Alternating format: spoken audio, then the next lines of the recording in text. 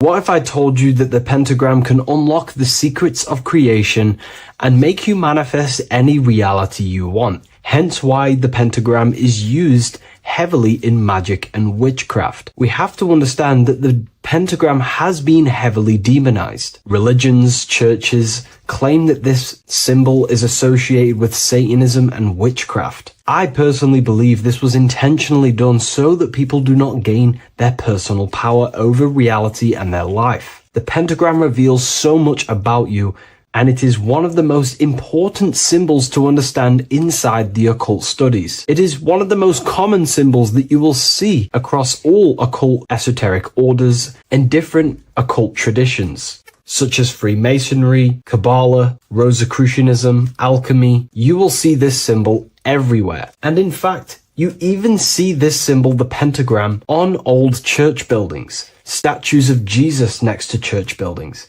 You will see this symbol used by Christianity itself, which is very contradicting about the church. But I'm not here to tell you to think anything. You can simply take this information with a pinch of salt and see if it benefits you. The pentagram used by the early Christians was said to symbolize the 5 wounds of Jesus on the cross. But this goes much deeper in an esoteric explanation. The pentagram ultimately represents the 5 elements of creation. All creation falls within these 5 elements. We have spirit on the very top, then you have air, water, earth, fire. This is the correct placement and order of the elements. Air is always on the left, water is always on the top right, earth very bottom left, fire bottom right, and spirit placed on the tip point of the pentagram. It's a 5-pointed star drawn with one continuous line. But this actually reveals much deeper things, and we're going to be going into how to use this symbol for magic and creating your reality towards the end of this video. But now we're going to give you a basic understanding of the pentagram. It's showing you the 4 physical elements symbolized as triangles and spirit symbolized as a circle. The 4 physical elements are made out of the base element, spirit, or what the ancients call ether. Ether is the underlying base of all physical matter. This is the substance that animates physical matter with life force. All physical matter has its origin in the etheric substance, or spirit, what we want to call it. It is simply the life force that animates the physical thing.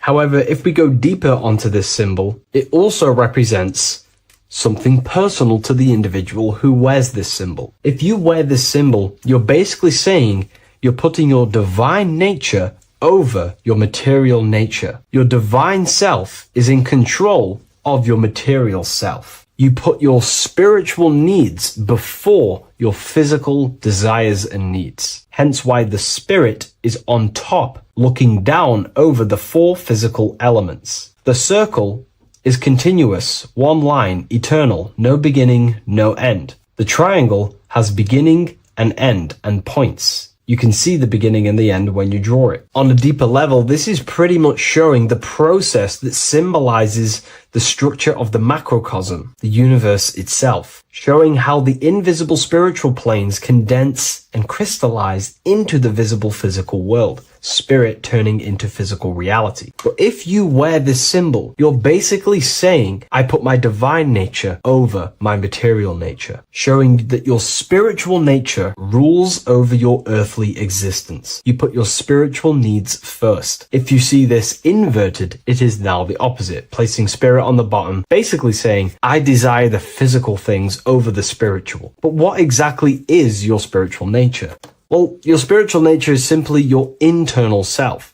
You chase things that are immaterial, such as knowledge, love, experience, expansion, gnosis. These are the qualities of spiritual things that the spiritual person likes to chase and desire, instead of desiring the things that are temporary in the material world and never actually lead to fulfillment. True fulfillment is by chasing spiritual things. God, the nature of creation, the self, gnosis, knowledge. But if we go even deeper, this symbol ultimately represents how reality is created. Hence why this symbol is heavily used in Kabbalistic magic and so-called witchcraft. We are all magicians. Each one of us are creating reality. There are just certain ways you can actually create reality by becoming conscious of them. By becoming conscious of the elements and the qualities of the self that actually create your experience in your life in the present moment. If we look at the pentagram, we see that when you draw a pentagram, it is one continuous line. It is one expressed in 5. The order of the elements are very important. Spirit at the bottom, fire at the bottom right, and so on and so on. Because this is showing you the descent of the spiritual into the material, the invisible crystallizing into a material reality. As you can see when you start to draw the pentagram, you see spirit at the very top. You're descending down to fire. Fire is the closest element to spirit.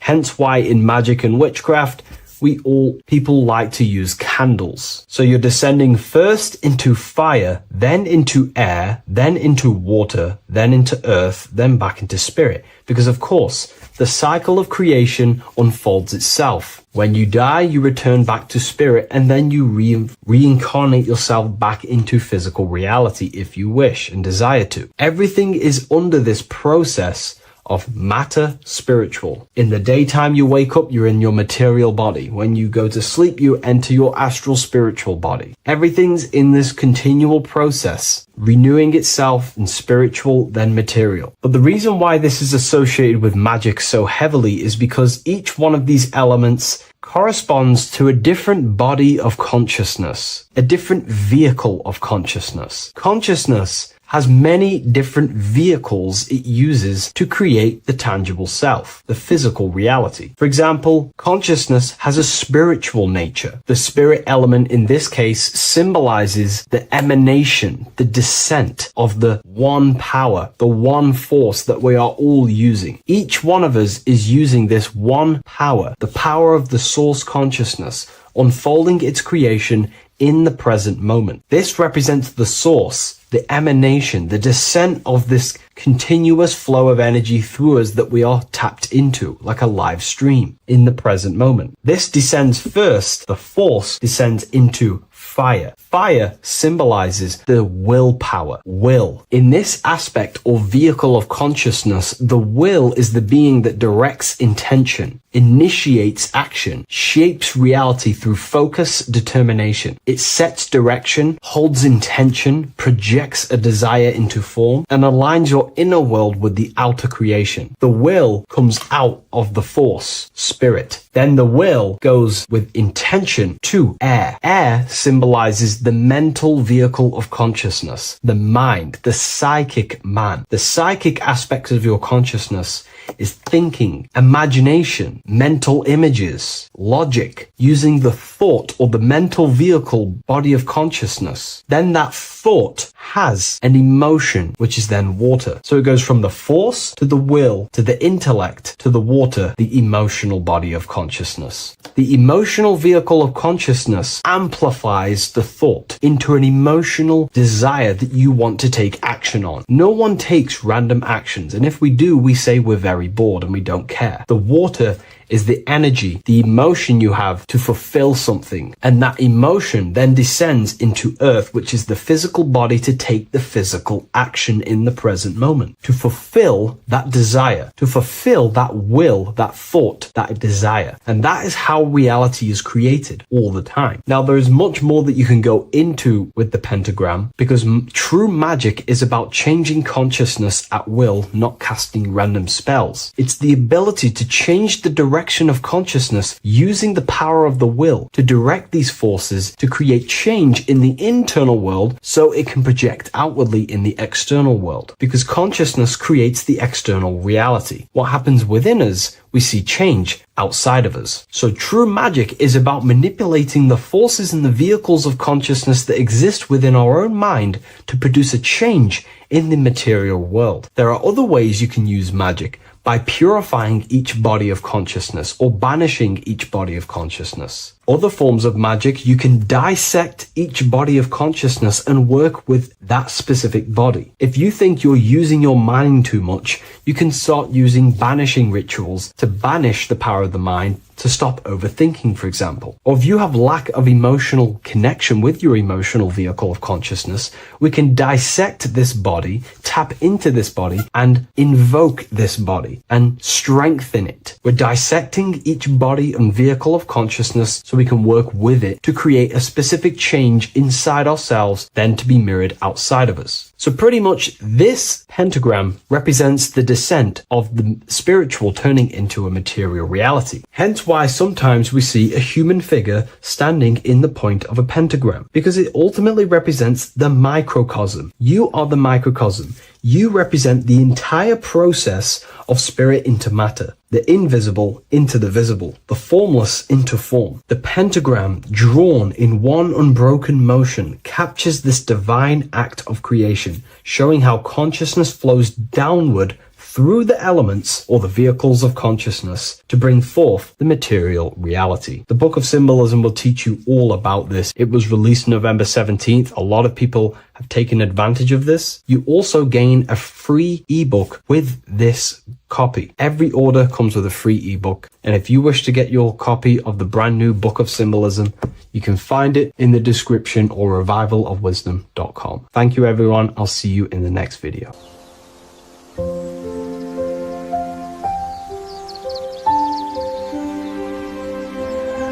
bookofwisdom.com. Visit today.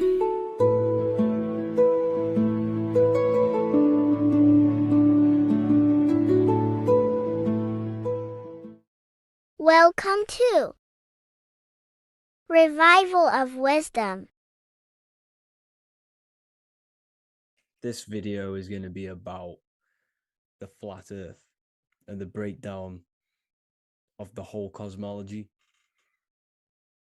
We're going to be digging very deep. I've got a lot of pictures and images to show you, and a lot of dots to connect. So let's start with the Freemasonry art. So this artwork we have here is the Freemasonic cosmology, as they know and believe. So what is it symbolizing? We obviously have to start off with the four pillars representing the four corners of the earth. The four corners with duality. You see, there's everything on earth. There's good and evil. Good, evil, positive, negative. Good, bad. This is the checkerboard. This is what it symbolizes. Okay. Obviously, we have the sun, the moon. The sun gives you energy. It's the anode. The moon is the cathode. It's the opposite. It takes your energy. So therefore, you become sleepy when the moon comes out. You see, everything on earth, everything in the universe is balanced. There's complete balance, symbolized by duality. There's always two opposites. We have the all-seeing eye, and obviously 7 stars representing the 7 planets, but not planets as in we know planets. They're not physical spinning balls of gas.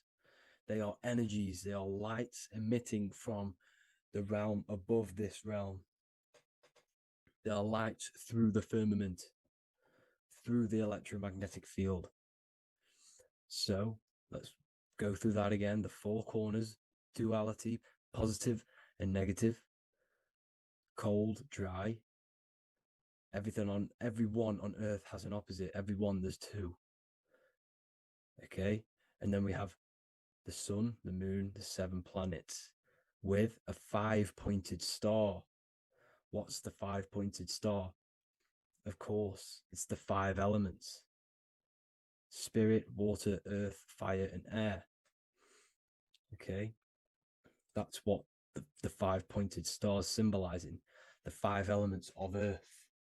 And then, most importantly, we have the compass. The compass is very, very important, hence why it's in the center. The compass is symbolizing many, many things.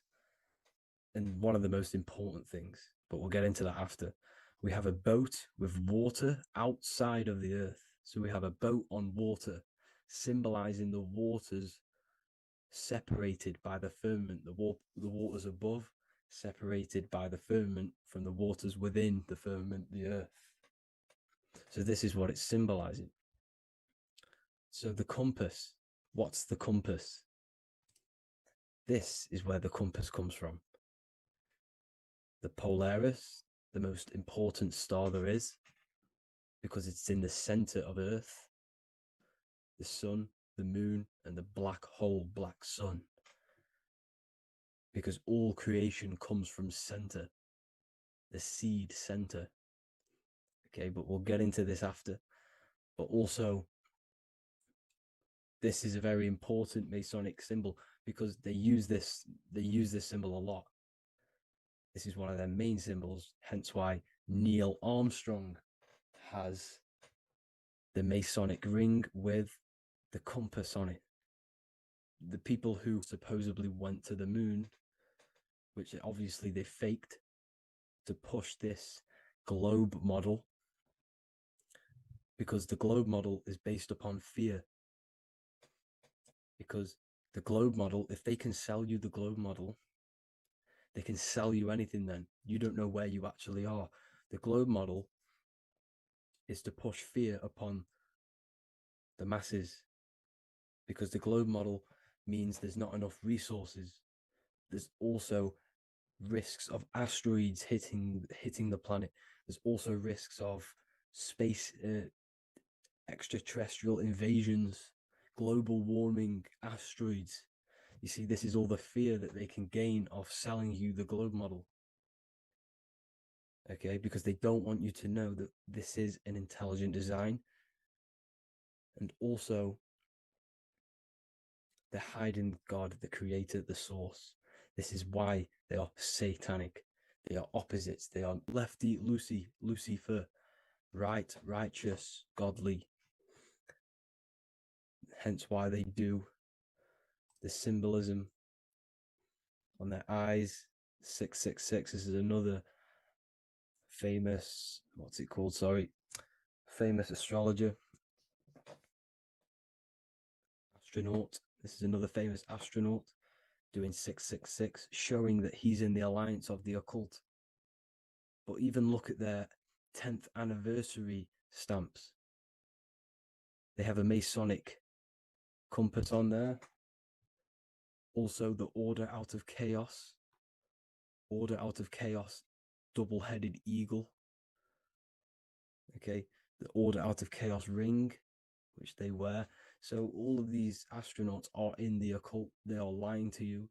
They are in with this order, this Masonic New World Order, whatever you want to call it. So let's break this compass down a lot more. Because as I showed you here, the center, okay, this is what the compass is symbolizing. Let's go into the North Pole map. This is from 1595. This is a rough estimate of where this map came from. It's from around the 1500s to the 1600s, maybe 1400s. There's not an actual set date on this map because obviously our history has been tampered with. But let's break down this map and the symbolism that they use towards this map, because this map is the map of the North Pole. Okay, so in the center, we have the black rock symbolizing the tower, the pole, North Pole. And what's on top of the North Pole? Obviously, it's Polaris. North Pole and Polaris. Okay, with the 4 islands around the center. Okay, 4 islands around the center. And this is what blew my mind, right? They say that Santa sounds similar. And if you look at this pole that's pointing to the North Pole, you see this line here. So this is obviously from the 1600s. What color is Santa? He's red and white. Just like this map pointing to the center is red and white, and Santa comes from the North Pole. So it's not a coincidence that they use red and white. They're mocking this map because obviously they took over after the 1500s, 1600s. They took over around the 17, 1800s.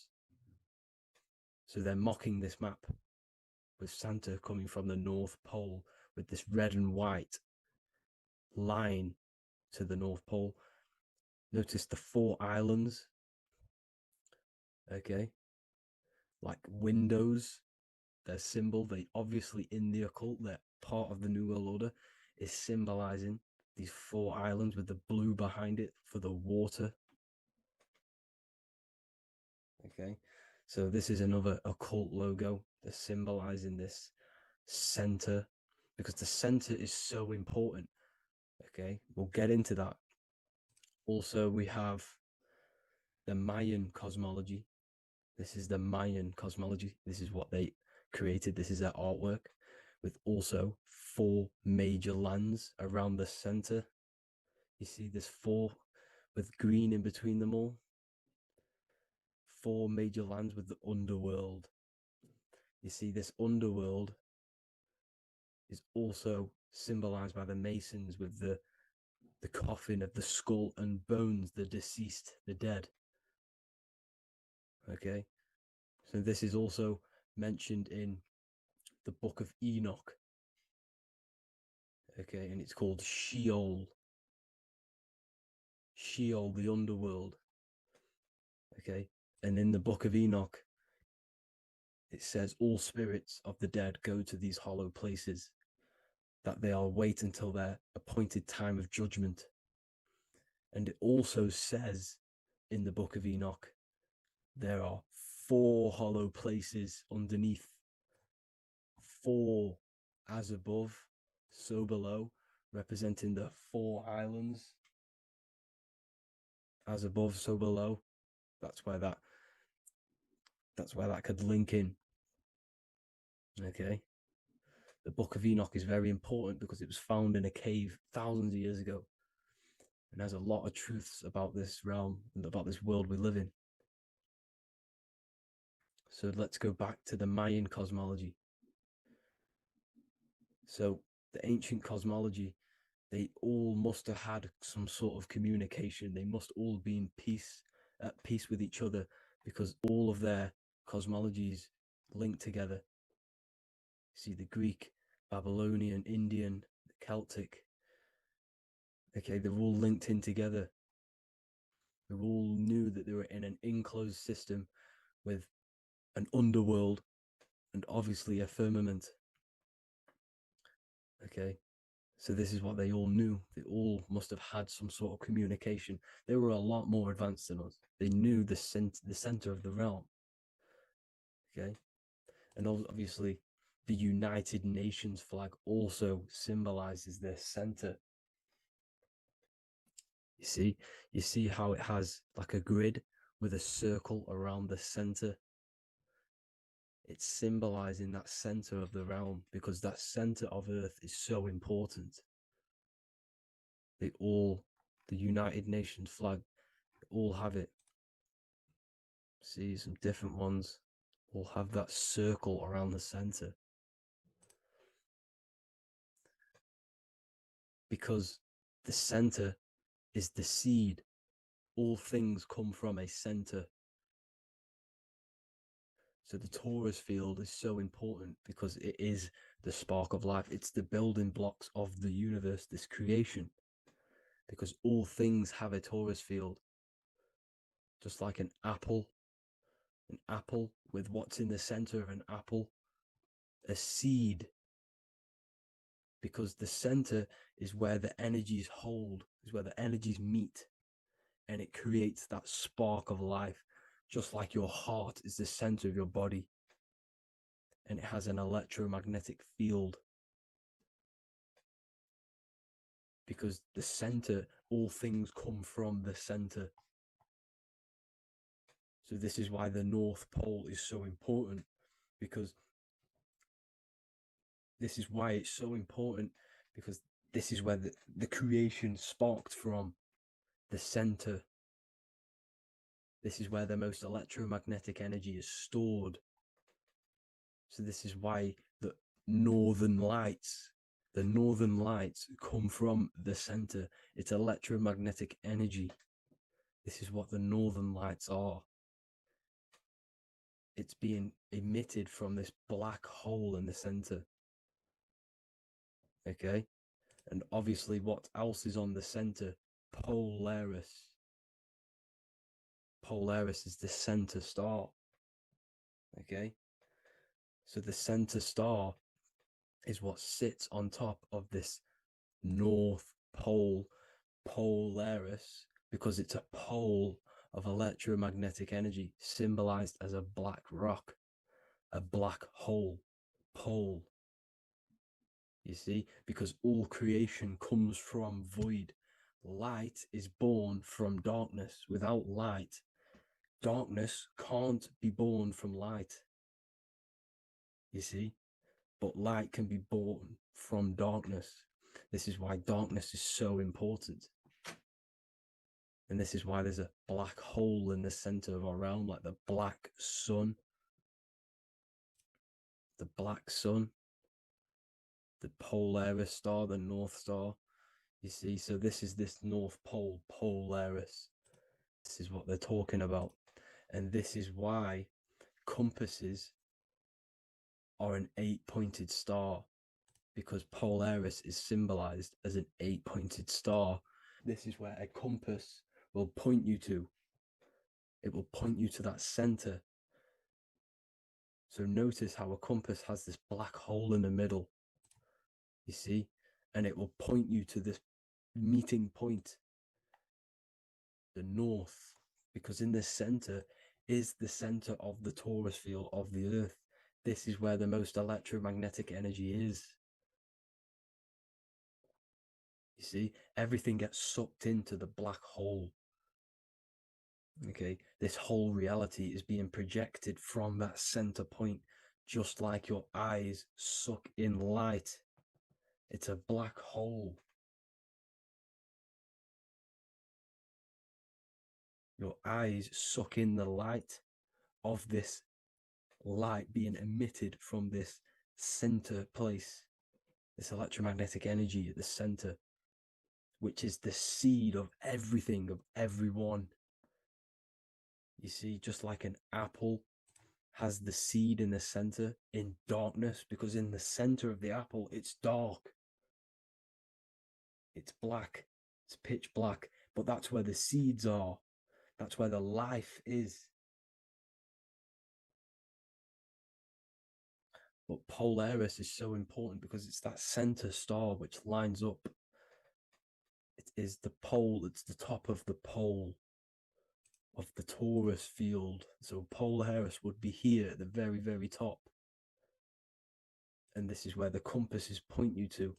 And this is why the star of Ishtar, the 8-pointed star of the Sumerians, also talked about this 8-pointed star, and it's called the star of Ishtar. Okay, and who is Ishtar? Ishtar is the goddess. Okay, so she's not a male, she's a female, because every creation is brought through a female, a womb. Every single human on earth is brought through the womb, the sacred feminine energy. And the womb is pure darkness. There's no light in a womb, just like the center of our realm. It's a black hole. Okay, and guess what? She's the god of fertility and sexuality. She is responsible for all life. Okay, so the star of Ishtar is the star of Polaris, which is symbolizing the responsibility for all life, the center of our realm, the black sun, the black hole. Okay, So this is what that god of Ishtar of the Sumerians is talking about, the goddess, the womb, the seed of creation. So this would be the portal, more than likely the portal in and out of our realm, because it's the top of the Taurus field. And what's above this realm is the heavens. So this is where you get sucked in from the heavens. Your soul gets sucked in and brought onto this plane of existence called Earth. These are some space NASA symbols. Look how much Polaris symbolism there is. And notice how it's at the center. You see this circle? This is like a half circle. And at the center is an 8-pointed star of Ishtar. It's the same thing. It's Polaris. It's at the center. And notice on some of these, look, this one is a bear holding the key and an arrow pointing to the Polaris star, so that they hold the key to Polaris. Another one with like a demon holding a key to the what? Polaris on top of him. Also an eagle, which is a Masonic symbol. The eagle holding a key on top of the center. You see, and notice how there's an arrow going up to the Polaris and an arrow down, as above, so below, to Earth. So you can go out to Earth, out of Earth, and into Earth through Polaris. And the eagle holds the key. You see? The eagle holds the key, just like this. This demon dragon holds the key to Polaris. And look at this one, Earth, with an arrow up to Polaris, an 8-pointed star. So Polaris is more than likely that portal which the Anunnaki used, the Sumerian gods used, because the Anunnaki symbol is also an 8-pointed star. Okay. And like I said, that center is the seed of creation. The center is the black hole. Okay, just like your pineal gland is at the center of your brain. The pineal gland is at the center of your brain. And that's what connects you to that spirit realm, to the source. That's it for this video, guys. Thank you all for tuning in. I hope you all learned something today. Please leave a like, a comment, and please subscribe to the channel for more content. God bless you all.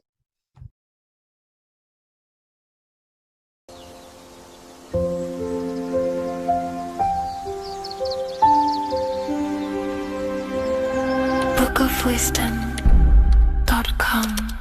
Visit today.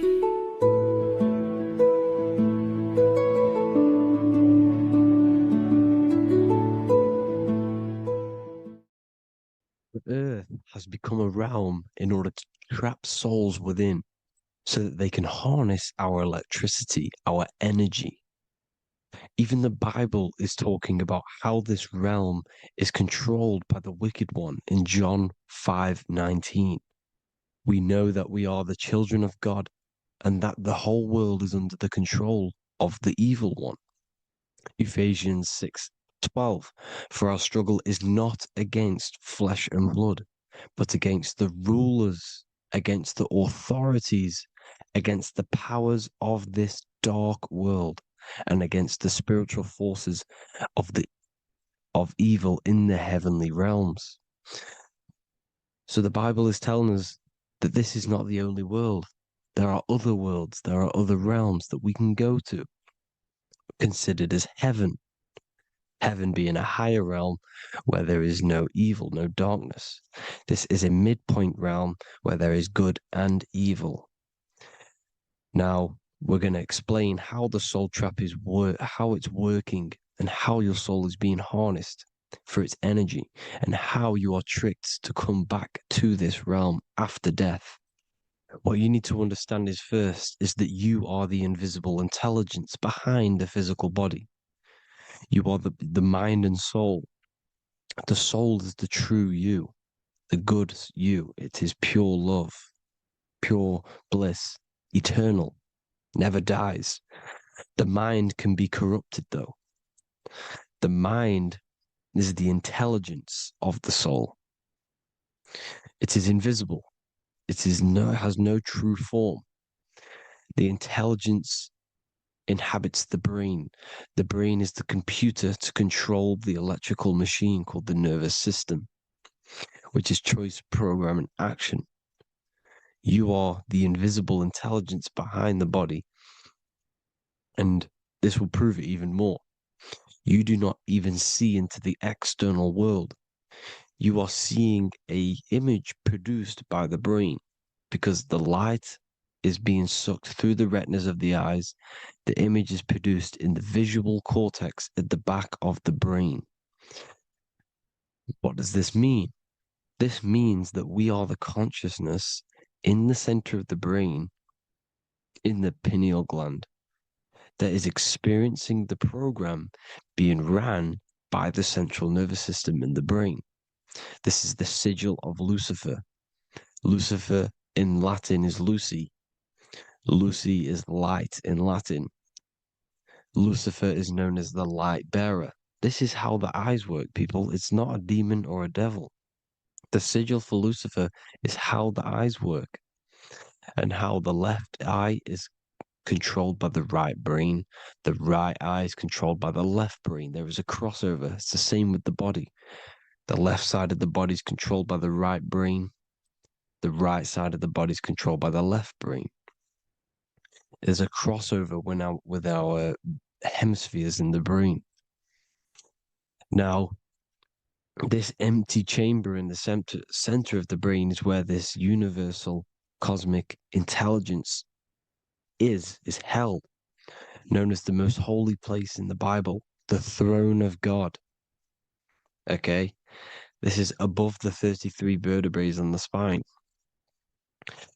As you can see here, you are the being in the center of this point. All of the nerves are being sent back to this one particular point, which is the seat of our invisible intelligence. You can see it's an empty chamber. Our consciousness, our intelligence is not a physical thing. This intelligence is the true voice inside of your head. This is why your head is heaven, your heart is earth, your heel is hell. Your head is heaven because this is the seat, the throne of God. God is in heaven because the consciousness, this divine intelligence that's controlling the body, is sat in the center of the brain. The brain is taking commands of this invisible intelligence. When you close your eyes, you can feel your awareness, your consciousness, your intelligence is all in the brain. Your awareness is not in the feet, the heart, the legs, the arms.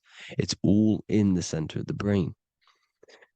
Now, if you meditate deeply, you will find that you are beyond the mind. You are the being observing the thoughts. You are the soul observing the thoughts. Now, with this being said, you are the consciousness experiencing the program being ran by the central nervous system in the brain, because you're not seeing into the external world. It's an image, it's a simulated image produced by the brain and the central nervous system. You do not experience the external world. You do not feel the external world. You feel electrical impulses on your nervous system. Your nervous system is decoding what you are feeling. So the only thing that you truly feel is the electrical impulses on your nervous system. This is why the nervous system is the tree of knowledge of good and evil, because it gives your invisible intelligence, your mind, the knowledge of good and evil. It can detect good things, it can detect bad things. if it's hot, if it's warm, if I need to go, the nervous system is doing this. It is the tree of knowledge of good and evil. Okay, now this universal intelligence is symbolized as the single eye. Okay, Matthew 18:9. It is better for you to enter life with one eye than to have two eyes and to be thrown into the fire of hell. What does this mean? It's symbolic, it's metaphorical, people.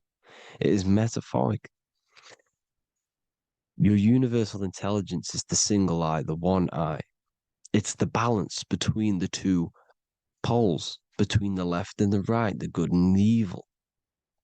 It knows the right thing to do all the time. This is our inner guide. The inner self is the inner guide. And when you are operating your life off duality, using your two eyes, you'll be thrown into the fire of hell, lower states of consciousness. Because you're split. You need to live in oneness, even, balance. Matthew 6:22, the light of the body is the eye. The light of the whole body is the eye. You are a light being. Human. Hue means an attribute of a color.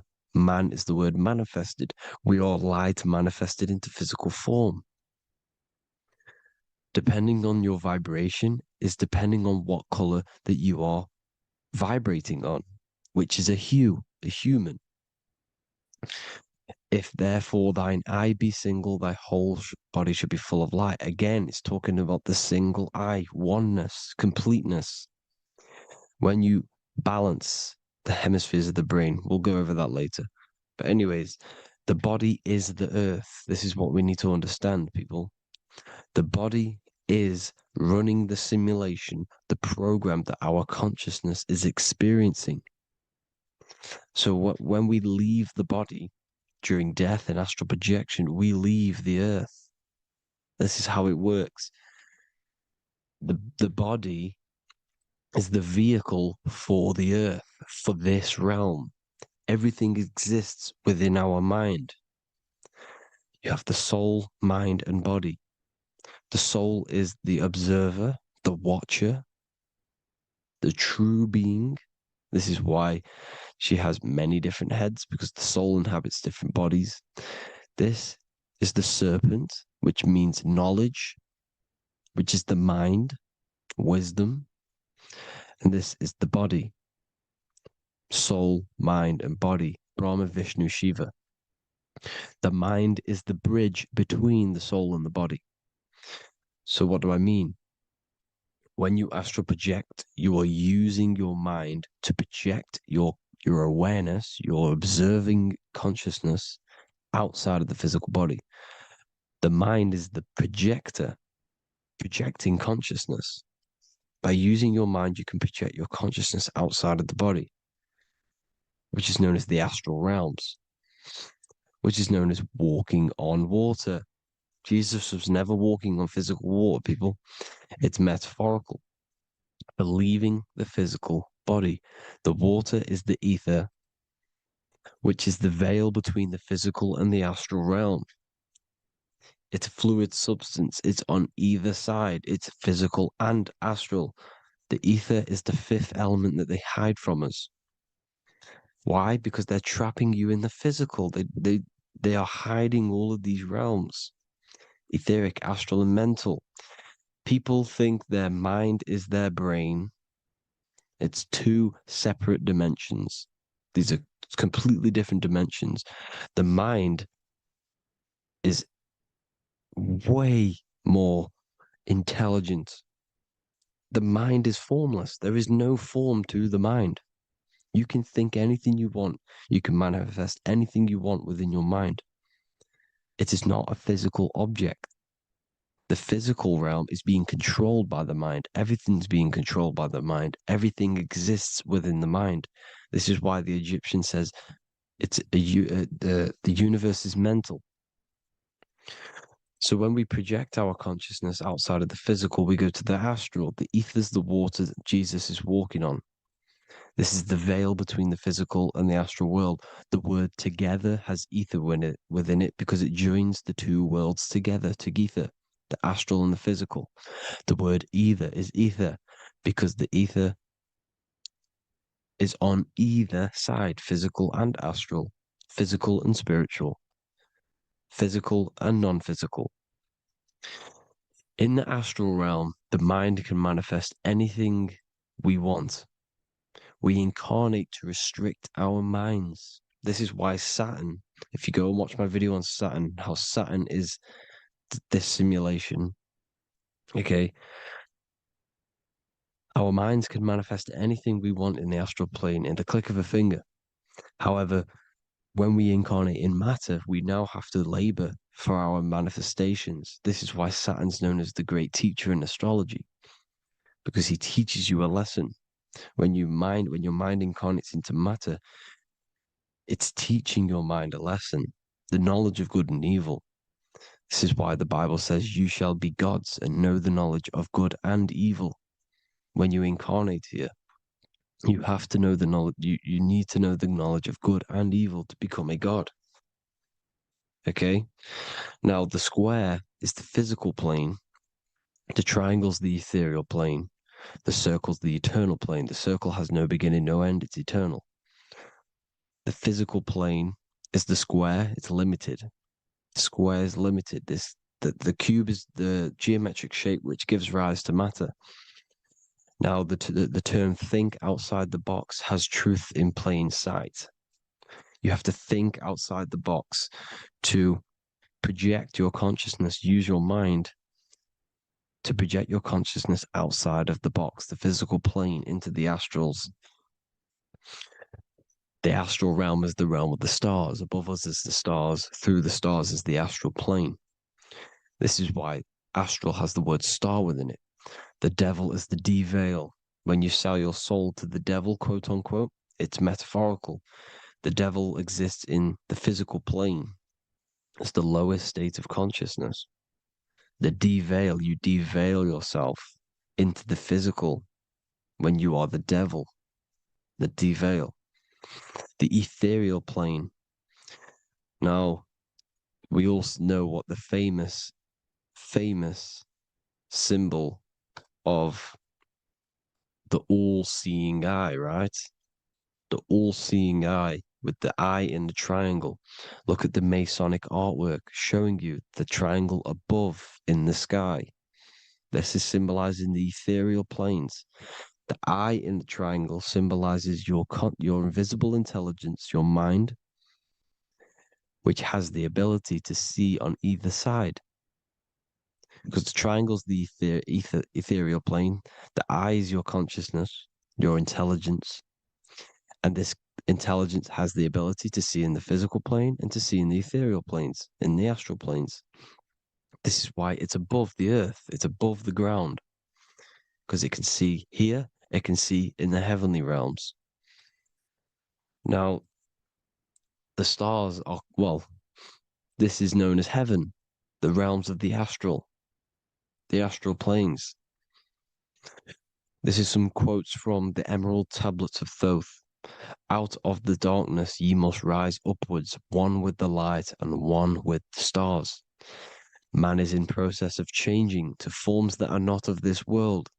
Grows he in time to the formless, a plane on the cycle above. So there's other worlds. The Bible's telling you there's other worlds, there's other realms. Know ye must become formless before ye are one with the light, the astral light above, which shining through the stars. Not of the earth are ye, earthy, but a child of the infinite cosmic light. You are the invisible intelligence controlling the physical body. The body's not you. It's the vehicle that your soul lands in when your mind projects your consciousness into that realm. Free from the body, I flashed through the night. Unlocked at last for me was the star space. Wow, that's powerful. The star space, the astral planes. This is what it's talking about. We are all a star. We descended from the astrals, which is the star. We are all a star. Look at the ancient paintings of Jesus' birth. It's the star beaming his consciousness down into the physical plane. Here's another one. Here's some Freemasonic artwork showing you, again, the ether, that invisible intelligence, the I, manifesting itself inside of here, in the physical realm, where the people are. You see? It's the same here. This is Jesus. Here's the bird symbolizes the Holy Spirit, your invisible intelligence, descending into the waters, the ether, the ethereal, everything. The ether is the base of all physical matter. Here's Truth in Plain Sight. Mr. Bean, the famous TV program in England, in the UK. He begins the program like we all begin the program for falling from the stars. He falls down with a beam of light. And this is truth in plain sight. This is false. The aliens don't exist. They're a lie, alien. But this symbolizes the star beaming our consciousness. And when we die, this star will suck us back up. Just like this UFO is doing. It's truth in plain sight. So, this is some more Freemasonic artwork going from duality to singularity. Sun, moon, masculine, feminine. Right hemisphere, feminine, left hemisphere, masculine. The consciousness in the center, the balance point. Here's another more Freemasonic artwork. The two pillars, left and right hemispheres, and the invisible intelligence between the left and right hemispheres, the light of the body. This is why light's coming off it. Because it's light, it's pure light. The blazing star. The stairs go from the checkered board, the duality, up to oneness, in between the sun and the moon, the masculine and the feminine. This is symbolizing going into oneness. What did the Emerald Tablet say? You've got to become one with the stars, one with the one with the self. Balancing the two hemispheres so that you can gain, because when the two hemispheres are balanced, you can gain a more deeper connection with your invisible intelligence. Same with the chakras. When the chakras, the 7 seals in the Bible, these are 7 seals because when you conquer the 7 chakras, when you balance the 7 chakras, you then gain a more deeper connection with your internal self because your mind is not filled, it's not being ran, it's not being dominated by these 7 deadly sins, the 7 seals, the 7 chakras. These are 7 energy centers which are concealing our true form. Balance makes us have a stronger connection with our true cosmic intelligence. Heaven is even. This is why Jesus is pointing at the heart. The even point is the heart. You got to balance the chakras and live from the heart because the heart is the earth. You're in good and evil. The body manifests the lower and the higher self. The higher self is in the higher parts of the body. Wisdom, intuition, expression. The lower self is in the lower parts of the body. Sex, food, and power. This is how they are trapping your soul, people. Like I said, the mind is the bridge between the soul and the body. So by tricking the mind, not giving it the right knowledge, and keeping the mind stuck in the lower 3 centers, thinking about power, food, and sex, this is low vibrating energy. It's going to keep your mind addicted to the physical realms. Okay? This is why you need to go even, balance, heaven. Okay? I will explain the soul trap in a second, how it fully works. But I'm telling you all the science behind it so you can understand. When you are doomed, you are domed. This is the dome, the firmament, the firmament, the mind. Ment is mind, firm is firm. A firmament is doomed under the firmament. You must have a loose mind, an open mind to expand your consciousness beyond the stars, beyond the ethereal barrier. You have to vibrate higher than this world. Your consciousness must be expanded more than the physical plane. You need to learn how to astral project. You need to learn how to leave the body, how to operate outside of the body, so that when you do leave the body, you will have recognition, you'll have knowledge, you'll have practice. But this is as above, so below. The woman's belly is the earth. It's as above, so below. It's a microcosm of the macrocosm. We are the children in the womb. We are the people in the earth being ready to be born into the heavenly realms. As above, so below. It's a microcosm, macrocosm. Everything is in everything on a bigger and a smaller and a larger scale. Now, when the baby figures out that there is a world beyond its mother, what happens? The baby starts to move around and tries to get out of the mother. Because once it starts to hear the external world, starts to hear people, it's going to wonder, what's outside of why am I in here? What's outside? So the baby will force its way out of the mother. It's the same with our minds, as above, so below. When our minds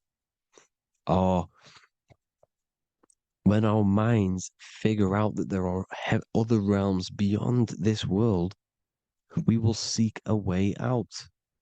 This is the womb, the Mother Earth, Mother Nature. It's the mother. We're in the womb. We can be born out of this world, which is being born again in the Bible. When you are doomed, you are domed under the dome, under the firmament, the firm mind. The firm mind will keep you under the firmament. Due to the law of polarity, there has to be other realms. There has to be. Because the law of polarity works in this world, and it will work on every scale possible. It's universal laws. These are universal laws. The law of polarity means that there are other realms polarizing this realm. There is a hell, there is a heaven. There is a midpoint, which is Midgard, which is the one we are in now. Earth, heart. Earth is the heart. Heart is the center, good and bad. The balance between good and bad. Your reality is your level of realization. Your mind realizes other worlds, you will seek a way to them worlds. It's that simple. The soul trap is to keep you stuck in this physical body, which is the earth. This body is the earth. It's running the program, like I said at the beginning. It's running the simulation that your consciousness is experiencing. You are an electromagnetic being, and you're hidden in a cage, your rib cage, and you're stuck in cells, a prison cells. Look, you're in cells. We produce electromagnetic energy. Your soul produces this energy. And by trapping your consciousness inside of this physical realm, they harness this energy within the astral realms. They're using you to manifest demons, because your mind creates demons through emotions and mental thought energy, which is a whole nother video. I can make a video on that. You're manifesting everything for them because they're trying to create a hive mind. This is why they want everyone to believe in one belief system, one government, one belief system, one religion, because they're creating a hive mind. This hive mind will manifest and be summoned within the astral planes, because the mind manifests the astral plane. The astral plane is the realm of imagination. The mental plane is the realm of just thought alone. The etheric plane is the energy. The physical plane is the matter. So all of our minds together are manifesting these demons within these subconscious realms, the astral. Now, how are they keeping you stuck to this realm? Well, when you die and you're stuck in your lower three chakras, Okay?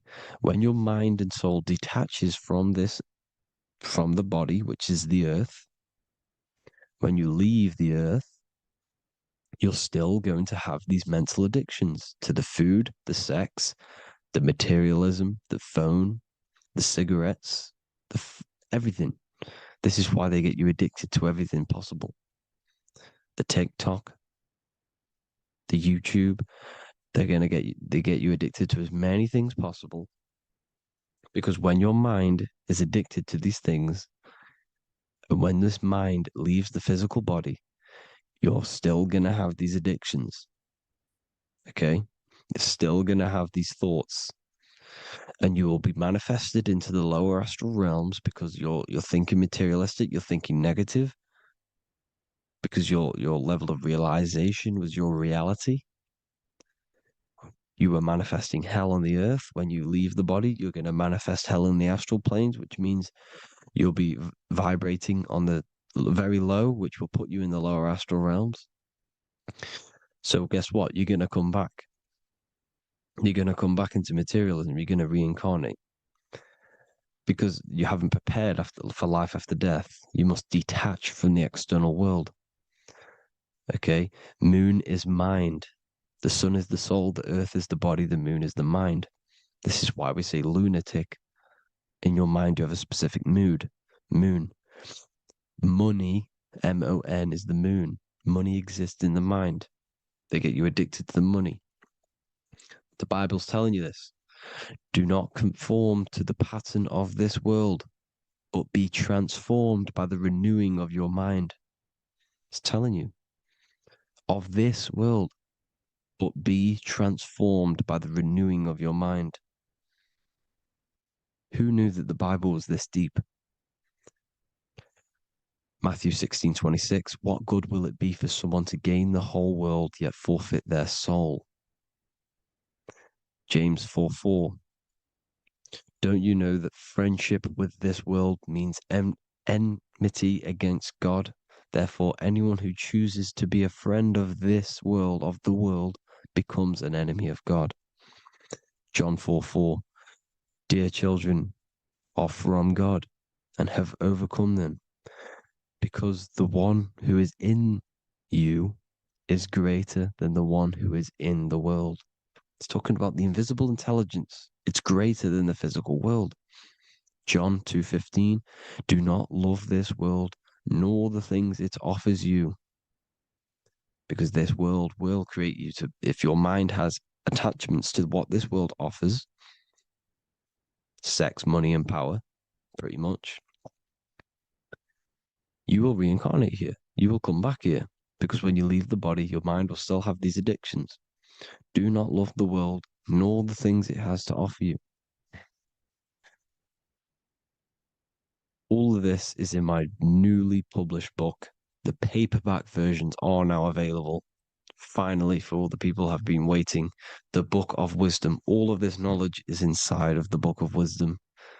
The paperbacks are available. There's worldwide shipping. You can get it anywhere, pretty much, any country. My new website, it's amazing. There's going to be some amazing products coming on the new website. But I thank you all for the support. Before I leave, I need to explain what is going on with the soul trap. Like I said at the beginning, the mind's the bridge between the soul and the body. The body's the realm. By tricking your mind with false knowledge, they are keeping your soul stuck to this realm. They get you addicted to all the physical things, and that is it. As soon as you're addicted and you die, you're going to come back.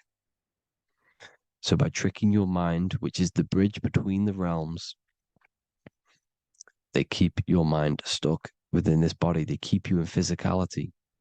They deveil you, the devil, the deveil. Thank you all for the support, people. If you do want to join the Academy, all the links will be posted below this video for the book, The Academy. Thank you all for the support and have an amazing day.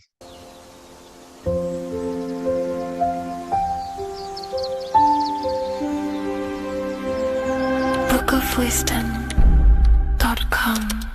Visit today.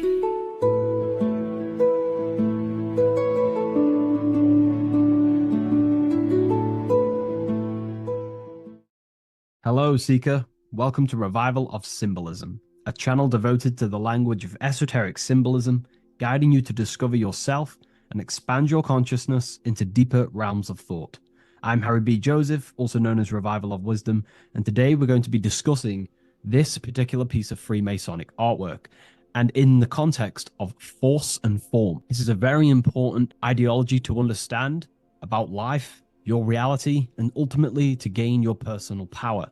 So if you want to gain your personal power, you have to understand force and form, which is one of the most basic understandings and teachings within the occult schools of thought. So if we look at this piece of artwork that we have here on this Freemasonic drawing or painting, whichever it is, we see in this context force and form. Now, there is a lot going on in this piece of symbolism. There's so much more than just force and form. However, in this video, we're just going to be breaking down the force and form aspects so you can gain an understanding. Here at the very top, we have light rays. This represents force.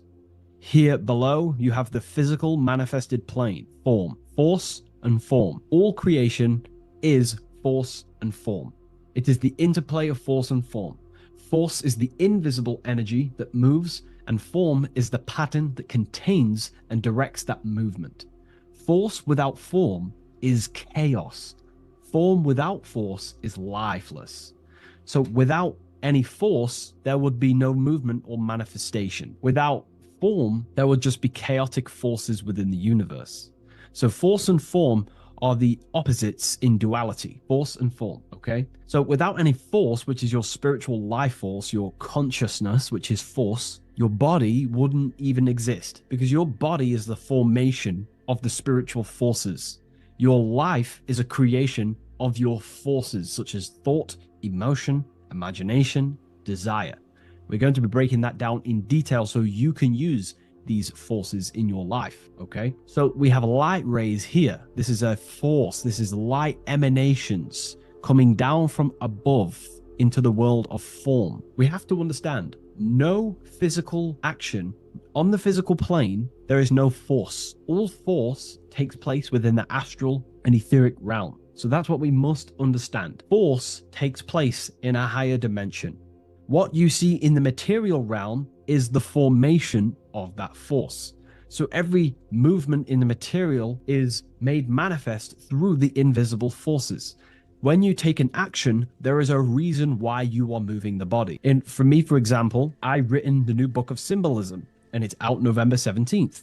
The force that driven me to build that, to take the actions to build that, is a force, and that is an emotion or a desire. So that we all have a desire, which is the force that moves us. And that desire is not a chemical reaction within your nervous system. That desire is, in essence, a spiritual force that takes place within the astral plane. So we have the mental plane. Below you have the astral plane. Below that you have the etheric plane. And then below that you have the physical plane.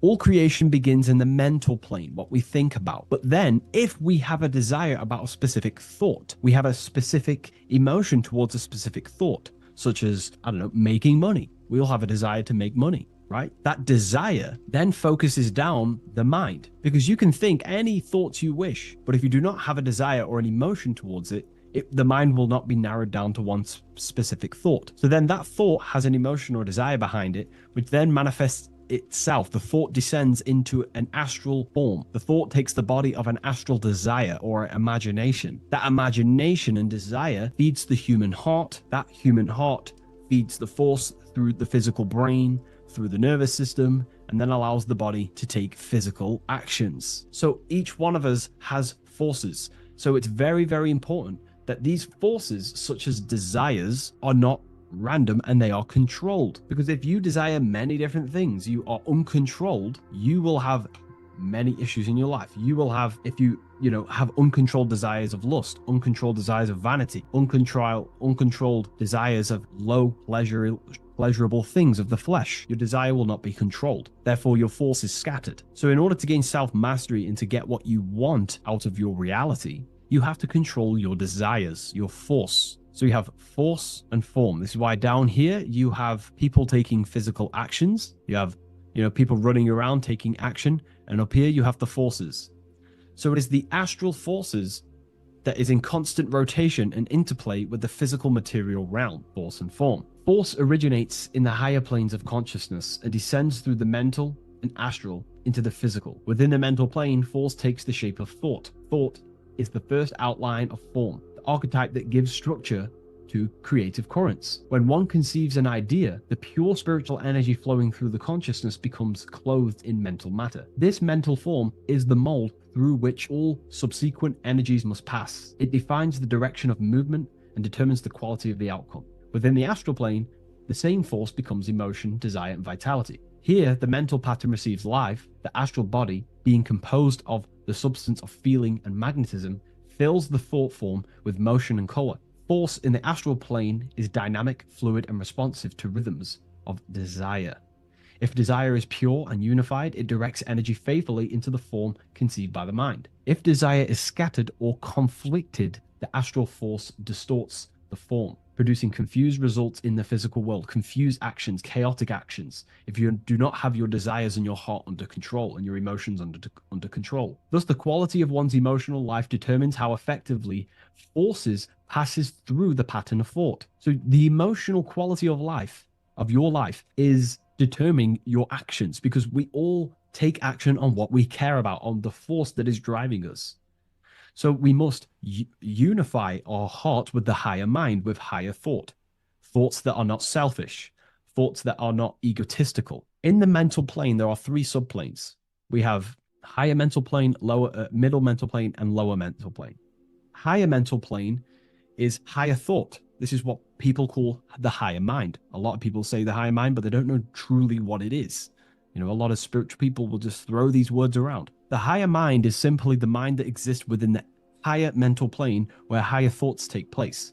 Thoughts that are guided with love, that are guided with selfishness, without being selfless, you know, thinking with, you know, without being egotistical. If you, for example, if you think, how can I make money? How can I gain? How can I do all this stuff? And you're thinking how to make money for yourself, for personal gain. That's a selfish thought, and that will manifest in the lower mental plane. If you want to become more of a powerful mind and gain your personal power, you want to think in a different way to penetrate the higher mental plane, because the lower mental plane, most minds in the collective consciousness operate in the lower mental plane, because that most people think unconsciously. Therefore, their minds are not trained to think in the higher mental plane. So most people dwell in the lower mental plane. This is where all the lower thoughts are. There's not very good ideas because the collective consciousness is there. Once you start to raise your mind, you then start to learn to think differently. Instead of thinking, how can I make money? How can I gain? How can I, get this? Think differently. Think on a collective scale to penetrate the higher mental plane. Think, how can I benefit the world? How can I do something that's going to benefit people? Because money will come as a side effect of that. That's just one example. So when you shift your mindset to use the higher mental plane and train your mind, you're gaining willpower. You're also penetrating the higher mental plane where better thoughts are. You receive better thoughts, better guidance through thought forms. That's a whole other lecture I can make. Thought forms, which are basically demons and spirit guides, what people call. They're just thought forms. So we truly do live in a mental world, and everything is force and form, symbolized by the light and the material reality. The individual who understands this relationship between force and form begins to work consciously with the descent of energy through the different planes of consciousness: mental, astral, etheric, physical. When you hold a clear mental image, you create the form. You fill that image with emotion and desire, you generate the force. When you act upon that energy, you complete the circuit of creation. The process is simple yet exact. Force always seeks form, and form always requires force to live. If the mind is undisciplined and the forms it creates are vague, force dissipates into confusion. Energy without direction creates turmoil in the astral body, manifesting as restlessness, anxiety, or inconsistency. If the emotions are intense but the form is weak, the force becomes misdirected, often leading to chaos in one's actions. Conversely, if the mind creates a strong form but the emotions are dull or lifeless, the form remains unanimated, a structure without vitality. True creation requires the balance and union of a defined mental pattern and vibrant astral current. So it's about aligning your mental and emotional states, symbolized by these two pillars here. Well, they are the extremes. So the moon would be your emotional state, the sun would represent your intellectual, or the masculine and feminine. However, they are the extremes. So this middle pillar represents the balancing of those. So when we balance our mental and emotional state, we become conscious co-creators using force and form. It's a very important lecture, and I know this is a quite complex and advanced lecture, but this is what this channel is about, Revival of Symbolism. It's about more advanced teachings. But hopefully you can get your head around this. There's a few books out there you can definitely read. I can't think off the top of my mind, but you can read this stuff up. It's great information. It'll definitely help you in your life. Force and form. And if you haven't already, join the waiting list. I'll leave a link in the description for the Book of Symbolism, November 17th on revivalofwisdom.com. If you wish to be notified, I'll send you an email. I just want to say thank you for your support. Please like, comment, and subscribe, and share to a friend. I'll see you in the next one. Absolutely. Let's refine that into your signature deep and esoteric.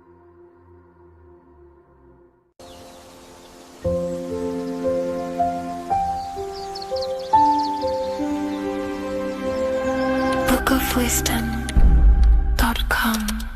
Visit today.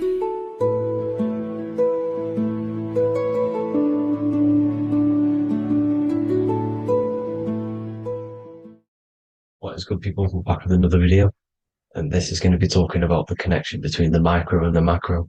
You know, you are the universe, everything is inside of you.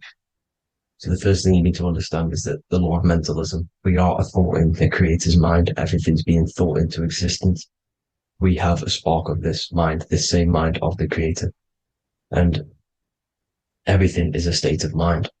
Particles or atoms, whatever you want to call them, are a mental thing. They're a product of the mind. Everything's thought into existence. Thoughts influence everything. Thoughts are energetic effects which send out waves into the quantum field around you. And your consciousness is actually the universe experiencing itself, expressing itself, and viewing itself. So we are the creator, but viewing itself in separate bodies. And this is why they call the material world the world of illusions. Because everything's separate here, but we all forget that we are all one. We've all been brainwashed to think we're all separate, but we're all one. We're all the same mind, the same consciousness, everything. So everything's created out of toroidal fields. God created the toroidal field. That's the only thing that exists because the atoms are toroidal fields. And it's the basis behind all creation. As you can see it in the owl's eyes. It creates the infinity symbol. And this was the apple. That apple is a toroidal field. And the toroidal field is made out of dielectricity, which is ether. Ether is black light, and this is counter space. This is another realm. This is what creates God to be omnipresent, to be everywhere at one place at all times. He is everywhere because ether is everywhere.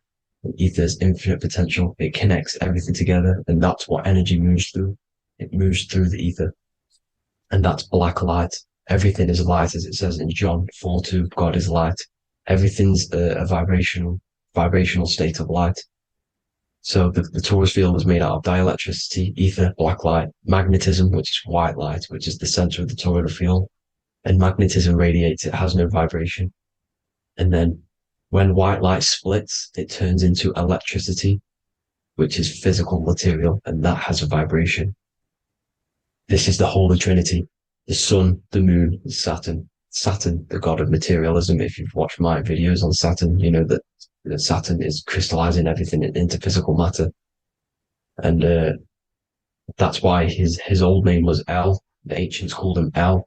And this is why we get El electricity. This is where El electricity comes from. Because El electricity is only a product of the physical world, which is redshift, blueshift, Adam and Eve. And this is what creates the redshift, blueshift is what is a product of magnetism. When magnetism, white light splits, and this gives us vibration. And this what creates the toroidal field, which is the basis of all physical creation. The sine wave is created out of the magnetic wave and the electric wave. The electric wave is the blue wave, and the magnetic wave is the straight wave, which is radiation. This is vibration frequency. So the magnetic wave is straight, and then you have longitude and amplitude, which is depth, which is dimension. You see how the electric wave has depth and a dimension. This is why you get the cross. This is the cross of Earth. This is the symbol of Earth, of bondage, of physical matter, because it consists of magnetic wave and depth, which is electric wave. And this is where you get the sun cross or the earth cross, whatever you want to call it. It's the cross of physical matter, and the ancients knew this. This is why they used that symbol. Red shift, blue shift, which is the toroidal field, is the basis of all creation, physical creation. And this is why you have the police siren is red and blue. The Matrix movie, red pill, blue pill. You have red blood and blue blood in your body. The Democrat and Republic, the two parties, red and blue. Like your taps on your taps, you have a red and blue tap. One's generative, one's destruction. Fire, destruction, water, generative. So this is the basis of all things. And electric wave has dimension, like I've already said, depth, material, and it's measured in hertz. It's measured in hertz because it hurts you. It decays because the electric wave has a vibration, and vibration always has to go back to a standstill point. This wave cannot go forever, but the magnetic wave will go forever. It's radiation. Magnetic is radiation. It radiates forever. It pulses. But the electric wave will at some point come back to a standstill point, and that's why it hurts. It decays. That's why our physical body decays, because we contain of electricity. This body is an electric body, and it will return back to stillness like a guitar string. If you vibrate a guitar string, you pull it, it will vibrate, make a sound, and then go back to a standstill point. It's the exact same with every single toroidal field within the body. It will decay, and this is why our bodies decay, and everything in creation decays. So we're born into sin. The sin of Eve. The sin of Eve is always biting into the tree of knowledge of good and evil, which is the systems in the body. And the sin of Eve is biting into the sine wave. We bit into the sine wave. The sun moves in a sine wave. Our DNA is a sine wave.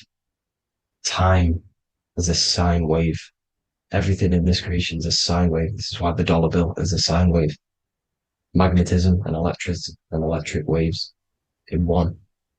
And this is the sun doing its sine wave, which creates, when you go bowling, it kind of creates that pin that you hit over. That's the pin of the sun. The zodiac sign is a sine wave because the zodiac sign is an expression of the toroidal field, because magnetism unfolds into 12ness. And that's why you have 12 zodiac signs, 12 systems in your body, 12 cranial nerves in your head, in your brain. So if you can imagine this, see where my pointer is, always starts with Aries. Aries is the head. It's the first thing that's created in the womb.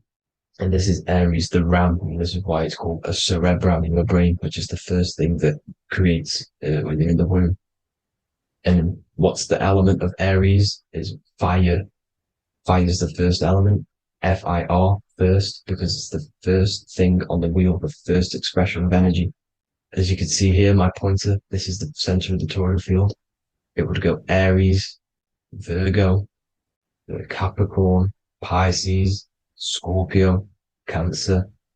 Then we go back to Libra. Libra would be center. But you see how the toroidal field is the expression of the 12 energies. That's what the constellations are, the energy expressions of the toroidal field. So it would go outwards, starting from Aries here, all the way back to Pisces, which is beyond the bottom half. But Libra would be the center. That's why Libra is the equinox. It's the equinox. Libra is when it goes from summer over to autumn. It's the equal. It starts to transition into the winter side. Equinox, equal, which is Libra. And that's why Libra has the two scales. It's symbolized with the two scales. That's because of the sun moving over. It's being judged. It's equal now, but then it's going to tip over into the winter. That's why Libra is here, the center of the sine wave. Like I said before, magnetic energy unfolds into 12ness. Magnesium is number 12 on the periodic table. It's the sacred number. And this is why the scientists are NASA is trying to bring in another constellation to destroy the holy science of astrology. So Aries rules the head, which is Mars. Taurus rules the neck, the lower head. Gemini, the two twins, which is your lungs, your two twins, your arms, two twins. Cancer, the breasts, or the chest area. Leo, the heart, which is the sun, which is fire, the center of the toroidal field. Virgo, the belly, which is the intestines. Libra, the kidneys, the two scales, the kidneys, balancing out everything. Scorpio, the sex organs. Sagittarius, hips and thighs. Capricorn, I've missed that out, which is the kneecaps. Capricorn, kneecap. Aries, which is the ram, which is the cerebrum in your brain.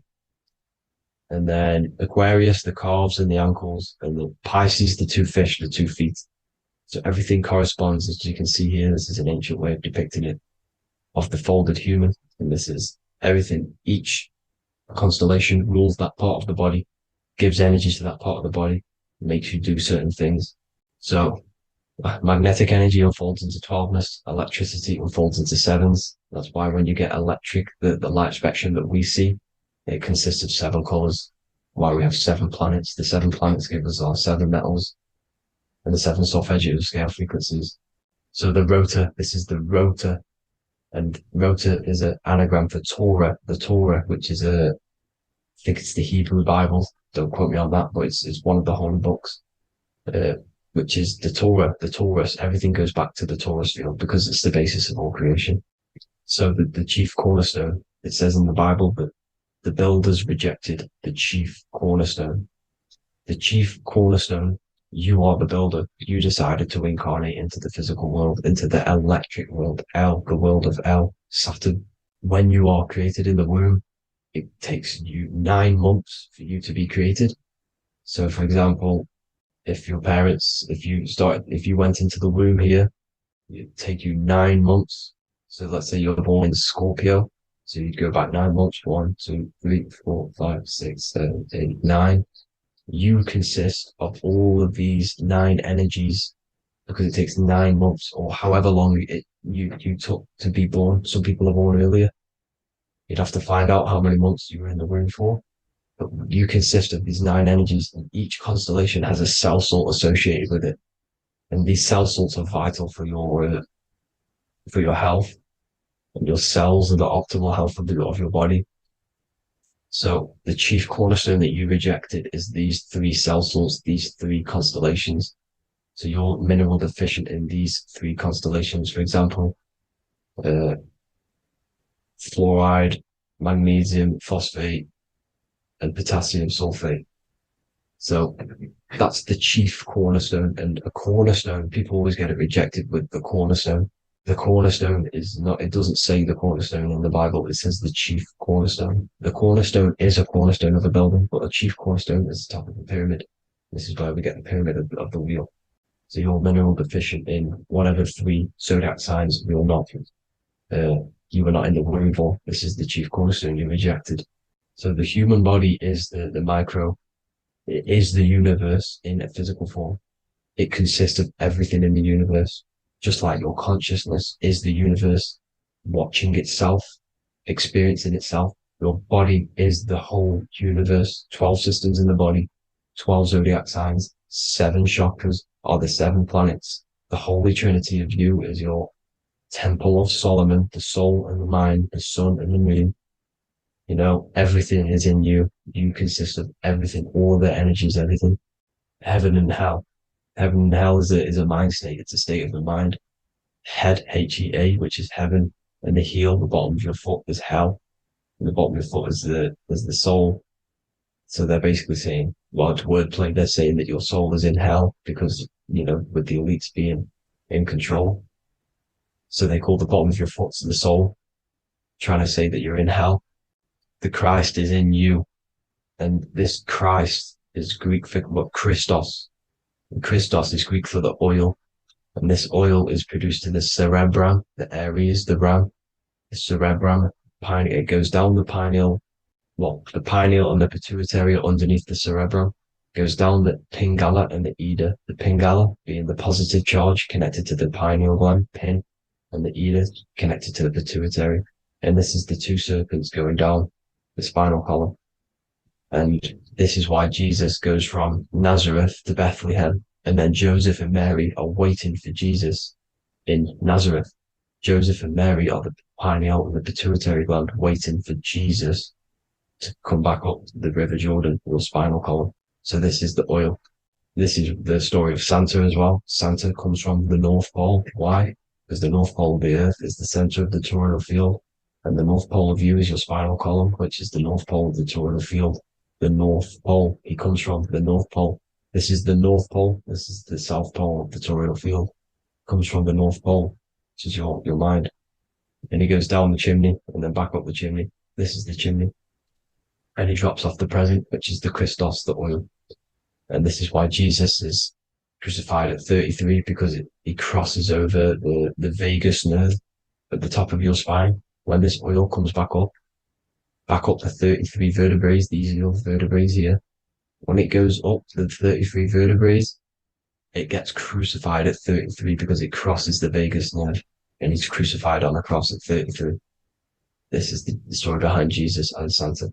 The Ark of the Covenant in the Bible is the two hemispheres which cover the vital parts of your mind, the brain side, which is the cerebrum, the pineal, the pituitary, etc.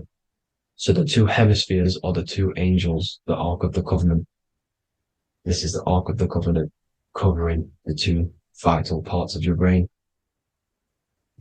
So these are the optic thalamus is another part, and it protects the Christ oil, which is inside at the center of the brain.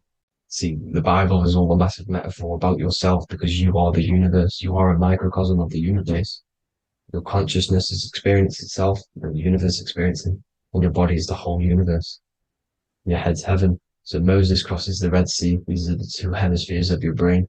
This is the corpus callosum, the Red Sea. So he's pretty much saying that he's uniting the two hemispheres of your brain, because most people in this generation are stuck in the left brain, which is just logic, reasoning, science and maths, writing. You know, this is what school teaches you to do. It keeps you stuck in your left brain.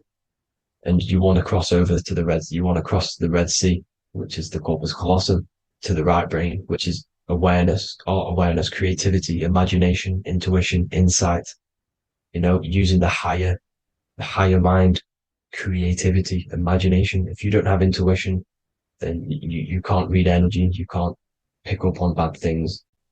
This is what Moses is symbolizing by crossing the Red Sea. And it's also the upper room where Jesus met the 12 disciples. 12 disciples are the 12 cranial nerves in your brain. It doesn't just represent the 12 zodiac signs. The 12 disciples symbolizes many different things. It's like I said, energy the universe consists of 12ness. So you have 12 cranial nerves in your brain, and that's the 12 disciples as well. And they want you stuck in your left brain, which is the five senses, materialism. So they say in the Bible that Satan blinds the mind. Satan is Saturn. If you've watched my videos, Satan is Saturn. And you consist of the whole Trinity, which is the sun, moon, and earth. The soul, moon, the soul being your sun, the solar, the moon being your mind, the earth, your physical body. And Satan blinds the mind. Why? Because we enter a soul system. This is a soul system, not a solar system. And Saturn is the Lord of the Rings, which is the outer ring. When your soul enters the soul system, your soul starts to materialize. It hits Saturn. Why? Because Saturn starts to materialize you. You take on the 7 virtues, which are the 7 planets, which are your 7 chakras. And to get out of this soul system, you must get out of your lower nature, your animal nature, which is lust, desire, greed. You know, the number of the beast, 666, which is Saturn, Satan. So you enter the soul system, you take on the 7 energies, which you turn into physical matter.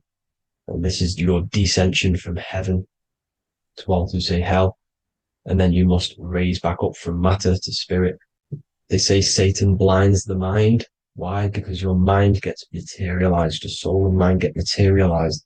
And when you get materialized, it's an intense experience. You lose the divinity within you. You forget the divinity. So Satan, which is the first planet, the first energy you take on, the material body, he blinds the mind. He makes you forget everything, your divinity. Then you must remember, ascend up Jacob's ladder, the 33 vertebrae, to heaven. And this is a microcosm of the macro, because you will ascend back up to heaven if you do this, when you leave your physical body, when your body decays. So when it talks about in the Bible, completely destroy them, the Hittites, the Amorites, the Canaanites, all the ites, this is what God says to the Israelites. It says completely destroy them. It's basically symbolizing saying destroy your lower nature. The Canaanites, cannibals. We're under a Canaanite system now, which is cannibalism. And this is flesh eating, lust, greed, all the demonic stuff, all the lower vibrational stuff, the lower nature, eating, sex, and survival, the lower three chakras. You must get out of these lower three chakras and return back to spirit, which is heaven, which is spirit, love, being holy, being truthful, being passionate, going back to Satan blinding the mind. All of the planets are made out of these three symbols. Satan blinds the mind. And that's why Satan's symbol, this is the symbol for Saturn, Satan, this symbol of Saturn is the cross, which is physical matter, the earth, over the moon. The moon is your mind. So the Saturn symbol saying matter over mind. He blinds the mind. Satan blinds the mind once you enter the soul system. And you must remember, in the Bible, it talks about the Genesis, which is Eve, the sin of Eve, which is biting of the tree of knowledge. With the serpent, which wraps around the tree. It says the serpent placed himself on the tree. Well, the serpent is the spinal column. It's the serpent telling you eat from the tree of knowledge of good and evil, which is your nervous system. And eating from the tree of knowledge of good and evil is doing bad things. For example, over-sexualized, overeating, eating the wrong food. That's eating from your nervous system. It's decaying you. And it's preventing you from achieving the God self, the God consciousness. This is the symbolism of, the tree on the serpent, telling you to eat from the left brain, with the left brain being the sinister. Sinister is Latin for left. That's sin. Sin is left. And left is lefty Lucy, Lucifer, right, righteousness, right, God, godly. The tree of knowledge of good and evil, which is your nervous system, because it determines good or bad. That's the only thing you experience in this world is your nervous system. And then the tree of life is the cardiovascular system, and the Garden of Eden is your body. So that's it for this video, people. I hope you've got a greater understanding of how you are the universe and everything is inside of you.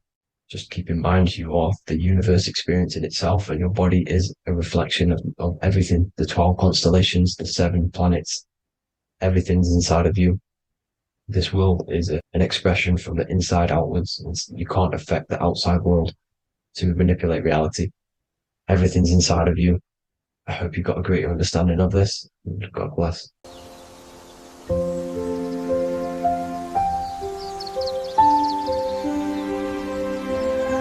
bookofwisdom.com.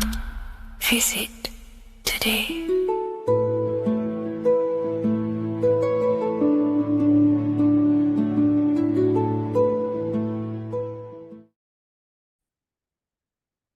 Hello, Seeker. Welcome to Revival of Symbolism, a channel devoted to the language of esoteric symbolism, guiding you to discover yourself and expand your consciousness into deeper realms of thought.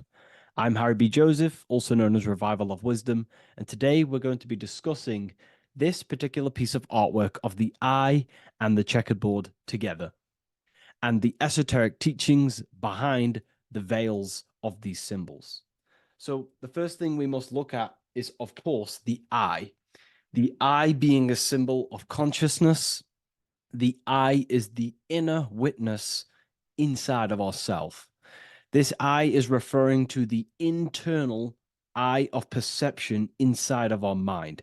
The mind that gives us the ability to perceive and to understand things internally. This is also the eye we use to vision things through our internal vision, what we like to call imagination. The screen in our mind that allows thoughts to be projected into a particular form. So this eye is talking about the internal eye of perception inside every single individual and form of life. Dogs, cats, squirrels, humans.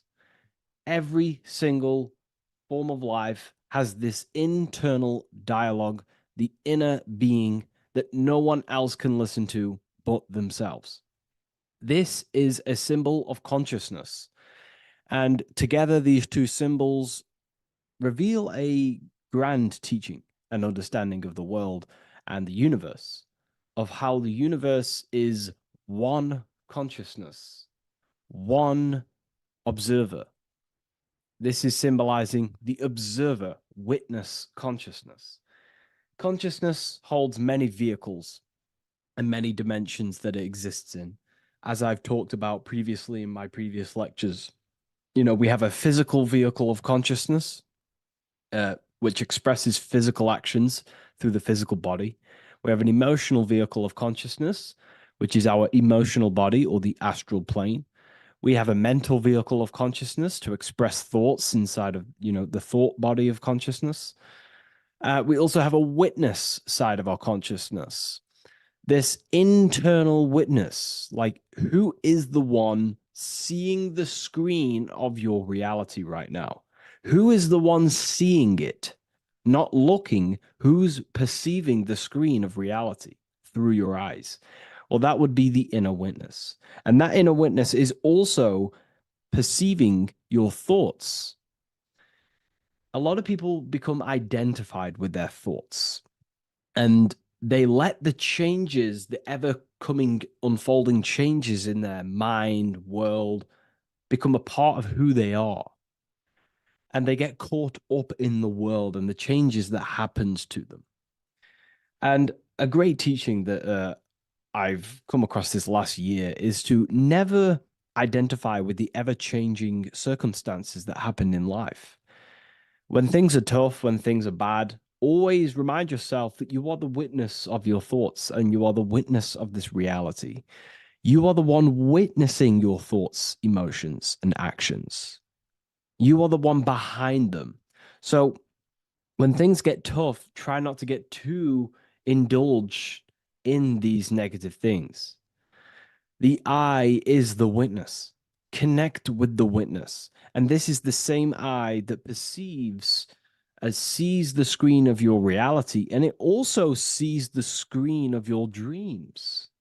So this witness consciousness is transcending your physical day life and reality, and it's also witnessing your dreams. It's the same observer who's observing your reality now, but also observing your dreams. So this witness consciousness transcends all forms of bodies of consciousness. It is essentially the highest aspect of ourselves. And it is literally the thought voice, the inner thinker, because you are not the external body. You are not the being outside your mind. You are the being inside your mind who is actively thinking. I like to call what you are, what we are as consciousness is consciousness in action. We are the thinking inner thinker, the inner being. And it's about becoming into contact with that inner being again to unveil who we truly are. If we sit back and truly have a thinking session of, closing your eyes and going inside yourself, and you ask yourself, who am I truly? Who am I beyond all of my beliefs, memories, my body? Who am I beyond that? And it will lead you to the inner voice, the inner dialogue. But again, you are not the voice. You are the one hearing the voice. You are the silent, invisible one, the one behind the veil. So this is ultimately what the eye is representing. It is representing the inner self shining, looking down upon the earth, upon duality, right? But this also reveals a great teaching as well, is that consciousness is universal. It is not something solely given to you. It is universal. It is a part of a greater whole. Consciousness is personal and also impersonal. We have our personal sense of self. We have this inner voice. We have this sense of who we are in this world. And that is our personal sense of self. But you can also transcend the personal sense of self by turning off the mind and fading into the collective impersonal consciousness, which is ultimately what you call transcended states of consciousness, altered states of consciousness, or astral projection. When you astral project, you are simply accessing this impersonal aspect of consciousness. And this is ultimately what the symbol is representing with the checkered board floor, because the checkered board floor is duality, division. There is many, many different forms, but the I is singular. This is representing how the universe is one witness being, one consciousness expressing itself in infinite life forms and into division. But ultimately, division is an illusion. Consciousness fades into an impersonal consciousness. So the checkered board floor and the eye above symbolizes how consciousness fractals itself and crystallizes into many different forms of personalized consciousness. The self, the sense of self, right? And this is why we always say, I am. I. If we look at the word I and the word I, so we have I, which is I am, and you also have the word I, which is like the eye you see here in the sky. The I, and if you look at the beginning of some words, you have inside. You also have internal, intelligence. All things to do with the inner self. Most words begin with an I, which is, I find, is a great connection because it's referring to the inner intelligence, the inner being, the inner sense of self. So the universe is essentially one being expressed in many different forms. That's also found in the word universe, uni, coming from the root word unite, meaning oneness, unification, united, and verse being a verse of a song, because we're all playing the song of consciousness, which is an ever unfolding song, an unfolding vibration, an unfolding creation. So this is simply representing how consciousness fractals itself into many different forms. And when we identify with our self-consciousness, our sense of self, we no longer realize that we're a part of a greater whole. We're part of a unified field of consciousness. And there is only actually one true being in the universe, and that is the inner witness. And that inner witness is inside of every living form.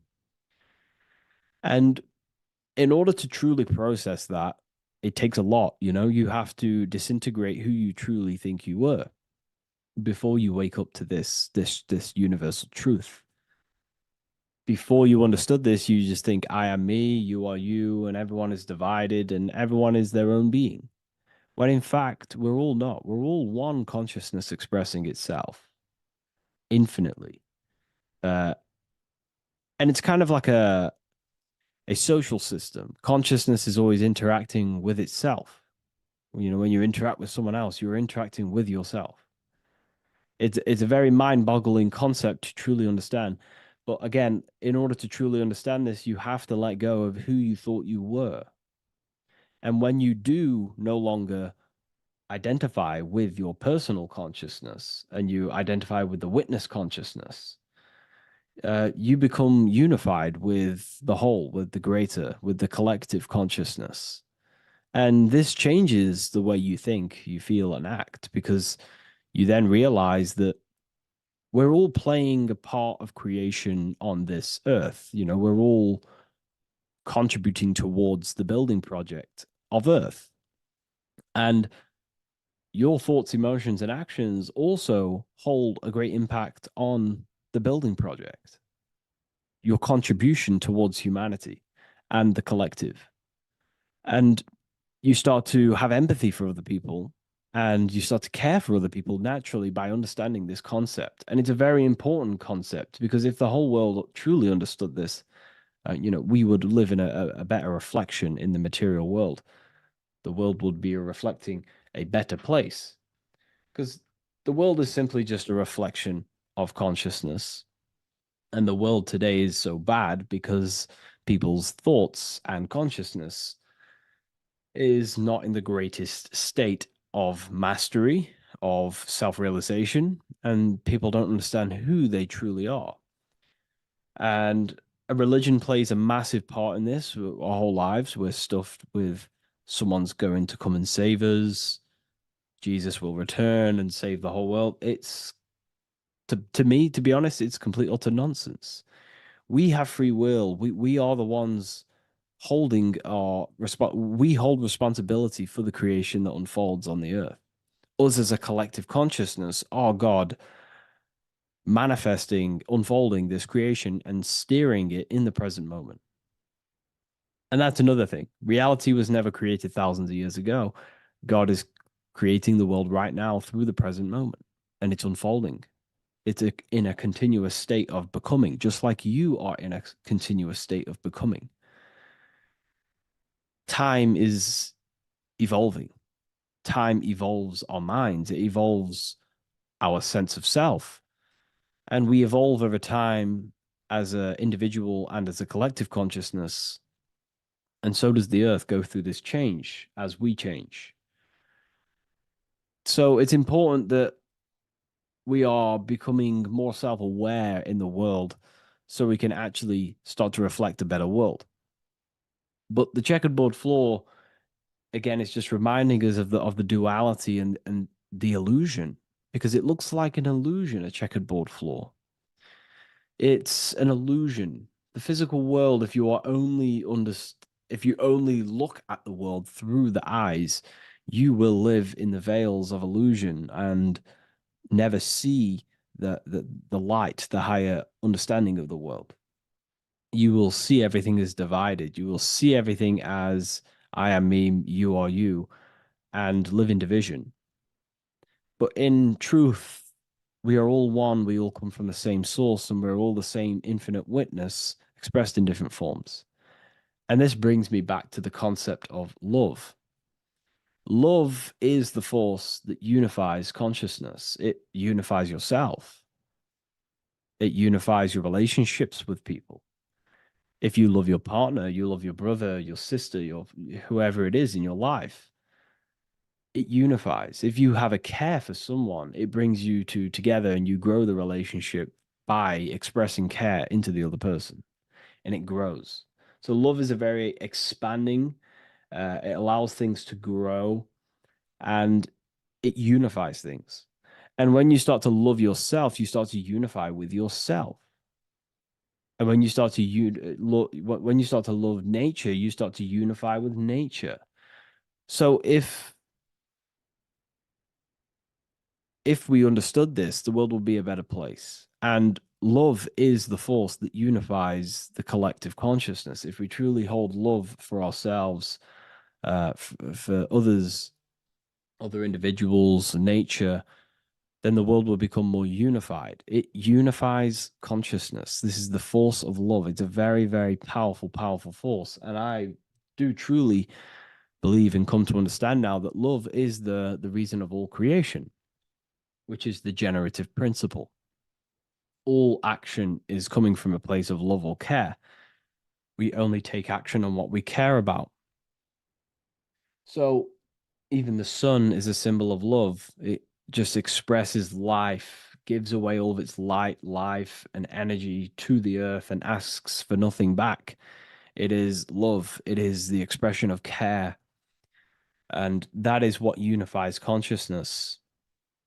So again, this is just talking about the inner witness and how consciousness expresses itself in many forms. And the checkerboard floor also transcends that idea that I've just described of how it's consciousness divided in many forms. It also represents a state of an individual's mind. The checkerboard floor is symbolic of being divided, you versus me thinking, walking down the street and thinking everyone's a threat. It also represents their thoughts, emotions, and actions not being aligned, not being unified. Their thought, emotion, action are scattered, and they're not creating things consciously. It also represents many, many different personalities in our minds, the divided personas and personalities in our mind that we have.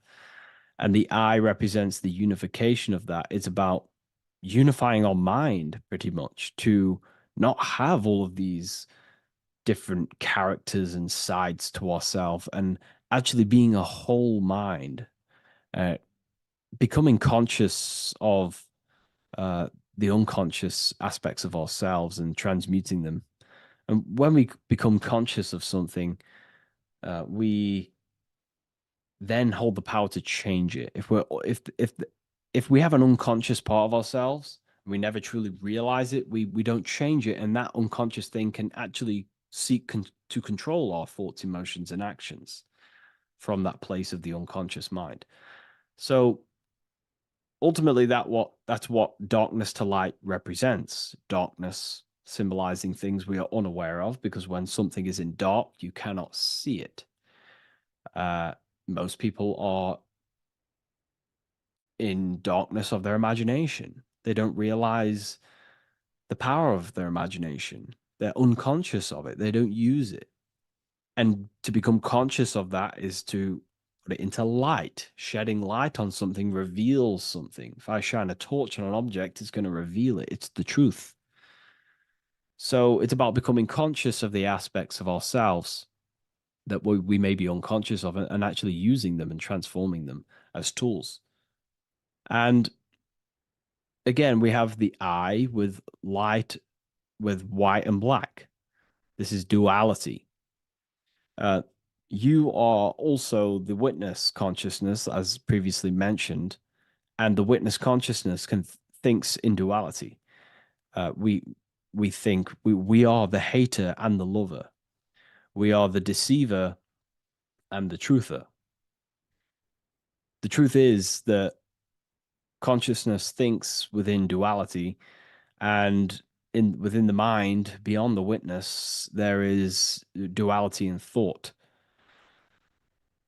But in truth, you are not either. You are neither the positive or negative thought. You are the witness of it. There's a great saying in the Gospel of John, and I can't remember exactly the words, but it goes something along the lines of, lift the wood, I am there. Lift the stone, I am there. It's basically saying that everything is the I am, everything is the same consciousness. No matter where you go in the universe, you're talking to self. You're talking to the same thing. You're seeing the same thing. It is the same consciousness that is everywhere. So consciousness thinks within duality, and it is the light and the dark, and we have the ability to transform between them. And some people think that, darkness is all evil. Darkness is not inherently evil. Darkness is not inherently evil. There are dark aspects of the world that help you actually progress into the light. Without the darkness, consciousness can't move into the light, into knowingness. Without bad, there is no evil. They are needed. Both of them are needed. So in order to understand the light, you have to understand darkness. And there are some forces of some forces of darkness in the universe that are purposely there to cause certain things to then push you and activate the good or the light. Some Gnostic texts talk about how there are beings that, very powerful beings that purposely descend themselves into darkness on purpose to make things happen in certain people's lives, so it actually pushes them towards the light, towards the good. So, this is ultimately what the whole allegory of Satan is. Satan was created by God, and Satan is necessary, which is symbolic of darkness. It's symbolic of evil, the evil forces of the universe, because the universe is simply just one force of consciousness, and that one force can express itself in good and evil. The power of the mind can be used to kill, or the power of the mind can be used to create amazing things. So there is only one force in the universe, symbolized by the one eye, the one force of consciousness, and that one force can be used for light and dark, which is the checkered board. It's also symbolic of the checkered board being on the ground, symbolizing the earth, which is base awareness, duality thinking, base consciousness, stuck in division consciousness. And the one eye symbolizes unification of the mind, a balanced internal perception. We're rising from the ground to the sky, symbolizing from heavy to the light, from darkness to light. The eye is also symbolizing perception, what we perceive, and this is ultimately the end goal of all occult and esoteric research, is to gain more light, to gain a higher perception of the self, to gain a higher eye, a higher perception. That's why the eye is always raised above, symbolizing you're chasing the eye, you're chasing a higher perception of yourself and reality and the universe. It also reveals the teachings of the eye that is always watching you. There is an eye always watching you, and then that eye is the laws that governs consciousness. Consciousness, or your mind, is governed by certain laws that your mind cannot escape, such as cause and effect, vibration, mentalism, correspondence, rhythm. The 8 universal principles that pretty much crystallize consciousness into a reality. Your mind cannot escape the law of cause and effect. That force is too powerful to escape. Therefore, this is the eye watching you. This is the eye that has governance over you. It is the laws. But then again, on a negative context of the eye can then become a symbol of surveillance. Hence why certain organizations and companies in the world use the symbol of the eye, symbolizing surveillance, gaining, manipulation and surveillance over humanity and certain things and data. So there's light and dark of every symbol. It's just depending on how you use it. But ultimately, that is the teachings of the checkered board and the eye in the sky. If you wish to learn more about yourself, because that is the only thing that matters in the world, learning about yourself. The only thing you take with you after death is the knowledge that you hold in your mind. You can't take your car, you can't take your possessions, you can't take your money. The only thing you take is your consciousness, your level of mastery, and the things you know. With that being said, I'll see you inside Ethereal University if you decide to join, and I'll see you in the next video.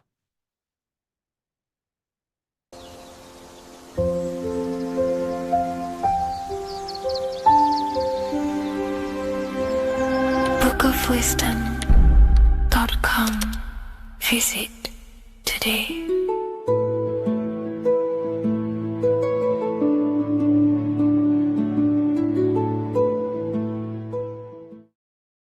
How are we doing, people? It's Revival of Wisdom. We're back today talking about sun worship. Okay? And please enjoy. Sit back and enjoy the video. First thing we need to understand is that the sun is the risen savior. It's the light of the world. Without the sun, we have nothing. Now, the sun is the Son of God. We didn't make the sun. No one owns the sun. But who created the sun? Obviously, the Creator created the sun. Therefore, it is the Son of God. And that is what Jesus is symbolizing in the Bible. The Bible is a metaphorical story. That's why it's called the greatest story ever told, because it is a story about the sun, the zodiac. It's about you, the systems in the body. It's about everything that is sacred in this creation. Now you can see the suns behind Jesus' head in all of the ancient portraits, even the ones that are more modern. You still see a sun on the back of his head because he is the sun. He's the light of the world, our risen savior. And this is what Christians are lost because they don't realize it's a symbolic story and they think Jesus was a historical person. He's not a historical person. Okay, this is what we need to get out of our mind. This wasn't a historical person. It's the Son, our risen Savior. The Son is the soul. It's the soul of this creation. Because what is a soul? A soul is pure life force, pure energy. Whatever a soul inhabits, it gives life to. Like our soul feeds our body. The sun feeds the earth because the sun is a soul, and that's why the ancients called it Sol. Because it's the soul and it's in you and it's the light of the world. It's the light of everything. It gives life to all things. Here's Jesus and his 12 disciples. The 12 disciples symbolize the 12 zodiac signs. Aries, it rules the head region because the 12 zodiac constellations rule specific regions of your body. Aries, the ram, you have a cerebrum in your head. This is Aries on the head of the table. His Gemini rules the arms and the lungs. The two twins, Gemini. He's holding up two hands for the two hands and arms. The twins. Cancer has a knife in his hand. It's not so clear, but he has a knife in his hand. Cancer is the crab. Crabs have claws. And he's pointing at Virgo's Adam's apple, saying there's no Adam's apple there. It's a woman. Who's the sixth sign? The sixth sign is Virgo, the Virgin, the only woman in the painting. Now notice how there are 3 people in 4 groups for the 4 seasons and for the 3 months and 3 zodiac signs in each season: spring, summer, fall, winter. Matthew, Mark, Luke, and John with the suns on the back of their heads because it's the 4 states of the sun. The 4 states of the sun. Now, 6th sign, Virgo, the Virgin, the only woman in the painting with no Adam's apple. Then we have the sun, Jesus, red and blue, red shift, blue shift. Electromagnetism. The ancients knew this. He's got one hand open, one hand down, because the sun gives and retrieves. The sun rises and it falls. It gives, then pulls away. That's what the sun does, and that's what he's doing. His arms are out, symbolizing the rays of the sun, casting down onto the earth, giving and then receiving. Libra, his 2 hands are equal, he's holding his arms out equally, because Libra is the 2 balanced scales. Libra is when the sun is balanced between the summer and the winter. It's being judged. The sun isn't balanced. That's what Libra is, the 2 scales. Capricorn is the goat. Goats have 2 horns, and you can see the 2 horns on his head here. See? So this is astrology. This is what Leonardo da Vinci is depicting here. It's astrology. He knew the story of the Bible is all astrology. It's all based on astrology. The Son of God, the real sun. Now here are some Bible verses. I am the light of the world. Obviously, that's the sun. What other light is there that lights up the world? The moon can't do it. It's the sun, the one and only sun, our risen Savior. Because if the sun didn't rise, we'd all be dead. So it's our risen Savior. And it dies for our sins every night and then gets reborn every day. Now Jesus calms the storm. Mark 4:35-41. The disciples are all on a boat and there is a heavy storm, but Jesus is asleep. The disciple says, Jesus is asleep. We need to awake him. They wake up Jesus, and Jesus got up and rebuked the wind and said to the waves, quiet, be still. Then the wind died down and it was completely calm. Well, when Jesus was asleep, this is the sun not being risen. It's not risen yet. Because in the night times, that's when the storms happen on the sea and the ocean.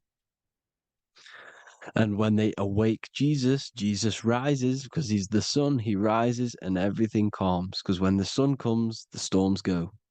You see? So it's the sun. It's all about the sun. Here's another, Luke 22:10.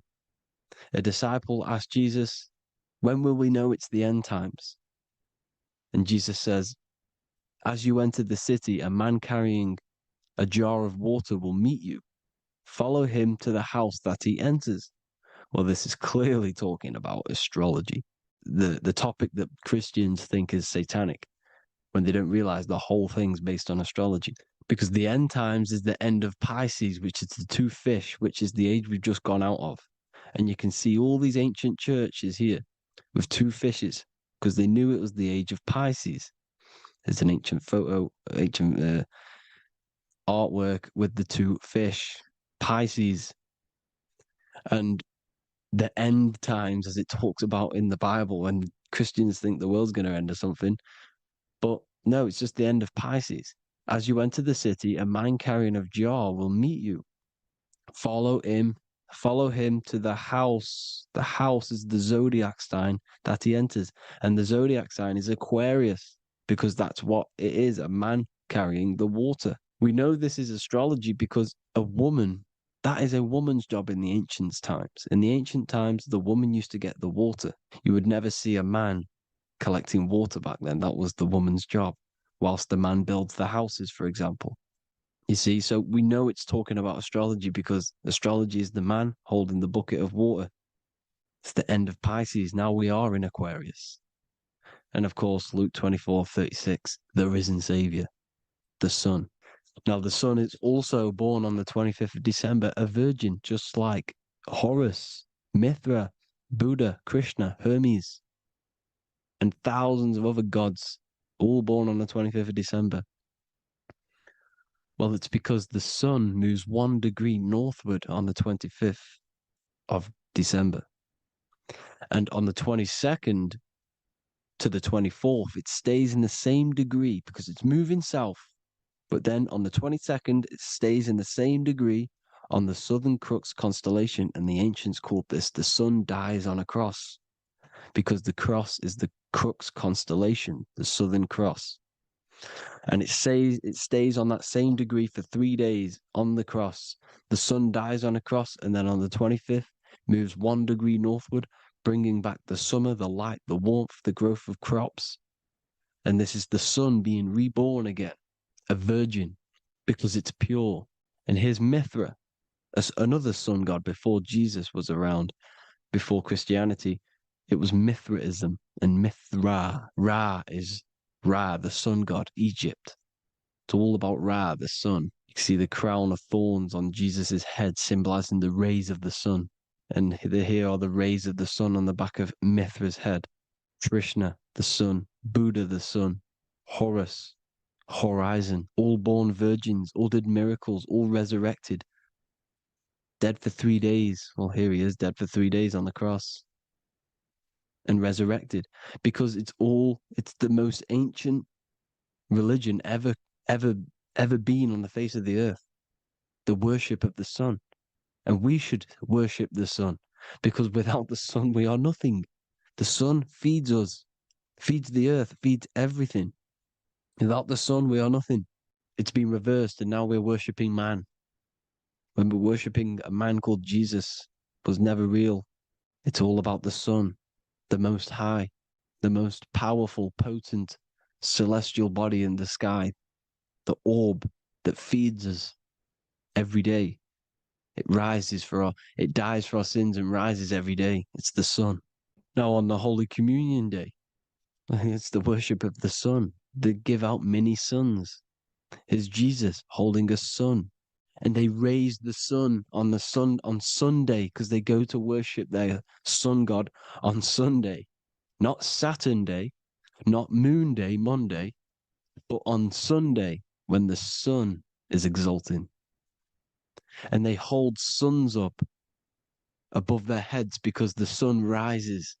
They're symbolizing the sun rising above their heads as Savior. It's the sun. It's the Holy Communion Day. And here's Jesus giving a piece of himself to the children. It's the sun, the light. Judas was known as a backbiter, a backstabber, because he stabbed Jesus in the back. He betrayed Jesus. Well, this is just another astrological story about the constellation Scorpio, because the Scorpio is the J. Looks like a J. J for Judas, the scorpion, the backbiter. Scorpions backbite. They bite with their back. And what does Judas do? He betrays Jesus by kissing him to let the warriors know who they need to get. So he kisses Jesus and Jesus gets stabbed in the back. Well, when you get stung or bit by a scorpion, they leave like a kiss. So Judas kisses him and gets betrayed. Well, this is because the sun, when it hits Libra, it's balanced. The sun is balanced because it comes through summer. Now the sun's starting to die. The sun's starting to die. It hits Libra. And then as soon as it hits the Scorpio, it gets betrayed because now the sun has to fall to winter and Saturn is there waiting to take over the darkness of the winter. So he gets stabbed in the back by Scorpio, Judas, the scorpion, the backstabber. You see, it's an astrological story. Here's Mary. Mary means marry, which means pure. The sun is pure. No one gave birth to the sun but the God. And it's born every day. It's born every day on every year. It's born pure. There was no controversy. There was no, activity for the sun to be born. It's pure. Now, the 7 metals come from the 7 planets. The sun gives you gold, and this is why the sun is golden. It looks gold. And this is why the banks are backed by gold, because gold is the most valuable metal, because it's the sun, the most valuable celestial orb in the sky, in the heavens. Well, here's Jesus, another ancient symbol of him being crucified on the cross with the big sun, the Southern Crux constellation. The sun dies on the cross constellation. And if you go to the old etymology dictionaries, you will see sun and son is the same word. They come from the same etymology roots. You can use them for no matter what, but they've been confused today. But if you go back to the old dictionaries of etymology, they are interchangeable. You can use them. Son, sun, sol, it's all the same thing. The 12 disciples, 12 brothers of Joseph, 12 tribes of Israel, 12 breastplates on the stones, because it's all the 12 astrological signs. They could have used any other number, but there's 12. Because 12 is the mind, which is God. 7 is the number of matter, which is man. 7 energy centers in the body. 12 cranial nerves in the brain, because it's the mind. 12 is the 12ness. The zodiac is literally the mind of God, the signs of God. Now here we see here, Job 38, 31 to 33. Can you lead forth a constellation in the season? He's asking you, can you read the sky? Can you read the heavens? Canst thou bring forth the Mazzaroth in its season? Mazzaroth means 12 signs, the zodiac. Why did they translated every single Hebrew word in the Bible into English, but they decided to leave out Mazzaroth? Why? It's because if that said zodiac, Christians would have a different view on the Bible, but they leave that out. But Mazzaroth actually means the 12 signs, the zodiac, and the stars means sign. The word stars means sign because the stars are signs, things to come, which is off in Hebrew, which means sign, things to come. You see a sign on the road, it's something coming. But God is saying, what does he say? To qualify as a director, a judge of man's life on earth, one must be able to govern the heavenly bodies that rule the earth. It's telling you to read the heavens. We need to read the heavens. Astrology, the 12 zodiac signs, the mind of God. It's telling you, read the Mazzaroth, read the zodiac, because they are things to come in your life. They are signs. It's not satanic, it's made by God. God said, let there be lights in the firmament of the heavens to divide the day from the night, and let them be for signs. Signs are things to come. The 12 zodiac signs. It's all about astrology. Here's Mary holding the sun. His son, her son. It's the sun in the sky. The one and only, the most high. The soul, the solo because it's on its own. The most powerful, Ra, radiance. Here's the Pope holding the sun. All three popes holding the sun, because they're sun worshippers and they know the true meaning and origins behind Christianity. Sun worship. Here's the Vatican is a sundial. Yes, this is literally a clock. Your watch is a sundial.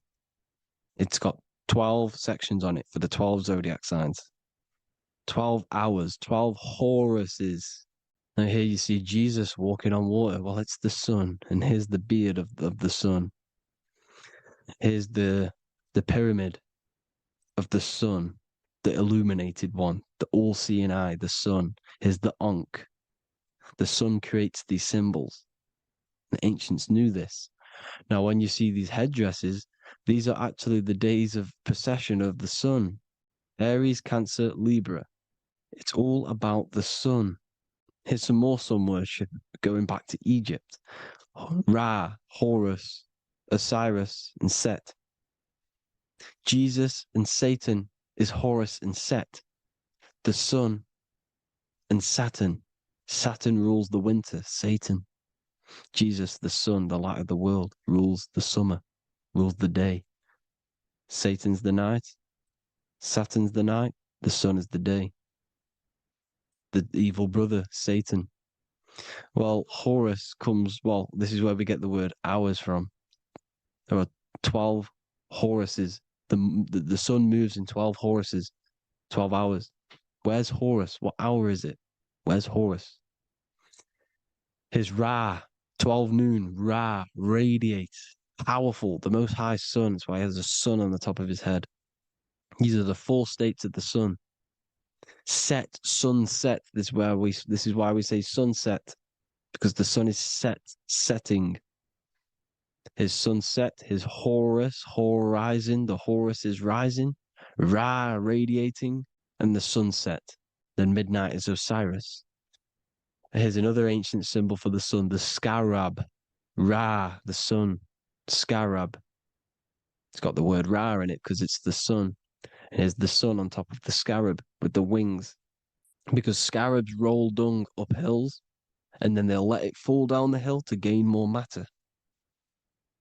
To gain more bigger, like a snowball effect. And the ancients saw this as a process of the sun, because the sun climbs up the hill and then it falls. So they used the scarab to symbolize the process of the sun. The sun climbs and falls. Here's an ancient Egyptian cat cutting off the head of the serpent. Well, the cat is cutting off the head of the serpent, symbolizes the sun cutting off the nighttime. When the sun rises, it cuts off the nighttime. It cuts off the serpent. The serpents represent darkness or evil. Oh, there's some more symbology of the sun and the heavens, the arch, the royal arch, the firmament, the sun inside the firmament. These are all ancient churches, and they all depict the firmament with the sun inside. Is the ancient cosmology, you see, because it's all about the sun. Everything's about the sun, because the sun is our orb made for us to sustain life inside of this creation, inside of this firmament, the royal arch of heaven. Here's the Freemasons depicting it. Here's the Masonic royal arch. But you can even see the zodiac signs. Here's Cancer, the checkered board. It's the royal arch of the firmament. Obviously, they don't want to tell you that. You live in space, apparently. Some more sun worship. Here's the beard of the sun on the water. They all have this long beard. And why do they say amen? Amen at the end of every prayer. Amen is a sun god, a creator god. It's all about the sun. So thank you all, people. Hope you all enjoyed. Hope you all gained some knowledge and insight. Please give me a follow, drop a comment, drop a like. Have a good day. Love you all.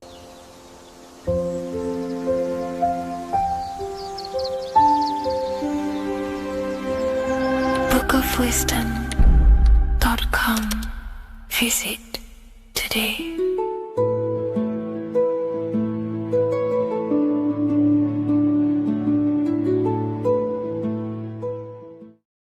Hello, Seeker. Welcome to Revival of Symbolism, a channel devoted to the language of esoteric symbolism, guiding you to discover yourself and expand your consciousness into deeper realms of thought.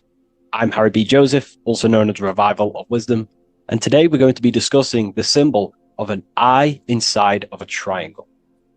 So the first thing we need to understand about symbolism is that symbolism is a subconscious language. We don't just look at these symbols and get a basic understanding. Like a word, for example, if I wrote the word hello here, you look at this and you have an instant understanding of this word in your mind. It has no deeper meaning, or veil, what we like to call it. There's no deeper meaning of this beyond a veil. It's simply just a very logical thing to do and understand. But symbolism, on the other hand, goes deep within the subconscious mind. It forces the individual to go inward on themselves. This is why symbolism is so powerful. It makes you turn inward. When you look at this eye in a triangle, you're not just looking at a word, you're looking at a picture. And this forces you to go inward so you can start to try and figure out what this symbol means. You start to think critically. You also start to follow the chains of thought.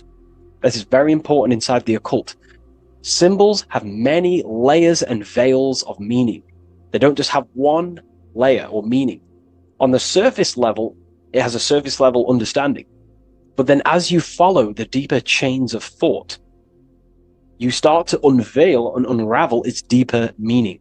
As you awaken in your journey, the deeper levels of consciousness you access, the higher levels of understanding you access, the deeper meanings of these symbols start to reveal themselves. So studying yourself and studying symbolism go hand in hand.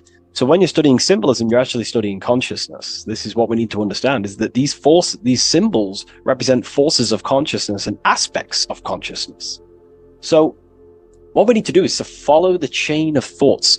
Now, what do I mean by the chain of thoughts? If I think of a triangle, it instantly in my mind, I get the number 3. Then if that number 3 leads to another thought, for example, father, mother, child, father, mother, and child. Father, mother, and child then leads to another thought, then another thought, then another thought. So this is the chain of thought that we have to follow. This is why symbols must be meditated upon. We meditate upon symbols to unravel the deeper meanings of these, so we can unlock deeper levels of awareness. Okay, so we're diving straight into the subconscious mind with the language of symbolism. That's why it's so powerful, because it forces the individual to go inward and actually use their mind.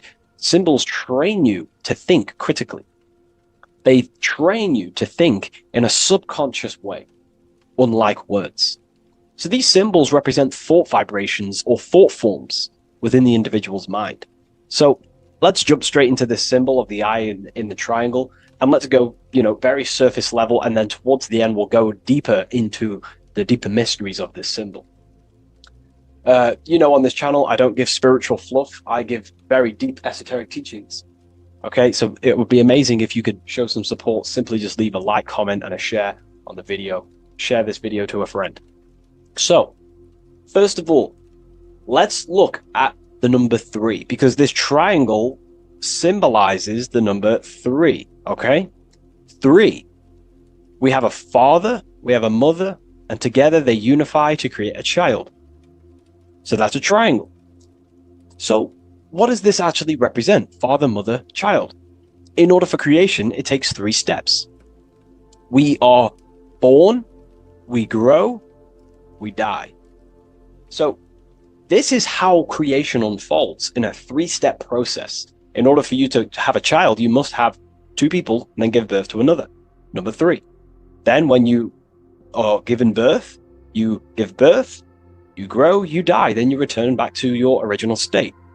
So the number 3 symbolizes this transformation or creation itself, how creation is a 3-fold. We see this in Brahma, Vishnu, and Shiva.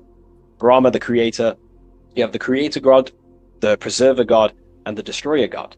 This is symbolizing the number 3. And inside the Christian tradition, we have Father, Son, and Holy Spirit. We're going to dive deep into that as well. But it simply just represents the 3-fold of creation, how creation is a 3-fold process. Okay? So let's go a little bit deeper now. That's more exoteric. That's an external teaching. I've just taught you something that's very external. But what does this represent to the internal, to the esoteric? The number 3 is the 3 forces of the soul. The 3 forces of the soul.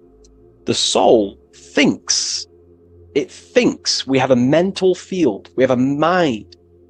All around us is a field of mind. We don't just have a mind.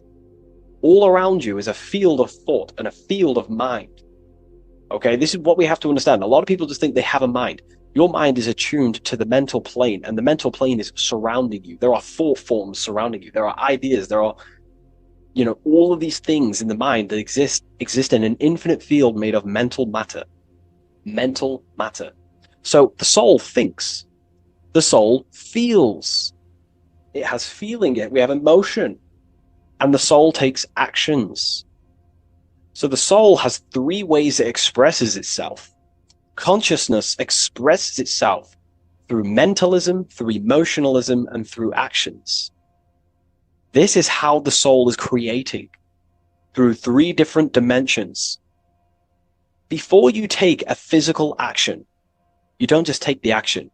You first think, you feel, then you act.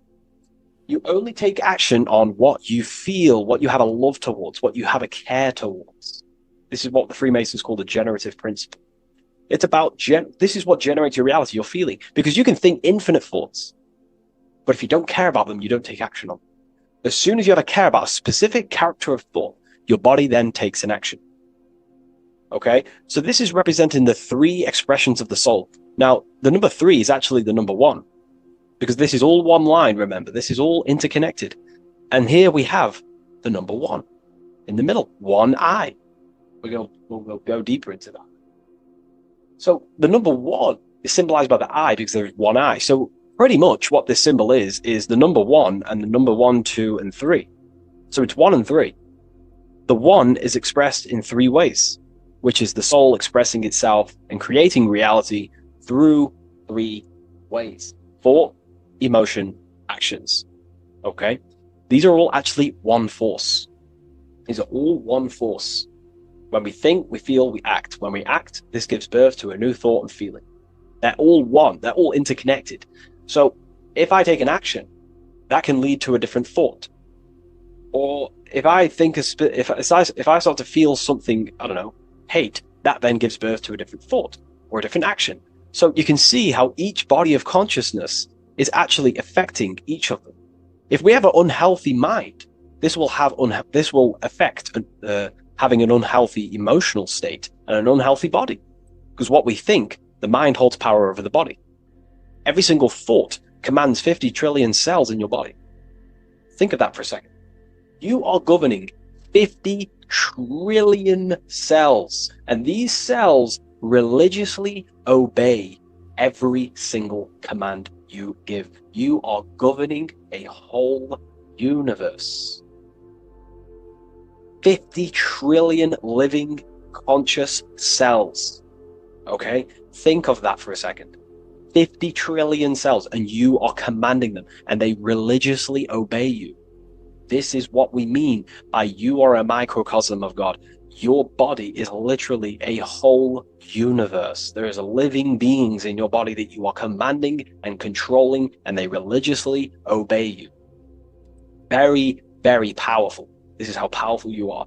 So each thought you command to the body is either destroying the life of the body or uplifting the life of the body, good and evil.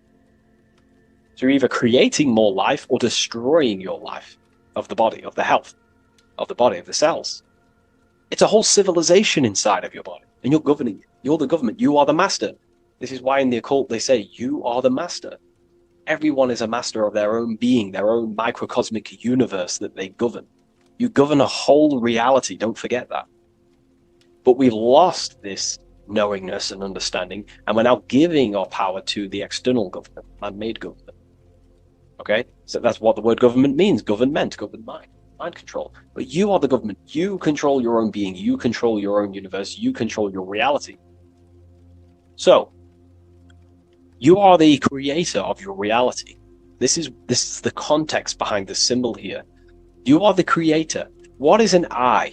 An eye sees things. What does that symbolize? So, an eye on a basic level shows looking at something.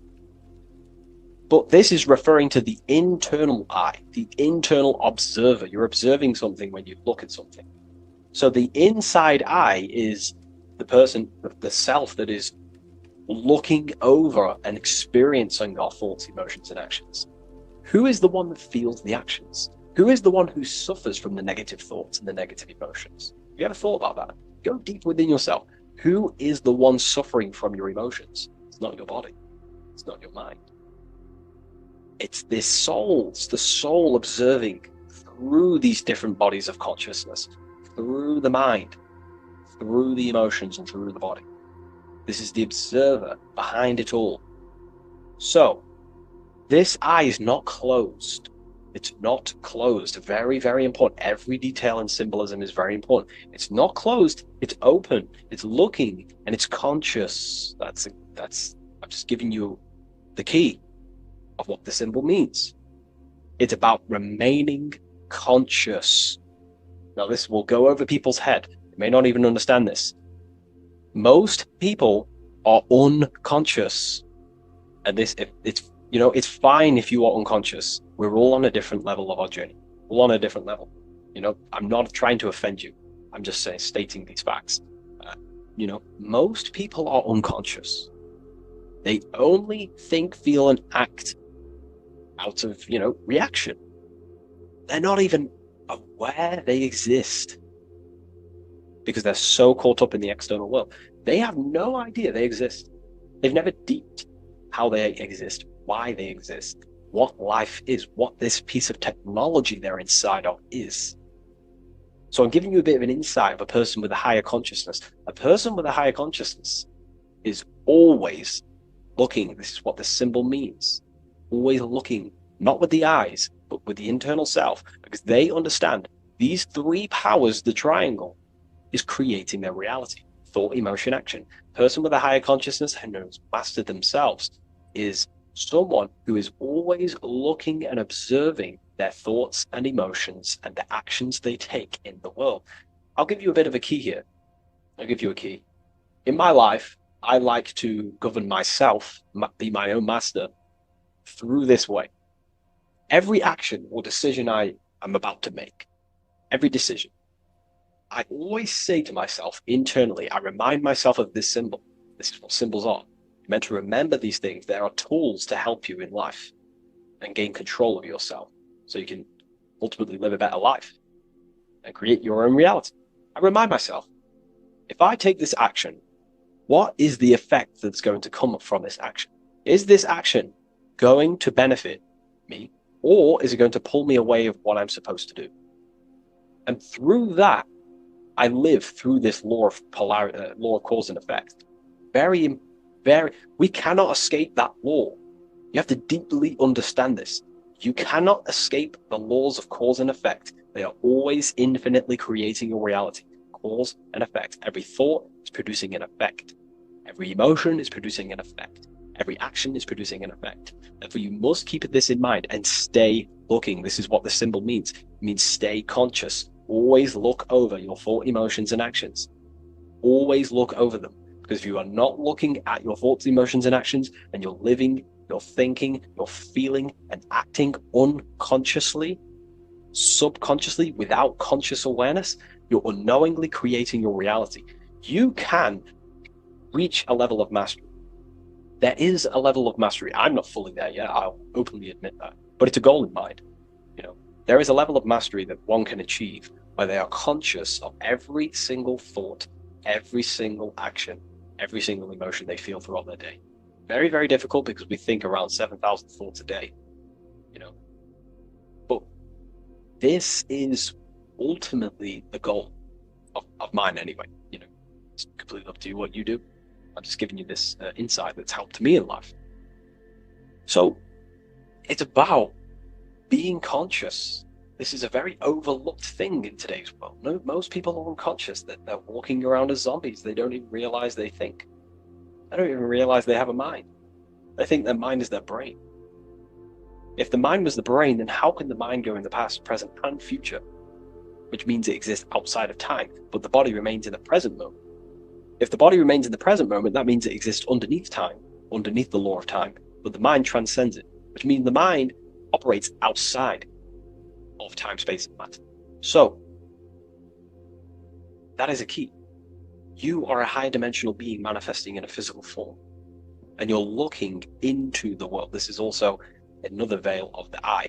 The eye symbolizes your higher dimensional being. You have no true form. This is one of the biggest secrets. You have no true form. You form what you think, feel, and act. In the astral plane, you become what you think about. You can become an owl. You can become an owl with goat heads or, T-Rex arms. You can be anything you wish. Anything you think about, that's the form you take in the astral and imagination. But beyond the very causal plane, the higher dimensions, you are formless. You are nothingness. But that formless is connected to God. That is the unmanifest. That's the source of all creation. So you are something but nothing. Very difficult to get your head around, but essentially you emerge out of darkness. Emerge out of nothingness. Okay, and that's what the mental plane is. The mental plane is kind of like the first dimension that basically expands into infinite realities. The mind can think anything. There's nothing impossible in the mind. Nothing. But there are things impossible in the physical plane, because the physical plane is more dense and it's governed by more laws. So, again, this is symbolizing staying conscious of your thought, emotions, and actions. Now, another veil, if we go deeper on this symbol now, another veil, another chain that's connected to this symbol, a chain of thought, is that this symbol represents unity consciousness. Person who thinks, feels, and acts in unity. Their soul is operating in one force. Their soul is operating in one force, which means they think, they feel, they act. For example, I'll be writing my book sometimes. The book of symbolism, my third book, is coming out very soon. I'll leave a link in the description for you can sign up to the email, the waiting list. We've got a lot of people in there already. This next book's going to be insane. But yeah, you can get notified when that comes out. I'll put a link in the description. When I'm writing my book, I'll get an idea to, go play Call of Duty or go play the Xbox. But then I instantly remember this symbol, thought, emotion, action. Instantly, I then unify my consciousness, my three powers to create reality. These are your powers. These are your rights. These are your things that you have full control over. These are the biggest gifts in life. This is so overlooked. So overlooked because people are so unconscious. These three things are your biggest gifts. They're so beautiful. You have been given the gift of creation. You can mold a whole world. Your own world. You govern it.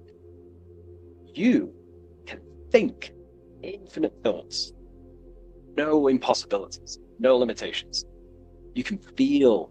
Feeling is a life essence. Without feeling, you'd be an AI robot. And you can act. These are your three gifts. These are your three creational powers. You hold the power of creation. You hold the power to kill another life. Or you hold the power to spread love in the world. To spread the light. So this is why you see the light emerging out of this eye. This is the light of the soul. That's what consciousness is. It's light. And this is creation unfolding from this through these three powers. light emerging and crystallizing your reality through thought, emotion, and action. So, again, this is unity consciousness, acting in one force, thinking, feeling, and acting, all directed towards one goal, and that's how you manifest things quickly. Speed. You know, if your thought is, if you think about, I don't know, playing the Xbox, and then you feel like eating, and then you take action scrolling on TikTok, that's divided consciousness. You're wasting time, energy, and you're scattering your creative powers throughout these three forms. But once you unify them, which is the I, the number one, you unify thought, emotion, and action, you direct your thought, emotion, and action all towards one goal. You quickly create these goals. You know, so this ties in with time and attention. These are your two spiritual currencies. You spend time and you pay attention. These are your two spiritual currencies that pretty much create your reality, your experience. Thought, emotion, action. And this is what the Holy Trinity is on the deepest level. You know, this may trigger some people, but you know, if you believe in religion, then maybe this account to YouTube isn't for you. But religion is an esoteric. It's esoteric. It's not meant to be taken literally. The Bible is an encrypted allegorical text talking about human consciousness. Jesus is a person and a master of consciousness that we should achieve within ourselves. We should aim to become like Jesus, not worship Jesus, because we are all God. We're all governing the microcosm. So, also, this symbol represents the movement of the spirit, the movement of the soul. The soul goes through this triangular process, and the soul always remains, returns back to its original state. The soul is given birth into physical reality. We live, and then, we grow, then we die. Then it moves in this three triad form. The soul, wakes up in the morning. It grows throughout its day. Then it dies at nighttime to return back to its original state, to spiritual state. And everything goes through this process. Birth, growth, decay. Birth, growth, and death. And everything returns back to its original state. So, ultimately, this is what this symbol represents. Okay? If you want to go deeper on this, we have an amazing community. We have hundreds of hours of lectures, practical lectures, where you can gain mastery of yourself. The occult goes deeper than you could possibly imagine. So I hope you gained some insight from this video. Please leave a like, comment, and subscribe to the channel if you're new. And let me know any symbols you want me to break down in the comments section, and I'll hopefully get them broken down for you so you can understand them, deeper, on a deeper level, and you can understand yourself on a deeper level. So yeah, all the links in the description for everything that I mentioned, the community, and the Book of Symbolism waiting list. And I'll see you in the next video. Take care of yourself, everyone.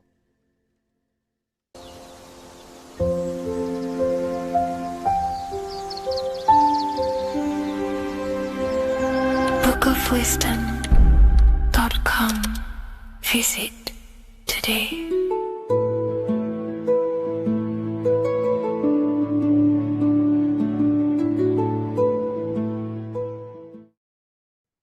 Left and right hemisphere, and what are they doing? How does it contribute towards your perception in this world? And this is what we're going to be talking about in today's video. We're going to be breaking down the two hemispheres of the brain and how they function in your life. So first, we have the left hemisphere. This is the logical hemisphere. This is the analytical, divided, scientific, or verbal hemisphere. The right hemisphere is creative, wholeness, artistic, symbolic, and metaphorical. The right hemisphere does with non-verbal things. It produces a holistic perception. It is more to do with creativity. Because what you must understand is that we are not in the external world. The world is produced by our brain. We see with our brain. Our eyes are a part of the brain. What we touch is the brain's interpretation of electrical signals on the nervous system. What we smell is the brain's interpretation of smell through the nose. What you taste is your brain's interpretation of chemical reactions on your taste buds. So what you are experiencing is the brain. The brain is a computer creating a simulation. And you have two hemispheres which breaks down this reality. So essentially, the brain is the perception creator. It creates perception. So if the brain is creating this, who is the one experiencing the brain? Well, that is you, the consciousness, the mind, the all-seeing eye. You are the all-seeing eye experiencing the brain, the observer behind the brain, behind reality, behind the emotions. So if you're walking through a woods, this left brain sees individual trees. The right brain sees the whole woods. It sees the biome. It sees the bigger picture. So when you are walking through this woods, the right brain picks up a holistic perception of reality. It creates the woods as one unified woods. The left brain's job is to break this down and analyze it so that we can see individual things. And this is also necessary for humans to have the ability to break things down and manipulate things in this world. So without this left hemisphere, we could not manipulate things and break things down. So this right hemisphere is important because it sees the whole woods. It sees humanity as one unified consciousness. However, the left hemisphere sees individual egos. So the left hemisphere is the place of the ego because it only understands it sees the world very divided. Okay.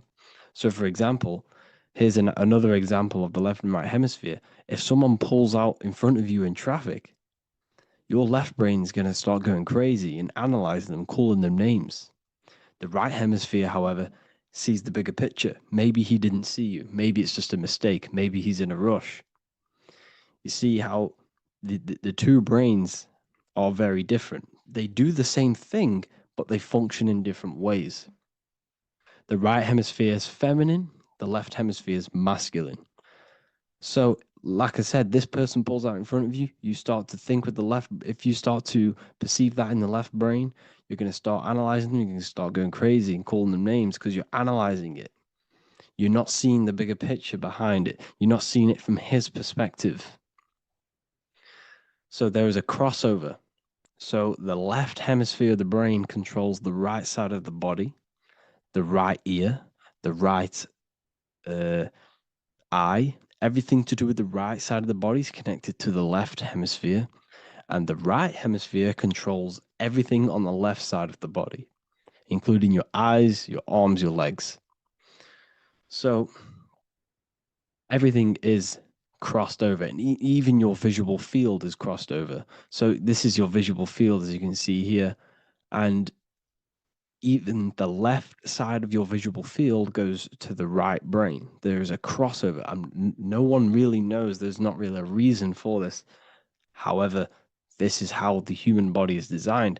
As we all know, the human body is the most advanced piece of technology on the face of the earth. They cannot replicate the human body. And they tell you it has no creator. This is crazy. People are that brainwashed, they can't even understand that their body is the most advanced piece of technology. Your body is so advanced, the computers that you use are mimicked of the body. Everything they create is mimicking nature, but they don't show you how intelligent nature is because they don't want you to understand you're in an intelligent design. So anyways, let's get back on track. There is a crossover in the brain, and this is why they teach you to write with your right hand. And I was speaking to someone who's in a nunnery, or whatever you want to call it. They were a nun, or they knew someone who was who was a nun, and they forced these people, these nuns, to write with their right hand. You had to write with your right hand. This is why, I'd say at least 70% of the world, or 80%, is right-handed and right-legged, because they taught us this to activate the left hemisphere more because of this crossover that happens in the body. So when we are using this right side more, we are using that left hemisphere more. Why? Why are they doing this? Well, they also called it writing. Writing is a spell, to cast a spell on you to use that right side of the body so that you use this left hemisphere, because they want you to see the world as a divided perception. They don't want you using the right hemisphere, using that left side of the body to activate the right hemisphere to see the bigger picture and see how everything is all one and everything is created. This left hemisphere domination keeps you from seeing the connections between everything, because that left hemisphere analyzes, it breaks things down. So when we are left hemisphere dominated by using the right side of the body, we are essentially seeing everything as divided. And this is why so many people will not understand my work, because my work connects dots and connects fields of knowledge, and makes you see the bigger picture. So people who are left hemisphere dominated will see my work and think this guy's crazy. But everything, it's all about activating that right hemisphere. So they call it writing, because every word you say is molding your mind in some sort of way. The things you see is molding your mind. Everything you take in through the five senses is molding your mind. And language is a massive spell, especially the English language. They call it writing, so that you use that right side. It's a spell, because your subconscious mind picks up everything you say. And 90% of your daily basis behavior and thought patterns is produced by these subconscious programs within the subconscious mind. Essentially, your conscious mind is only the 10% of you. The conscious mind is just what you're aware of, what you're wearing, how you're feeling, what you're thinking. That's your conscious mind. The subconscious mind is controlling every system in your body. It's telling your heart to beat without you being conscious of it.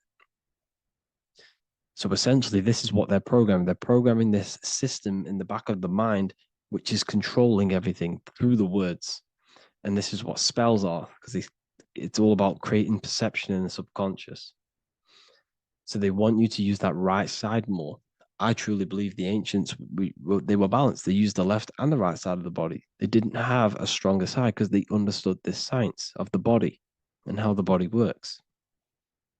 So this is actually called phonetics. It's not etymology. Etymology is the study of root words. Phonetics is the study of how words sound similar. The way words are spoken. So phonetics, phone, is why we call them a phone, because you speak into a phone. So this is write and writing, to use that right side to activate the left hemisphere more. So your hands are a manifestation of your brain. The left hand is the right brain, the right hand is the left brain. And as a child, we were always taught that when you place your hands together like this is the size of your brain, which is true, because your hands are a part of your brain. They're an extension of your brain. Every part of your body other than your brain is an extension of the brain. Everything's working and feeding back information to the brain because you're experiencing the brain. So another trick that you can do, or another exercise, is looking in the mirror and closing one eye at a time. If you close your right eye, if you take your top off, for example, you'll analyze your body if you close your right eye, because you're using that left hemisphere. Sorry, other way around. If you look at yourself through your right eye, you'll use that left hemisphere, which will analyze yourself. You'll see individual body parts. If you close the right eye and use the left eye, you'll see your body as a whole. You won't really analyze it. This is how you can analyze yourself using these two hemispheres. So this whole system is created to keep you thinking logically and to restrict you from creating and restrict you from understanding symbolism, allegories, metaphors, and teamwork. They want you stuck in a logical way of thinking and a logical way of seeing the world. This is why when you go to school, you are told exactly what to do. You're told to think this way and no other way. You're told to do orders, do this. It's a very left-brained system, because if we all started to open up this right hemisphere, we'd all see, wow, everything is all one, everything's all connected. And this is what my work is doing. I'm showing you everything is one. The physical world is an illusion of duality, but everything comes from the one source, the one mind. The universe is a giant mind. I am mind, you express mind. We all possess mind. Behind the physical body is the same mind consciousness. And we are all expressions and fractals of this infinite consciousness called mind. And this is what they don't want us to figure out, is that we are all just one consciousness expressed. It's an infinite consciousness. It's even in the squirrel, it's in the dog. all of these different animals, they're just different bodies, but behind the bodies is the same consciousness, which is mind. That's what the pineal gland is. The pineal gland is not the mind, and it's not the third eye. The third eye is your mind. If you have a closed third eye, it just means you have a closed mind. If you have an open third eye, it just means your mind has expanded from beyond physical things through astral projection and mystical experiences. This is how you gain an open third eye. It's just an open mind. A mind that has astral travel, that has explored the realities within the mind. So everything they do is to keep us in a divided state. Divide and conquer, right? That's their motto. All to keep you thinking how everything is divided. Everything they've done is division. Postcodes, countries, everything is divided. Like football teams and all this stuff. It's also a natural process when you grow up, because as you grow up, your brain is constantly analyzing the world. So this is sort of a natural process of how you become more left hemisphere dominated, because your brain is always analyzing. And unless something awakens you, you can awaken that right hemisphere where you can start to see the bigger picture. Even the music, all tuned to 440 hertz, shuts down the right hemisphere of the brain. 440 hertz, Spotify, Apple Music, the radio. Every time you turn on the radio, it's tuned to 440 hertz. This was specifically tuned. It never used to be tuned to this. It was in the 1950s. It was changed. The standard music tuning was changed to 440 hertz because it shuts down that right hemisphere of the brain. They don't want you thinking, seeing the world in this way and perceiving things as one. And I'm going to show you. It tells you this in the Bible. Cast the net onto the right-hand side of the boat and you will find the fish. What was Jesus saying? You see, people read the Bible and they don't understand it. If the Bible is not talking about you, then it has no meaning. The Bible, everything you read in the Bible is about you and how it can better your life. It occurs to you. So if Jesus says, cast the net onto the right-hand side of the boat, this is an allegory. The boat is your body. Cast the net. It's the awareness, the perception onto the right hemisphere of the brain, and you will find the fish. What's fish? What do fish do? They swim deep in the ocean. It represents the knowledge. Deep knowledge. Cast the net onto the right-hand side of the boat and you will find fish. You will find the wisdom. You'll gain understanding when you cast that your awareness into that right hemisphere. You will see that I am you and you are me. We are all one consciousness. You will see everything. You'll see that the trees are the same patterns as the nerves in your body. You'll see everything is connected. Everything is a fractal of the one infinite consciousness. And how many fish did they catch? 153. That adds up to 9. This is now numerology. The Bible's filled with numerology. Adds up to 9. What's 9? Human consciousness. It represents consciousness. You're in the womb for 9 months. Feminine. It's all about consciousness. And in Revelation 14, and I looked and behold, the Lamb standing on Mount Zion. That's the spines, the mountain. With him, 144,000. 144 adds up to 9. It represents consciousness on top of the spine. You see? And he had his name the name of his Father written on the forehead. What's the Father? The higher mind, the higher consciousness within you. Where is that? In the forehead, the pineal gland. The pineal gland is the radio receiver for the higher consciousness. Because every body part of the body has consciousness. Your heart has consciousness. Your gut has consciousness. You are thinking with these different consciousnesses. You think with the gut. You think with your penis. You are thinking with all these consciousness. And it's about raising your consciousness to the higher consciousness, which is the Father, the mind, in the head. Don't think with the lower parts of the body because that is your animal nature. Think with the higher parts of the body. It's all representing consciousness. How to activate the right hemisphere of the brain? Well, it's all to do with non-verbal things. So music will activate the right hemisphere. Make sure it's tuned to the right frequency though, 432 hertz, 528 hertz. Any frequency that adds up to 3, 6, or 9 is good for you. Meditation, turning off the thoughts, and you raise yourself to the higher brain. Symbolism. Symbolism is all right hemisphered. Reading between lines, metaphors, determining the Bible, it's all right hemisphered. Seeing the bigger picture, it's reading between the lines. So tithing in the Bible. These people in the churches are giving 10% of their money to the church. It's nothing but a scam. What these people have done is they have externalized the Bible. They have taken the Bible and literalized it so that they can make a business out of it. So what they're doing is a tenth of the produce of what it says in the Bible, a tenth of the produce of the land, whether grain or fruit, is the Lord's and is holy. So what's that saying? The tenth of it's basically saying give the 10% to the Lord, to God. What does that mean? Well, what's the land and the fruit? This represents physical things, the physical things that you have. The tenth of the physical things that you have. What's that?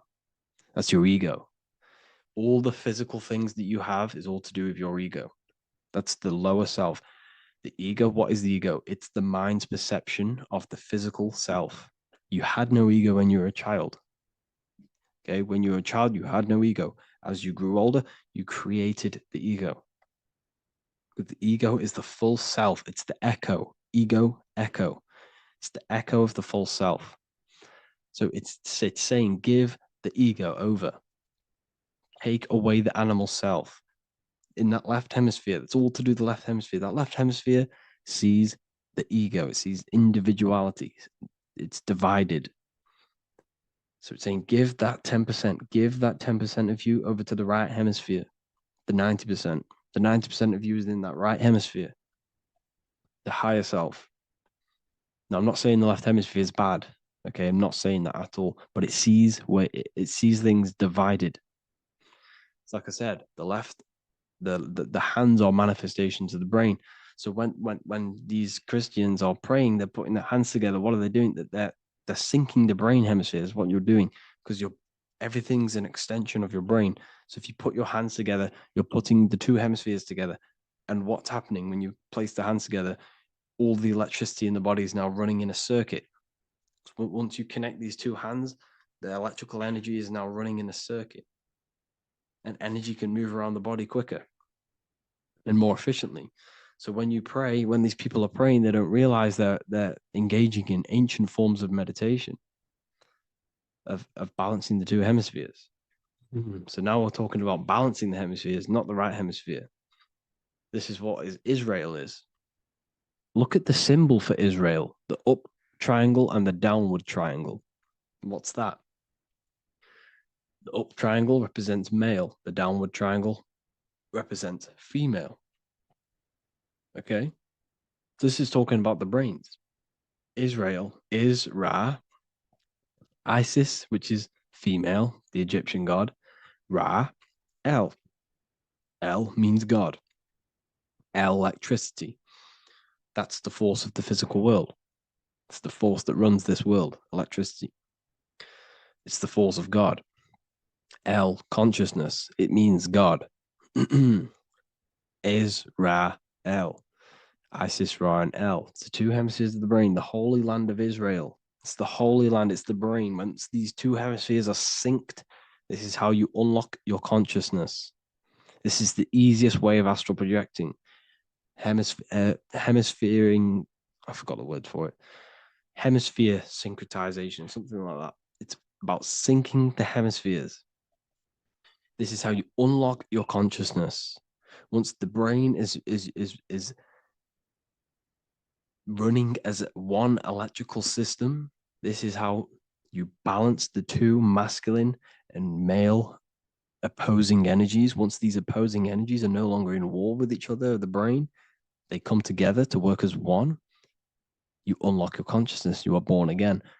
What happens when a male and female have sex? It creates a new child. It becomes one. You are born again. Once the two hemispheres of the brain, you are born again. You can then have an out-of-body experiences. So this is why the symbol of the Holy Land, Israel, is the up and down triangle back combined together, because it represents unification of the male and female, unification of the hemispheres. You're born again, you unlock consciousness. And you can get this for free. It's called the Gateway Tapes on my website. Basically, it's a audio track from the government, and they did this in the Gateway Experience. It's a CIA document, and what they do is there are different forms of meditations you go through. I think there's about 5 waves of meditations you do, half an hour each one, and it will teach you. It will sync your hemisphere, because what does it do? They understood that playing one frequency into one ear and another frequency into the other, they understood that the right ear is connected to the left hemisphere, the left ear is connected to the right hemisphere. So when you play 2 different frequencies into both ears, what happens? The brain picks this up, the 2 hemispheres of the brain picks this up, and it syncs it. It syncs these 2 hemispheres, these 2 frequencies together. So now the brain is working as one to sync this frequency. So this is how you can sync your hemispheres, through listening to these frequencies. Okay, you can get them for free and do the meditations yourself. This will definitely help you. This is an easy way to astral project. So it's all about syncing the hemisphere and seeing reality from a unified perception. We should all aim to get out of that left hemisphere. I'm not saying don't use it, but we should now start to see. We should not start to read between the lines of the Bible, read between the lines of the symbolism they're showing. Study symbolism, study allegories and myths. What are they trying to tell us through these allegories? And, this is how we start seeing things in a better way. Once we understand that we are all microcosms of an infinite consciousness, we can all come to one, because love is the unifying force of this infinite consciousness. We are all divided. We are all disconnected from our hearts. Once we all connect with our hearts and see that everything is one, we can all start to love and come together as one, because love is the unifying force of consciousness. So if you haven't already seen, I now have launched the Ethereal University. I will be doing lectures like this one, but even better, deeper, and even releasing knowledge that I can't talk about online, as they are censored.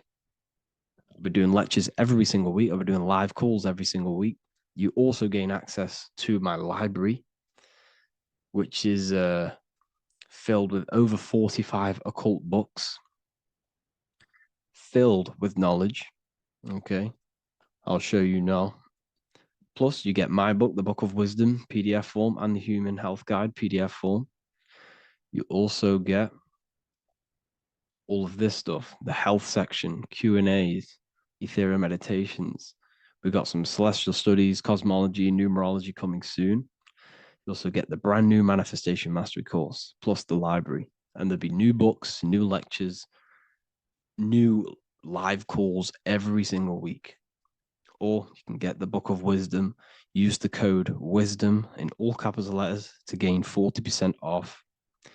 This sale will be ending very, very soon. So if you're watching this, be very quick to get yourself a physical version or a PDF of my book. You can get it in all these languages. Hope you enjoyed this video, people. I'll see you inside the Ethereal University, the real university. Have an amazing day.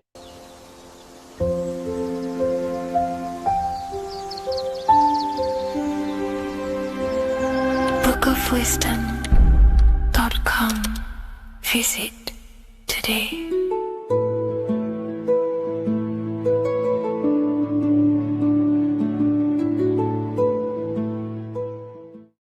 Welcome to Revival of Wisdom.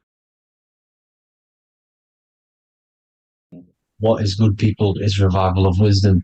We're back with another video. Today we're going to be talking about the importance of Saturn and the occult. Let's jump straight into this. So Saturn is the god of the earth, right? It's the time of God. change, destruction, physical matter. He creates and destroys, because the energy of Saturn is the key to crystallization. It wraps things in physical matter, right? He creates everything, all life forms, and he takes things back, because the day that you're born, that's the day that your expiry date is coming. The time is ticking until Saturn takes your life. This is why he's known as the Reaper. Okay?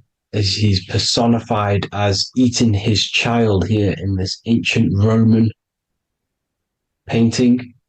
As you can see, he's eating the child. We are all children of Saturn, right? He creates physical matter, our physical bodies, right? He's the god of time because he's the slowest moving celestial body. He's the Lord of the Rings, as you can see here. He's the last one on the ring. He's the slowest one moving, okay? So he is the Lord of time, destruction and creation, okay? This is why his name is Saturn, Satan. He's the devil, okay? But I'm not saying Saturn's evil, guys. It's a part of life. Everything lives and dies, right? He's the key to crystallization. Now, as we have the clock here, our god Saturn, or Chronos in Greek, just means time. He's also the god of time, as I've already said. 60 seconds in a minute, 60 minutes in an hour, 24 hours in a day. Add 2 plus 4 equals 6. 60 seconds, 60 minutes, 2 plus 4 equals 6. That's 666. Okay? And as you see on the clock, 6 take away 12 equals 6. 7 take away 1 equals 6. 9 take away 3 equals 6. 6 is the number of Saturn. It's associated with Saturn, right? He's the god of time, of justice. Everything goes back to the Reaper in the end. Everything lives and dies.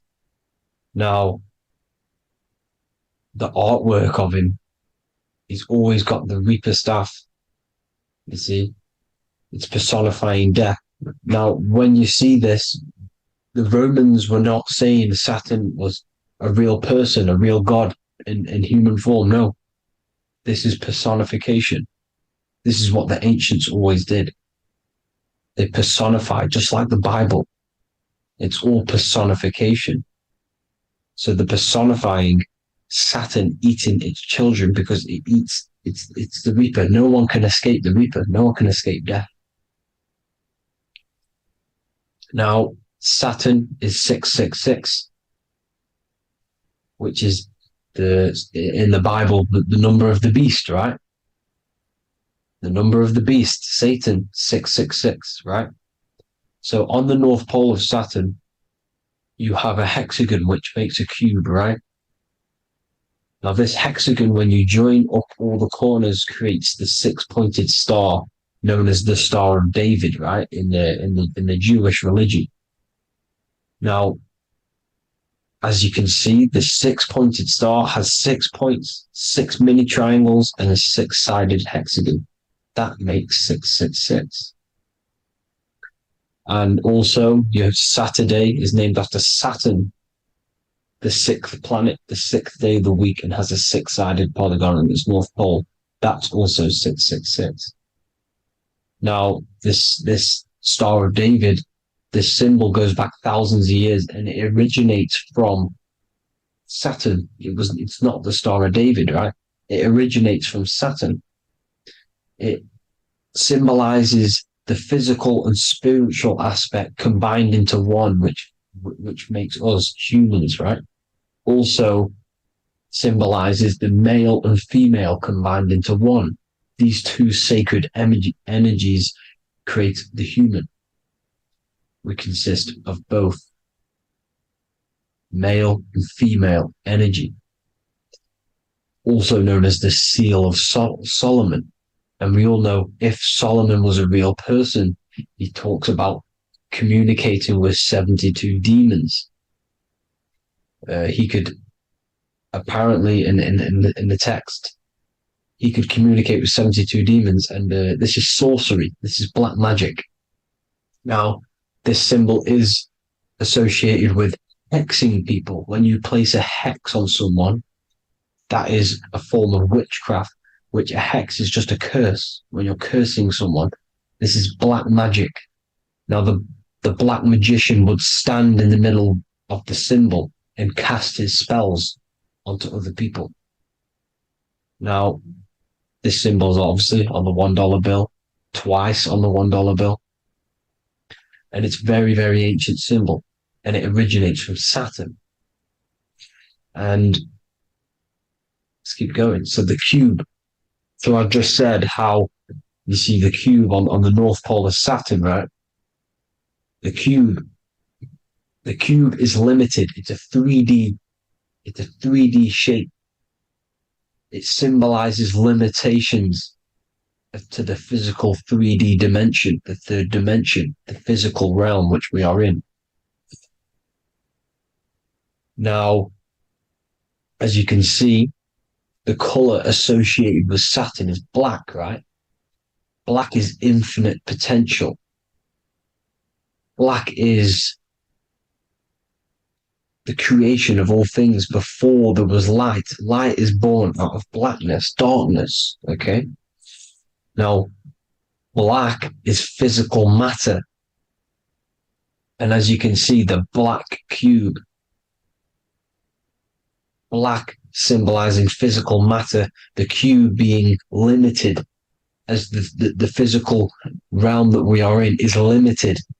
It's not like the fourth dimension where everything can exist in a thought. The third dimension is limited, right? And this is what Saturn is. It limits you to the 3D 666. Your body limits you to your physical body. Now, these black cubes are placed everywhere. As you can see, Australia, Denmark, Manhattan. There's one in New York. As you can see, the Apple have a cube. The Nintendo GameCube. Trump Tower is a black cube. This is worshipping the energy of Saturn, the god Saturn. Okay, it's not a god, it's a celestial energy. However, it rules over Earth because it pretty much created the physical realm. Now, as you see, when you go to a funeral, you wear black, a black suit symbolizing Saturn, which is the color associated, black. And as you see in Mecca, they walk around the black cube in rings. As you can see here, they're stood around in rings, like the Saturn, the rings of Saturn. The Mercedes symbol. You probably wouldn't notice that, but yes, it's Saturn. And when you graduate from university, you wear a black cube on your head. This is all symbolizing Saturn. Okay. Now, as you can see, the Jews here have a black cube on their third eye whilst they pray. Notice how he's shutting his eyes into blackness, darkness, and he's wrapped around a black strap around his arm. This is symbolizing the wrapping of physical matter, of how physical matter wraps things into existence. And as we all know, the Star of David is a Jewish symbol. So he has the black cube and the Star of David, right? So all of these religions are secretly worshipping Saturn. Okay, this is all Saturn worship, Kronos, the god of time and destruction, the physical reality.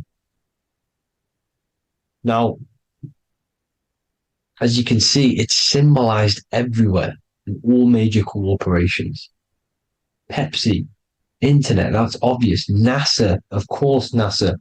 NASA means to deceive in Hebrew. Universal, Walkers, that one's so obvious. Nike, Toyota. So many different ways they symbolize it. You either see the rings of Saturn or the black cube, as I just showed you here, the Nintendo and the Mercedes, right? It's absolutely everywhere. Now, they also use 666 to symbolize it, as I've just broken it down to you. 666, the World Economic Forum. We all know how they're trying to enslave us into this new world agenda. Google Chrome, CERN, Disney, Coca-Cola, Cadbury's, all of these have 666. Now, every UPS barcode has 666. And even www. Is Hebrew for 666, as you can see here. Monster. It's the same Hebrew letter that means 666. Drake, 6 God. That's his God, Saturn. Why? Because they love physical realm. They love the physical dimension, the third dimension. Because they can rule here through riches. They can build an empire here. It's not like the fourth dimension. They don't want to ascend. They want to stay down here in the physical realm. Okay? Now, this is why they're cloning. They can move their consciousness into other clones to live forever. This technology exists. This is why they love the third dimension.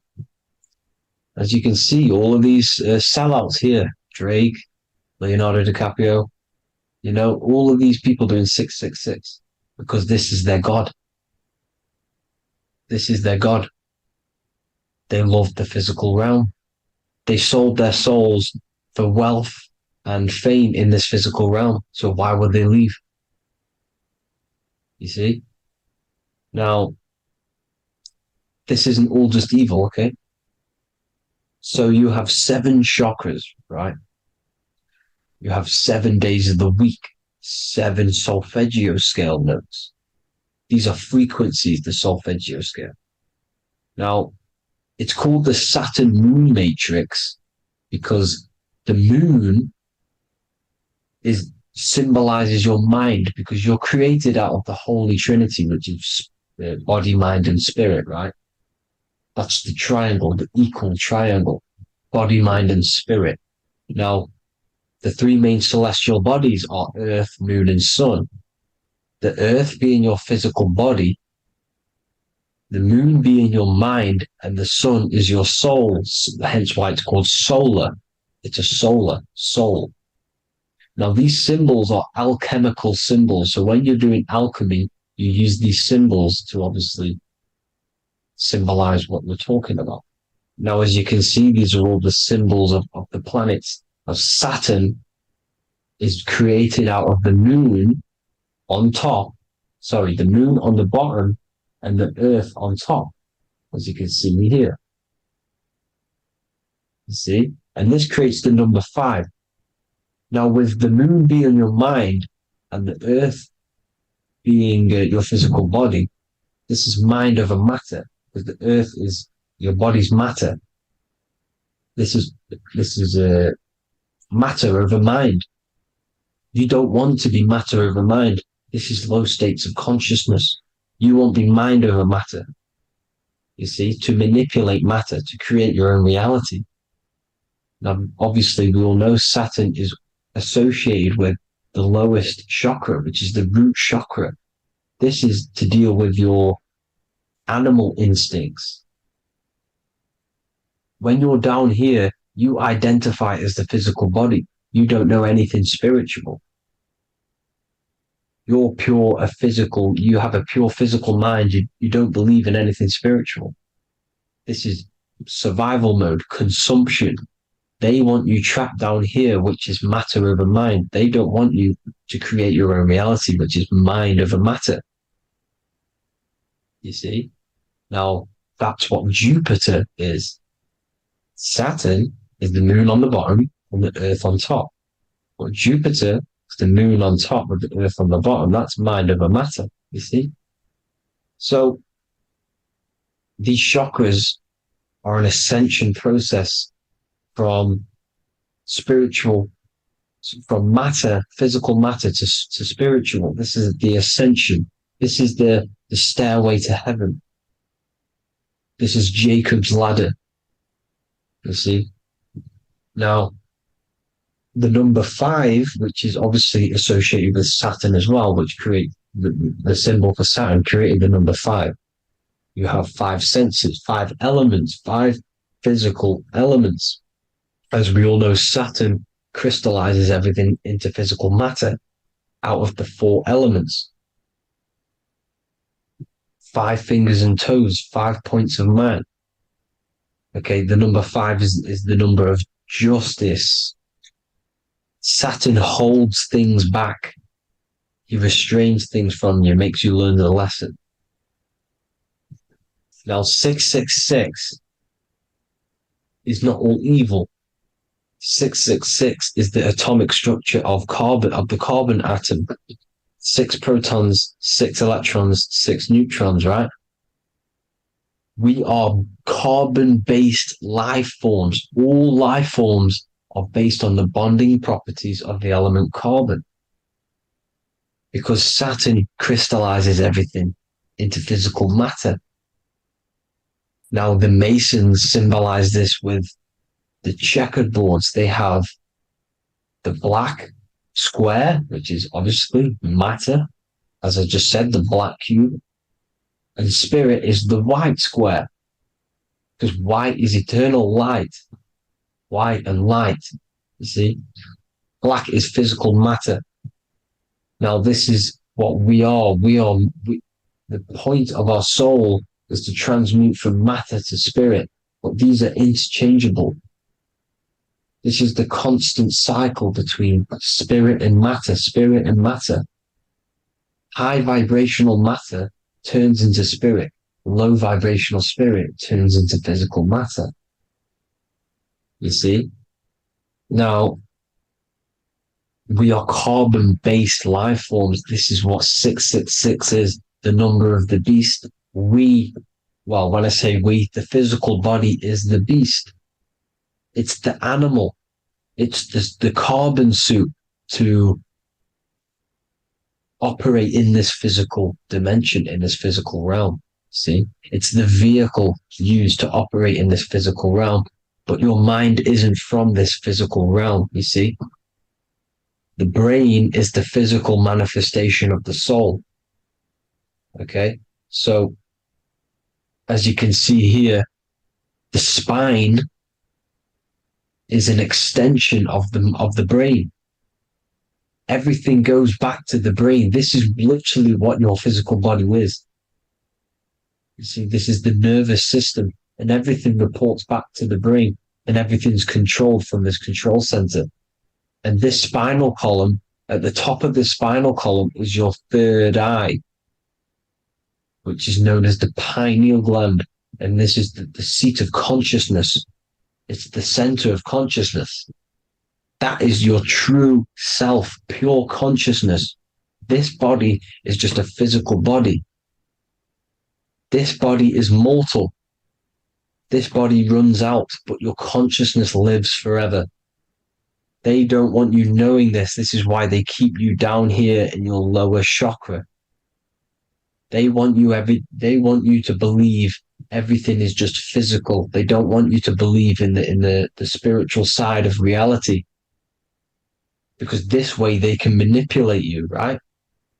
They want you matter over mind because they know your mind creates reality. They know your mind is the root cause of reality. You manifest your own reality from the inside out. So this is why they control your perception of reality. They control your information in order to manifest their new world order. You, who are ignorant to knowledge and wisdom, you who are ignorant are manifesting their agenda because you accept their information and their perception of this reality. Now, this is why they tell you the globe model, the heliocentric model, to trap you into physical matter. Now, if you understood about this true form of this realm, you'd understand that there's a spiritual side behind everything. The spiritual side, something has to exist. The root cause of reality is higher planes of existence. It happens in the mind before it happens on the physical plane. You see? They don't want you knowing this. They want you matter over mind, which is the symbol for Saturn. Moon over Earth. The Holy Trinity.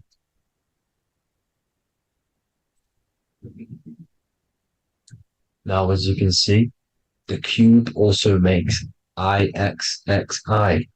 This is Roman numerals. This is Roman numerals, and when it's translated from 9/11. Yes, 9/11. This is the secret code of the One World Order. The two twin towers, when the two become one. Okay, when the two become one, this is how you reach the higher states of consciousness, the physical and spiritual. Now, as you can see, the 9/11 memorial are two black cubes. It's two black cubes. This is all Saturn worship. Now, I'm not saying that Saturn is an evil celestial body, right? No, everything has a good side and a bad side, right? It's duality. The spirits of Saturn on the dark side are the most evil demonic spirits. Now, these are the spirits that these are invoking through these rituals, right? Yes, 9/11 was a massive ritual. It's a satanic ritual, okay? Now, we all know Elon Musk. Elon Musk is coming with the mark of the beast. And English gematria, this equals 666, right? 666, as I said, is the number of the beast. You are the beast, your physical body. You see how the Bible twisted things up to make things more confusing, right? But it's there. You just have to have the knowledge to be able to read the Bible properly. As we all know, we had this virus. I'm not going to say the name because I'll get flagged. This virus adds up to 666 because this is all part of the New World Order. It's all part of keeping you in this physical dimension. Okay? Now, as you can see here, Novus Ordo Seclorum on the back of his shirt, on Elon Musk's shirt. This is also on the $1 bill. Novus Ordo Seclorum. This means New World Order. Yes, New World Order. This is on the back of Elon Musk's shirt. And as you can see here, he owns Neuralink, which is the brain chip, which they're going to be putting into implanting this onto your brain. This is the New World Order to connect you and merge your consciousness with AI. Neuralink and Meta, he owns Meta as well, which is the metaverse. These are going to be linked in, hence why they have the same symbol, but just in a different format. It's the infinity symbol. And the infinity symbol comes from the torus field, as you can see here, your electromagnetic field from around your body. Now, the end goal is for this New World Order is to trap your consciousness inside of an alternative reality being projected from the metaverse. Because the metaverse will be the reality. Neuralink will be the brain chip inside of your brain, projecting your consciousness into an alternative reality while they harness your energy of your physical 666 body. Now, this stuff gets real deep, people. Now, this is the end goal of the New World Order, is to connect you with AI.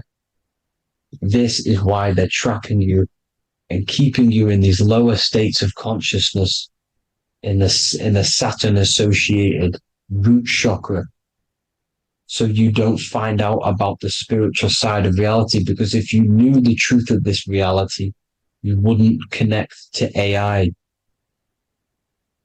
You see, you have the power within you to travel to other worlds, the astral plane, for example.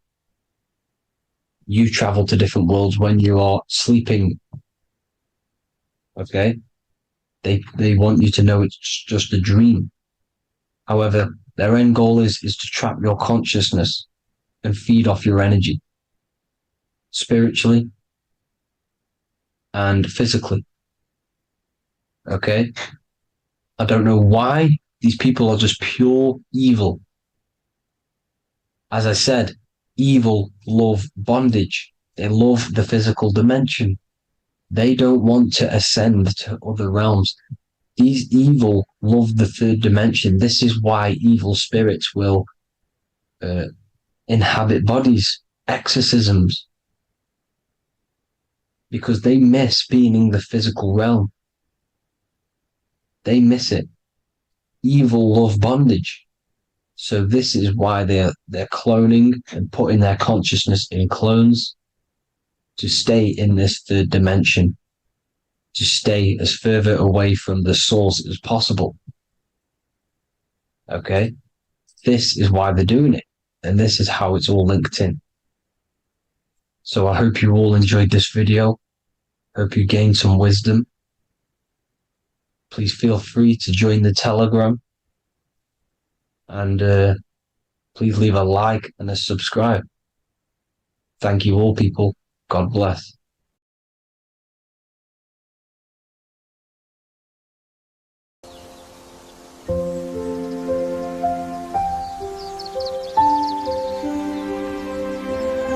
bookofwisdom.com. Visit today.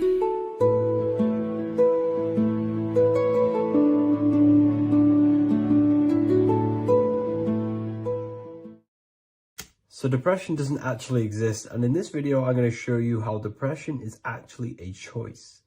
And I'm going to give you some solutions on how to deal with it. And this is probably going to change your life forever just by doing this alone. Okay, so the first thing you need to understand about depression is that it exists in your conscious mind. It exists in your thinking mind.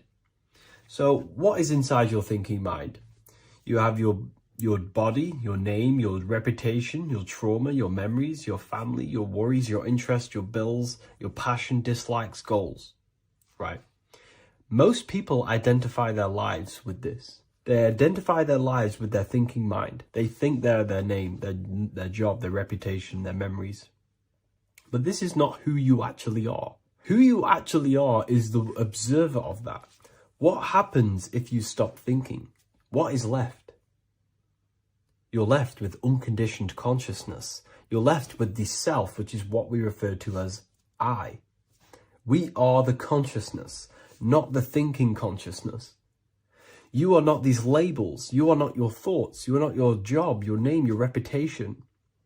Okay? And the reason why I'm telling you this is because it's very important, is that we are something beyond this body, beyond this name, beyond our thoughts. We are the consciousness. So depression exists inside of the thinking mind, the conscious mind. Okay? So if you want to get rid of depression, you must learn how to escape the thinking mind. And not only just escape, but that's step one. In meditation, you do meditations, right? We sit still and we have to learn how to control the mind and turn off the thoughts. And when we turn off the thoughts, depression goes out the window because there's no thought present in your mental field of consciousness to be depressed. Okay? You must understand, who is the one suffering from the negative thoughts? Who is the one suffering? Your mind is not suffering because the mind is producing the thoughts. Your body's not suffering from the negative thoughts. You are suffering. And who is you? You are a soul. You are that feeling. You are that person beyond the thoughts, beyond the feelings, beyond that. You are the one experiencing. You are that. Meditation gives us the ability to turn off the thinking mind. This allows us to escape our thoughts. Okay? And it gives us, over a long period of time after meditation, you'll be able to turn this switch. And this switch will be able to turn off your thoughts. And by doing this, we will be able to control our conscious mind directly by the hand. So when you notice yourself gaining them negative thoughts, we can then turn off the switch of turning off the conscious mind and rising to our authentic self and knowing the thoughts are just illusions. Now, let me tell you something that's very powerful. Most of your thoughts are coming from beliefs. Most of your feelings are coming from beliefs. So if you have a feeling of lack, this is coming from a belief that you don't have much. If you are feeling alone, this is coming from a belief that you are alone. So what we must do is restructure ourselves. We must restructure the subconscious mind, and we do this in many different ways. We can do this with meditation. We can do this with visualization, visualizing our desired reality as if we are living it. We can do this with affirmation. Now, a lot of people think, oh, I'm trying to speak something into existence with affirmation. No, you're not using vibration to try and change reality with what a lot of these new age people will teach you. Vibration, your words will not have much an impact on reality. That's the truth. But what they do have an impact on is reprogramming and recrafting and refining your mind. If you repeat, I am wealthy all day long, your subconscious mind, that word will be lingering inside your subconscious, and you will start to mold that into your conscious. You'll start to be consciously thinking about this. Most of your thoughts are coming from your subconscious. So if you want to get rid of depression, you got to figure out the trigger. What are you depressed about? What are you feeling? What are the beliefs that are making you feeling and thinking this way? And that's what you must restructure. You must restructure your subconscious mind through visualization, meditation, and affirmation. You do these all the time. You do these every single day, and you will slowly, if not surely, restructure your subconscious mind. While by doing the practice of meditation, you'll gain the off switch as well. Sometimes depression comes from not living in your authentic self. You're not doing the things that your soul is telling you to do. We all know what we should be doing at all times. I don't care what you have on. We all know we should be doing something. We all know that we have there's a higher aspect of our mind that tells us, oh, we need to be doing this, but I'm actually sat here on my phone. Oh, I shouldn't be eating this, but I'm doing it anyway. There's always that higher voice. And that is the voice that has to be connected to. And when your body's not acting out the voice of the soul, then the soul becomes sadder, and suffers more and more and more. There has to be a connection between the soul, the mind, and the body. They have to work in unison. Okay? So I hope this video helps with depression, with whatever you're going through mentally.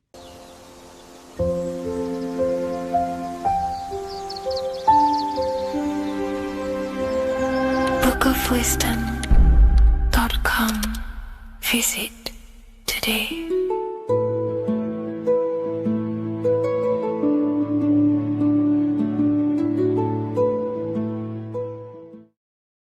What is good, people? We're back with another video, and today we're talking about the chakras.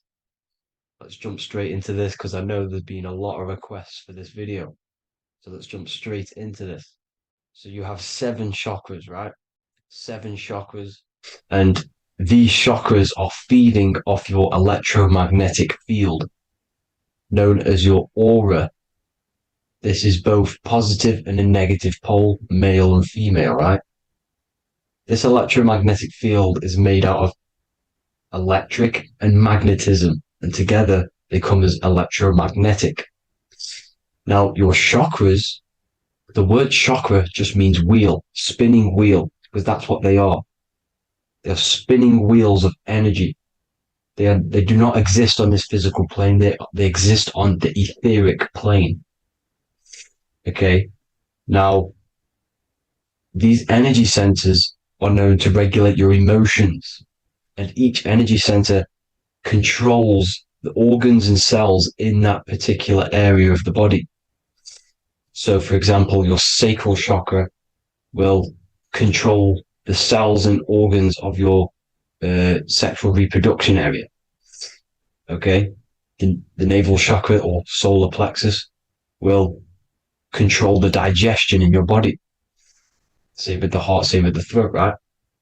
So they are like mini brains for each center of your body. They run along up the spine, but notice the crown chakra exists outside the body. It's just above the head.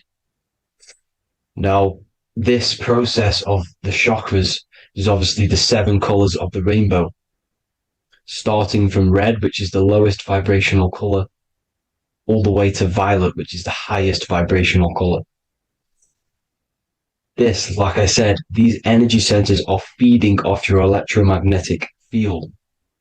So if these chakras are unbalanced, they are taking too much energy from your electromagnetic field, making it weaker. Now, this is the North Pole. As you all know, the Earth is flat, and we live inside of a giant torus field, and the North Pole is the Earth's heart chakra. And this is why the aurora borealis, or the northern lights, whatever you want to call them, that's why they are green, and they are being emitted from this center point of the Earth, because it's symbolizing the heart chakra, which is green, right? Now, you do work your way up to these. However, this is a torus field. You are a torus field. You have different layers of this torus field, right? And you need to balance all of these chakras, but you can't move up these chakras until you open the one below it. So it's like a stairway. You can't go to your solar plexus without going through your sacral. You see? So you have to work up these. However, you have to work up these and then live from the heart, because the heart is the center of the torus field. It's the balance between male and female poles, positive and negative poles. So you have to balance all of these chakras and then bring them all into one, which is the heart chakra. Now, they exist on the etheric plane.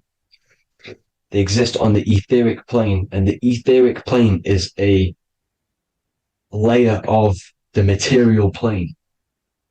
It's the one higher than the material plane. And then after the etheric plane, it melts into the astral plane. So they exist just between the physical and the astral aspect. Now, this is the yin and yang matter, which is the lowest root chakra, physical matter, and then to spirit, because high vibrational matter turns into spirit, low vibrational spirit turns into matter. So they're interchangeable. This is the yin and yang. Now, when you see ancient paintings with the halos, you see this is like a toroidal field coming out the top of his head, you see, with a halo. This was symbolizing in the old days, in the ancient days, that they've aligned their chakra, they've reached Christ consciousness, which is God consciousness, right? Now, this electromagnetic field is the apple that we bit out of in the Bible, because you see that apple is a torus field. So they were metaphorically or personifying the torus field. That's what the Bible is. It's a massive personification. It's all metaphors. You have to read it properly.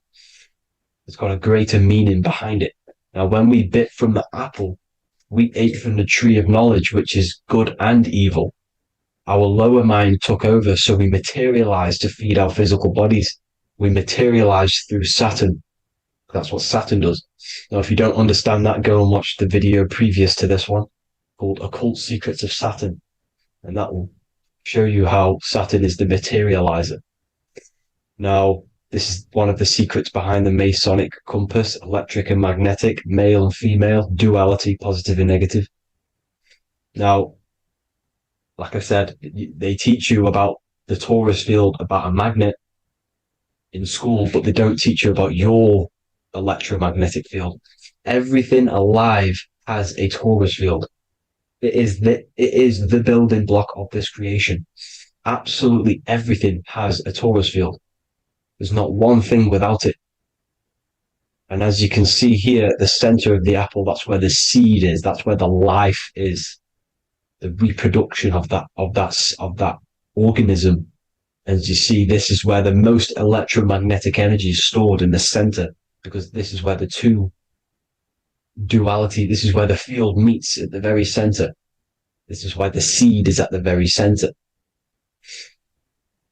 Now, your spine is a elongation of the brain. The brain is heaven, and the bottom of the spine is hell. So this is Saturn, which is the root chakra. The 7 planets are associated with each chakra. Moon equals mind. Okay. Now Saturn is physical matter, as I've just explained. This is the lowest vibrational color. And they want you trapped down here, which is your hell state, your animal nature, your physical nature. They want you to identify as the physical body. They don't want you to reach these higher states of consciousness. Okay? Now, in the brain, you have 12 convolutions. Now, this is what they were symbolizing in the Bible with the 12 disciples. And obviously in the Bible, it says the upper room where Jesus met with his disciples. This is heaven, the brain, the higher states of consciousness. Now, this is your North Pole. This is Jacob's ladder. Okay. This is why you have 33 levels of Freemasonry, because it's symbolizing the 33 vertebrae, which are these little things here on the back of your spine. Because once the Kundalini energy from the bottom of your spine rises to the top, this is when you get enlightenment and opens your third eye. Spiritual enlightenment. As you can see here, this is Jacob's ladder. This is the Kundalini symbol, right? And they're even showing you this in the medical symbol. They're putting it in your face. The serpents are wrapped around the spine. Now, the serpents symbolize how the energy moves around the spine, because it's a torus field, you see? At the center of the torus field, it wraps around the center pole.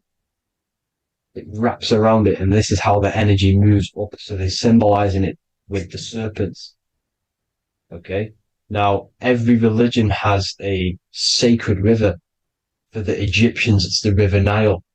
For Christianity, it's the Jordan River, right? This river is the canal, the energy canal at the center of your spine, all the way leading to heaven, to the Holy Land.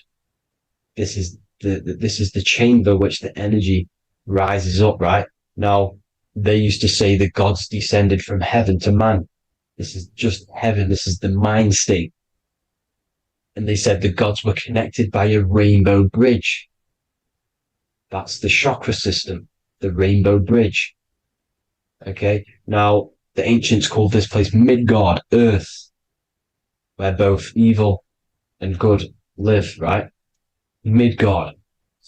But you can go to heaven, which is a pure mind state, because once you're in heaven, nothing negative can ever bother you. That's completeness, pure Christ consciousness. Now, this is why Jesus dies at 33. He didn't actually die, but it's symbolizing the death of the physical body. Not the death of the physical body, but his consciousness rising above the physical body to, as I said here, matter to spirit. Matter died off and he came spirit consciousness. This is symbolized by the 33 vertebrae, which is obviously the 33 levels of Freemasonry. And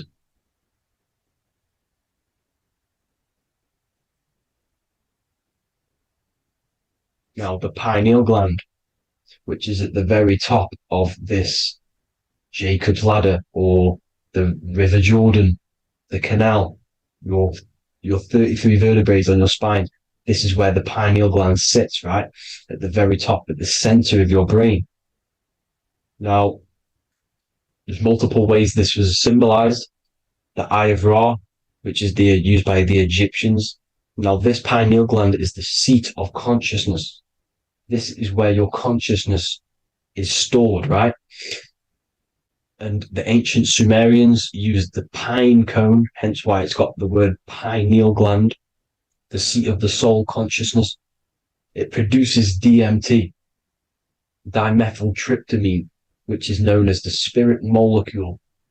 And the pineal gland is wrapped in microcrystals, and we all know crystals transfer frequency and energy. Now, radios use crystals. A radio is a frequency transmitter, turning a frequency into a frequency that we can hear with our ears, right? Because all the radios are actually playing right now in your ears. However, our ears can't pick it up, so the radio transmits it into a frequency that we can hear using crystals. So this is the power of crystals, and this is what our third eye is wrapped in, crystals. Now, this third eye is not actually your third eye, it's your first eye. When you're being materialized in your mother's womb, this is the first gland that is produced, and everything's built around it, because it is the consciousness. It is your consciousness. Your consciousness never dies, ever.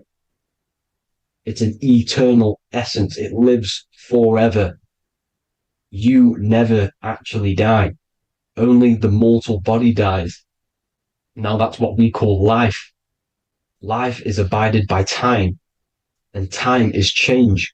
And change is what we call life, because everything's constantly moving and transforming into different things, right? Now let's not get off track. The pine cone is obviously, this is in the Vatican here. The pine cone is symbolized as the pineal gland, pine. And this is the opened pine cone. The opened pine cone means, or symbolizes, the awakened man, the awakened third eye. But the ones here, which the Sumerian gods are holding, these are shut pine cones, symbolizing the unawakened man. But let's not get confused, people. These gods were not gods. They are human beings just like you. They reached Christ consciousness. They are nothing more special than you. They just had the ability to reach Christ consciousness. And obviously their knowledge was far more intelligent than ours, far more advanced than ours. They knew the truth about this reality to the depths. Now, the ancient Hindus had a goddess called Kundalini, which is said that she descended by the means of a ladder or a cord from heaven, which is symbolizing the spinal cord. Now, this is what Hickory Hickory Dock, the mouse went up the clock and came back down. This is all these stories, like Santa as well. Santa comes up and then down the chimney. This is symbolizing the Christ oil. There's an oil which is produced in your pineal gland, right? And this oil travels down the spine. And once it's down on the spine, you must have to raise your consciousness, just like I said, with the chakras. You have to raise your consciousness, raise your vibration to heat up this oil and turn it into a gas. And it travels back up the spine through like the serpents up the spine, and this awakens the third eye once it's coming back up the spine and hits the pineal gland. This is the secret behind Santa and Hickory Hickory Dock, because Santa comes down and feeds the presents and goes back up the chimney, and he lives in the North Pole, the positive pole. This is the North Pole, people, and the presence is your sacred oil. This oil, your physical body is the furnace. It's the spiritual furnace, which you have to heat up this oil by raising your frequency and turning it into a gas to rise up this chamber, the River Jordan, to your third eye, right? Now, this is an alchemical process. Your body is the alchemical furnace. It says in the Bible, if therefore thine eye be single, thy whole body shall be filled with light. I shouldn't have cut that out, but that's what it says. The light of the body is thine eye. If therefore thine eye be single, thy eye shall be filled, their body shall be filled with light. This is symbolizing the pineal gland enlightening the body, the spiritual body, filled with light. Now, as I said, they want you kept down here, which is the root chakra, which is your animal nature, which is obviously mind, matter over mind. This is the symbol of Saturn, right? As you say, we're built of body, mind, and spirit, the Holy Trinity. That is the sun, moon, and earth. The sun's your soul, solar. Moon is your mind. Earth, which is the cross, which is your physical body, the 5 elements, right? So body, mind, and spirit. So the Saturn symbol is actually made out of the cross on top, which is the earth, and the moon on the bottom, which is symbolizing matter over mind, because earth is physical matter. You don't want to be matter over mind. You need to be mind over matter. See, they want you identifying as your physical body. They don't want you to realize you're an eternal consciousness. You're an eternal essence of consciousness which never dies. They want you trapped in your animal nature. And this is why the Baphomet has a goat head, because it's symbolizing your animal nature, which is evil.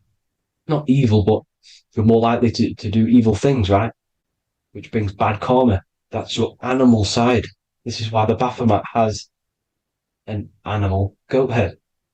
As you can see here, he's got the Kundalini energy here.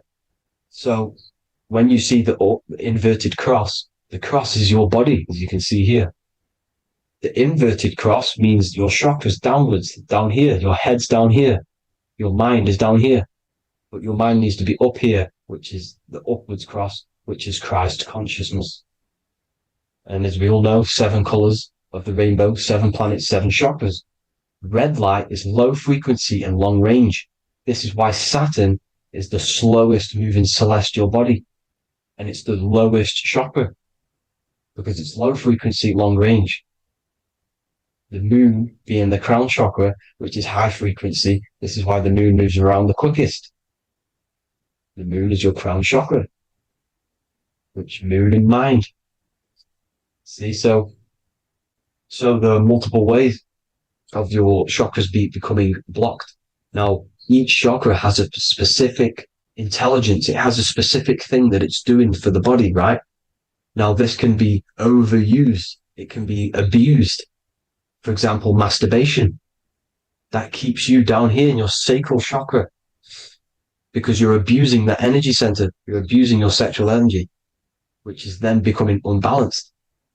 So this is how energy, this is why these centers are pulling more energy out your electromagnetic field, because these centers are wheels. The chakras just mean spinning wheel of energy. So when you're abusing these certain centers, you're pulling energy out of your electromagnetic field, which is making your field weaker, which is making your frequency lower, which makes you prone to diseases, prone to lower negative energy, right? So you need to align these chakras. You need to unbalance them. And as you can see here, you can screenshot these to see how they're blocked. I'm not going to go over each one because it'll take me forever, but have a little read yourself. This is why they're blocked. Now, the ancients used to say Aum when they meditated. Now, these are the 7 vowels. There's not 5 vowels, there's actually 7. Now, when they say Aum, they're aligning all their chakras by saying this when meditated. This is where the Aum originated from. Now, emotion is energy in motion. So if you're feeling a certain way, that's the energy you've put in motion. It's a reflection. We live in a mirror reality. Everything's mirrored. Everything's mirrored. As within, so without, as above, so below. Everything's a reflection of some sort. So whatever you're feeling, you're doing something wrong. It's telling you you're doing something wrong from the root cause, because your energies are the effect. You're feeling the effect of something you've caused. The law of cause and effect. Nothing escapes it. Now, the Jehovah's Witness believe that exactly 144,000 faithful Christians go to heaven or be resurrected, right? This is not true. This is symbolic. 144,000 go to heaven. Now, the petals on the chakras, this is the root chakra, this is the crown chakra. Now, if you add up the first 5 chakras, the petals, add up the petals on the first 5 chakras, you get 48. And then you get to the third eye, which has 2 petals. 48 times 2 equals 96. 96 plus 48, which you got from here, equals 144. The last chakra has 1,000 petals. Times 144 times 1,000, you get 144,000. This is a frequency. This frequency is the frequency of the ascension up your chakras. This frequency is a high frequency which turns that oil into gas, which rises up the spine, activating your third eye. Right? So this is all the religions are all symbolic for this sacred secret of Christ consciousness. As it says in the Bible, the kingdom of God is within. It's not out there, people. You must look within yourself. You are God. You are a spark of his consciousness, infinite consciousness, right? So 144,000 is a frequency, and you must achieve this. Like I said, these people in the past, they're not gods, people. These were just humans. Nothing special. They just reach Christ consciousness. Now, they keep you in these lower vibrational states with the food, right? And as you can see here, all of these fast food restaurants are mainly are red and yellow, which are these lower states, these lower 2 chakras, lower vibrational colors, because they want you trapped down here in matter. And these foods are so low vibrational, they will keep you down here, because your gut produces, I think it's like 80% of melatonin. Melatonin is your feel-good hormone. These foods will not make you feel good. This is very low vibrational. Meat. It's not meat, it's raw flesh. These animals are stripped from their family, put on a conveyor belt, watch their friends be tortured, and then get slaughtered in a slaughterhouse. Think of all the fear that's running through their blood, all the hormones, all the fear, and you're going to go and eat that very low vibrational energy. As you can see here, this is the light photons within fruit. You can see the life force in this fruit. You must think, feel, and do positive to raise your vibration. As you can see, earth equals heart. If you rearrange it, everything in nature is green, right? The aurora borealis is green.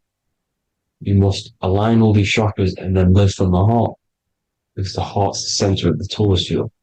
You must become the consciousness in the center.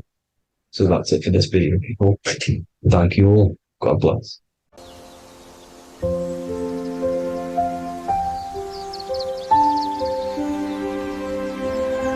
bookofwisdom.com.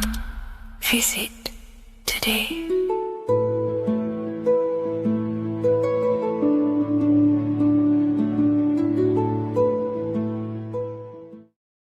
Hello, Seeker. Welcome to Revival of Symbolism, a channel devoted to the language of esoteric symbolism, guiding you to discover yourself and expand your consciousness into deeper realms of thought.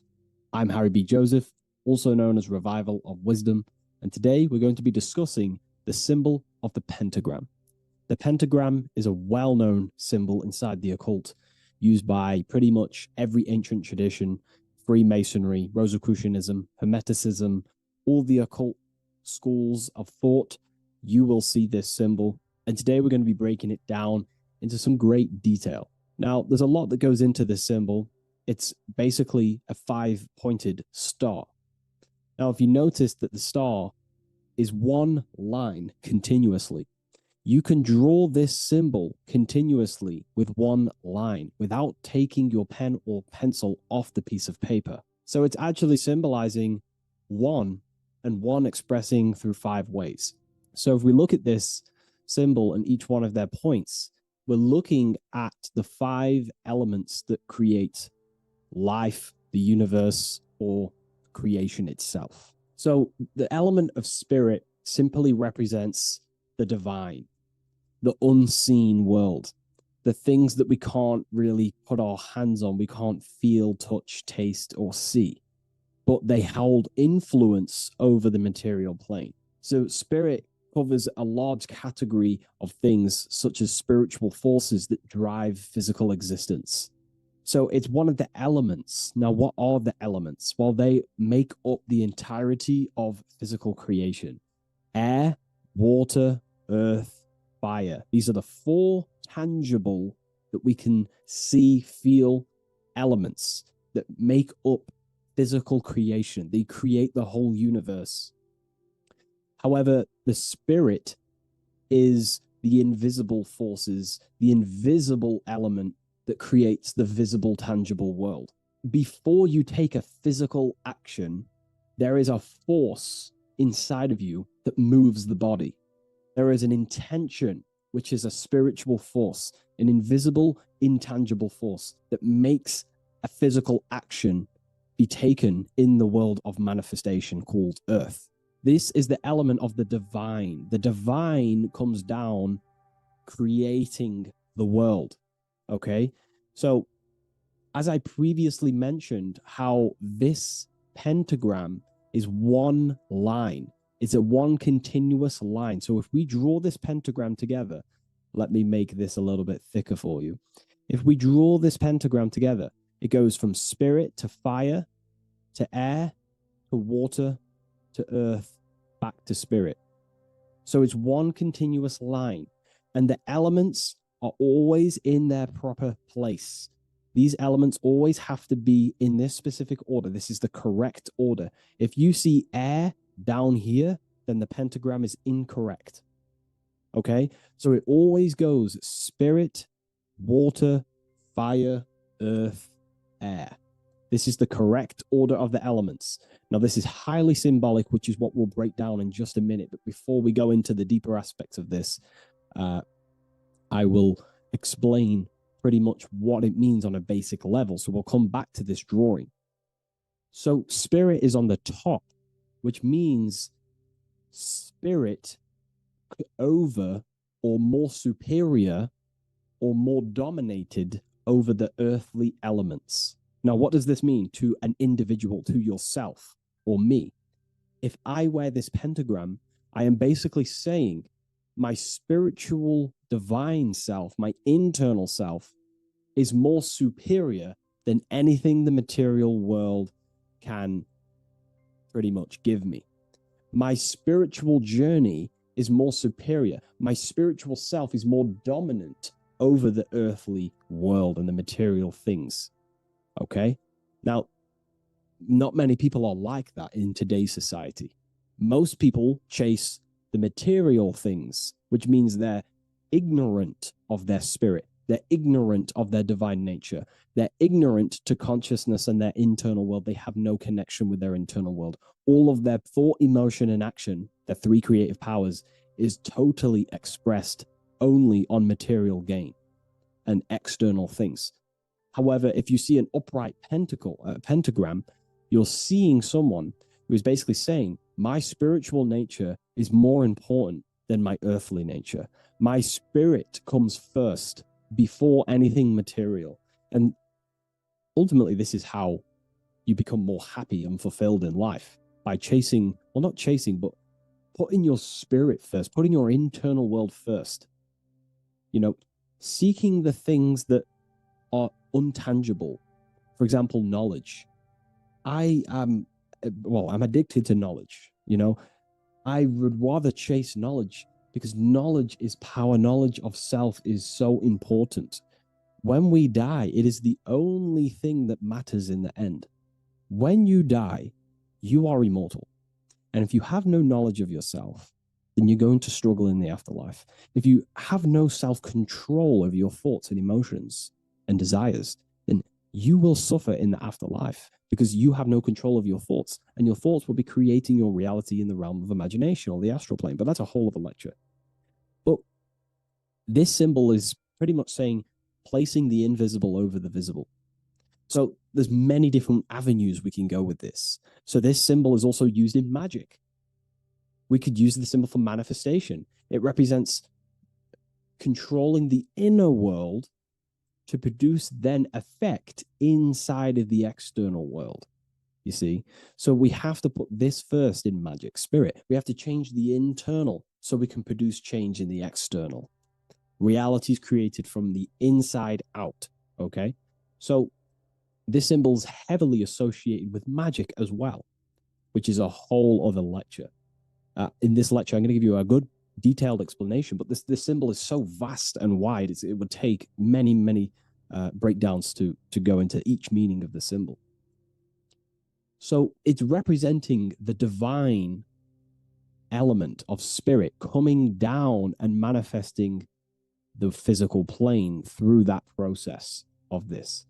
So as I mentioned earlier that I'd come back to this, what we're looking at is the process of spirit turning into matter.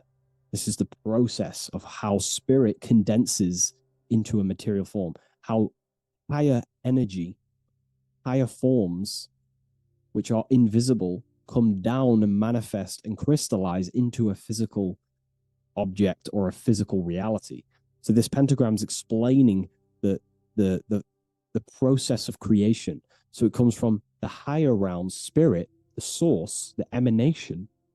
An emanation is a thought or an emotion or a desire, which comes down to fire first. Fire represents the will. This is the willpower. This is the willpower. It's still kind of more of an invisible force, but fire is the closest element that represents spirit. This is why we light candles in magic and rituals, because it's literally opening a doorway to spirit. It's the closest element to spirit. So this is why sometimes in alchemical artworks, they use fire to represent spirit. Because, it's quite difficult to use a symbol for spirit because it's totally invisible.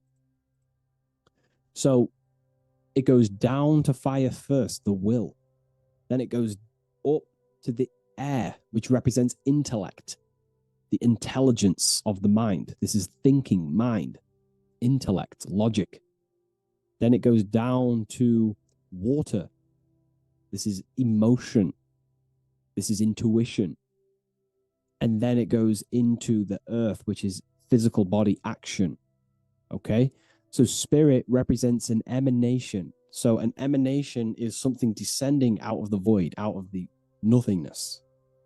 And the first thing that descends is will, then intellect, then emotion, then a physical action. Then everything returns back to spirit from earth. So it's showing you how spirit manifests into matter. It's also showing you the macrocosm, how the world is created. So ultimately, it's a symbol of the microcosm also.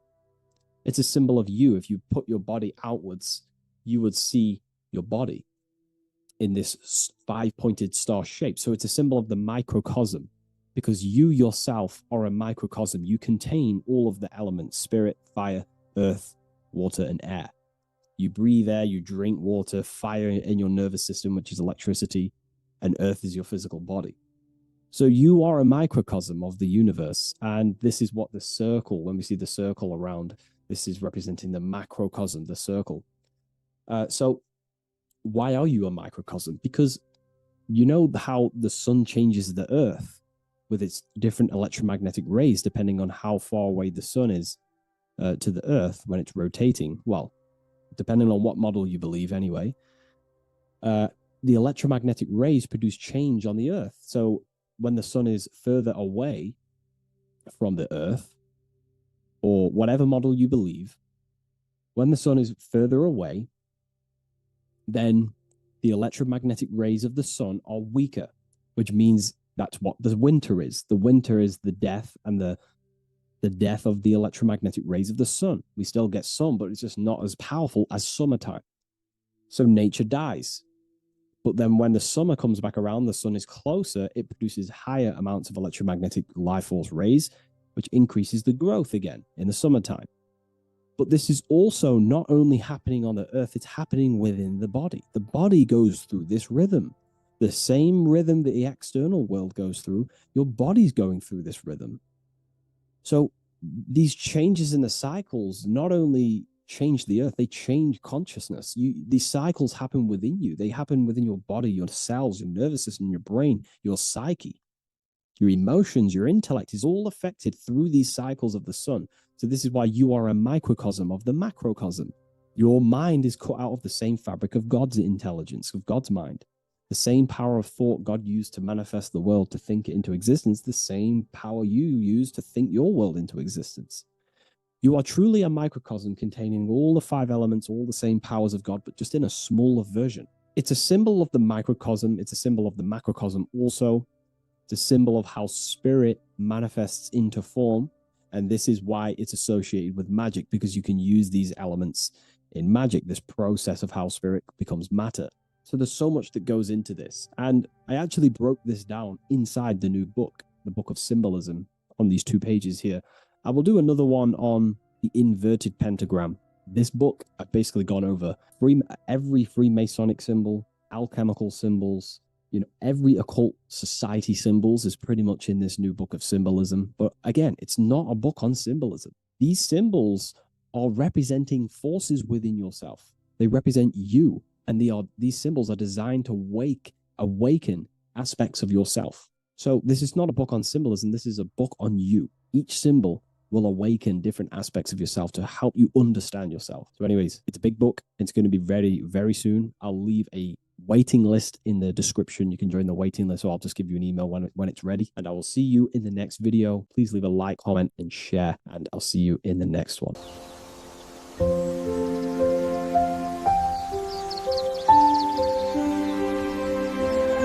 bookofwisdom.com. Visit today.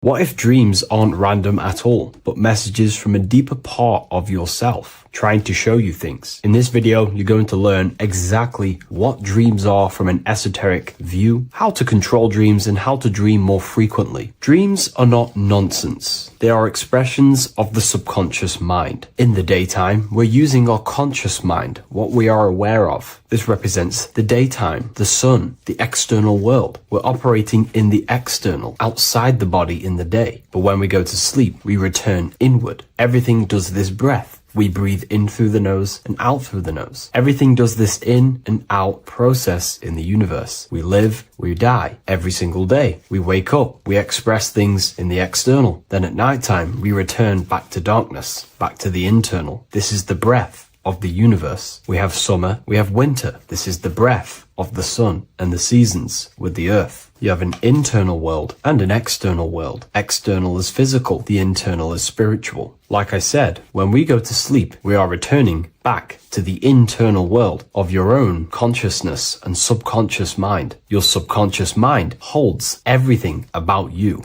your memories, your traumas, everything you've ever learnt, your language, your name, your job, everything you identify with is stored within this vast network of the subconscious mind. It is your own personal consciousness. Therefore, when we dream, we return back to the subconscious mind, and we are in fact thinking, but in a subconscious way. The subconscious does not speak the same language as the conscious mind. The conscious mind uses language, thoughts, and all things that are very logical and very easy to understand. The subconscious is the complete opposite. It is very indirect, metaphorical, and symbolic. The subconscious communicates and works in symbols. Ultimately, symbolism is the language of consciousness. This is why in occultism and esotericism, it is filled with occult symbols, because symbols are used to communicate directly with the consciousness within, the subconscious mind. And the subconscious mind is ultimately connected to the collective consciousness. We are all connected and tapping into the mental plane, where we receive thoughts, ideas, depending on what we attune our mind to. That's why we call it a mindset. But getting back on topic, the subconscious mind is your own personal network. It is like a net, an interconnected web of your thoughts, memories, traumas, emotional blockages, and all the things you identify with and have experienced in your life is stored within this network. It can be seen as a web. One example of the subconscious mind using symbolism is this next story I can tell you. Let's say I was in a very traumatic car crash as a young child. I experienced a lot of emotional trauma in that car, and that deeply impressed my subconscious mind with that trauma of emotion that I felt. Therefore, every time I see a car in my external world, that car is now a symbol that represents the state of consciousness I was feeling in that particular time of the traumatic car crash. The car is a symbol for a state of consciousness within my subconscious mind. Just like when you see a word, that word triggers what you believe that word to be in your subconscious mind. Symbols are the language of the subconsciousness. Therefore, when we dream, we are basically seeing symbols of our own personal subconscious mind. Our higher mind, which is basically our subconscious, the higher version of you that exists beyond your human thinking mind, communicates using symbolism. The higher mind does not speak human thoughts, human language. It speaks the language of symbolism. Therefore, when we dream, every event, every person, everything that happens, and everything you see is your own personal subconscious mind materializing within the plane of the astral plane. This is a dimension that sits just above the physical world that everything is pulled out of. For example, look around you. Everything you see around you was thought, then imagined. Imagination is the astral plane, and this astral plane sits above the physical world. As above, so below. These objects were thought, imagined within someone's mind, and then pulled into a physical reality. Therefore, the imagination is what you're experiencing within a dream. It is your subconscious mind thinking and materializing within the imaginative plane.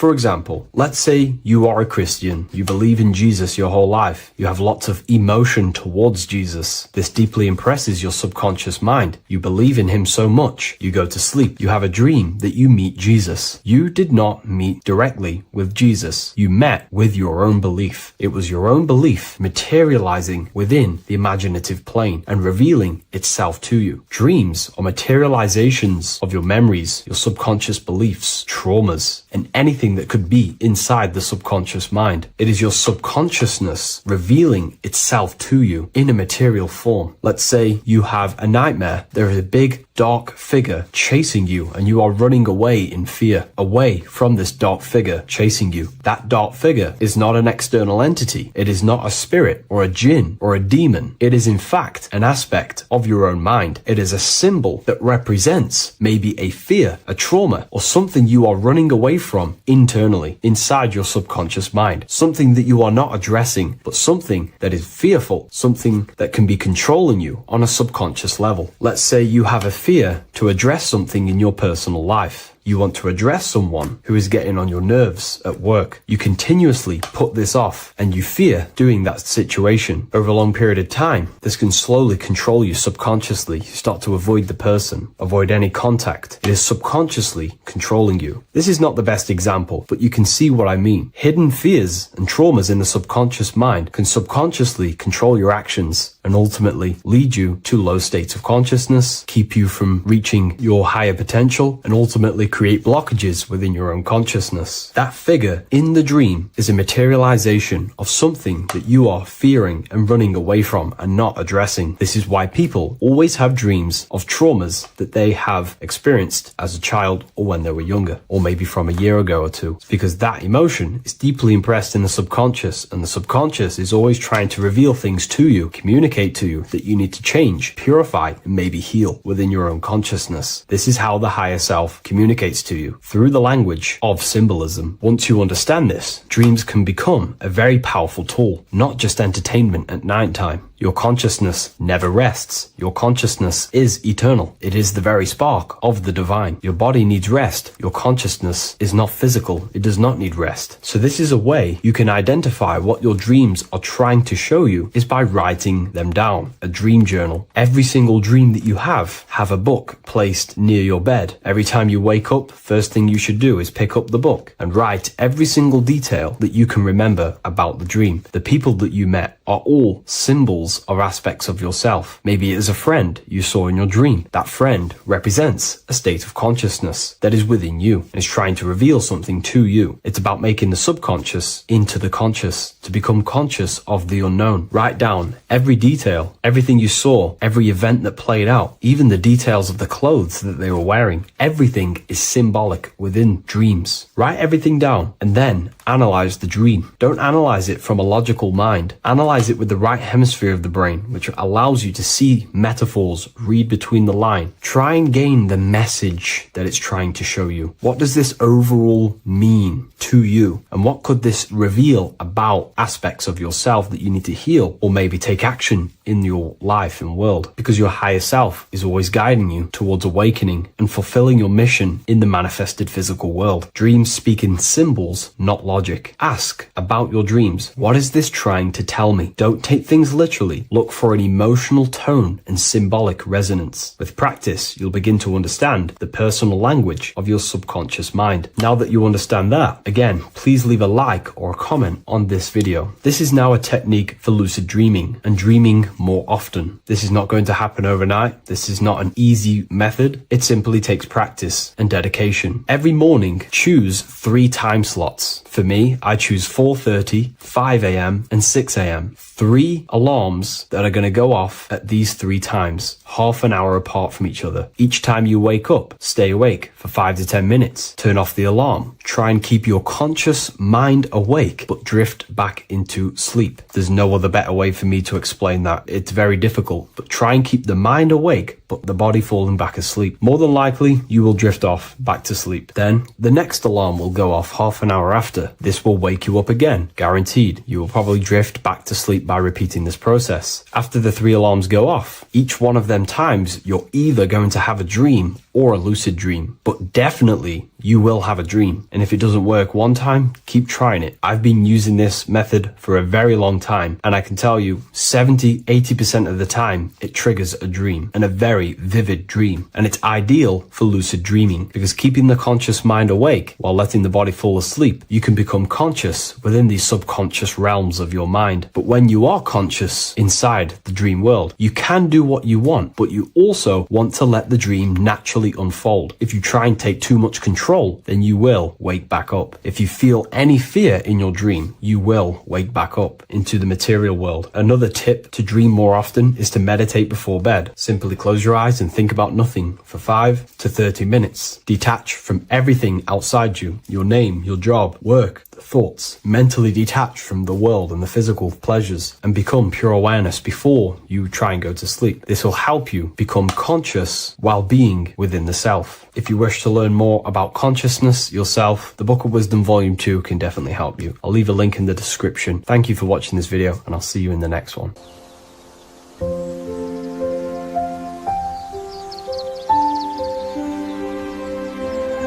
bookofwisdom.com.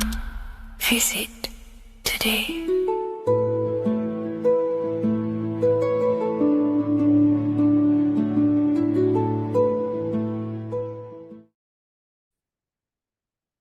Hello and welcome to another video and another lecture from Ethereal University.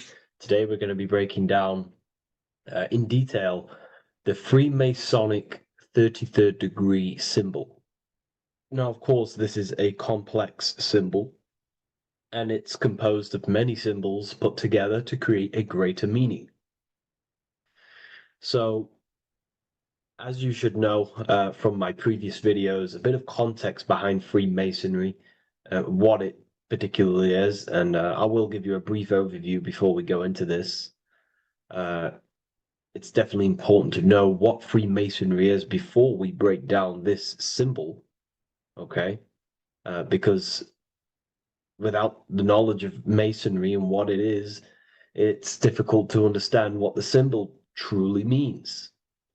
So Freemasonry is all about building. The word Mason means to build. And we're either building with light or we're building with darkness. So that we have good Freemasonry, we have good Masons, people who want to spread the truth, people who want to help people awaken their mind and liberate them and bring them up to higher consciousness. Or we have Masons who want to divide, keep the knowledge to themselves, create walls, build walls in people's minds, construct illusions in people's minds for their own personal gain. Okay, so we're either building with light or you're building with darkness. You're either building with light or bricks, spirit or matter. God and the devil, same thing. You're either uplifting people or dividing people. Each and every single one of you is a Freemason. Well, a Mason. Not a Freemason, but a Mason. You are a builder. And you're either constructing division in you and other people, or you're either creating oneness. Everyone is doing this. Everyone is building. Everyone is contributing towards the world and building our reality. So Masonry is a craft, and that craft is to craft a better mind and heart, a higher consciousness, a higher understanding of the self, building a higher perception of yourself, getting to know who you actually are, why you are here.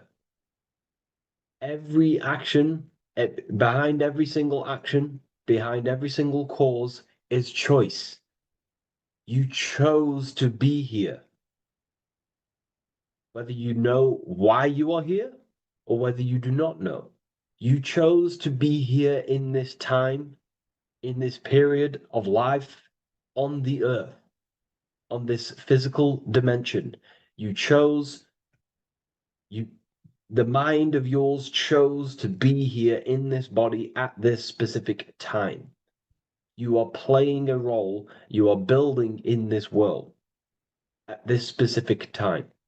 So Masonry is all about getting to know the self, to know what you actually are through gnosis.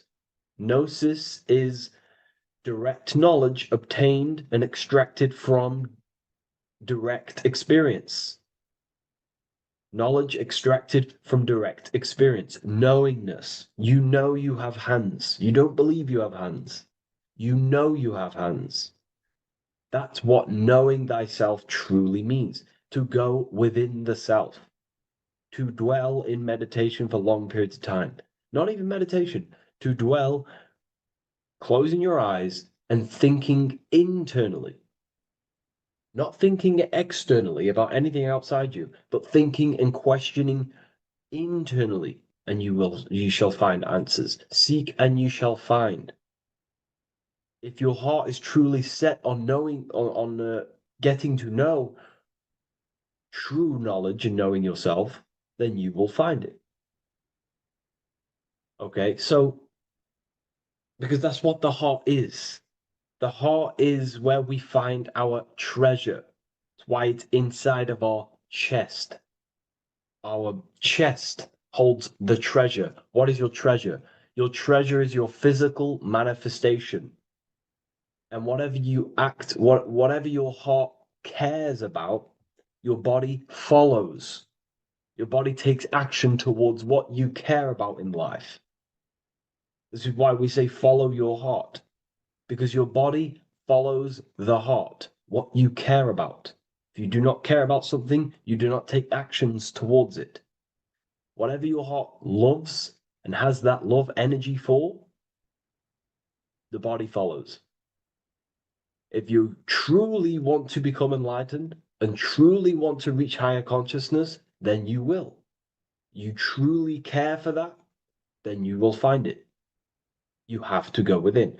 Okay, so this is what Masonry is about. It's about going within and finding out your true nature and constructing a higher consciousness by dissolving walls and blockages inside your mind and heart, purifying the self.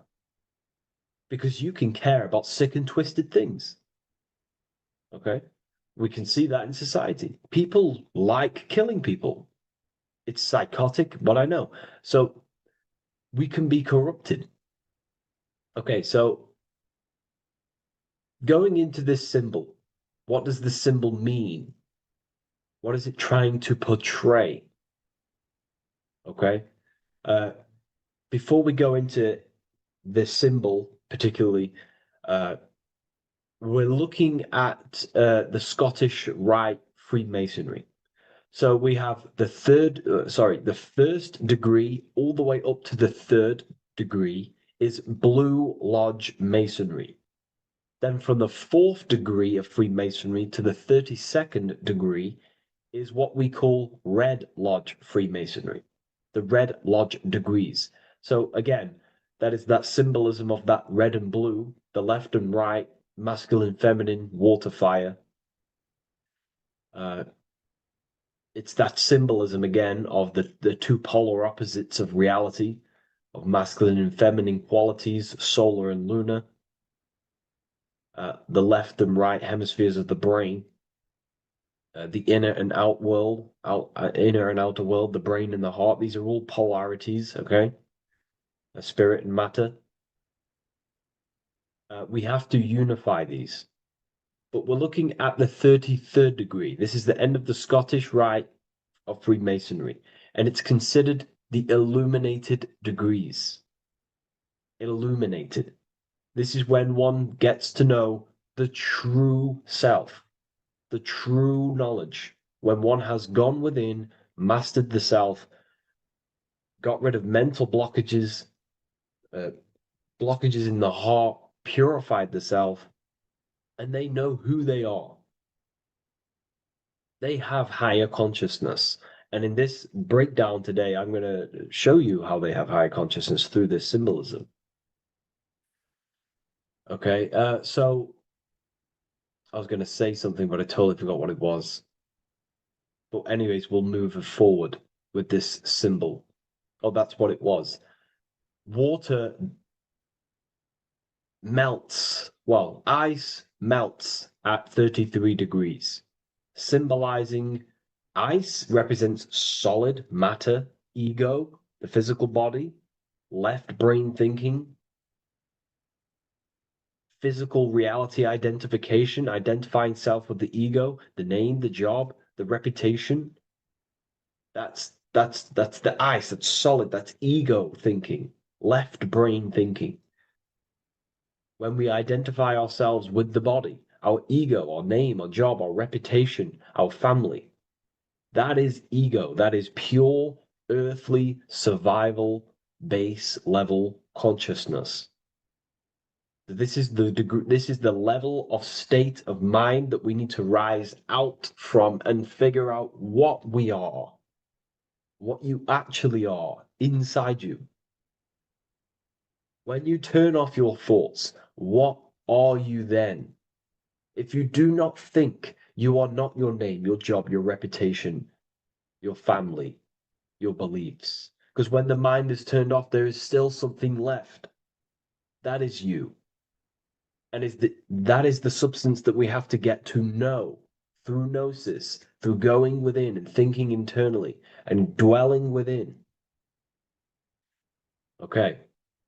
So Freemasonry is all about learning about the psyche, the true nature of consciousness, how it functions, the mechanics of consciousness, how we can integrate universal law with consciousness. We're going to be going into that.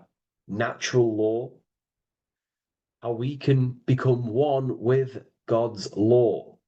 We can become one with the universe and integrate universal consciousness into yourself. Okay, so the first thing I'm going to say about this symbol, straight away, the first thing you probably notice about the symbol is the eagle. The eagle is a bird. Okay, what do birds do? They are high in the air. They are above the earth, which represents rising consciousness, rising the mind out of the lower mind, earth-based survival, impulsive, reactive, egotistical mind. And we're pulling us out, we're rising from that. The earth represents that lower base survival consciousness, ego-driven thoughts. And we're rising up. The bird is free. It's free from the earth. Okay? It's free. It's elevated. It looks down upon the earth. So the eagle is a bird which represents higher view of self, a higher understanding of the self. It's elevated. We have a higher view of myself when I reach the 33rd degree. That is what it's showing you. That is what it's symbolizing. Okay? It's above the earth. It is free. It looks down. When you have higher consciousness, you become enlightened. It's impossible not to look down. You do look down on people, but not in a bad way. Not in a bad way. That sounds bad. I understand that sounds bad, but that's not a bad way. I don't mean that in a bad way or a bad-hearted way. I mean that as when you have higher consciousness, you can see people who are living and dwelling in zombie mode, low level earth based consciousness. They think they're the body, they think they're their name, their job, their reputation, their family. So it represents looking down because I have higher awareness of myself. I know what I truly am. The water is flowing at the 33rd degree. The water melts at the 33rd degree, representing the flowing of consciousness, the flowing of the mind, flowing of light energy entering the body. Because when we reach higher consciousness, when you raise your consciousness, which is just an easier way of saying mastering thoughts, mastering yourself, we no longer give attention to negative thoughts because we understand what thoughts are and why would you let your own mind take away your own power? So again, Freemasonry is about gaining personal power, not in a bad way. Well, it can be used for bad. Gaining mental power, a strong mind. Most people have very, very, very weak minds in this world. Very weak minds. This world is a mental world. We have to gain strength in the mind. It's a mental universe. The stronger the mind, the better your reality. The less affected you are by external things. Nothing external should ever bother you. Okay?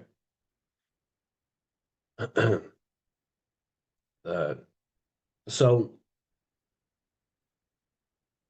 it's about gaining mental strength, mental clarity. So again, the bird is elevated, it looks down, it has a higher awareness, it sees things from above, it sees the world for what it truly is. That's the eagle. Okay? It's the higher view. This is the illuminated degrees. So we're looking at now the sword. The bird, the eagle, the double-headed eagle is standing on the sword. Very symbolic. The sword is not above the eagle.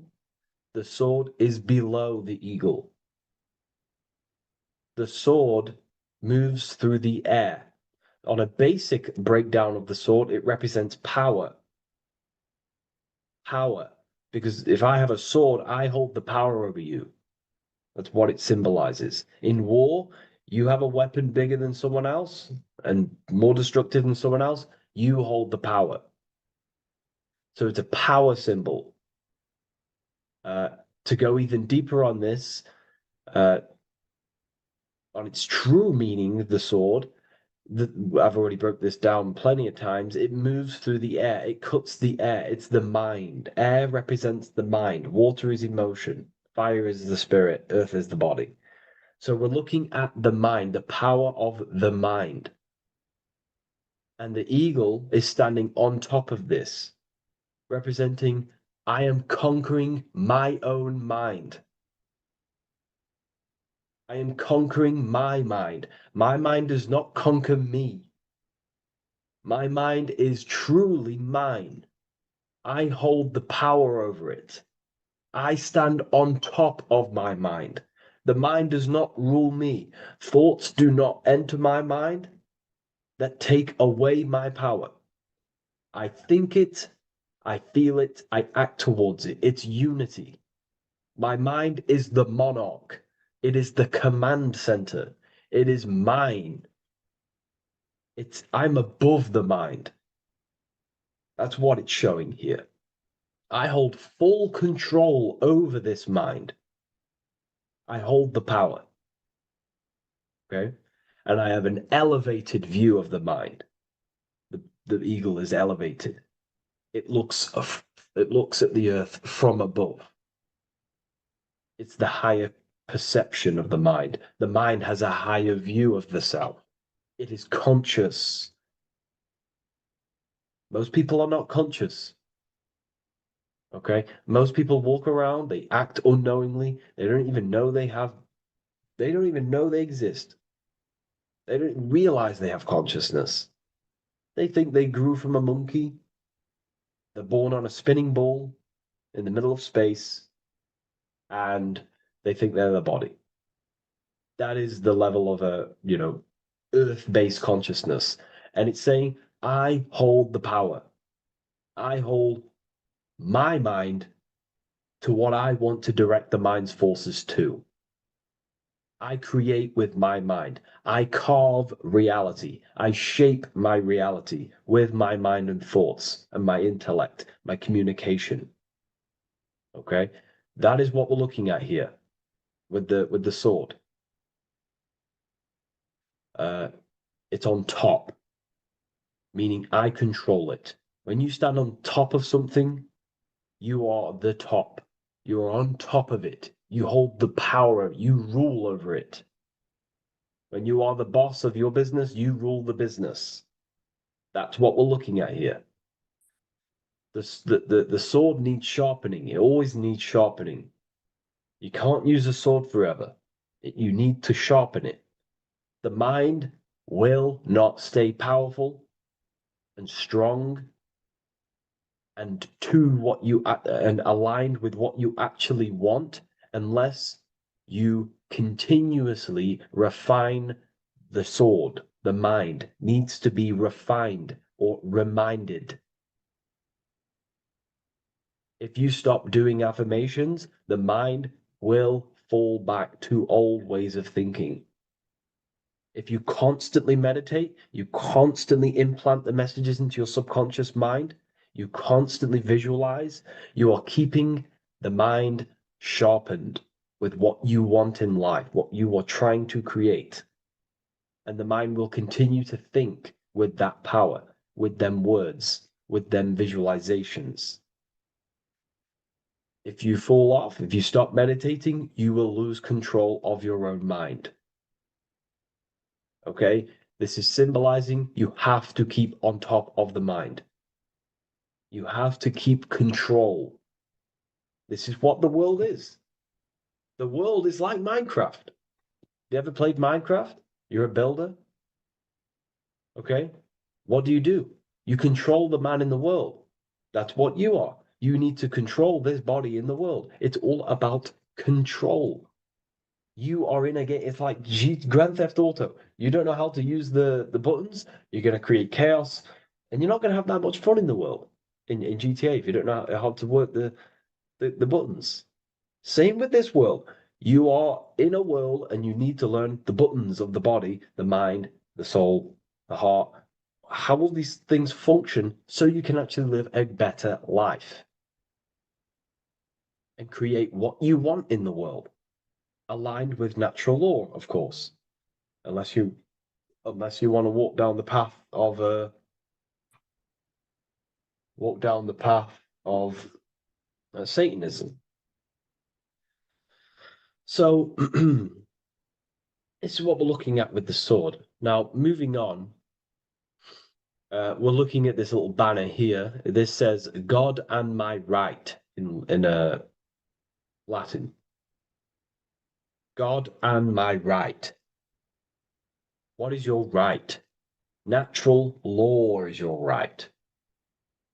What is natural law? You already know the natural laws. We all intuitively know the natural law.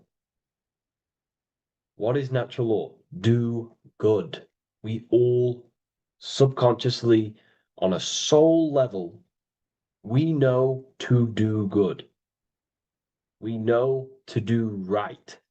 It is wrong to hurt people. It is wrong to control people. What is your natural law? What are the forces that you hold power over, that you have full control over?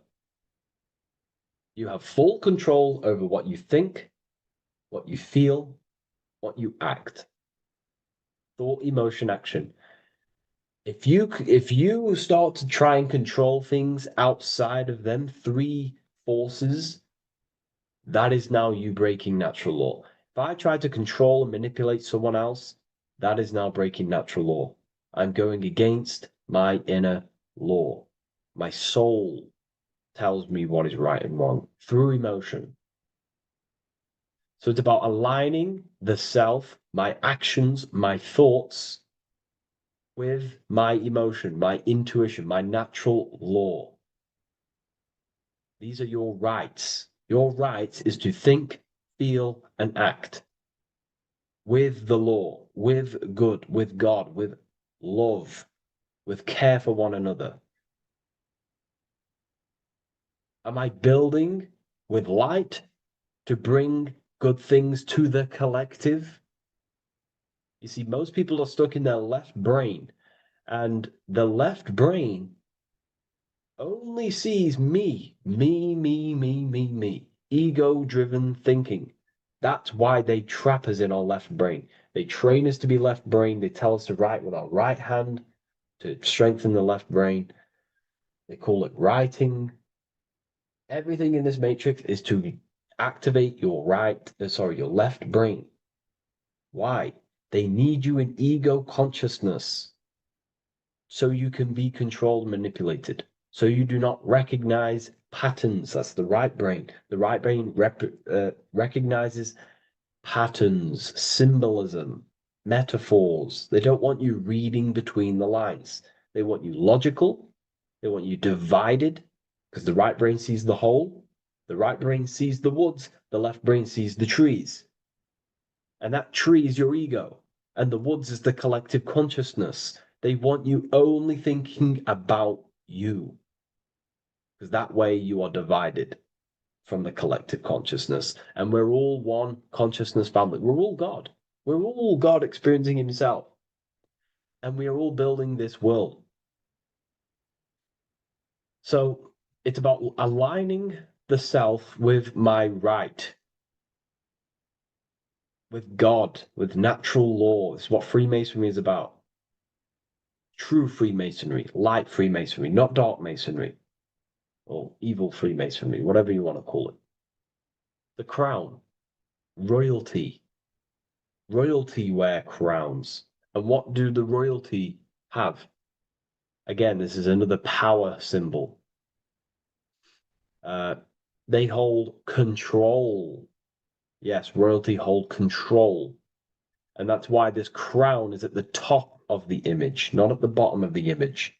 It's at the top, representing I control the left, I control the right. I control my left brain and my right brain, the two eagle heads, the two views. The eagle has one eye on each side. It's looking, it's seeing. And that's symbolic of the left and right brain. We see, not physically see, but I mean perceive. We perceive reality with the left brain and we perceive reality with the right brain. And it's about unifying these two brains so we can see and perceive reality from a true lens. Because if we see reality only from the left brain, and a left brain dominated brain, we see everything as divided. But if we see everything from a right brain perspective, we see everything as whole. When everything is in the middle, you need to see reality from the middle. Yes, I have my own personal consciousness, and yes, there is a collective consciousness. So I need to balance between that.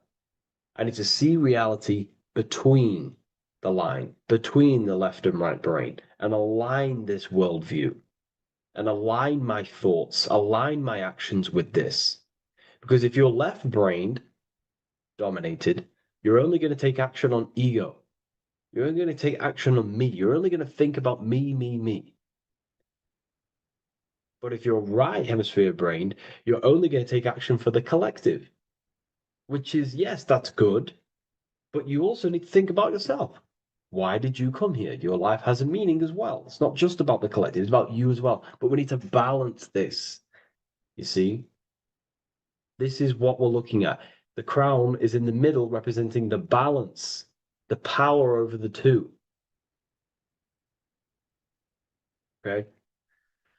It's the balance, it's mastery, it's control. Royalty hold control over society, royal families. So it's about controlling the self. It's control over the eagle, control over the sword, over the mind. It's about personal power we're looking at here. Self-control. Now we're looking at a upright triangle, which represents the element of fire, which is masculine. Masculine is all to do with action. Action, the physical body. We're looking at fire, which represents spirit or transformation. Fire is a very transformative element. It transforms things. Okay, so we're looking at self-transformation through action. This is what we're looking at here. Fire is a very, very masculine force.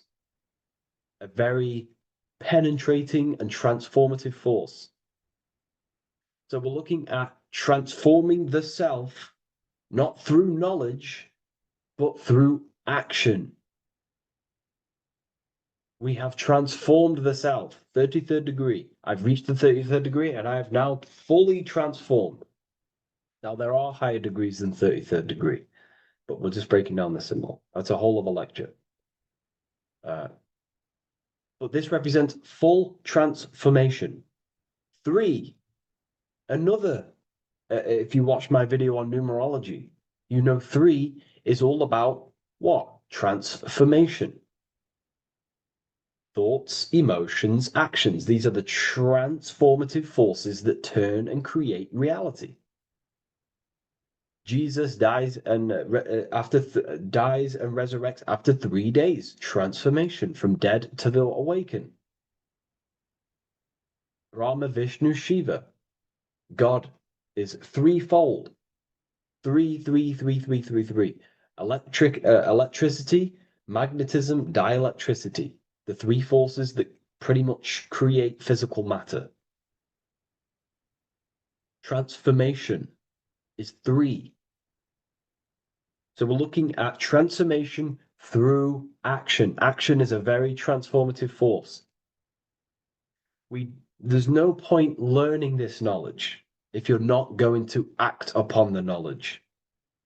A lot of people join the university, they learn a lot, but they leave because they don't want to take the action. They don't want to do the hard part. They don't want to act towards higher consciousness. They want to dwell in their lower mind. That's fine. That's your path. That's their path. But if you truly want to raise your consciousness, you have to act upon it. You have to actively not take the action. It's about what you do and do not do, because not doing something is also an action. If you are not participating in the low-level pleasures like sex, casual sex, masturbation, going out and getting blind drunk. These are low-level pleasures.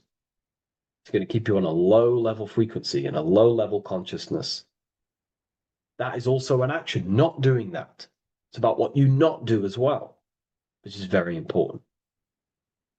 You have to act upon it to reach this degree. You will not reach this degree if you have not taken a lot of action towards reaching higher consciousness, reaching self-mastery over the mind, controlling the mind. This is what, again, it's about taking action on actually controlling the mind, controlling the self, gaining your power. Okay? Okay. This is another fascinating part about the eagle head and wings. It also represents the past, present, and future. The crown is, again, symbolic of the crown chakra. This is all to do with knowledge. So we're looking at knowledge of the past, the eagle on the left looking behind, and the eagle on the right looking forward. So we're looking at the crown, knowledge of the past and the future. Looking at your past is very powerful. What has got you, what has led you to this very point in your life? What actions have taken you to this point?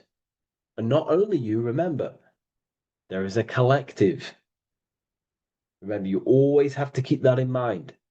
Every action you take, you have to always align it with the collective consciousness. It's not just you in the world. We have a collective. So, how did you and how did the collective get to this point in life, in this present? How did we get here? How did we get into this mess? Humanity is in a mess. A straight up chaotic mess.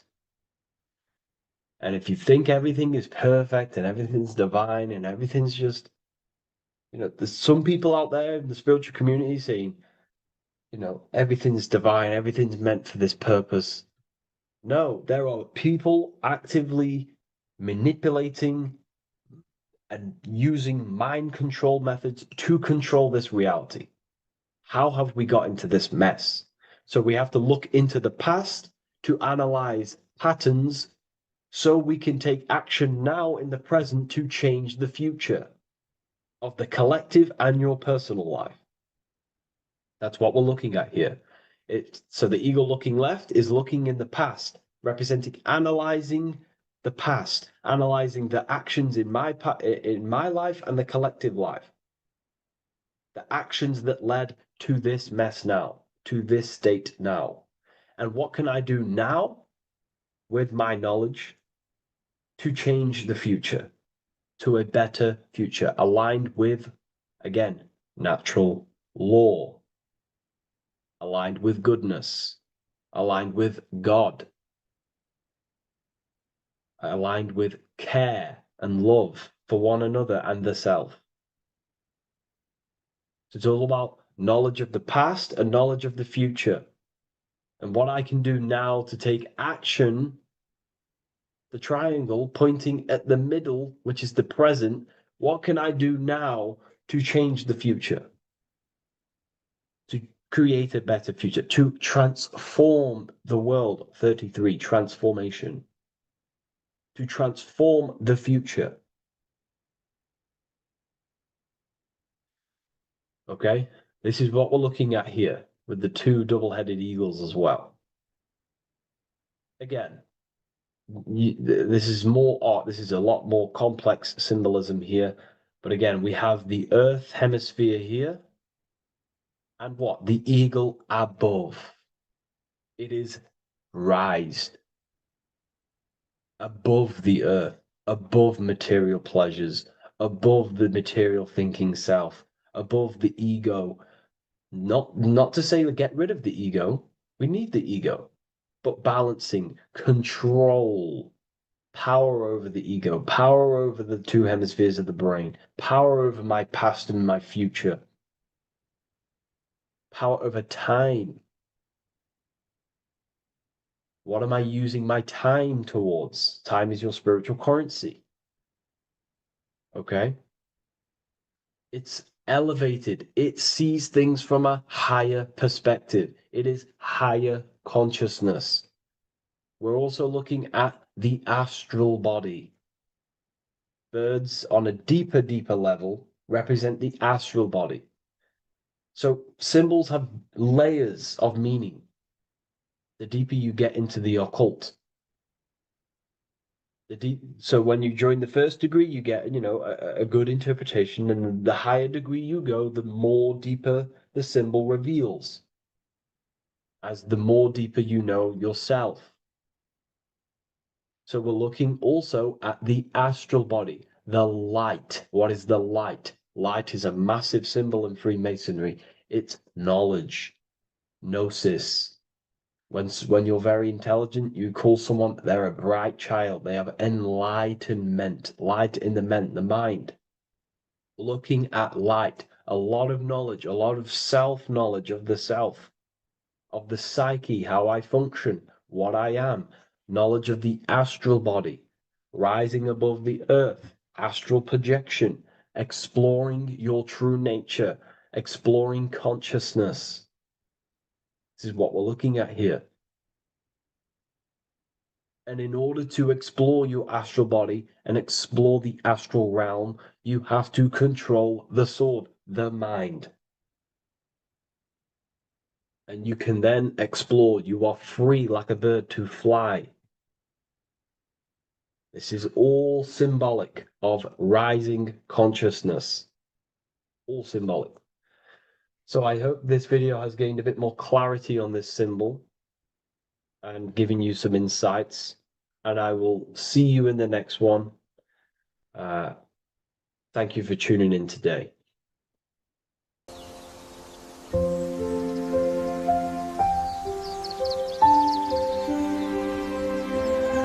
bookofwisdom.com.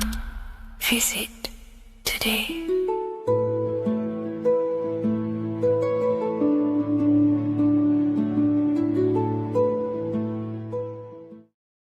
The Freemasonic square and compass is not just a symbol that represents Freemasonry, a lodge, or a secret society. It is a symbol of gaining your own personal power. Now, in this video, I'm going to be breaking down this symbol in the most detail I can possibly go into. Most people live in a state of illusion. They live their life impulsively, acting based on their five senses, tasting. They want to feel a certain thing like an orgasm, or they're basically just slaves to external things and their five senses, which leads to a very dark path where you'll never actually become a conscious creator and you'll never actually be internally happy. The Freemasonic square and compass reveals some deep wisdom about this. Now let me break this down. If you want to gain your personal power, listen up. The Freemasonic square and compass is a compass which is used to create circles. Now, if you notice something about the circle, they have no beginning, no end. You can't tell where it begins and ends. It's eternal, which means this represents consciousness. Now, if you don't know what consciousness is, if you close your eyes, you have an internal world. You have thoughts, emotion, visualization. This is all consciousness, spiritual. Then we have the square. The square creates squares or lines, which represents matter. It has a beginning and an end. You can quite see where the beginning of the end is, right? So we can even link this to Leonardo da Vinci, the Vitruvian Man. We see the man in the square with the circle. The circle is the eternal consciousness, and the man is the square, limited to the physical world. But consciousness is not limited. That's why it's outside the square. This is eternal. The body is mortal. The body will die. Consciousness will never die. If we look even closer at the symbol, we notice in this particular symbol, we have the compass overlapping the square. This is very, very symbolic. This represents spirit over matter, also known as mind over matter, consciousness over matter, the circle over the square. Like I mentioned earlier, most people are slaves to their senses. They go through their day and all they do is chase validation and feelings. They eat all day to feel good, which means they're slaves to their taste. They're slaves to their feeling. They masturbate, which means they're a slave to orgasms and external things. They're literally being governed by the external world controlling their internal world. They're literally living life on autopilot. And don't get me wrong, I was guilty of this too. We're all guilty of this when we join this world because we're not taught this sacred knowledge. Until you actually stop and recognize this, you'll be living life on autopilot, literally not even living. You'll be running off subconscious programs, seeking external validation and being ruled by these five senses. The square underneath the compass represents consciousness on top of matter, which means the internal world is controlling the external world. It is the mind controlling matter, and not matter manipulating the mind. In the occult and esoteric world, it's very important that you are conscious of every action that you are taking in your day-to-day life. Never act subconsciously. Always be conscious. What are you thinking? What are you acting? What are you giving your attention? All of this is contributing towards creating, because you are a creator. Consciousness is a creative force. You need to make sure that the compass is on top of the square, that your inner world is controlling the outer world and not the outer world controlling the inner. As I've mentioned in many videos before, the internal world of consciousness is what's producing the external world. Your life is just a result of every thought and emotion that you felt in the past. Everything you own, everything you possess, your friends, are all reflections of your consciousness. They're all reflections of what you are thinking about. When you change your thinking, your external world starts to rearrange itself. On a basic level, this symbol represents the combination of spirit and matter. You are a spiritual being and a material being. You are heaven, the sky, and earth, the ground. You are heaven and earth, spirit and matter infused into one. You are a bridge between the divine and the earthly worlds, and you can bring down these higher realms of consciousness, thought, imagination, and emotions into a physical, tangible reality. To do this consciously, we need to make sure the external world is not manipulating the inner world. Because if your internal world is being controlled by external circumstances, for example, you have a circumstance happen in your reality, an emotion triggers inside of you, and that emotion is a command to create more of that. And the thoughts that you think are creating more of that negativity. So it's a constant cycle of negative manifestation if you let the external world control your internal world of consciousness. So we need to make sure the compass is on top of the square, that the internal world are commands and not reactions to create your external reality. And not only just to create, but to actually enjoy life. If we let the external world bother our internal world, this means that we have some sort of mental or emotional attachment to the external world. We need to detach from the external world. Why do I say that? Because it's temporary. It's an illusion. We are going to die one day, and none of this will matter. You need to understand that everything in this world is temporary. You have to be okay with losing things, losing family, losing things in this world, because it's guaranteed to be temporary. We need to make sure the internal world is order and not chaos, commands and not reactions. Now, at the back of the Book of Wisdom, Volume 2, the book that I've wrote here, I go over the different meanings of the different arrangements of the square and compass. Sometimes we see the square overlapping the compass, which is the opposite of what we've just broken down. Or sometimes we see one leg of the compass on top of the square and one leg of the square on top of the compass. These are all highly symbolic. When we see the square overlapping the compass, this pretty much represents the beginning of the Freemasons' journey, when their internal world is being controlled by the external. They have a lot of spiritual growth and a lot of learning and inner work to do. Now, when we see half and half, one leg of the square on top and one leg of the compass on top, this represents the Masons' gradual emergence from the material realm into the spiritual. This interplay of symbols reflects the process of gaining greater light and knowledge as the Masons ascend from material concerns towards spiritual enlightenment. And of course, we've just broken down what this means. This represents spirit over matter.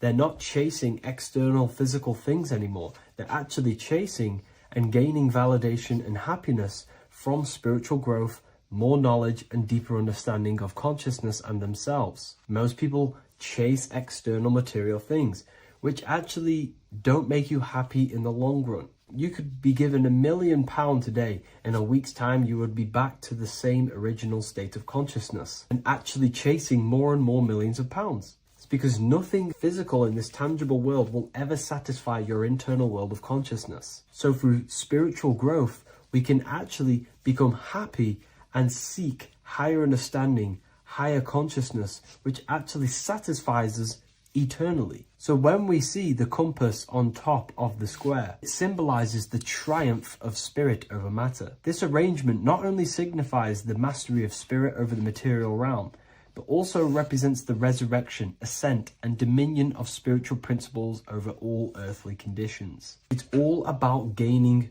personal power and spiritual growth. It's all about spiritual evolution, going from matter to spirit, the external world controlling the internal world, to the internal world ruling over the external world, where the mind becomes a powerful tool to actually create and command reality. The mind cannot create and command reality if it's being governed and tossed all over the place by external circumstances and thoughts. Here's a quick tip on how to know if your mind is controlling you. If your phone notification goes off and you're working on something and you instantly go to reach and pick up the phone as soon as the notification goes off, that is an indication that your mind is controlling you and you are not controlling it. The mind is the direction of consciousness. The direction, it directs the flow of your attention, your energy, your consciousness. So to practice to gain mind over matter is simply just meditation, allowing the mind to sit still and focus on one thing for long periods of time.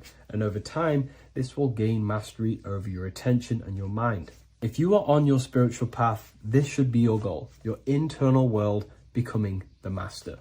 The mind becoming a vessel for you and not a vessel controlling you. It needs to become a command center and not a reaction.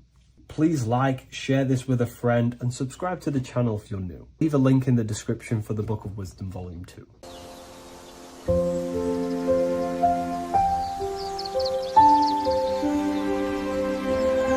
bookofwisdom.com. Visit today.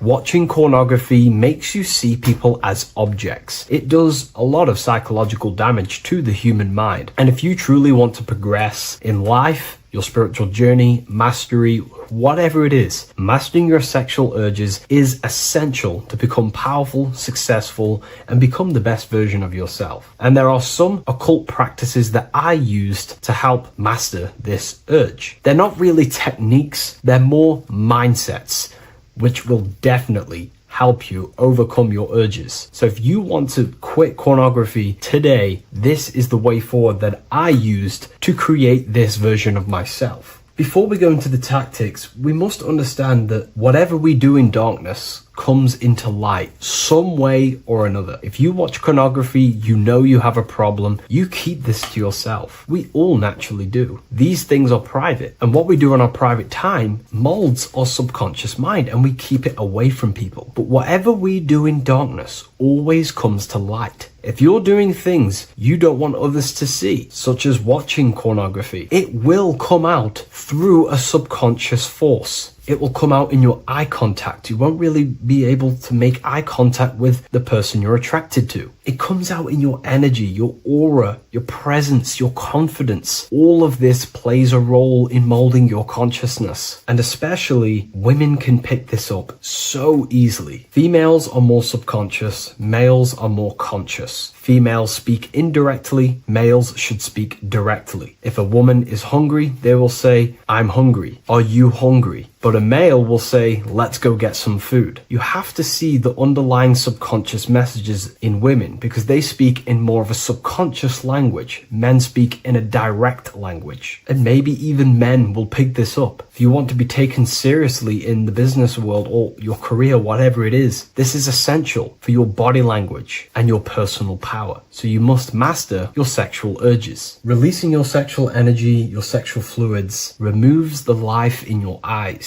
A lot of people get dark bags underneath their eyes. I used to have them years and years ago. My eyes were always half shut. There was no life in my eyes. But as you purify yourself, the life and the energy comes back into your glaring eyes. The first tactic on mastering your sexual urges is understanding that thoughts produce emotions. Whatever we think about inside of our mental body directly corresponds to what we feel in our emotional body. What we see here is a piece of alchemical artwork showing you the light of the mind shining down into the heart. This represents the mental body with the clouds. This represents the human heart, the emotional body of consciousness. What we think about, if we think about sex, or if we watch things that are stimulating to us on Instagram, TikTok, that thought goes into the mind, and the feeling gets then produced in the heart, and the body becomes aroused. What we think inside of our brain becomes emotional energy in our heart. As above, so below. And what becomes in our heart is what we take action on. We take action on emotion. Human action, human behavior pretty much comes down to what we feel. We only act on what we care about or what we love. If you love that feeling of watching pornography, that is the reason why you're taking the action. So keeping this in mind at all times is very important in your journey of self-mastery. What you think is what you feel, and what you feel is what you act upon. Remove stimulations that can possibly produce that thought of watching pornography. Unfollow the people. Purify your environment so these thoughts do not enter your mind. And if you do become stimulated, remember, thoughts produce emotions. Change your thoughts. Think about something else instantly. The more you think about it, the more you feel, and the easier it is to take action upon it. And the second tactic that I say to myself is that it's all mental. World, the universe, life is all mental. For example, unfortunately, my brother passed away recently. I've never gone through something like this in my life. It's tough. It's horrible. It's not nice losing a loved one. However, if I sit around and focus just on the negative side of that, yes, of course, I'm going to have my moments. But if I just sit there and focus on the negative, it will destroy my life. It will pull me down. The only thing that I can do to benefit from this situation is to become a better family person out of this. Become more loving. Spend more time with the people who mean a lot to you. You can always change and transmute the mindset of every situation in your reality. There's a famous saying I like to say, if you can change it, change it. But if you cannot change it, change the mental attitude towards it. Never just sit there focusing on the negative side of reality. This helped me with mastering myself watching pornography. It's all mental. You hold the power over the mind. And the next tactic is probably the best one ever. And I still use this today in everything in my life. Before I make any decision in life, I always say to myself, what is the effect of this cause? Is that effect going to push me towards who I want to be? Or is that effect going to pull me away of who I want to be and become and where I want to go in life? If the effect is not pushing me towards who I want to be, I will not take the action which is the cause. Consciousness cannot escape the law of cause and effect. It is an immutable, inchangeable law that is governing your consciousness and your mind. You have to keep this law in mind because it is the law that is creating and crystallizing your reality. Any decision you make, what is the effect of this cause? The law of cause and effect is a force that you cannot escape. So you have to work with this law and become conscious of the law. So before you do take the action, what is the effect? Is watching pornography going to push me towards who I want to be and where I want to go? If it's not, do not take the action. That's where willpower comes in. You can do little exercises for willpower, meditation for 30 minutes of not thinking. You can do rituals that strengthen the connection to your mind with your willpower. At the end of the day, the willpower is the most essential force in the consciousness. Another thing is remove any music that talks about it. Even the words will be producing thoughts in your mind. What you feed your consciousness is ultimately what you project back outwards. Don't listen to the rap music. Don't listen to any music that talks about it. Try and remove this from your environment. These tips that I've given you don't just work in quitting pornography. These work in every aspect of your life, and they will dramatically change your life if you become conscious of them and actively use your mind. Don't fall under the spell of becoming unconscious. Never act unconsciously. Never think unconsciously. Never feel unconsciously. Stay on top of your mind. Be the observing eye in your mind. Never fall unconscious. Of course, we all need to sleep, but I mean in the waking times. And this is why learning about yourself or consciousness is essential for every aspect of life. Business, your career, money, whatever it is. Whatever you're doing in your life, comes down to understanding human consciousness. And that's why I wrote these books, so you understand yourself, so you gain your understanding of the functions of your own mind, body, emotions, and how you are creating reality. That's why I wrote the book of symbolism, because symbols are not just symbols. These symbols represent forces and aspects of the human psyche themselves, and they are veils, they are keys that help you remember and become conscious of what has fallen unconscious in your mind. We're simply just becoming conscious of what we are unconscious of, and becoming conscious of them and using these powers. You want to take your life to the next level? Feel free to get the book of symbolism. I'll leave a link in the description. Take care, everyone.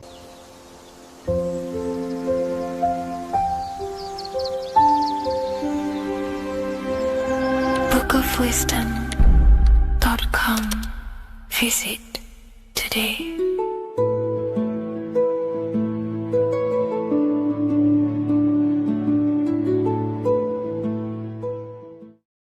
Welcome back, people, to another occult lecture by Revival of Wisdom. Today we're going to be talking about magic and how it's being used on us for the New World Order. Magic has the word mag within it, which is magnetism. Magnetism is the force. Magic is influencing forces, natural or supernatural forces, and using it for a certain agenda to gain something out of it. Now, magic is not what everyone's being thought. It's not some sort of fantasy thing. It's actually very common, and we all do it, whether you believe it or not. Magic is all to do with the mind. As I said, always say in my lectures, your mind is what creates matter. Your mind is what creates your external world. So it's all about manipulating and planting seeds within the mind, because your mind is a garden, and thoughts and words are seeds which are being planted in that garden. Your life, your physical life, the people you have in your life, your friends, your car you own, the job you have, is all a reflection of the thoughts that you've been thinking in the past. You are where you are in life because of the thoughts that you've been thinking. Therefore, your life is a direct reflection and manifestation of your mind, the Garden of Eden. Okay? The mind is what they are targeting. What you see, say, and hear has a direct effect on your mind. Me talking to you is influencing you. The words I'm saying is planting seeds within your mind. Now it's up to you to consciously act on these thoughts or these words, or to maintain these words. As above, so below. As within, so without. What's inside of me is outside of me. What comes into the storehouse comes out of the storehouse. You have the left, you have the right, you have the up, and you have the down. As above, so below. Whatever is in your mind will be expressed in some sort of way, consciously or subconsciously, spiritually or physically. The mind is what manifests everything. And this is what we need to understand. We need to understand is that the mind is not physical. All things spiritual manifest physical. All things seen come from the unseen. The words you're thinking, that everything you have is coming from the unseen. The actions that you do come from the unseen mind. Another expression for as above, so below is you are the universe itself. You are a universe, a mini universe. But just because you are mini does not mean you are the whole thing. If I take a little piece of infinite, let's say there's an infinite light source. Let's say I take a little chunk of that infinite light source. That little chunk I took is still infinite because it's been taken from infinite. You are the universe. Your awareness, your mind is the universe. It's information. You are the universe experiencing itself. This is why we say we are all God. As above, so below. What is in me is outside of me. The sun, the physical manifestation of the sun is your soul. The 12 constellations are manifested in the physical body. The 5 elements are manifested in the physical body. They're manifested in the 5 fingers you have. As above, so below. This is manifested, well, this is a symbolized in Freemasonry and secret societies as the 2 pillars. The mirroring reflection, the reflection of reality, the mirror, as above, so below. What happens in the mind, what happens in the astral, happens in the physical. This is Aleister Crowley. This is all symbolism. This is the 2 pillars with the all-seeing eye and the triangle at the top. Aleister Crowley was a master magician, very powerful dark magician, black magician. There's 2 types of magic. You have white and black, just like the checkered board, the Masonic checkered board. You have white and black. You have good and evil. White magic is influencing natural forces to gain something that will help the collective consciousness, help the collective, help the earth, help other people. Black magic is something you manipulate something so you can get something personal out of it. Doesn't matter if it's good or bad. It's still considered as black magic because you're being selfish. Everything you do should be contributing towards the collective consciousness and helping others. And this is why the ancients lived in a system where everything was in unity. We understood that I am you and you are me. What I do to you happens to me because I am you and you are me. We are the same mind substance on the inside. We're all the same mind substance being expressed in different bodies. So what I do to your mind will have a ripple effect on my mind because all of our minds are connected within the mental plane. So this is why they know all this knowledge. They know all this knowledge. So yeah, this is the mirroring effect of reality, the 2 pillars, or symbolizes the number 11. The number 11. We'll go deeper into that. The technology we're using is magic. It's a form of magic. Television is tell a vision. They're telling a vision into your subconscious mind, into your memory. And when you turn on the television, you get a program because they're telling a vision to create a program within your subconscious mind. You see, the conscious mind is only 10% of your mind,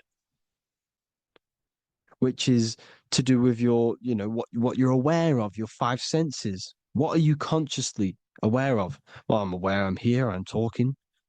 I'm aware of what I'm wearing, the 5 senses, what I can hear, taste, smell, hear.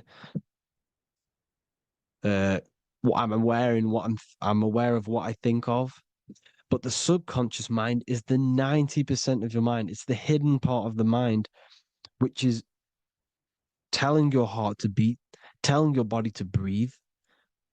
It's storing all of your emotions. It's storing everything you see, storing all the belief systems that you have.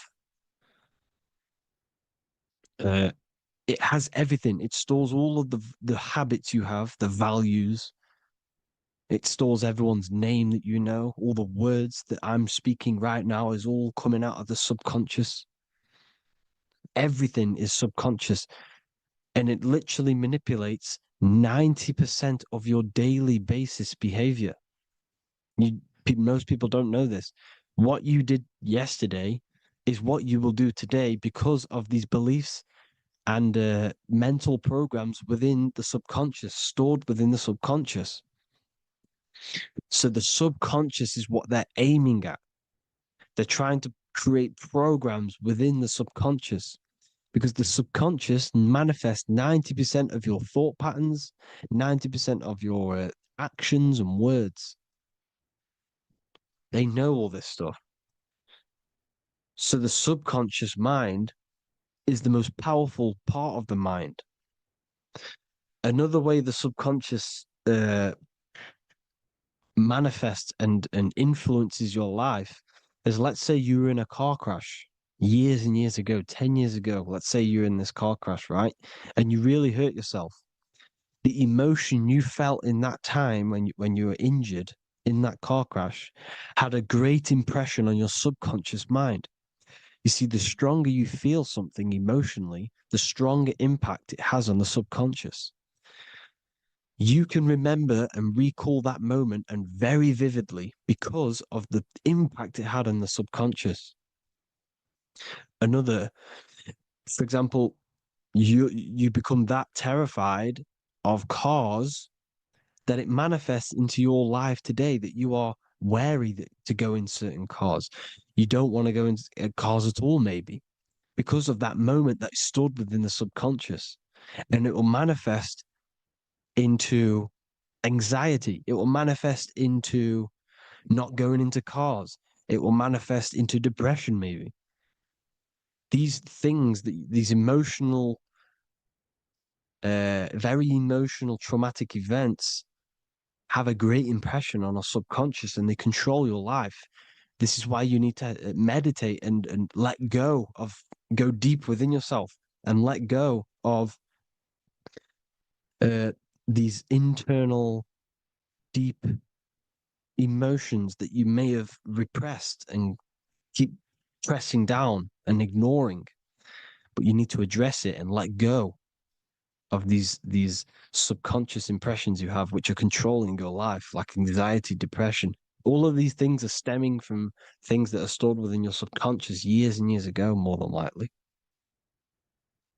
Broadcasting. They're casting spells to a broad audience, to news, north, east, west, and south. They're casting spells. No, if you watch the news, everything's red. Breaking news in red writing or the red background, everything's red. Why? Because red's the root chakra, which is all to do with survival. They want to stimulate this root chakra because they want you down there in survival mode. They want you in survival mode because you're easier to control. They control out of fear. And not only they're casting these spells as if, because most of the things they cast in the news hasn't already happened. They're constantly bombarding you with, there might be a war breaking out, war this, war that, kill here, kill there, murders. It's impressing, it's casting spells on your subconscious mind. So when the event does turn up in real reality, in physical reality, you're less emotional, you're less surprised. You're not as surprised because you've already heard it before. Your subconscious has already heard it all before.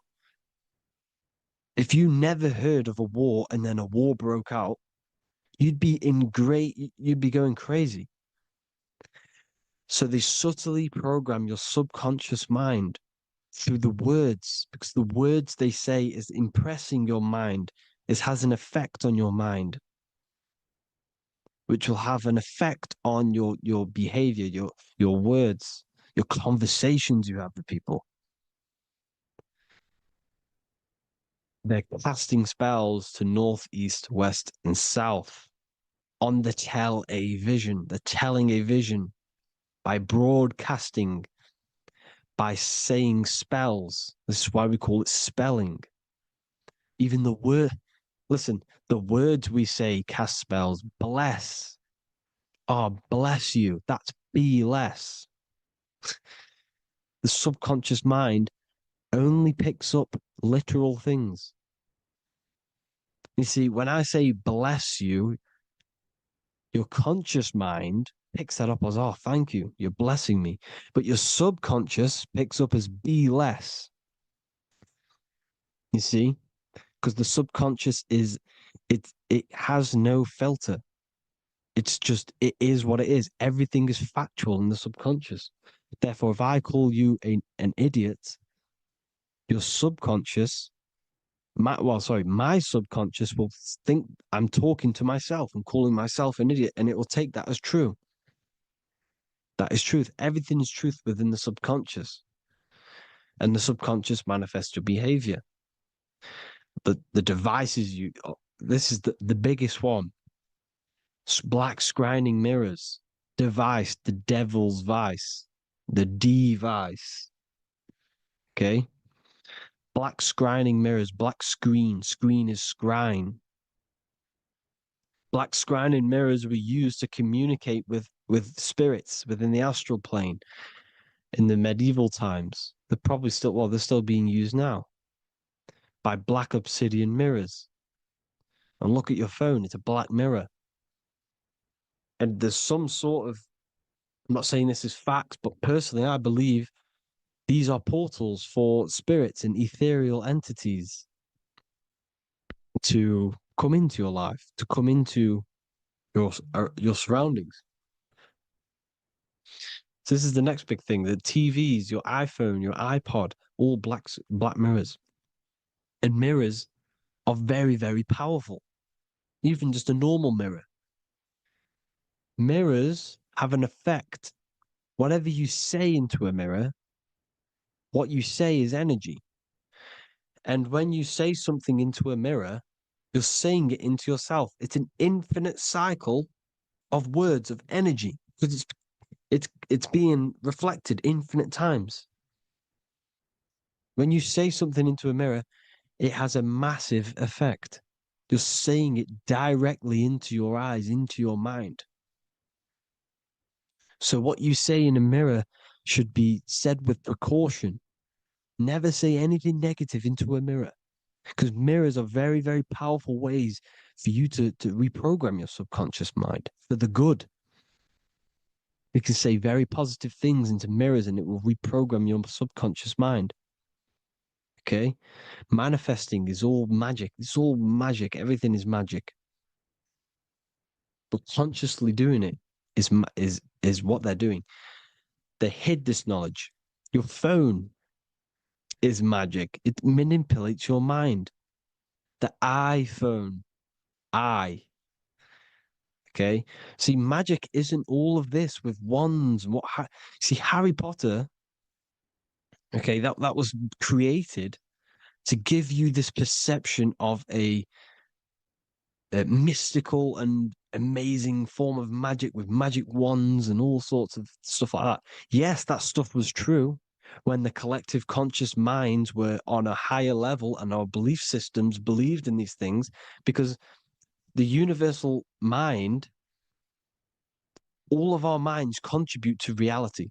If the masses don't believe in magic, if the masses don't believe in a certain thing, it's going to have an effect on physical reality.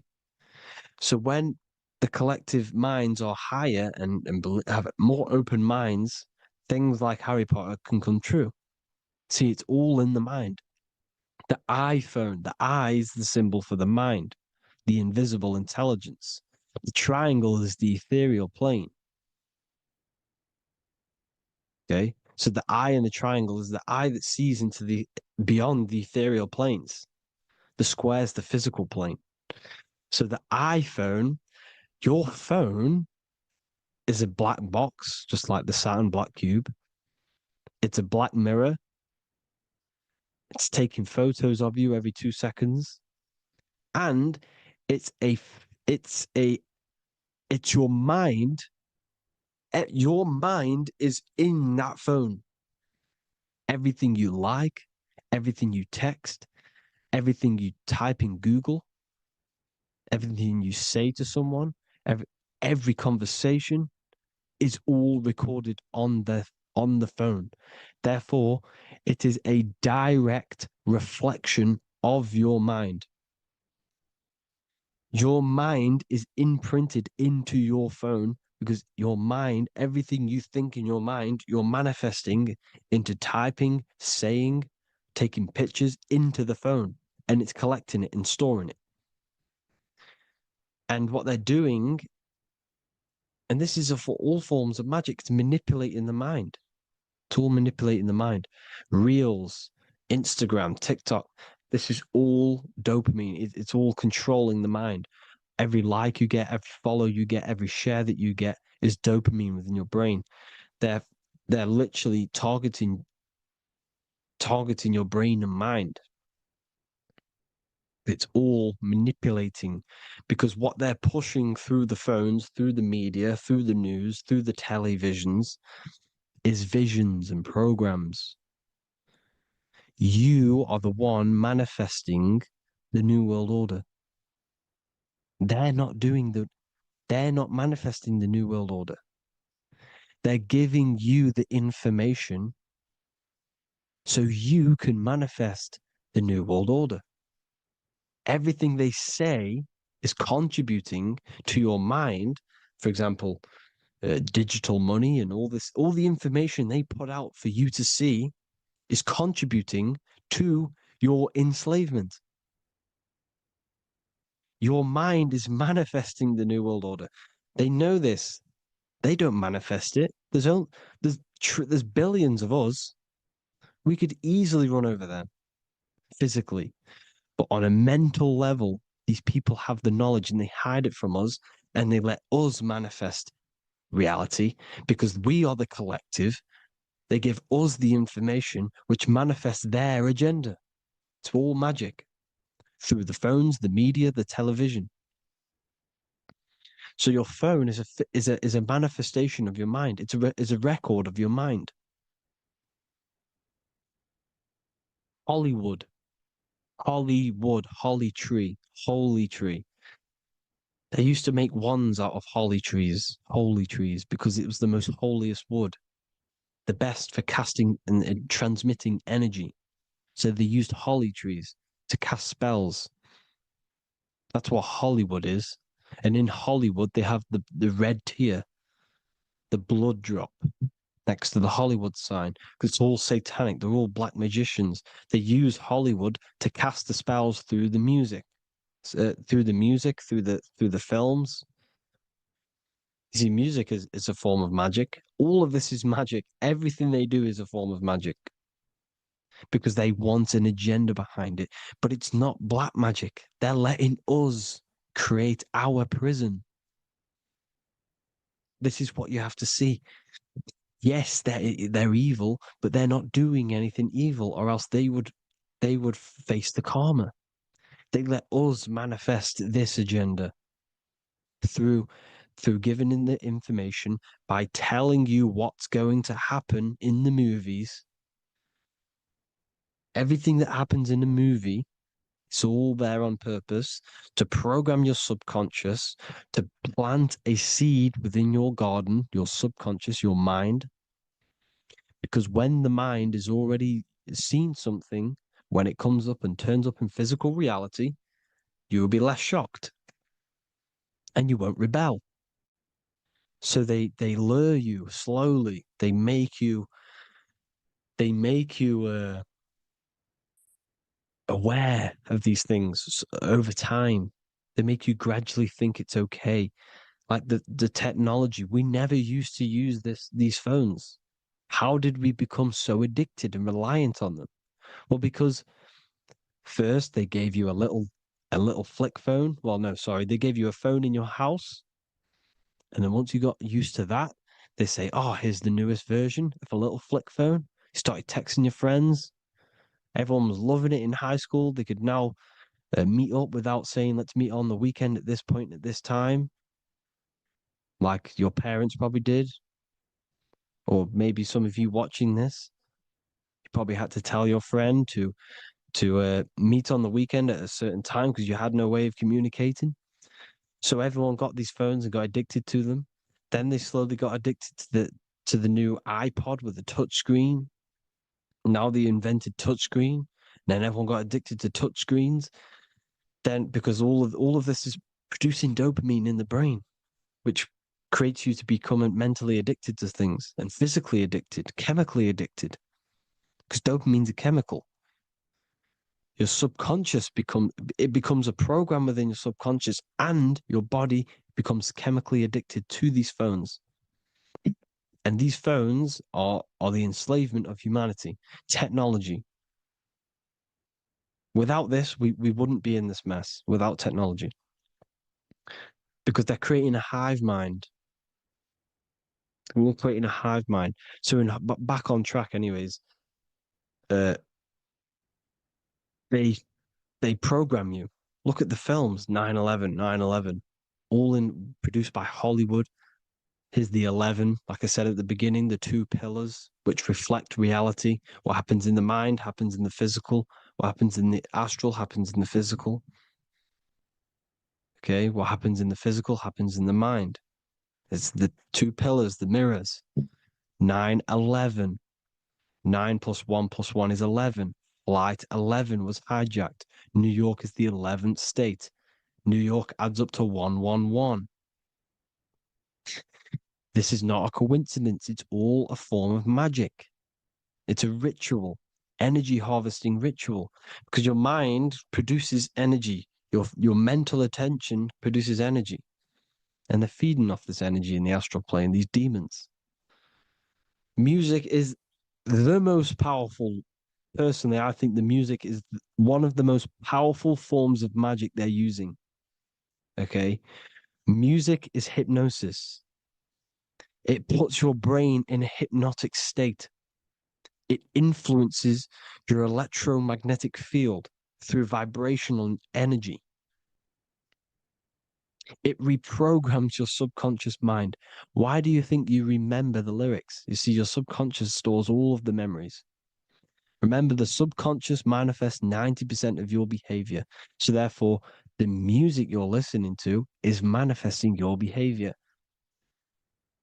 You wondered why some people wonder why they have drug addictions and they can't get out of violence and they can't get out of all this negative mind space. It's because the music they're listening to is creating a negative mind space.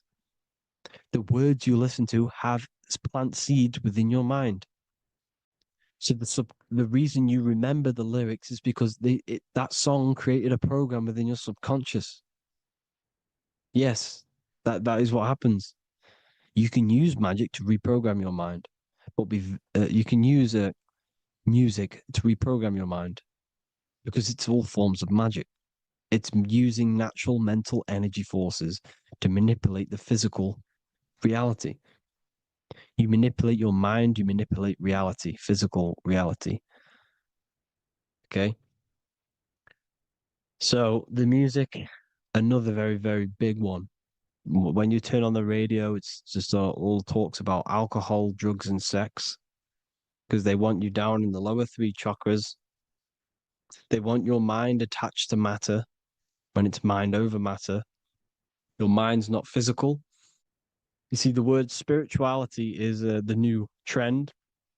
It's not about your spirit. It's not about your spirit. It's about your mind. It's not about, you know, uh, spirituality and looking after your spirit. And they've got you focused on your spirit. Why? Because they hide your mind from you. You see, a lot of people think their mind is their brain, but the mind is everything. There is no physical reality without mind. You can have a brain. Imagine if you had no mind but a brain. It wouldn't work. The mind is everything. The mind controls your avatar. It begins in the mind before it happens in the brain. Then the brain manifests through the body. The brain's just an electrical computer. So that, they've got people scared, or do I have a soul or not, and all this stuff. Listen, if you have a mind, you have a soul, because you are not the mind. This is why everything is sort of an illusion, because beyond the mind is your soul. But what is the soul without a mind? You can't have a soul without the mind. But if the mind didn't exist, the soul doesn't exist. You are the person listening to your mind. I shouldn't say person because you're not the body. You're the entity behind the mind. But if you didn't have that mind, you couldn't understand what you even were. You would just be an observer who couldn't think. So, yes, we all have a soul. If you have a mind, you have a soul. Everything is mind. Everything has mind. Mind creates everything. God is mind. And then manipulating your mind through TV, your phone, every little thing, the school, it's all about the mind, people. Control your mind, you control your reality. Just the last thing, here you go. Aleister Crowley, the dark magician, Kanye West doing the exact same thing because they're implementing magic in the music. Here's the Beatles with Aleister Crowley in the background. Bet you never noticed that. Aleister Crowley was influencing music and placing magic within the music to influence the subconscious. This is what Baal worship was. This is why they kill children. They sacrifice these children. Why?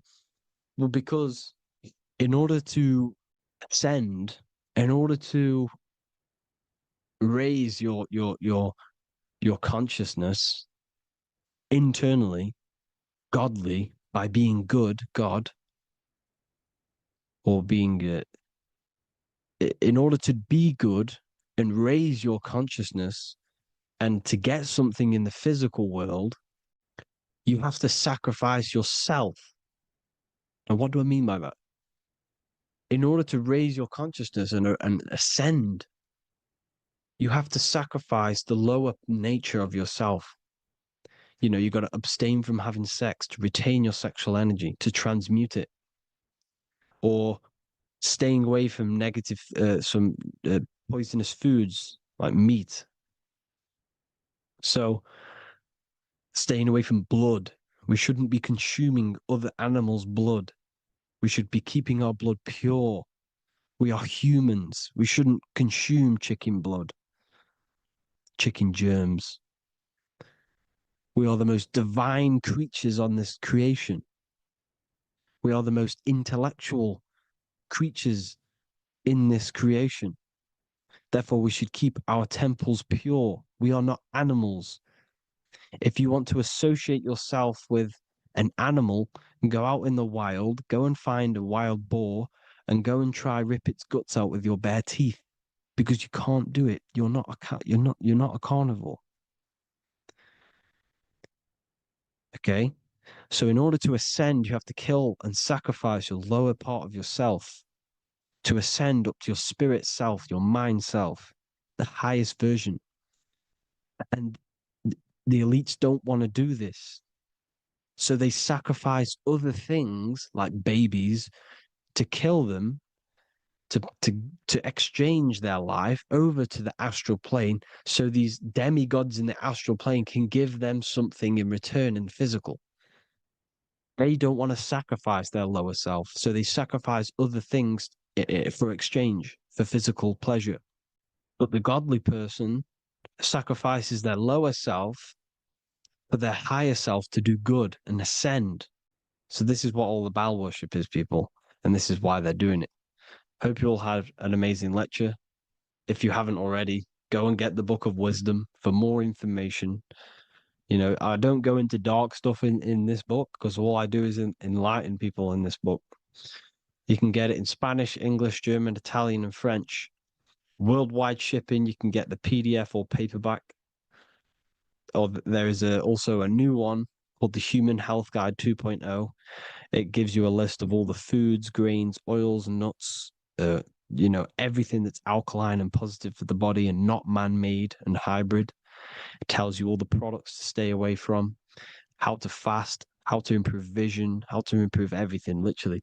So the Human Health Guide has been released. If you want that, I'll pull all the links in the bottom of the description. Hope you all enjoyed the lecture, people. God bless you all.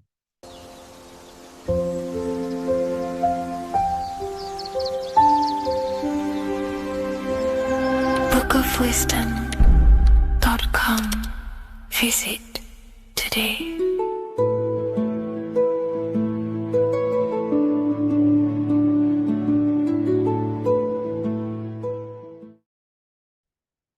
As above, so below. This is one of the most crucial teachings within esotericism, occultism, or what we like to call it today, spirituality. I don't like calling it spirituality because it's not spirituality. I teach human consciousness. I teach the science of you and your consciousness alone and your being. And in order to fully understand you and this world around you, you must understand this number one principle of as above, so below. There is many misconceptions of this, and there is many simple teachings of this, but I'm going to break it down today from the most simplest to the most complex, and you will see the connections between all things. This is the most important lesson you could ever learn, and I'm going to teach it you today. So what you must understand is with the term as above, so below, it applies with everything you see in this world and about yourself. We have something called the macro, which means the bigger scale. On the bigger scale, we have the whole earth. If we look down from the sky on top of rivers, this is what we see. We see this tree pattern. Then on a smaller scale, we see trees have this same pattern. Then we look even closer. We're going smaller and smaller into the leaves of the tree. We see the same pattern. Then we go even more micro into the human brain and look at the human brain cells, and we see the same pattern. This is proof this is a fractal universe, and everything is in the micro is reflected in the macro. As above, so below. As within, so without. On the macro is a reflection of the micro. So now that you understand this, we can go a bit further. A yearly cycle of spring, summer, fall, winter is a macro. A micro is a daily cycle. So a day is a mini year. The summer is the midday. Autumn is the evening. Night is the winter, and spring is the morning. This is a macro, a reflection. We have a miniature cycle of the zodiac every single day. And this cycle is also reflecting the cycle of life and death. We live, we are born, which is the spring. We live, which is the summer.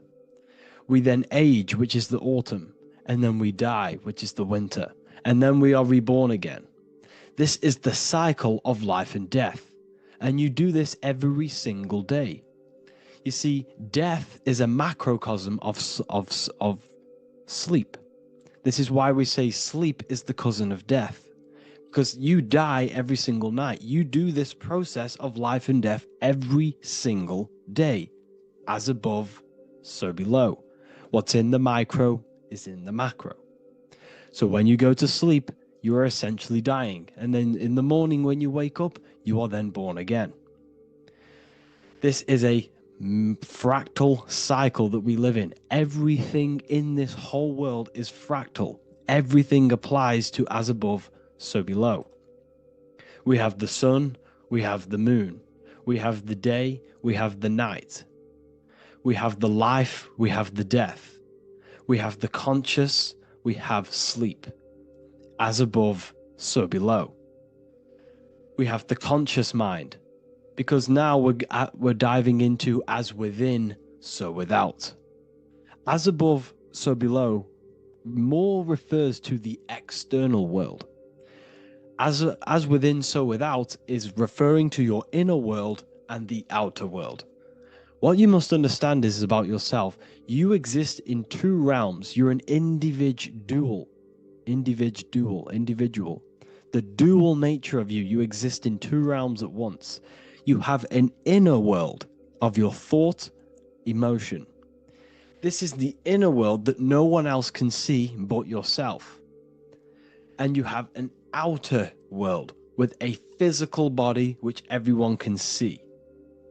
So you exist in two worlds. You have the inner voice, you have the outer physical voice, which I'm speaking to you with now. But I also have an inner voice, which no one can hear, only but me.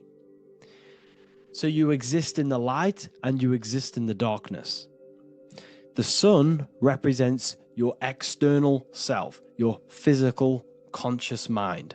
The moon represents your shadow self, the inner self, the psyche self, the spirit self. There is an as above, so below. The sun is within you. The moon is within you. Everything is within you. Now that you understand as above, so below, what is your body? Your body is a miniature earth. Let me repeat, your body is an earth. Your body is the earth. Okay? Because like I say many times in all of my videos, you are not in the world. The world is you. You are the universe. Your brain is a computer creating this reality. What you see with your eyes is produced in the back of the brain called the visual cortex. You don't look into the world, the brain produces the world. The body produces the world. When you touch something, you're not actually touching something. This is the electrical nervous system. When you touch something, what you feel is actually electrical signals on your nervous system reporting back to your brain. Therefore, when this body dies, you leave the earth because this body is the earth. Okay? As above, so below. You have the mental plane, the astral plane, the etheric plane, and the physical plane. This is essential for understanding reality and the teaching of as above, so below. Everything in this material plane began in the thinking mind. For example, the microphone I'm speaking into, the phone you're watching this video off, or the laptop or iPad.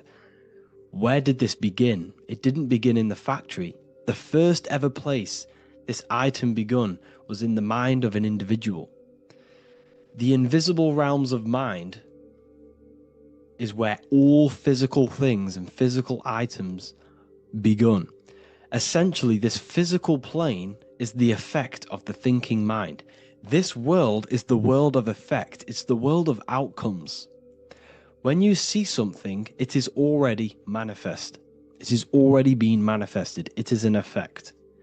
And in the effect of the cause, which is the thinking mind.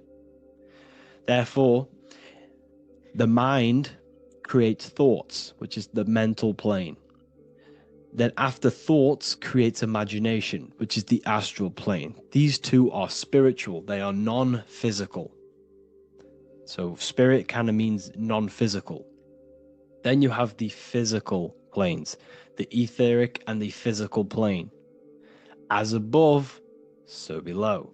What happens in the mind is manifest on the physical plane. Like I said, the phone that you are holding, it was a thought, and then it brought down into a physical reality. As above, so below. You change the mind, you change your reality. Your environment, the word environment has ment in it because your environment is mental. So now that you understand this, so what is the world around you? The world around you was created by the mind of God. It was manifested through God's thought. So you are living in the mind of God. You are a thought in the mind of God. God thought you into existence. But like I said, we are all fractals. Everything is fractal. If God exists, this means that you are God, as above, so below. God created you through the thinking mind, and he gave you a thinking mind. So God created the macrocosm. God created the macro, the whole world. He designed the whole world, the sun, the stars, the moving. He designed this. But then he gave you the thinking mind to design your own life and create your own life in his world. You are a microcosm of God's macrocosm. Just like God thought you into existence and the whole world into existence, you are a microcosm thinking your world, your reality into existence. You see this now? Everything is a reflection. Everything is a mirror. Everything is fractal. So in order for you to change your reality, you must change these higher planes. Your thought and imagination are the two key aspects of creating physical reality. Every object you see around you was begun in these higher planes of the non-physical, and they were brought out of spirit into physical matter through the thinking mind and physical action. So now we're going to get a bit deeper. The brain is not the mind. Now that you understand, we have spirit and matter. As above, so below. You have a non-physical side of reality and a physical side of reality. The mind is the spiritual brain. The brain is a physical manifestation, a physical effect of the mind. The mind uses the brain to operate in the physical world, and it's the same with the heart. The soul manifests itself physically through the heart. The heart is a physical manifestation of the soul, of the emotion, thought and emotion, the mind and the soul, the brain and the heart, heaven and earth.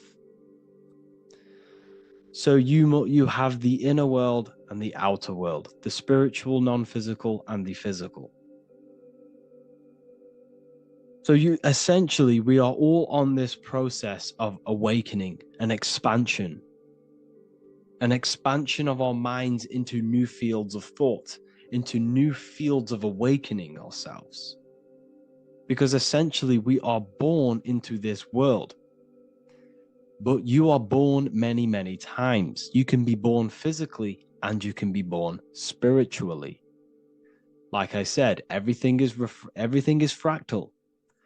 So just like when the baby finds out that there is a world outside of its mother, what does the baby do? The baby seeks a way out of its mother, and then the baby is now born into a new world, a world outside of its mother's womb. It's the same with you and your spiritual process. As your mind becomes aware that there are other realities beyond your physical body, it then seeks a way out. And this is why you are probably watching my YouTube, because you are now on the path. Something within you has guided you to this path of knowledge, truth, enlightenment, and expanding your consciousness. And it is your soul who brought you here. Your soul speaks through emotion, like guidance.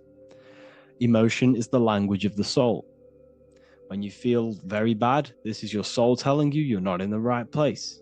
You're doing the wrong things. Because the soul is always unfolding its purpose, which is expansion and learning. That is it. The mastery of the self and the learning of the mind is the only thing that counts in the end after this life. So you are on a journey of expansion, of learning, creating, and spiritual rebirth. As above, so below. What does this body tell you? When I see someone overweight, I don't see the overweight. I don't see the body. I see the mind. I see an undisciplined mind.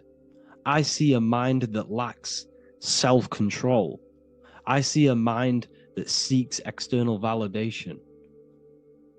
That's what I see when I see an overweight person. I don't see his body. I see the result of his mind. Because what does the Bible tell you? You shall know them by their fruits. It's the same saying as above, so below. You shall know them by their fruit. The fruit is their manifestation. Your body is a direct correlation and manifestation of your mind. Your inner world projects your outer world. As within, so without. As above, so below. Now, what do you see when you see this man's body? I see discipline. I see strength. Mental strength, not physical strength. I see mental resilience of pain. Because all of this man's mental energy has been manifested physically within his muscle. This body is a direct manifestation of this man's mind's pain and suffering. And it shows discipline. This is why people instantly respect you if you are in shape. You walk into a room and you are in shape, people will instantly give you respect because they know that you are mentally disciplined. The body is a reflection of your inner world, and it's the same with your friends, your family, your connections with people. If you think about yourself very negatively all the time, and you don't have a good connection with yourself, you don't have a connection with your true self, this will manifest into every single relationship you have in your life. If you don't have a good relationship with your inner self, you don't have a good relationship with the people and the friends around you. Because as within, so without. If you think negative about yourself, you will only pick up the negative in other people. If I think very highly of myself and I think very happy and good things about myself, I will then see the good things in other people. Because it's as above, so below. As the inner world is, so is the outer world. It's the same with your life circumstances. Your life is a direct correlation of every thought you thought in the past. If you possess millions of pounds, millions of dollars, this is because you have thought this into physical reality. You live the life you are deserved. You live the life that you manifest through your thoughts. If you live a very poor life, this is a reflection of your mind. This is a reflection of what you have thought into physical existence. Because like I said, everything begins in the mind. As above, so below. And this is even present within the body. So where is the head? The head is at the very top of the body. And where does all manifestation begin? In the mind. That's where the mind is, in the head. And then the thoughts we think travel down the body into the heart, which is the emotion. Every thought we think is in the emotion. Every thought we think creates an emotion. This emotion then drives the action. Where does the action come from? The feet, because the feet move our body. We move with our feet to take action. Our hands. You see, so the body is even a reflection. I can't even say it. Reflection of the order of manifestation. This blew my mind when I figured this out. You see, the head, the thoughts begin here. This is the beginning of all manifestation. Then it comes down to the heart. This is the emotion. Then you take the action. The thought and emotion then sparks the action, which is taken with the hands and the feet. And where's the lowest point on the body? The feet, and that's touching the physical earth. So the head is where the thought is, the non-physical, and the lowest point on the body, which is touching the physical earth. So the head represents spirit, the feet represent matter, spirit and matter. Your room, if I walk into your room and I see a messy room, I don't see the room, I see a messy mind. The room is a reflection of the mind. If you have a messy room, this is your mind. It's an externalization of your unsorted mind, undisciplined mind. So like I said, we are all God, and we must find the God self within us. And I teach all of this inside the Book of Wisdom, Volume 2. This is not just a book, this is a revolution. This is the beginning of a new age with this book. If you have read it, I congratulate you. You should feel very proud of yourself if you have an open mind. You should feel proud of yourself for watching these videos, because not many people have an open mind. Remember this, people. You are special if you're watching these videos. You have the mind. You have the ability to see through the illusion. And I take my hat off to you. You want to take this to the next step? Read the book. Or if you want to take it to the serious levels, join the university. The university, you gain access to every piece of my material that I've ever done, all of my books, all of my lectures that are hidden from YouTube, that are hidden from everywhere else, the lectures that give you real power. And if you feel alone on this journey, we have a conscious community where you can connect with like-minded individuals, because I've been there. I've been there when you feel lonely because you feel like no one else is thinking the way you are feeling. You can't talk to people about these things because people just think you're crazy. That's why I put together this, so we can connect, so we can unite, so you can connect with people, so you don't feel crazy about thinking about this stuff, learning about this stuff. And if you truly, truly want to level up your life, people, and take your studies serious, this is for you. We do live calls, we do lectures. There's a whole library filled with books you can read. It's the perfect place for the truth seeker. I thank you all for joining. Please leave a like, a comment, a subscribe. Let me know any future videos you want me to make in the comments. Thank you all. Have an amazing day.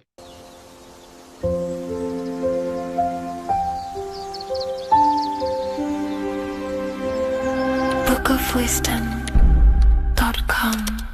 Visit today.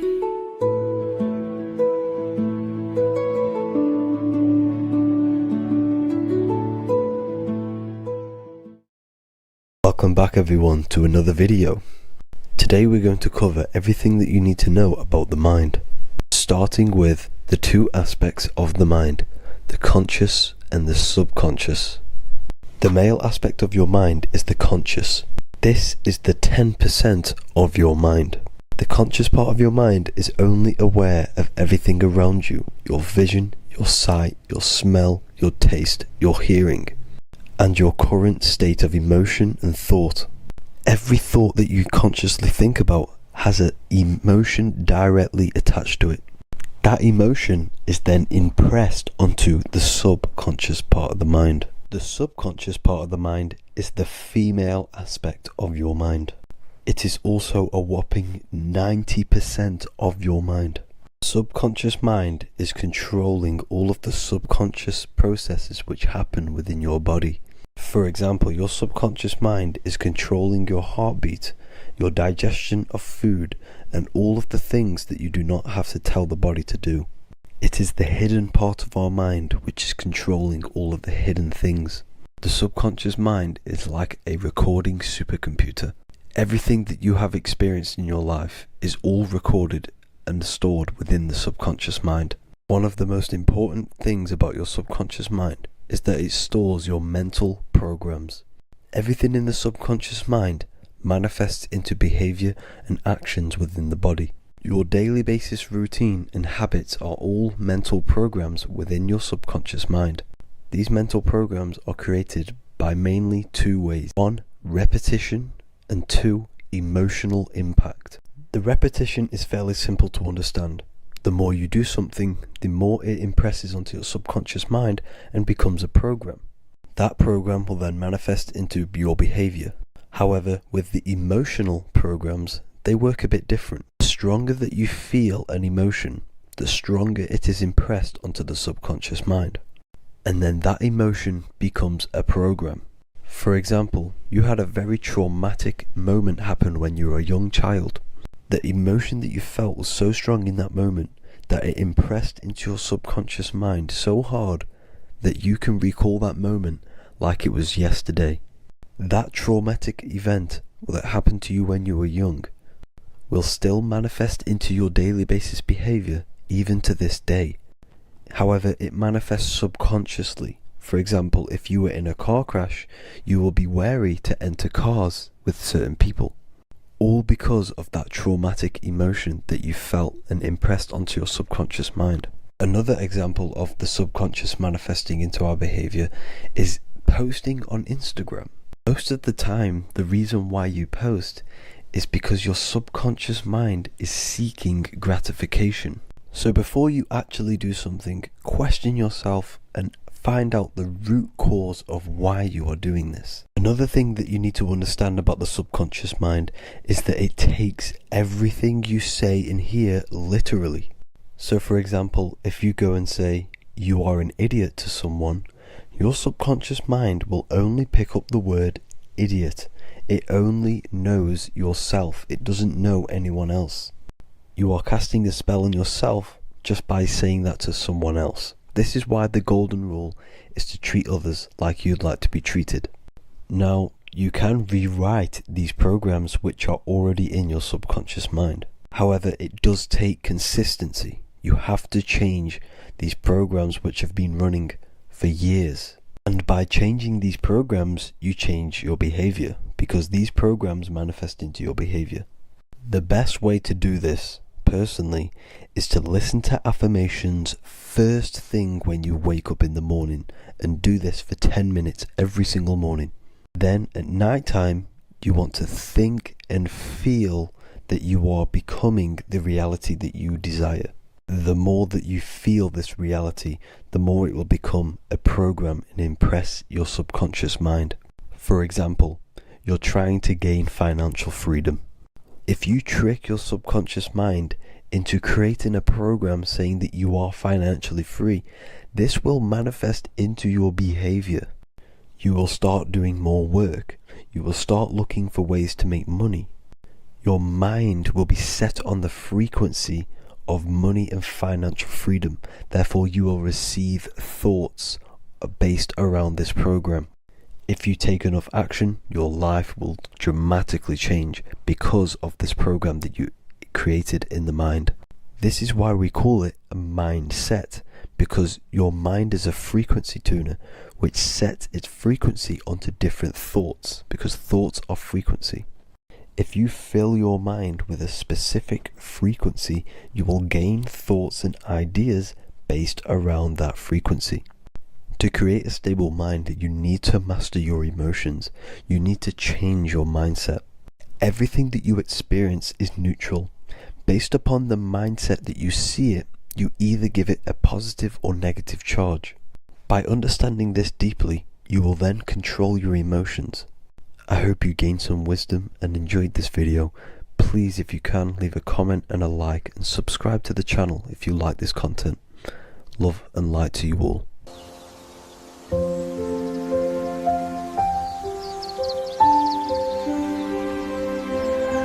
bookofwisdom.com. Visit today.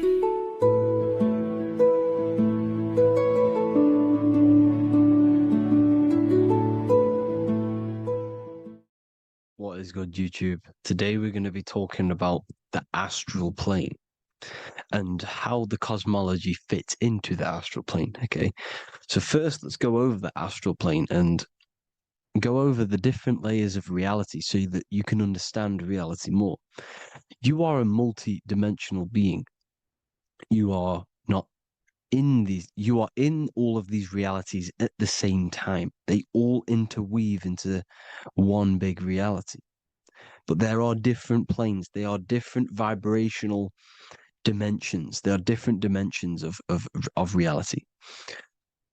The mind is the root cause of reality. We're living in the mind of God. Everything is being thought into existence from the root cause, from the universal mind. This is why the ancient Egyptians said, all is mind. We're living in the mind of God. And we are a microcosm of this mind. This is why we all have the same mind. This mind is the world of thoughts.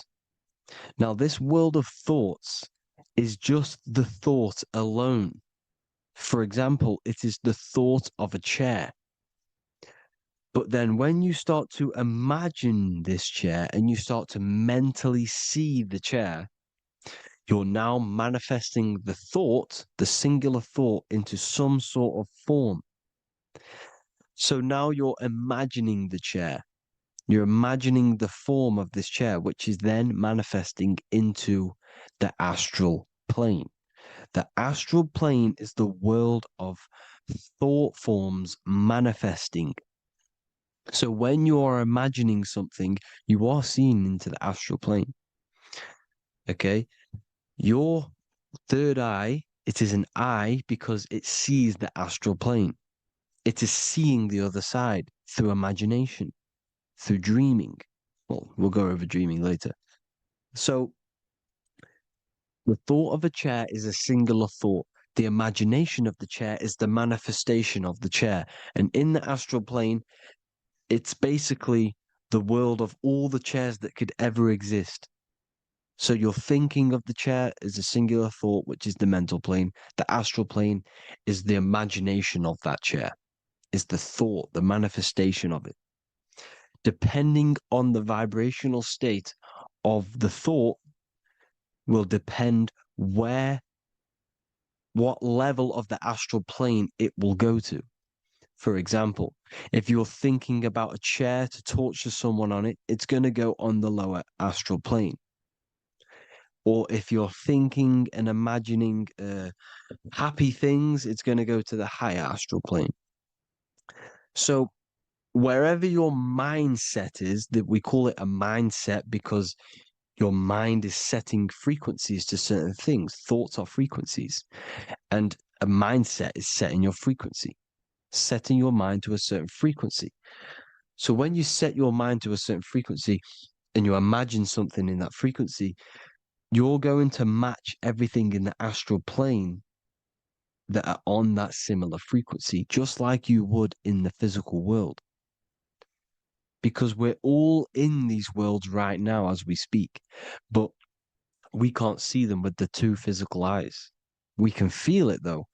When you're around someone and you've just met a new person, for example, you can feel their vibration, and if you're not on a similar vibrational match, you will not get along with that person, or you just won't not get along, but you won't connect with that person because you're on two opposing frequencies, not matching.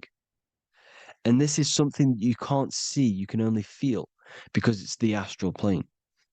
It exists within the astral plane. Everything in the astral plane is made out of vibrations. So if you do astral project, and if you already know how to astral project, you will see beings and people and things that are on the same frequency as you. This is why before you astral project, you need to sort your vibration out before you astral project, because you are projecting your consciousness into this. It's the mind. The mind is the bridge. It can move between realities. You are a observer. You are a observing soul which observes different realities. And the mind is the bridge between all of these different realities. The mind can choose. If you want to project into the astral, you set your mind to it, you can. Okay? So let's not get off track. The lower astral plane is where demons are. The higher astral plane is where heavenly beings are. Heaven and hell are kind of a real thing. The etheric plane is a powerful substance, the ether, the fifth element that they don't tell us about. If you type in on Google the 5 elements, they will try to remove it with wood or metal, because they don't want you knowing about the ether. Ether is the energy double behind all physical objects. So the ether is very important. It is the 5th element. It is part of the physical world, but it's also part of the astral world. It is on either side. You see how they're showing you the truth in the language? Ether and either are the same word. The ether has 1 foot in the astral and 1 foot in the physical world. It's a substance that connects the physical to the astral world. It is the either. It's on either side of reality. It's on the other side. Other, either, same word. Ether is connecting the physical to the astral plane. It's the world of frequency. Frequencies, EMFs, torus fields are in the etheric plane. It is the energy plane. It's where energy moves through the ether. Okay? So then you have the physical world, the world of effect. Everything you see in the physical world is the effect of the higher planes. Each plane is a product of the plane above. So, and it melts into each plane. The physical plane is the lowest plane, it's the most densest, and the highest is the most fluid. This is the most fluid, this is the most dense. This is where we get the saying, as above, so below from. As above, so below comes from the different planes of reality. And magicians understand this. This is why magicians always say as above, so below. Because they understand if you manipulate the higher planes of reality, you manipulate the lower planes. Because the astral plane is a direct copy of the physical world, but in the astral plane. It is mirrored. The physical world is mirrored in the astral plane. They are both the same world, but there's different vibrational states of the world. Kind of. It's hard to put this in words, people. So just try and understand. The astral plane is the double. It is whatever happens in the astral plane happens in the physical plane. This is why magic works. This is why demons work. This is why spirit communication works. Because if you manipulate the higher planes, you manipulate the lower planes. As above in the astral, so below. Leonardo da Vinci showing you to look up, pointing up. You got to look up. He's telling you to change the mind, you change the physical world. You change your emotions, you're on the astral plane, you change the physical world. You change your reality by changing the higher planes. This is the Masonic 11, the two pillars. This is the 11 also symbolizing the two hemispheres of the brain here. But the 11 symbolizes the two mirrors. 11. 11. 9, 11. 9, 11 adds to 11. 9 plus 1 plus 1 equals 11. The Twin Towers were in 11. Flight 11 was hijacked. Because it's a mass ritual within the astral plane. Now, we're going to go deep into that later, and I'll show you these rituals they do in order to manipulate the astral plane. So, this is what the 11 is. It's the mirroring of reality. If you contact spirits and conjure spirits, you can either summon or attract demons and spirits. Summoning is creating a spirit. You create demons. Okay? Like I said here, the mind is the root cause of reality. If you think of if you think of a traumatic event that happened in your life over and over and over and over again for years and years and years, where attention goes, energy flows. The mind is the director of energy. If you are directing energy into the specific emotion, the specific thing that is torturing you in your mind, that will manifest as some sort of being in the astral plane, which is called an elemental.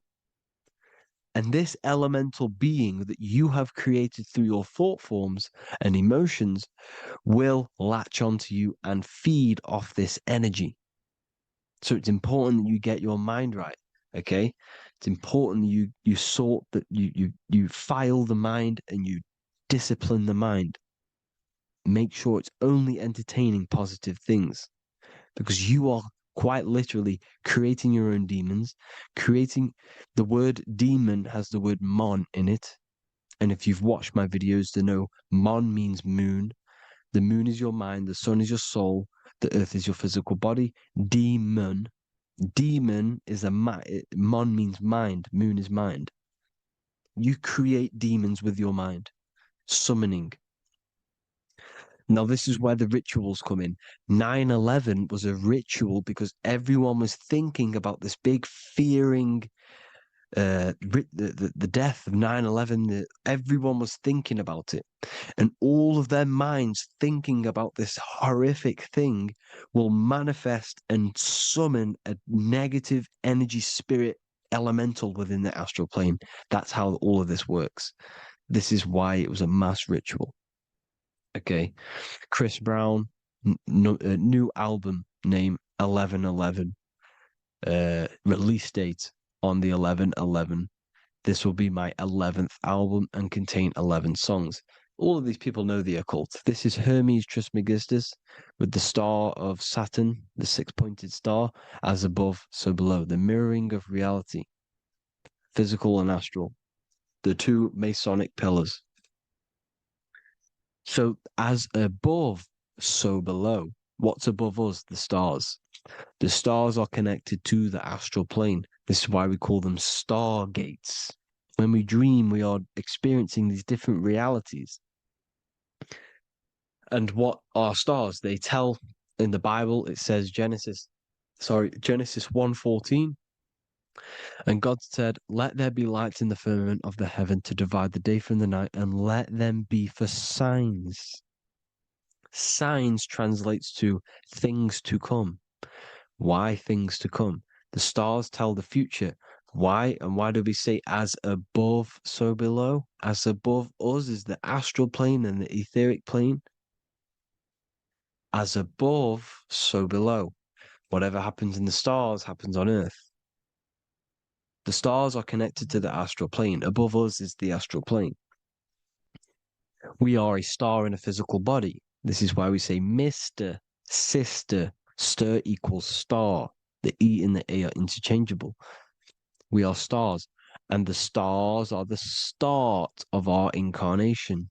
We start in the stars, same root word, and we descend through the 7 energies, which are our 7 chakras. Then we enter the heart of the soul system. The heart rearranged spells Earth. And this is the true cosmology. Here's the Masonic cosmology. This is Masonic now. Here's the firmament. Let there be a firmament in the midst of the waters to divide the waters from above, from the waters that below. Genesis 1:6. The firmament, firmament comes from the word firma, Latin, I'm pretty sure, which means firm. When something is firm, meaning it's stable, it does not move, it is firm. The firmament is firm. So, is the firmament Genesis 1:6. What does he say? Genesis 1:3, sorry. Let there be light. This is before the sun and the moon was created. Let there be light. Before the sun and the moon was created, light was appeared. So what's that tell you? This is a holographic projection from some sort of light being, some sort of projector. And that projector is the all-seeing eye you see in the Masonic cosmology. This is the all-seeing eye projecting the light beams. Let there be light. Everything is made out of light. The universe is created out of light waves. The torus field is 1 unit of light. The light projecting this reality is Polaris. Okay, the famous all-seeing eye. Now, what else? Then we have after let there be light in Genesis 1:16, and God made the 2 great lights. This is the sun and the moon, electric, magnetic, male and female. Then we have the Masonic checkerboard, the black and white symbolizing dualities within the dualistic reality we're in, spirit and matter, light and matter, rest and motion, positive and negative, good and evil. Everything's dualistic here. Okay? And it's a dance. The universe is a dance between flickering of white and black light, which is the torus field. We're not going to go over that, but this is all connected to the astral plane. This is the true cosmology. The astral plane cannot work on a spinning monkey ball in the middle of space. Does not work. Cannot work. It's impossible. Okay? Impossible. So, even in the Quran, it says, Allah has made the earth for you as a carpet, flat. Quran 15:19. And the earth we have spread out like a carpet, set there on mountains, firm and immovable. It is immovable. In the Quran, it also says 65:12, it is Allah who has created the 7 heavens of the earth. The 7 heavens, meaning the 7 layers of heaven, the 7 planets. And Psalms 104:5, he set the earth on its foundations and it can never be moved. Never. So here you see in Isaiah 40:22, he sits enthroned above the circle of the earth and its people are like grasshoppers. He stretches out the heavens like a canopy and spreads them out like a tent to live in. We live in a tent. This is the tent. The projection of light. Here you see an ancient picture here. Here you see the ethereal barrier, meaning the firmament, the etheric barrier. And here you see his head popping out. Why is his head popping out? Because your head is heaven. Your heel is hell. Your head has access to the astral plane. This is why your head is heaven. The pineal gland, when stimulated, has access to project itself, project consciousness into the astral plane. Here you see another ancient picture here with the Masonic Royal Arch, with the zodiac here, the zodiac on the top, arching, because there's a firmament above us. Here's God in the brain. Consciousness is God. Here you see the Masonic Royal Arch, symbolizing the firmament. George Washington above the Masonic Royal Arch. These are the stars. This is Polaris projecting reality. Here's ancient churches with the dome. Polaris projecting reality with Jesus. Disney World is under the dome. The seven layers heaven, ancient paintings, all depict if you go and look at the ancient paintings, they'll all depict the firmament, the arch above us. This is where we get interesting. The Masonic Royal Arch has the 6-9, which is Cancer. The constellation Cancer, which is 6-9 is associated with portals, because CERN is the 6-9. Okay, CERN is opening portals. They're trying to create a portal to the other side. Cancer has the word CERN within it, so there is a link between Cancer and the opening, the firmament opening above us to ascension. Here you see the Masonic art with the Royal Arch and the light and the opening. Here you see the light and the opening. This is the opening of the firmament. Here's the Hebrew cosmology with Sheol, the underworld, and the opening. So Cancer is definitely some sort of portal in and out of this reality. I'm just connecting dots here. Now, we're going to go change a bit now. These celebrities that you are seeing they have not sold their soul to Satan, okay? They have not sold their soul to Satan. Satan is a demonic, low vibrational energy that has been summoned over the thousands and thousands and thousands of years of evil occult arts. So since Babylon was summoning this demonic energy, and this demonic energy in the astral plane will grow and grow and grow. It has no form. It has no physical form. Okay? But you can see it in the rappers. If your third eye is open, you can see clearly that these people are demonic. You can sense the energy that they're manifesting. Selling your soul is not what you've been told. It is gaining, because your soul is pure love, okay? Your soul does not want to do anything bad. So when you sell your soul, you're gaining physical gain. You're gaining physical wealth, for example, like for these rappers. They will be given millions of pounds because the people in control of the music industry, which is the dark occultists trying to brainwash the masses, the people in charge, they're dark occultists. They understand Satan and the energy. They are satanic energy, which has been summoned in the astral plane. They see that they have influence over the masses, so they will go to them and say, "I will give you this amount of money forever if you manifest this satanic, demonic energy through the music and through social media to blind the masses, to brainwash the masses into this demonic energy." Because when you listen to music is frequency. Whatever you listen to, you become that frequency.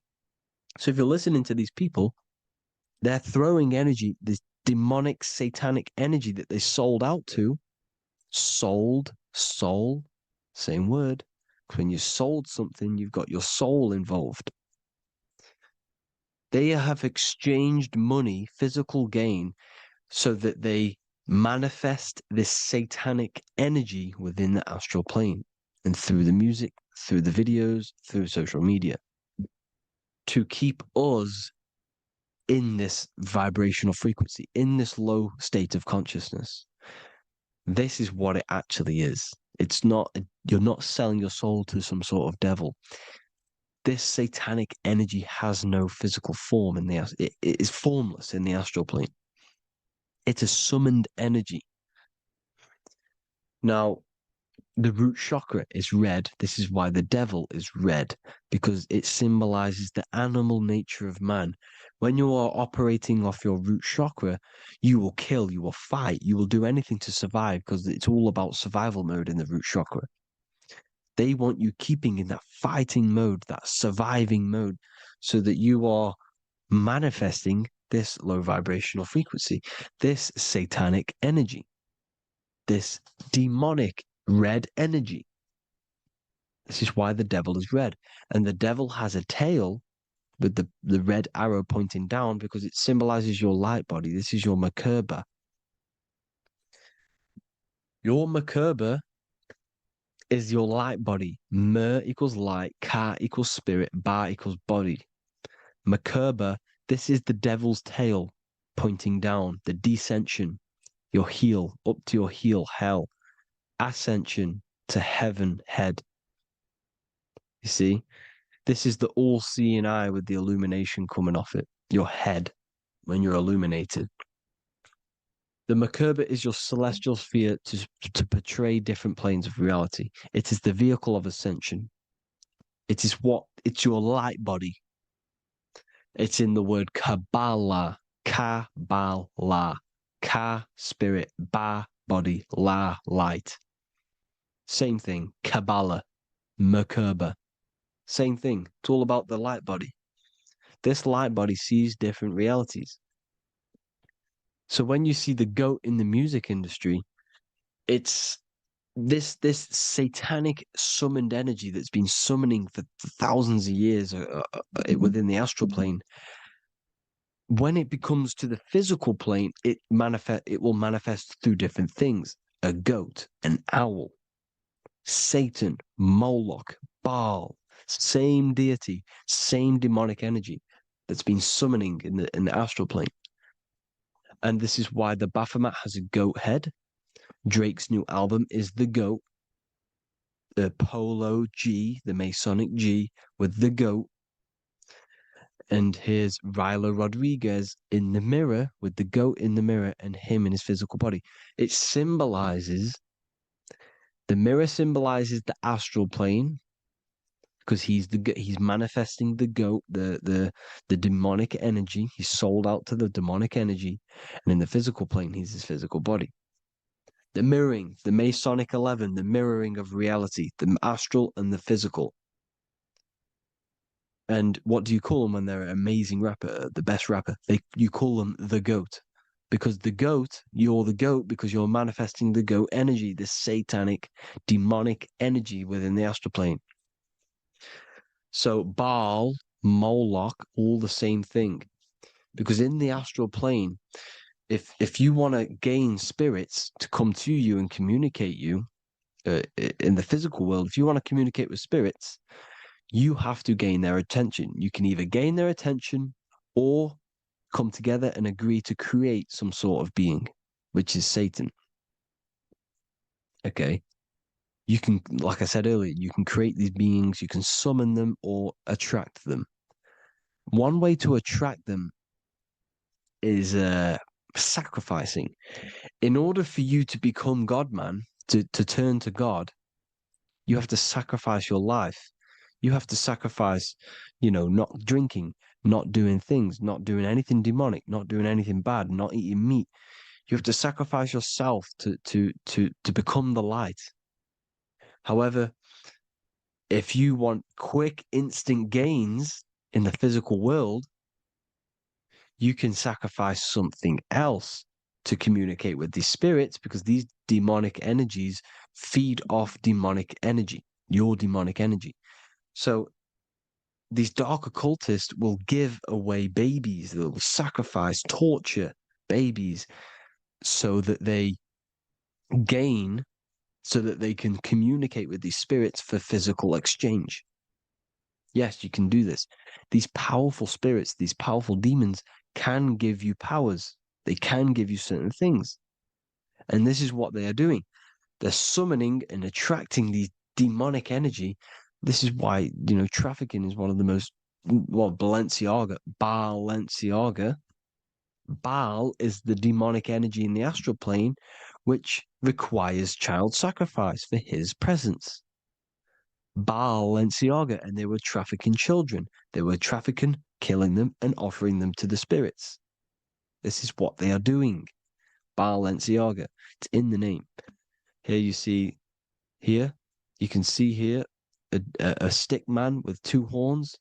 The goat, obviously, it's all the same deity. Baal, the goat.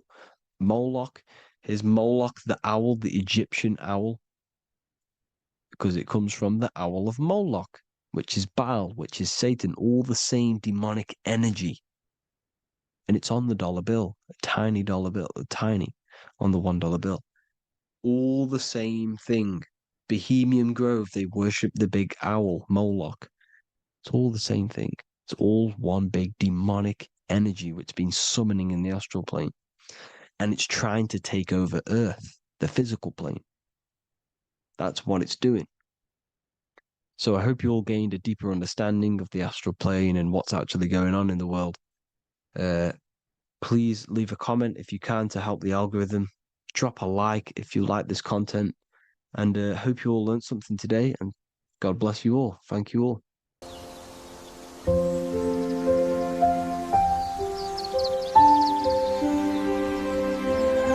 bookofwisdom.com. Visit today.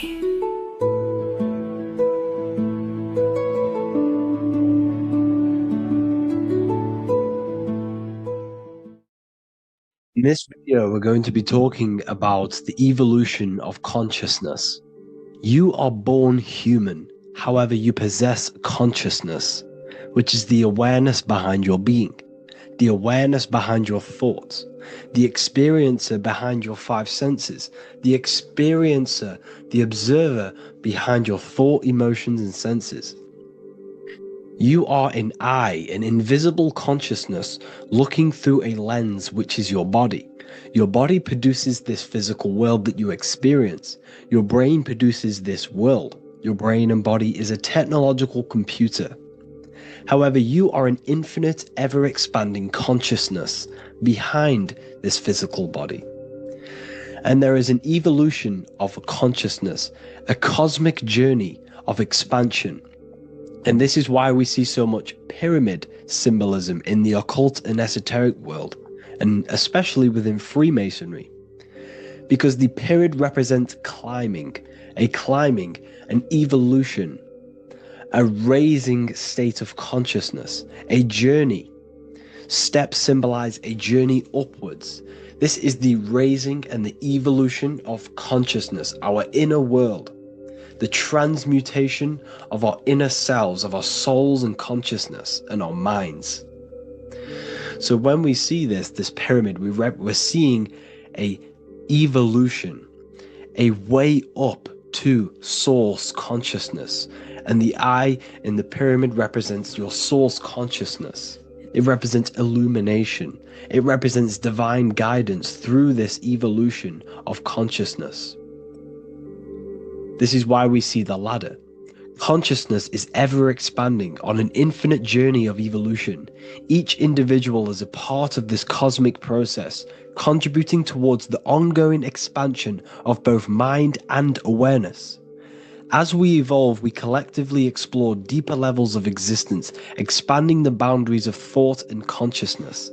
The mind has the ability to expand infinitely into new realms of thought, into new dimensions of mind. The mind cannot be filled up. It is not a physical substance. The body can be filled up because it is a physical thing, but you cannot fill the mind. Therefore, the mind is constantly expanding, ever expanding into new fields of thought. So what we see in Freemasonry, the ladder, is again a journey, an elevation of consciousness. When we are born with an infant consciousness, and as we gain older, we gain an adult consciousness. Our inner world, our inner mind, and our emotional intellect changes and evolves. We are significantly different from when we were very young as an infant. It's because our consciousness evolutes, it changes, it alters like water. So just like this evolution of your own consciousness as growing up, there is consciousness of beings existing in cycles beyond our own. And their consciousness is unimaginably different from ours.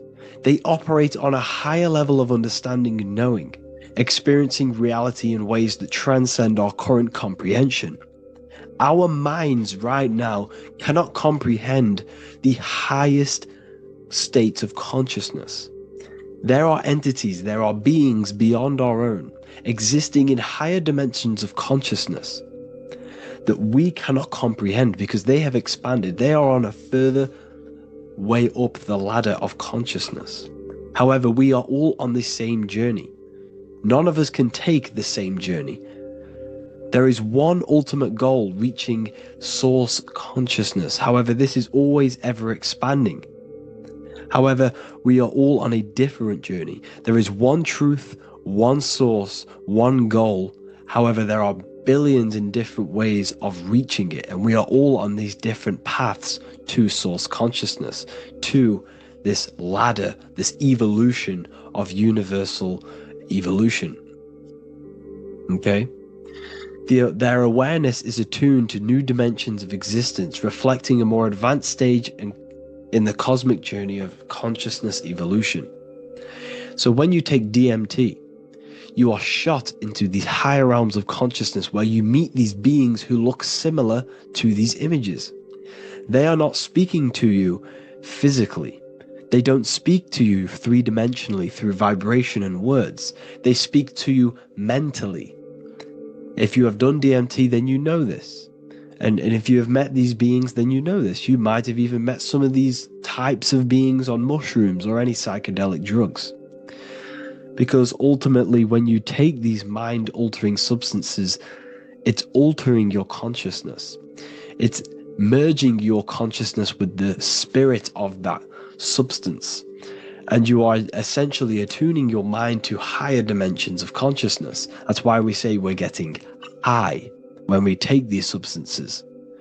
Therefore, when you meet these beings on DMT, you are essentially meeting beings who are attuned to higher dimensions of consciousness, and they speak to you mentally. They speak to you telepathically through thought, because the universe is mental. Everything exists within the mind.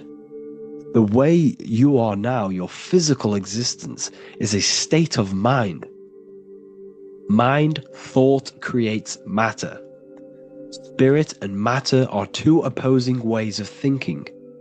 If we have a very spiritual mind, we have an expanded mind, we are a spiritual person through the mind. However, if we have a very low state of consciousness where we think about food, sex, lust, and all physical things, then we have a physical consciousness. Matter and spirit are two opposing forces, two ways of thinking. The mind attunes itself to different levels of understanding in different dimensions. So, essentially, this is what we're looking at. The body is a vessel for the fluidic, formless consciousness, a temple that houses the essence of our awareness. While the five senses are limited to perceiving only the physical plane, the mind transcends these limitations, capable of perceiving the full scope of reality. It is through the mind that we access deeper truths beyond the material, tapping into boundless nature of existence. Physical existence is a thin band, a thin layer of reality. It's like 0.001% of reality. And your five senses are only tuned into this layer of reality. But the five senses are, by design, only allowed to perceive physicality. But the mind has the power to expand beyond this physical five sense state. The mind has the power to expand and evolute. It is a conscious decision whether you want to take this path or not. You can stay in a three-dimensional way of thinking, or you can expand your consciousness from within. It's not an external journey. There is no God going to save you. You must save yourself.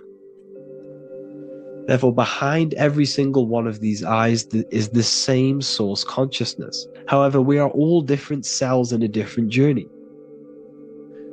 The organs in your body, the cells in your body are all alive. They all possess same consciousness, universal consciousness. However, we are all on a different journey of evolution. As above, so below. As the baby is in the mother's womb, when the baby becomes conscious, there is a world outside of its mother. What does it do? It presses and seeks a way out to be born in the other world outside of its mother. It is the same with your consciousness, your mind. When your mind becomes aware that there is realities beyond the immediate surroundings, it seeks a way out. And this is exactly what I'm doing to you now. I am now expanding your mind and telling you there is other ways of reality. There's other dimensions of consciousness which you can access through inner transmutation, through different ways of thinking, spiritualism, and meditating and connecting with yourself and detaching from external things. We can upgrade our consciousness. Your body is a womb. Why Jesus says you must be born again to see the kingdom of God, because you are born physically and then you must be born again spiritually, awakening your inner consciousness. So like I said, as the baby is in the womb, it's the same principle. As above, so below. You were a baby, you were in your mother's womb, and you figured out there is a world outside of your mother, so you seek to way out your mother to be born in another world. It's the same now. You must do this now. This is your spiritual evolution. This is the evolution of consciousness. It's ever expanding. When you die, this is a transition. You must learn to not fear death. This is another part of your spiritual journey. You must master death. Therefore, like I said before, the mind has limitless capacity to expand into new realms of thought, continuously exploring uncharted ideas and concepts without boundaries. The mind can ever expand. It can never be filled. It can never ever know everything. There is infinite fields of knowledge, infinite fields of thought. Your current state is just one stage on an infinite pathway. You won't remain human forever. The human experience is a crucial phase where we learn to balance polarities, master the fundamental laws of the cosmos.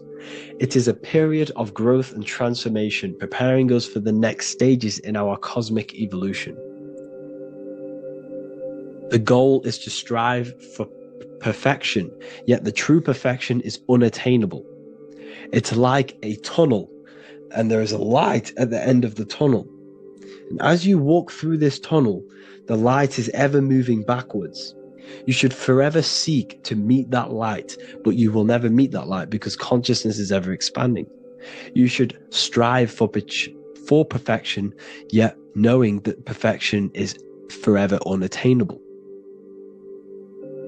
The journey is endless, with each step revealing deeper layers of understanding and experience. The pursuit of growth and expansion is itself the essence of our evolution.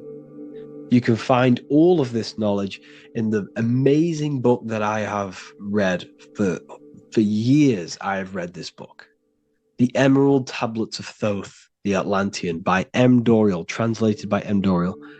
I'm telling you now, this book, now that I've told you this, you have some context on the book. The whole book is about evolution of consciousness. He's talking about higher dimensions beings. He's talking about how you can transcend this physical plane. It is truly the most amazing book you will probably read. One of the best spiritual texts you'll see. It's hard to understand, so you must read it over and over again. And the more your mind progresses, like for me, I read this every couple months, and the more I learn about consciousness, the more I expand my own consciousness. And every time I read this book, I pick out something new that just completely blows my mind, because you can only understand this book to your level of consciousness, to your level of understanding. So now that I've told you all this information, go and read this book and it will absolutely blow your mind.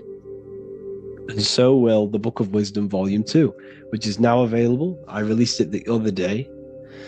I'm just going to read a page out now. This page is called Spirit and Matter. The Earth is not merely a dense, lifeless rock drifting through space. It possesses spirit, a living essence that animates its form. But what do we mean by spirit? Spirit in esoteric terms refers to the energy, the life force, animating the principles infused in matter. So essentially, what this page is talking about is how everything has spirit, consciousness within it. You are the middle, you are spirit and matter. You have the ability to expand your mind to the God self and raise above our animal instinct, our material self, and know the divine and expand. Animals cannot do this. Animals are not self-aware. Humans possess self-awareness. We can observe our consciousness. We can say, why do I exist? We can look in the mirror and know that we need growth. And this is what Anunnaki means. Anu means above. Anu was the supreme god of the sky, which is a metaphor. He represents spirit above, heaven. Anu came down to earth and married Ki, the goddess of the earth, which represents matter. It's a myth, it's an allegory. Anu married Ki and gave birth to the Anunnaki. Spirit came down and infused with matter and gave birth to the human, which is you. You are spirit infused in matter, Anu and Ki, Anunnaki.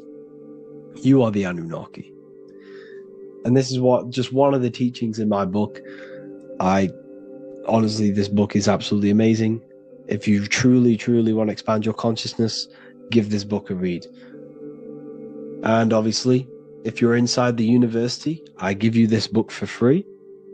A paperback version. If you join the university, follow the steps inside of the general chat. You'll be able to download this book. Sorry, not download it. Order a paperback for free. All you have to do is pay for the shipping.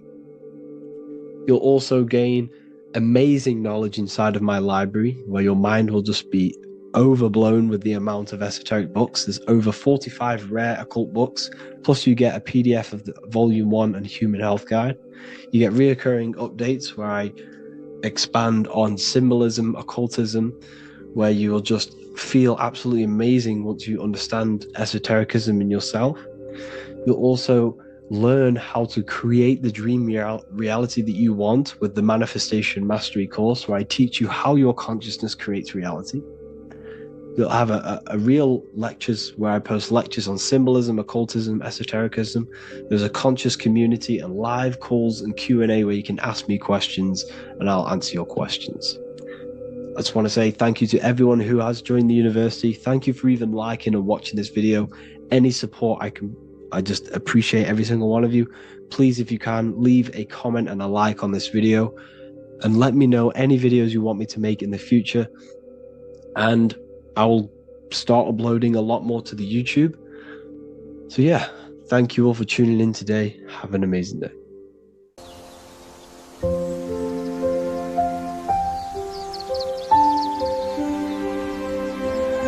bookofwisdom.com. Visit today.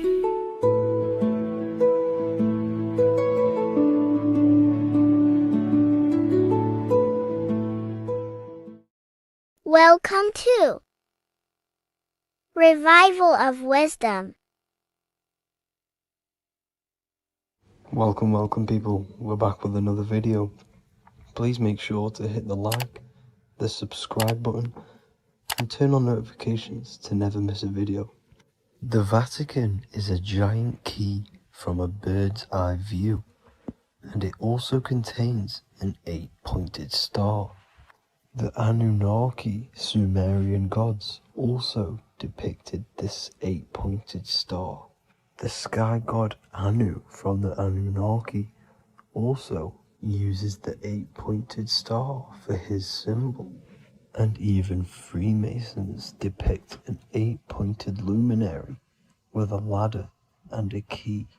This is symbolizing the key to ascension up to the 8-pointed star, which is Polaris. Polaris is always depicted as an 8-pointed star. Polaris is the standstill star at the very center of our realm, which is perfectly aligned with the North Pole. The Earth is a giant torus field, and at the center is where the most electromagnetic energy is stored. This is why all compasses point to the north. Hence why a compass is an 8-pointed star, because it points you to Polaris, which is the North Pole, the center of this realm. The 8 points of the 8-pointed star symbolize the 8 points in space and time. So yes, Polaris is the portal which you ascend through if you outgrow this consciousness by aligning your chakras. Our earthly realm is a macrocosmic reflection of us, and we as humans are the micro reflection, with the earth containing its 7 chakras as well as us. The North Pole is the 7th chakra, which is the crown chakra. So the key to ascension is held by the Vatican, hence why it's a giant key, because they mislead the masses through their religions, which teaches the masses to look outside of themselves.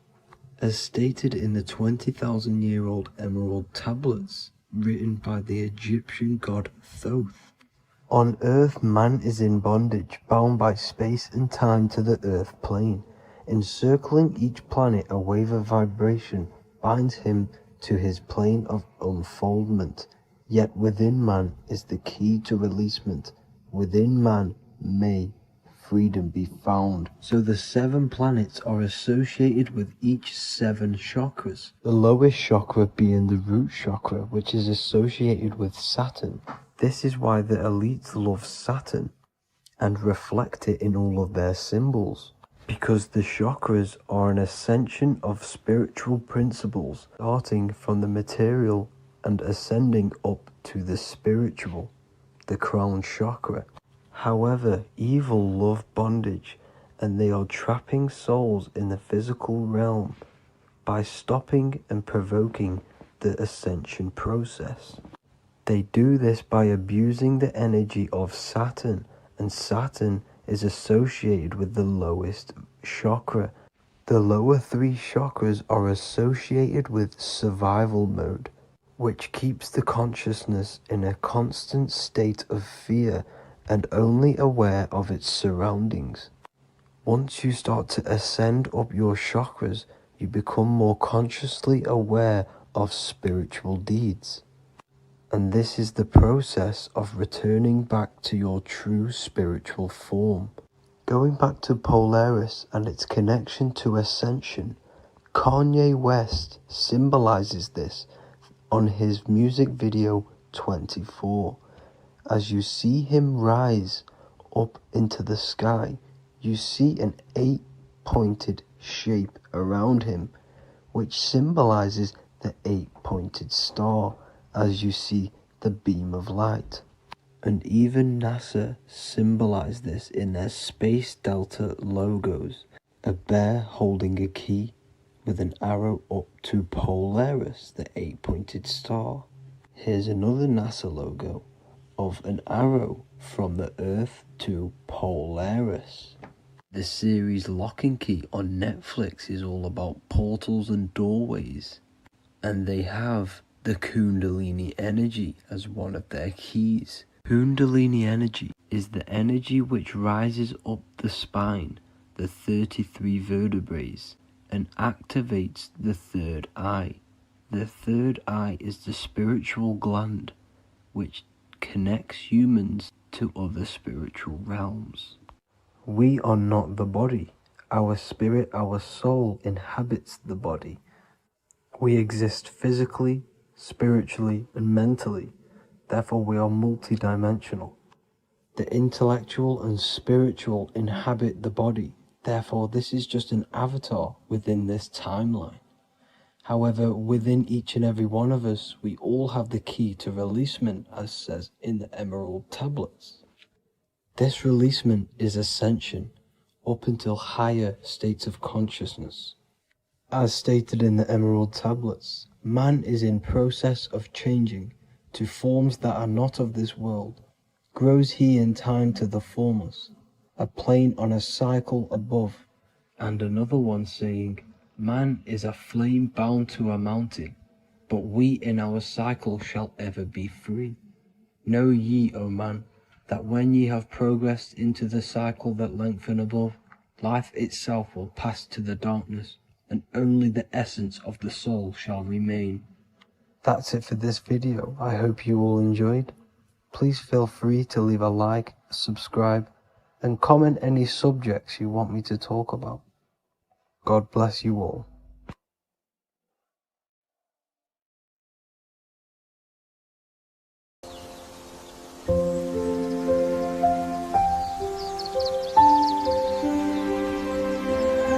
bookofwisdom.com.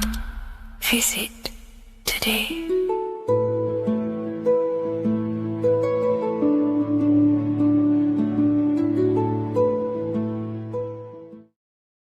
Greetings everyone, it's Revival of Wisdom. I facilitate human enlightenment through occult and esoteric teachings. I hope this video expands your mind into a new field of thought. In this video, we're going to be discovering the true esoteric meaning of the 7 planetary energies. So let's jump straight into this. In order to fully understand this, you must understand the esoteric teaching of as above, so below, and as within, so without. Our inner world is mirrored into our external material reality. We have a physical voice, which you are hearing right now, and I also have an inner voice, which no one else can hear. The inner world is invisible, and the external world is visible. In other words, the inner world is the spiritual world, and the outer world is the material world. The inner world of ourselves reflects and projects our outer world, which means everything in our external reality is a somewhat reflection of our internal self. You are made in the image and likeness of God. You yourself are the universe experiencing itself in a 3-dimensional physical form. The Newtonian science has programmed you to believe that you are a physical being inside of a physical universe. They did this to limit your mind to only believing there is a physical universe and that you are separate from the universe or God.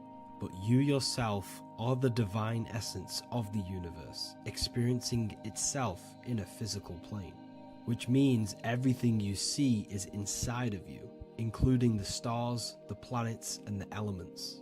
As above, so below. As within, so without. An example of this is the 4 physical elements: fire, earth, water, and air. In the external world, these are physical elements. In our internal world, they represent the 4 bodies of consciousness.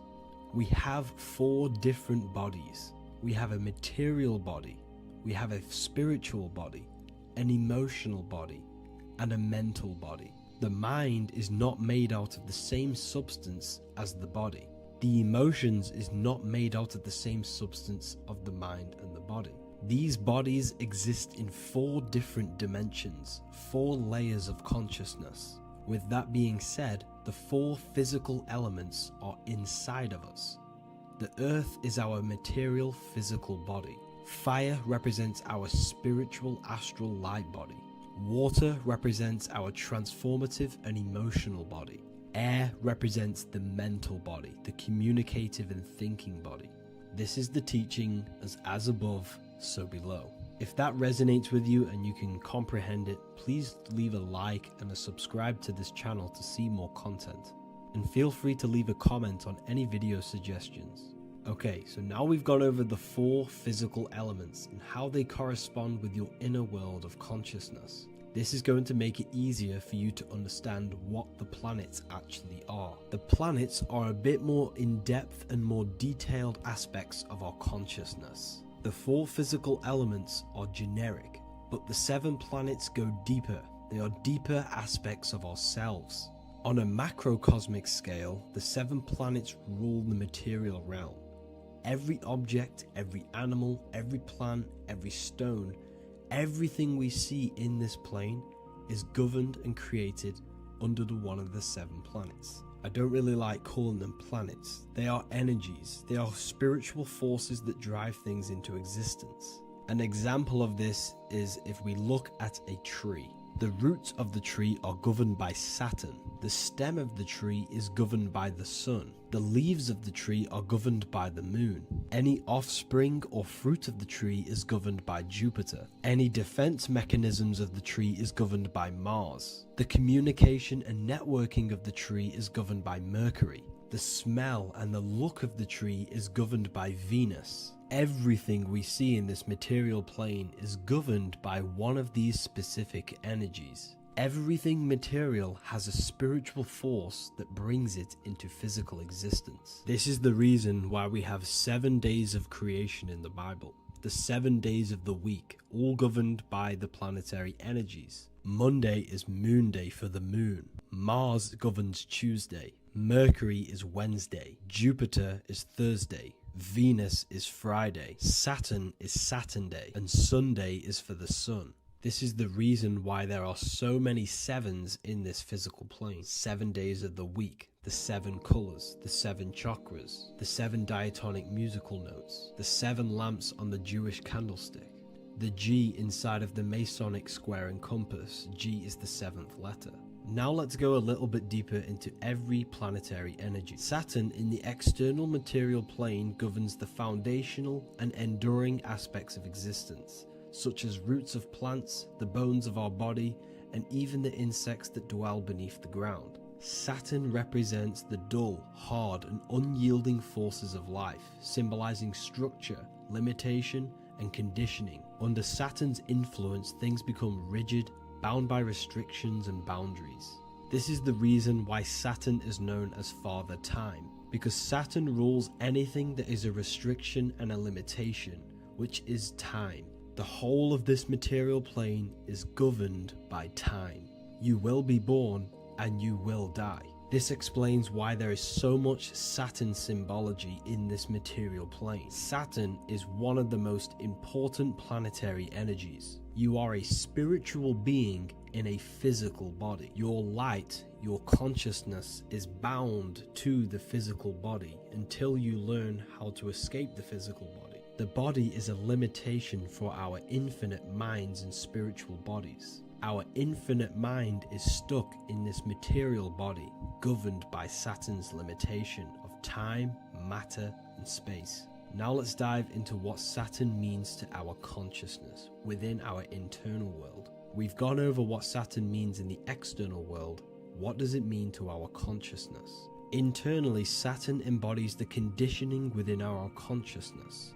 When the Saturnian aspect of our consciousness dominates, we become overly rigid, fixated, and restricted in our thinking and actions. For example, Saturn's influence is strongly felt in today's world, where many people's minds are confined to societal norms and conditioned responses. Saturn is the aspect of our consciousness, our minds, such as limiting belief systems and limiting thoughts and emotions. This is the negative thought that you can't get rid of, that's holding you back.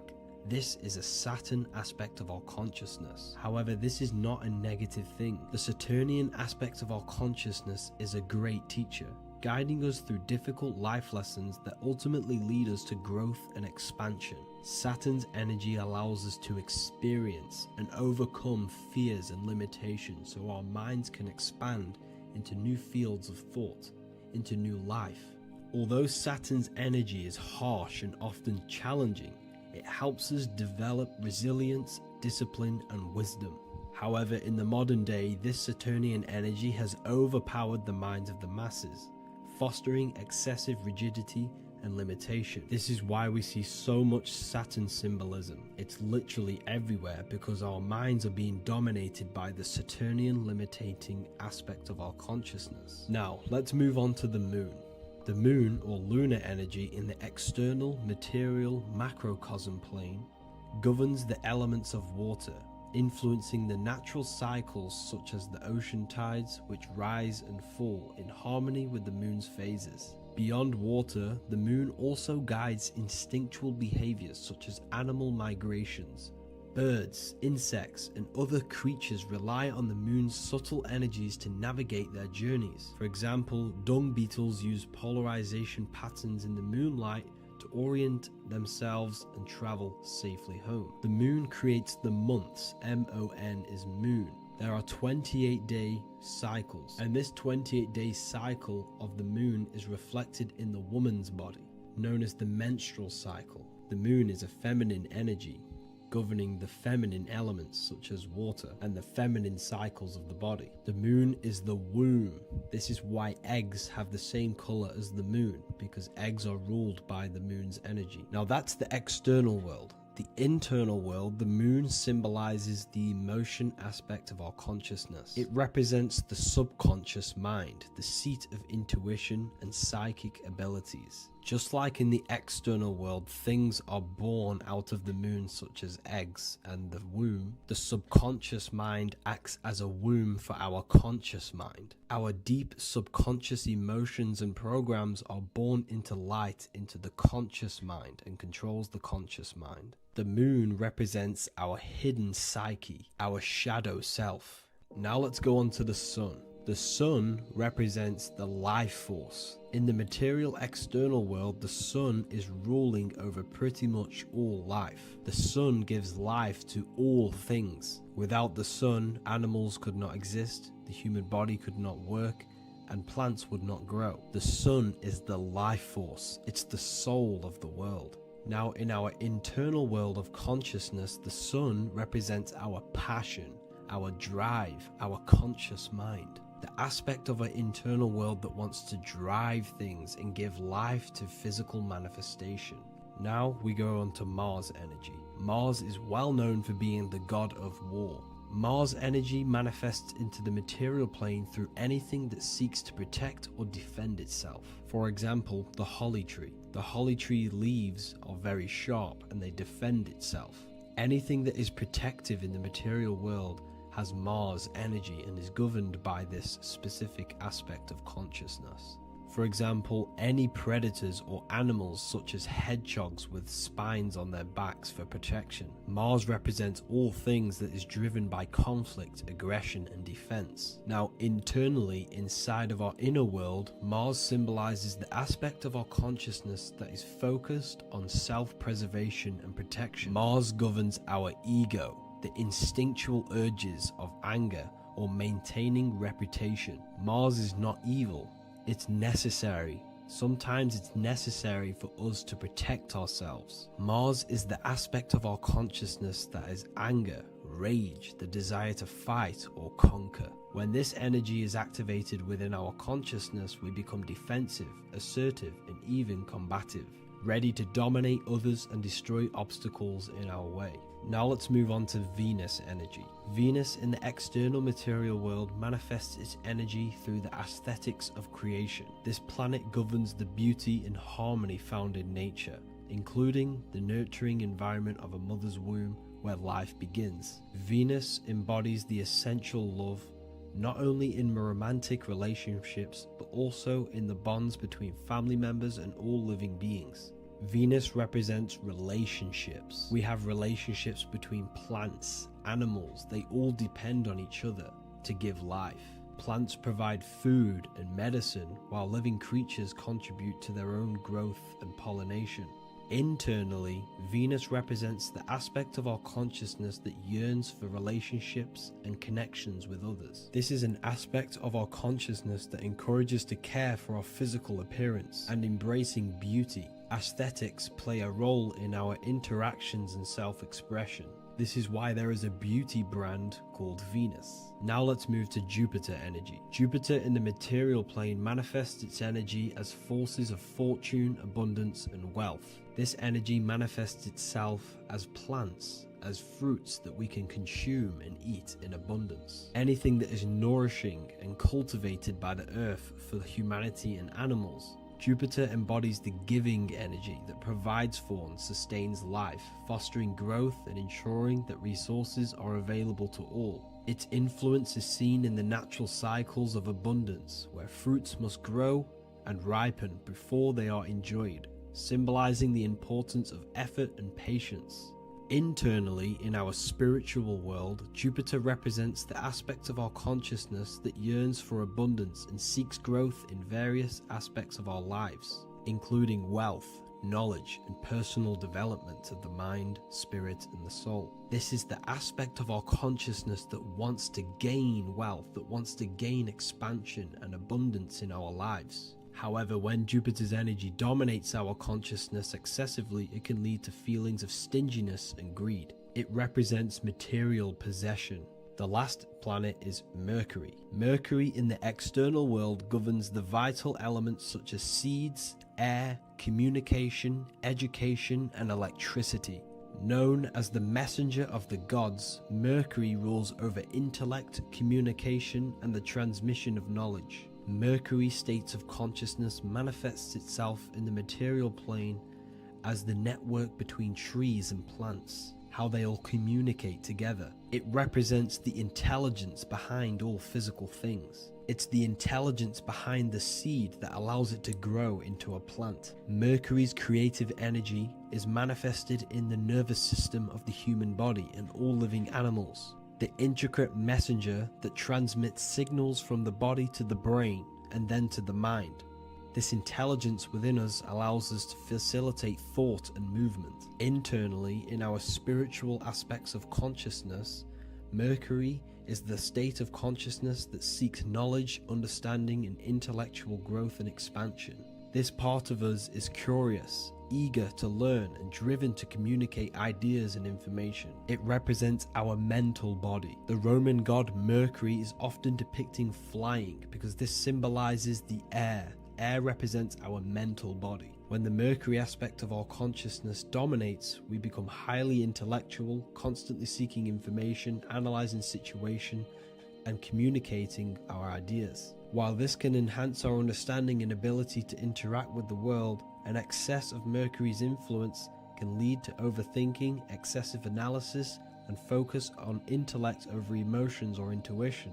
Okay, so they are the 7 planetary energies in the external world and your internal world of consciousness. These energies are manifested in the Roman mythology as human beings. They are depicted as human beings, but this is nothing but symbolism. These gods never existed physically. They represent aspects of our consciousness and spiritual forces that govern the material plane. Every material object, every intelligence, every piece of life in this universe is governed and brought into existence by one of these spiritual forces. Now, I hope this video has expanded your mind into a new realm of thought. Make sure to leave a like, a comment, and subscribe to the channel for more occult and esoteric information. You can read more about this topic and many more occult and esoteric teachings inside of my books, the Book of Wisdom Volume 1 and the Book of Wisdom Volume 2. I honestly advise that not everyone reads these books. These are books which will completely transform your view on reality. You will feel a lot better reading these books because you will find a connection with yourself and the universe. Understanding truth and knowing thyself gives you a sense of well-being. Like I said, this is not just a book. This is a beginning of your journey of expansion and growth. Reading them can be life-changing. Inside my university, I host live calls where you can ask me questions, and you can watch all the pre-recorded live calls. You also gain the ability to manifest your own reality through the Manifestation Mastery course. There is also a library with all of the PDFs that I've read in the past of occultism, symbolism, and esotericism that you can gain access to. There is a whole lecture section where you can watch all of my occult lectures. This is a place of transformation. The price of the university will be going up very soon. If you join now, you will gain a free sexual alchemy course which will teach you how to transmute sexual energy into creativity. I'll leave all the links in the description for the university and also my website where you can get my books. I hope you enjoyed this video. Take care.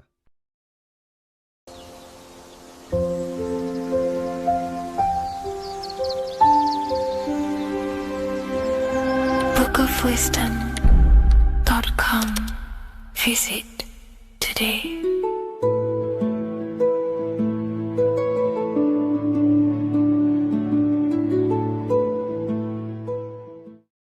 Creation demands destruction. Every time you release your sexual fluids, you're destroying a part of yourself to create an extension of yourself. For example, if you want to create a business, you have to destroy your time, attention, and energy in order to create the effect of the business. All creation demands some sort of sacrifice or destruction. This falls under the law of polarity in the universe. It's the same with your sexual fluids. Your sexual fluids, especially as a man, contains minerals, all the minerals in your body. It contains your vitality. It contains your DNA. It contains the blueprint of you, and it can create a whole new human being. You are literally playing with the power of creation if you are releasing your sexual fluids too much. Sexual fluids also extend beyond the physical plane. They contain astral forces because all physical creation is a mental creation. We live in a mental universe. Everything begins as a thought in the mind, then the thought takes the form and the body of imagination, which is an astral force. Imagination turns into etheric emotional energy. Then the etheric emotional energy turns into the physical action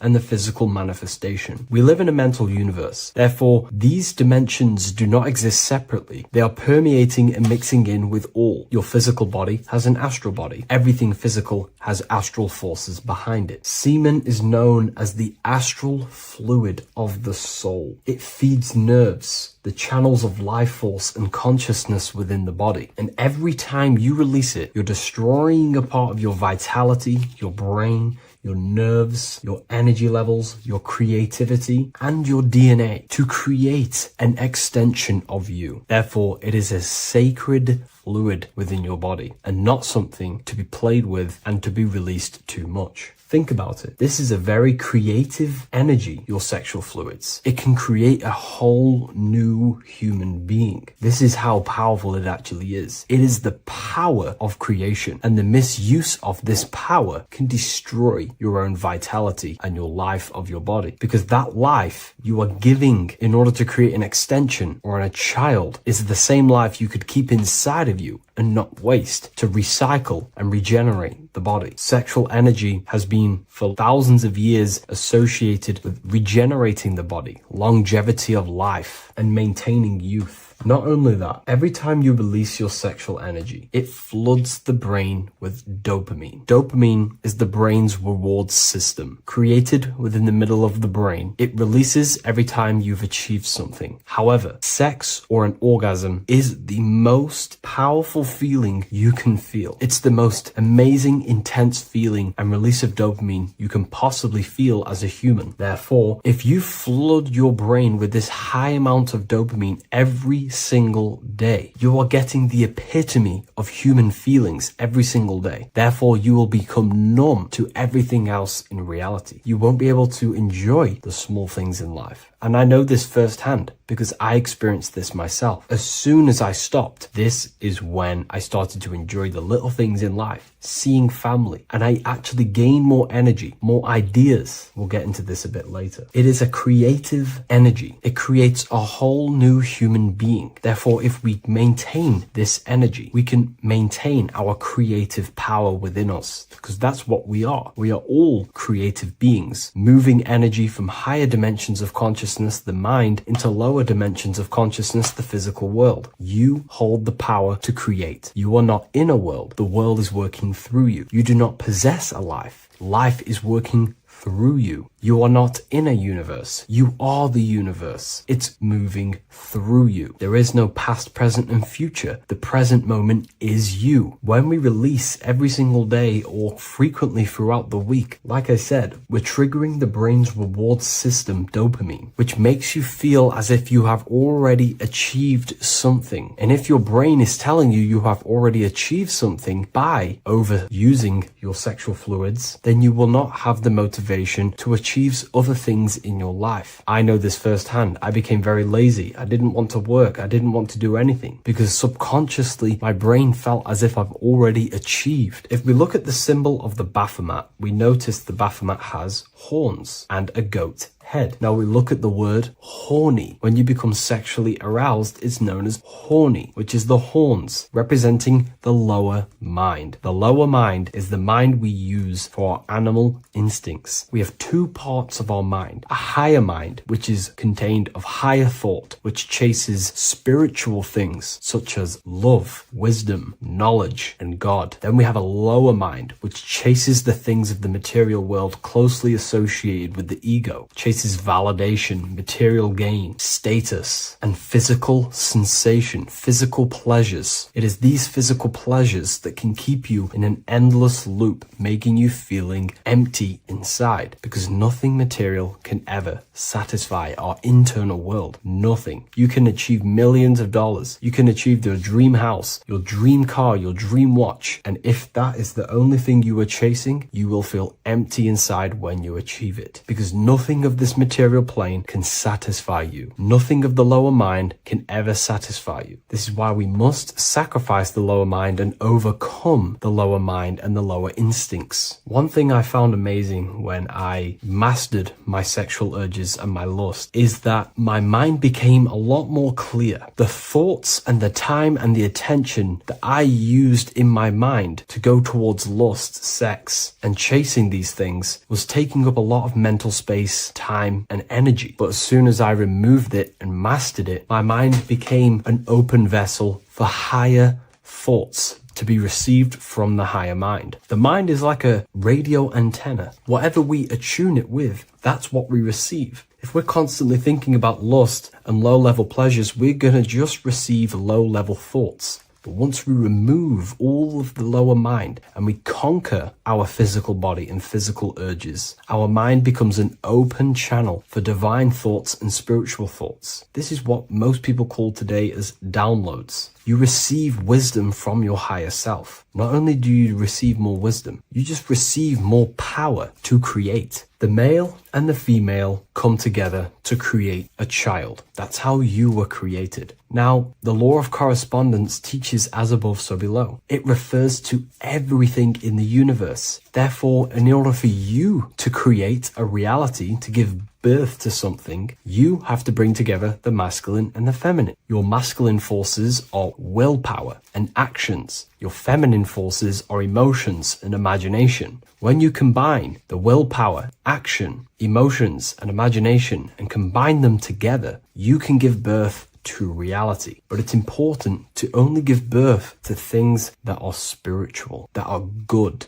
that are for the benefit of yourself and humanity, and not for the ego and the lower mind. Killing our lower mind is essential for spiritual ascension when we die. The thoughts that we give the most attention and energy to when we die are pretty much the same thoughts that we're going to think when we die. When you die, your physical body and external world is stripped and you're left with your internal world of consciousness, more than likely be resonating within the lower astral plane before you move on to any higher dimensions of the astral. It's important that we kill any addictions such as sex, food, attachments, emotional attachments to people, any desire for material things before we physically die. The Hindus taught this, Buddhism taught this, the ancient Egyptians taught this. We have to remove the desires in our heart for material and things before we physically die, because when we die, we cannot fulfill physical pleasure. Therefore, we will create our own suffering within the astral dimension. So sex is the biggest part of this. We have to remove the desire for sex or releasing any of our sexual fluids before we physically die to master ourselves. And not only that, it's going to benefit the way you feel, the way you think, the way you act towards people once you have mastered this. Porn psychologically damages you. You are quite literally the person in the corner of a room watching two other people give pleasure to each other. Psychologically, that is not good. And what happens in darkness is always revealed in light. What you do in your alone times will show in your confidence, in your eye contact, in your presence, in your aura, your energy. You cannot hide things that you do in the dark, because they always reveal themselves in a subconscious way, whether physically or through an energetic spiritual way. Sex can be known as sacred energy exchange. You are exchanging energy, bioelectrical energy. It's a scientific fact that when you hold hands with another person, your brain waves of each individual become synced. Your emotions sync. And you exchange electromagnetic energy because you are an electromagnetic being. When you have sex with someone, you are literally exchanging emotional energy. Your aura is not just an electromagnetic field. It is literally a manifestation of your internal consciousness. Your consciousness contains your thoughts, your beliefs, your traumas, your emotional state.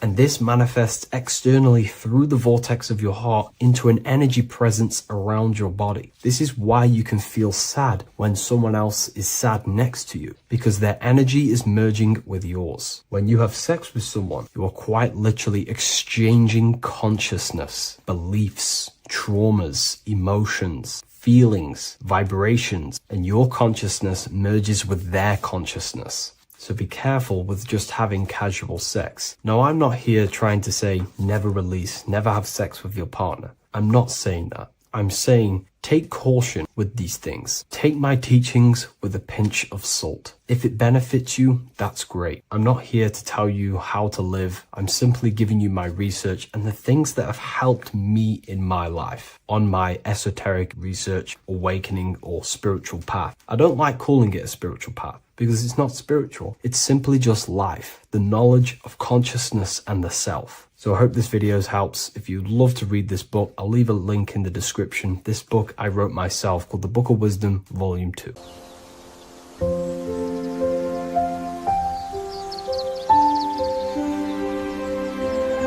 bookofwisdom.com. Visit today.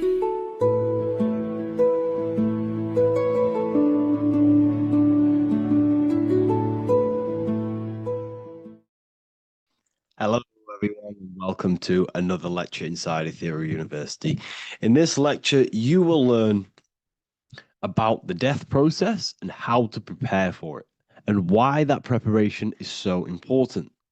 So let's get straight into this. You must understand, as a spiritual creature that you are, you have a visible nature and an invisible nature. You never truly die.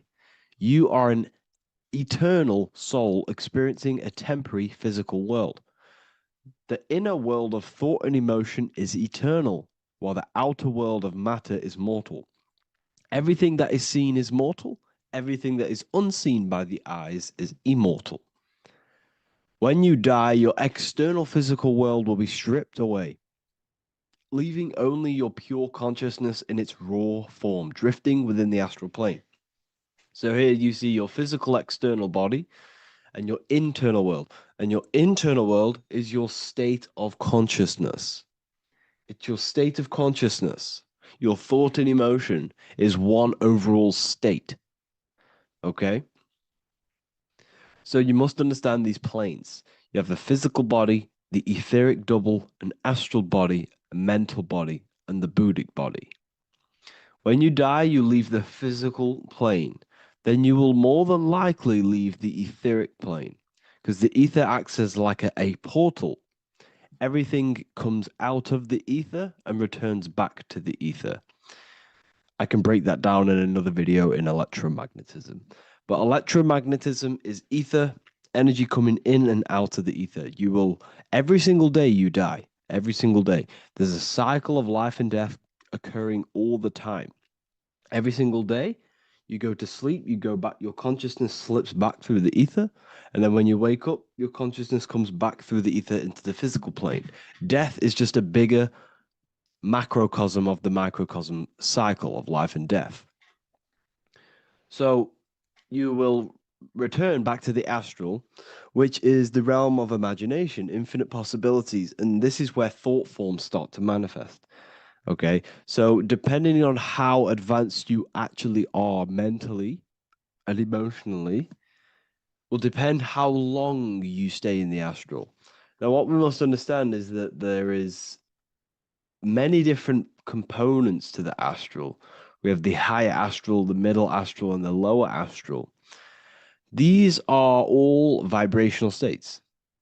So if your mind and soul is operating in lust, lust, desire, hate, food, physical addiction, smoking addictions, then these are quite heavy. These are quite heavy attachments to your consciousness, and they're quite low level desire, which means they have a low vibration. You will manifest in the lower astral when you're stripped from your physical body. The lower astral is not inherently evil. However, there's just low vibrating things going on there. Low vibration does not mean evil. Okay? So, just like bad doesn't mean evil. Okay? In the lower astral, you are going to see lower astral beings. You're going to see spirits, souls with low level desire. Okay? People who are attached to the physical plane, people that lust, people that do these things. Technically, this is hell, but you can escape it by escaping yourself. Now we're going to break all this down. I'll break all this down properly once you understand the full context. So depending on your level of desire, you will manifest in a corresponding layer of the astral plane. If your mind is still attached to the low physical desires, you will find yourself in the lower astral realms. But if you have few desires and have detached from the worldly attachments while you are encased in a body, then you will rise into a higher or middle astral plane, mainly the middle. Okay. The higher astral plane is very formless. So as I broke down here, this is, the physical plane is the lowest dimension. This is the most form, the most matter. It's quite heavy. The higher you go, the lighter it becomes. The more fluid, the more formless it becomes. So you see here, it says denser, down, and lucidic, up. So this is more lucidic in these higher realms. This is more dense in the lower realms. So this is why the ancient Egyptians were always talking about, I'll show you this. This is showing you death. So first of all, we have Anubis, which represents death. Here you have the heart, which represents the soul. And here you have a feather. And this is a scale. You see how this is a balanced scale? So what this is symbolizing, this represents death. This represents your heart, and this is a feather. So when you die, your heart must be as light as a feather, which means your emotions, your soul, should have no attachments to the world. It should be light. It should be detached. This is why the word light and light are the same. Light is in heavy and light is in very bright. Because when you're less attached to the things, your soul shines. You're authentic. You're light. You're very bright soul. And you have no attachments. Your light is in not heavy. So you must detach from the worldly desires. We have to detach from the smoking, the food. This is why we should fast. Smoking, this is why we should detox. We should also meditate. We should also be able to sit with ourselves for long periods of times. Okay? I'm going to break all this down properly. But that's why the Egyptians show you the symbolism here. Okay? So you're stripped of your material body. So that state of consciousness you're in right now, your inside world, if you shut your eyes, that state you're in, that is what you're going to experience when you die. Okay. And you're going to be manifested into the astral. In the physical plane, you can mask or hide almost anything. But in the spiritual realm, you cannot. The astral body, your thoughts and emotions directly shape your spiritual body, your astral body, revealing your true inner state. So your desires that you can hide in the physical plane, your emotions, your thoughts, you can't hide any of that in the spiritual plane, in the astral plane.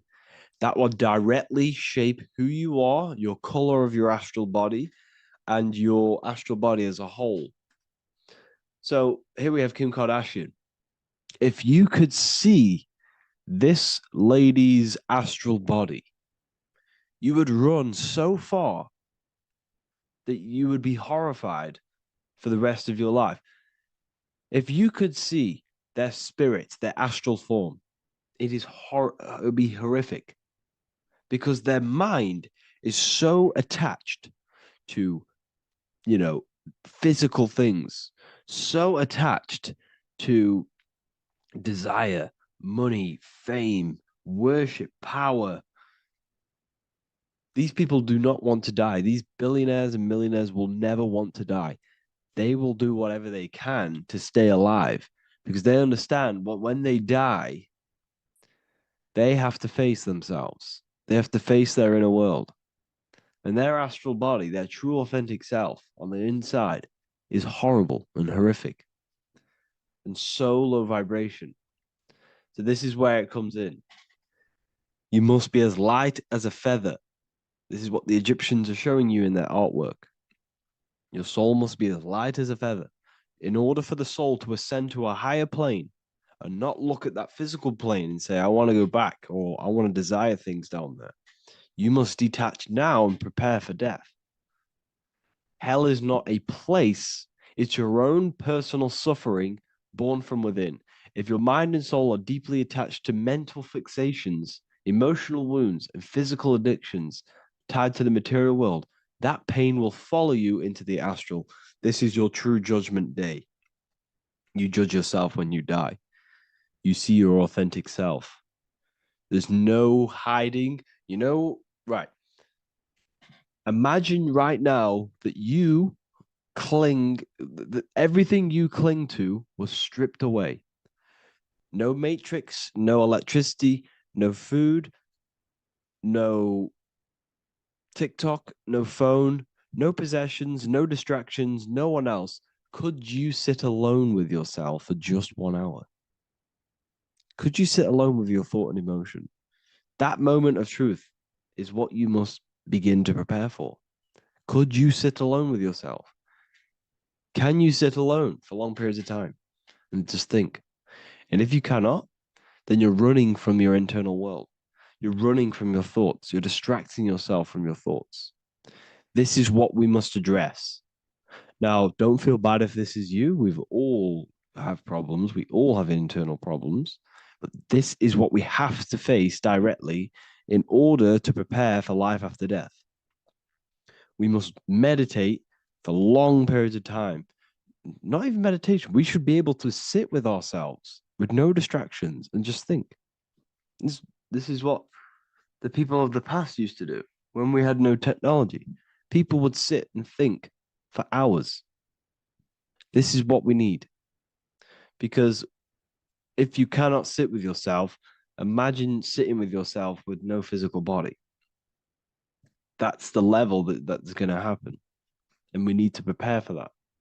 The soul and mind must become as light, as weightless, as radiant as a feather to ascend to a higher plane and move beyond the physical life. To rise, they must release heaviness, attachments, burdens, fears, and desires. The lighter and brighter your inner being becomes, the more freely it can rise into a higher state of existence. Ascension is not about going somewhere, it's about becoming something pure, clear, and luminous. Okay, this is very important. Very, very important. We must detach from the worldly things. So enough of that. How do we do it? How do we attach? How do we prepare? Number one, you must detach from the material things. Start loosening your grip on things. possessions, titles, even identities. They are temporary. Appreciate them, but don't let them define you. Let nothing outside of you define you. Nothing. Your name is not you. Your job is not you. Your reputation is not you. Your bad past is not you. Your good past is not you. Your business is not you. Everything outside of you is not you. Now, what I'm saying is, I'm not saying go full right-hand path and never care about anything physical, never care about your family, don't love your family. I'm not saying that. What I am saying, love these things, love these outside things, but do not become attached and do not let them define you. You must be okay with losing anything that is outside of you. You must be okay with that, because you must understand the physical plane is, it's promised that everything is temporary. Everything is temporary in this plane. So don't ever think it's going to be there forever, because it's not. And you must remind yourself, not remind yourself, but I think about this sometimes when I start becoming a bit attached to work and stressed. I just remind myself that this is temporary. I'm going to leave this world one day and I'm not going to care. So you must have the balance. Okay. The balance is key. You can go down that right-hand path and just fully cut off from the world like a monk and shave off your hair, and disconnect from the physical world. You can do that. That's not wrong. There's different paths in life. You have the left-hand path, purely physical. You have the middle path, which is balance between the physical and spiritual. Then you have the right-hand path, which is monk mode, where you fully disconnect from the world. They shave their hair off to disconnect from the physicality. They meditate for long periods of time. This is what they're doing. They're preparing for death. Monks prepare for death. They understand this. They understand that you don't die. Your inner world is the true world. The inner world is the only world that exists. Everything outside of you is an extension of you. Number 2, cleanse the mind. Watch your thoughts. Are they rooted in fear, anger, regret, or craving? Meditation, mindfulness, and inner reflection help purify the mind. The cleaner your thoughts, the lighter your spirit. So your astral body is formed by your thoughts. It's formed by your emotions. If you sit around thinking about eating all day, you're going to have a very heavy astral body. It's going to manifest in the lower planes. But if your mind is thinking about good things with good intentions, love, knowledge, expansion, you're going to manifest even the middle or the higher. And there are ways to even ascend out of your astral body.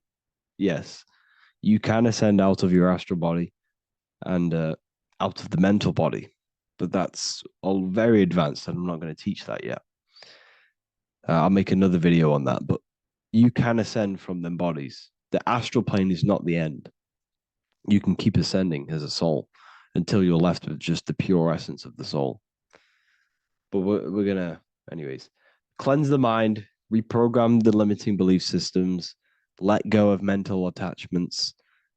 And the way you do this is by getting a piece of paper and writing down every single attachment that you have. And you're going to realize, dude, there's more than you think. Okay. We have to detach from these. We have to. 4, practice presence. Can you sit in silence with yourself? The more at ease you are with your own inner being, the less you'll feel death. The afterlife is just an extension of your inner world. It's so important. This is so, so important. Can you sit with yourself? If you cannot sit with yourself, you have some inner work to do. You have some thoughts to address, some beliefs to address, and some feelings to address. Okay, so practice sitting in the present, meditation, or just literally sit there and try and be okay with yourself. And if you can't be okay with yourself, then there's something you need to address, whether it's a belief system, whether it's an emotional trauma, or something. This is what we must reshape, refine, and let go of.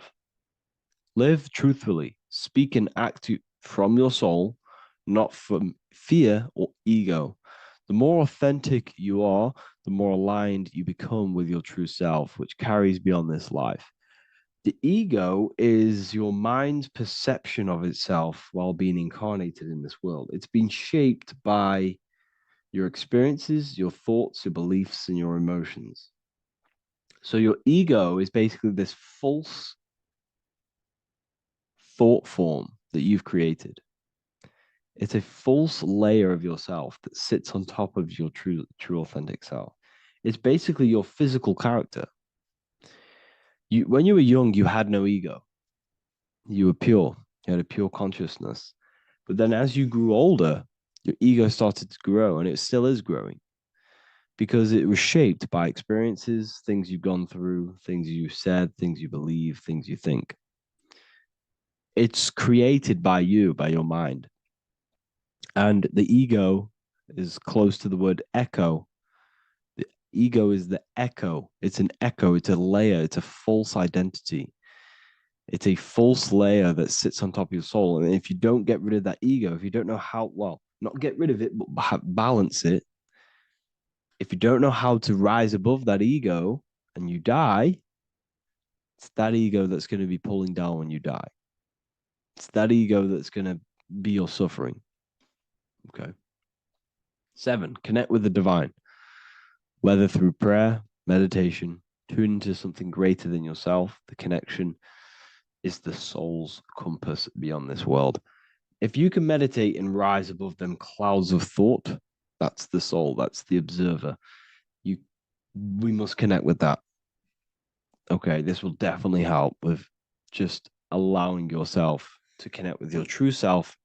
Meditation's great because you can just fully detach from the world. And the more you meditate, the more you can prepare for death.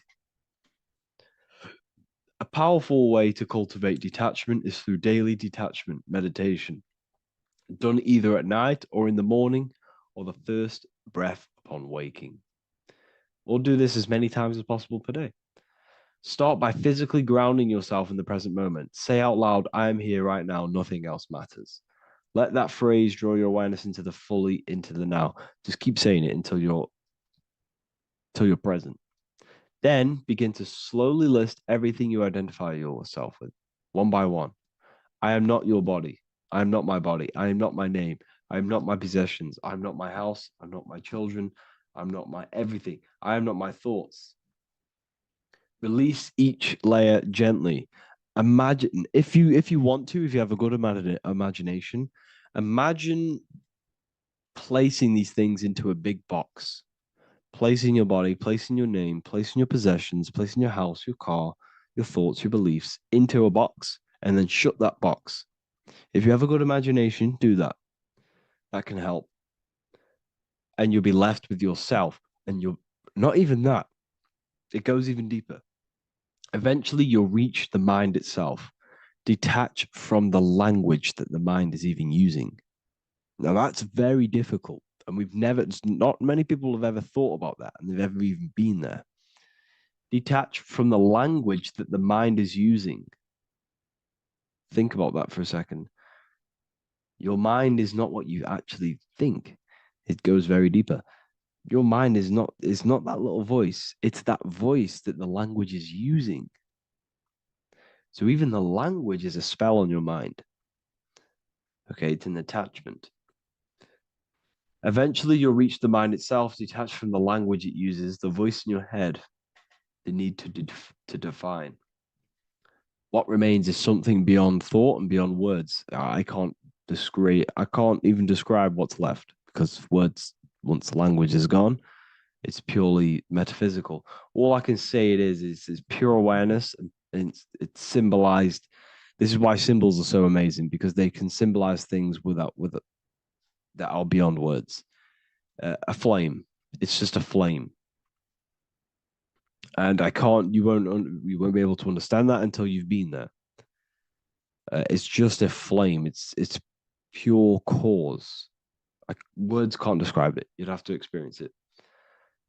Connect with this essence daily. This is truly who you are.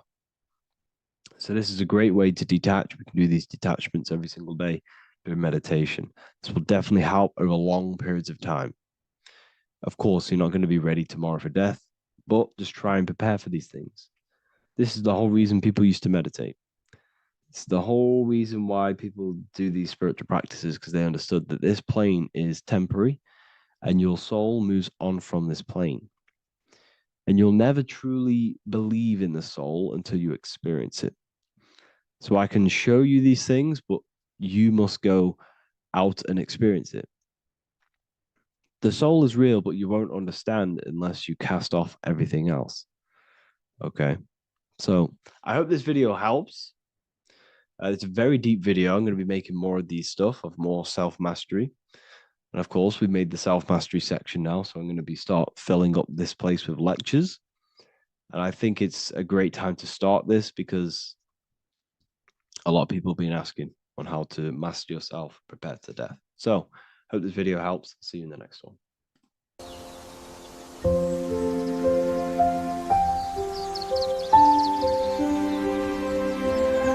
bookofwisdom.com. Visit today.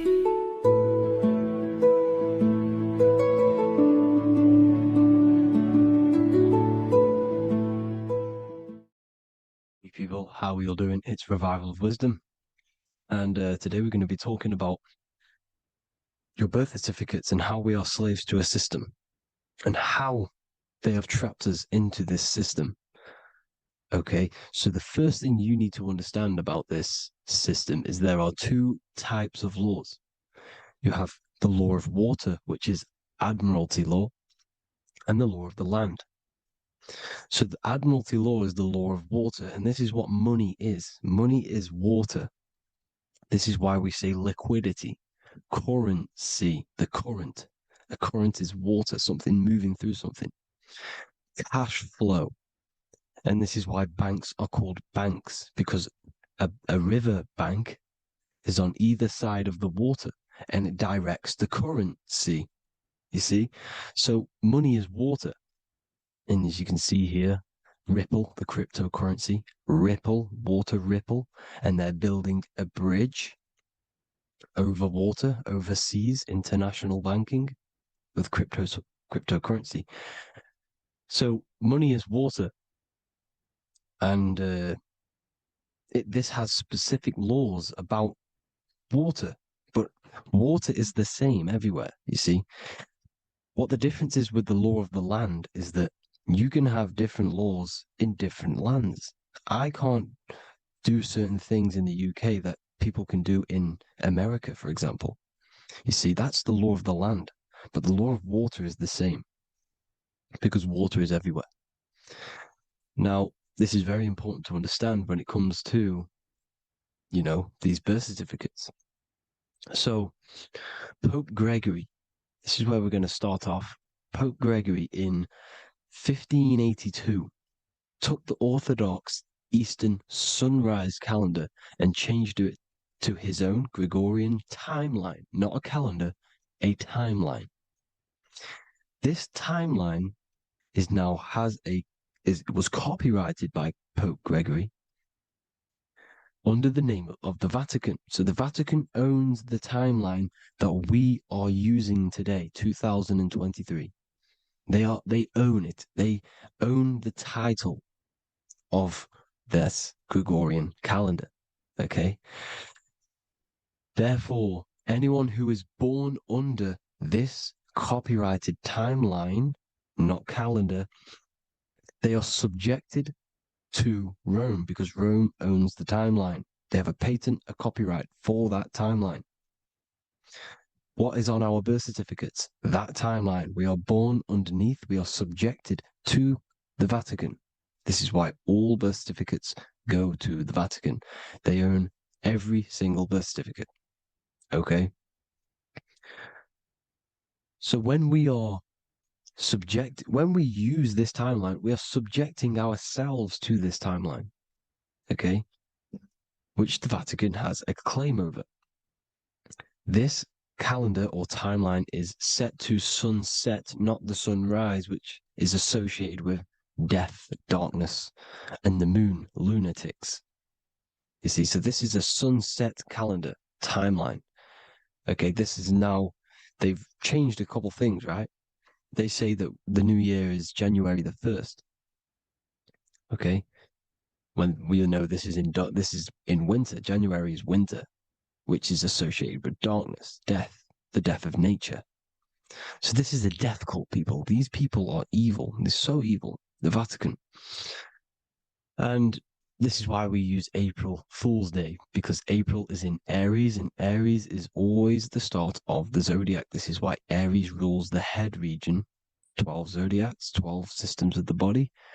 Each zodiac is associated with each part of the body, and this is why Aries is the head. Cerebrum. But we're not going to talk about it in this video. But yes, that is what April Fool's Day is. They're putting it in your face. April Fool's Day is the real start of the year, when the sun starts to rise again, when the risen Savior is resurrected, when it's born again. This is when the Jews celebrate the Passover. This is when the Christians celebrate the resurrection of Jesus, and they eat lamb. The Jews eat lamb because we're in Aries, the new year. The sun is now born again, our risen Savior, the light of the world. So yes, this is what April Fool's Day is. It's the first day of the year, which they changed. Pope Gregory changed. So you need to understand is that you are in the womb.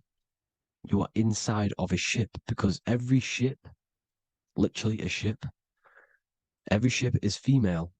This is why they say she delivers the product, because she does deliver the product, you, the baby. Same thing with a ship, they deliver products. They are a she.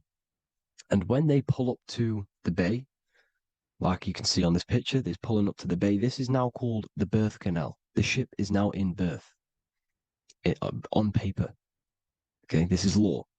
And when they pull up, they tie up to the bay, and now they get a certificate of manifest certifying all of the products which are on the ship and what they are bringing into that nation. Okay, so you're bringing in this many of that, everything's on the certificate of manifest. And this certificate as manifest is also your birth certificate, because you are traveling through water when you are in the birth canal of your mother, because you are in water when you are in the womb. And you travel through the birth canal, and when you arrive, you get a certificate of manifest with the name, how many, the quantity, that's your birth certificate. Okay. And this is what it is. We are a we're not a corporation, but we represent a corporation, which is your name in full capital letters. That is your corporation. You cannot physically tax a body, but you can tax a corporation. This is why we get charged. This is why we get taxed, because it all goes down to the corporation which our name represents, which we are subjecting ourselves to. We are my name. I am subjecting myself to this name, and that name has a corporation which I represent, which I subject myself to.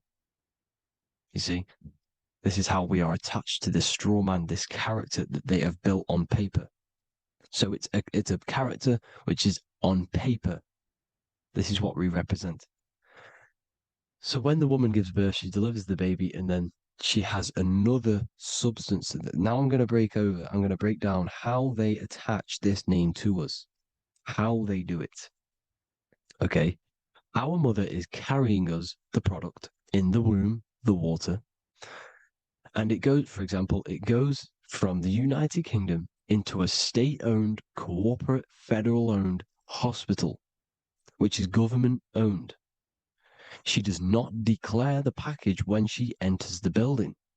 Aha, so keep that in mind. When she delivers the package in the federal territory, she does not declare the package either when she leaves. Therefore, there is no evidence that we exist when we arrive. On paper. On paper, there is no evidence that we came into the building or left the building. We have not been declared. So we do not exist on paper at this point. When the woman gives birth, she delivers the baby, and then she has another substance, which is called the afterbirth material. Okay? This afterbirth material has the same DNA as our physical body with the body, mind, and spirit. Okay. This is how they get this cooperation. Hold on. The afterbirth material does not get claimed by the mother nor anyone. Therefore, they salvage that substance because we are under the Vatican. Every state is all Catholic. Your birth certificate is Catholic.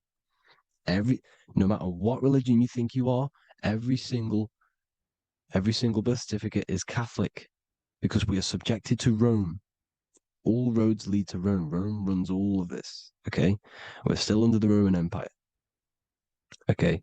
So Rome are Catholic and they believe in salvation. This is how religion comes into this. This is how they use religion to get this.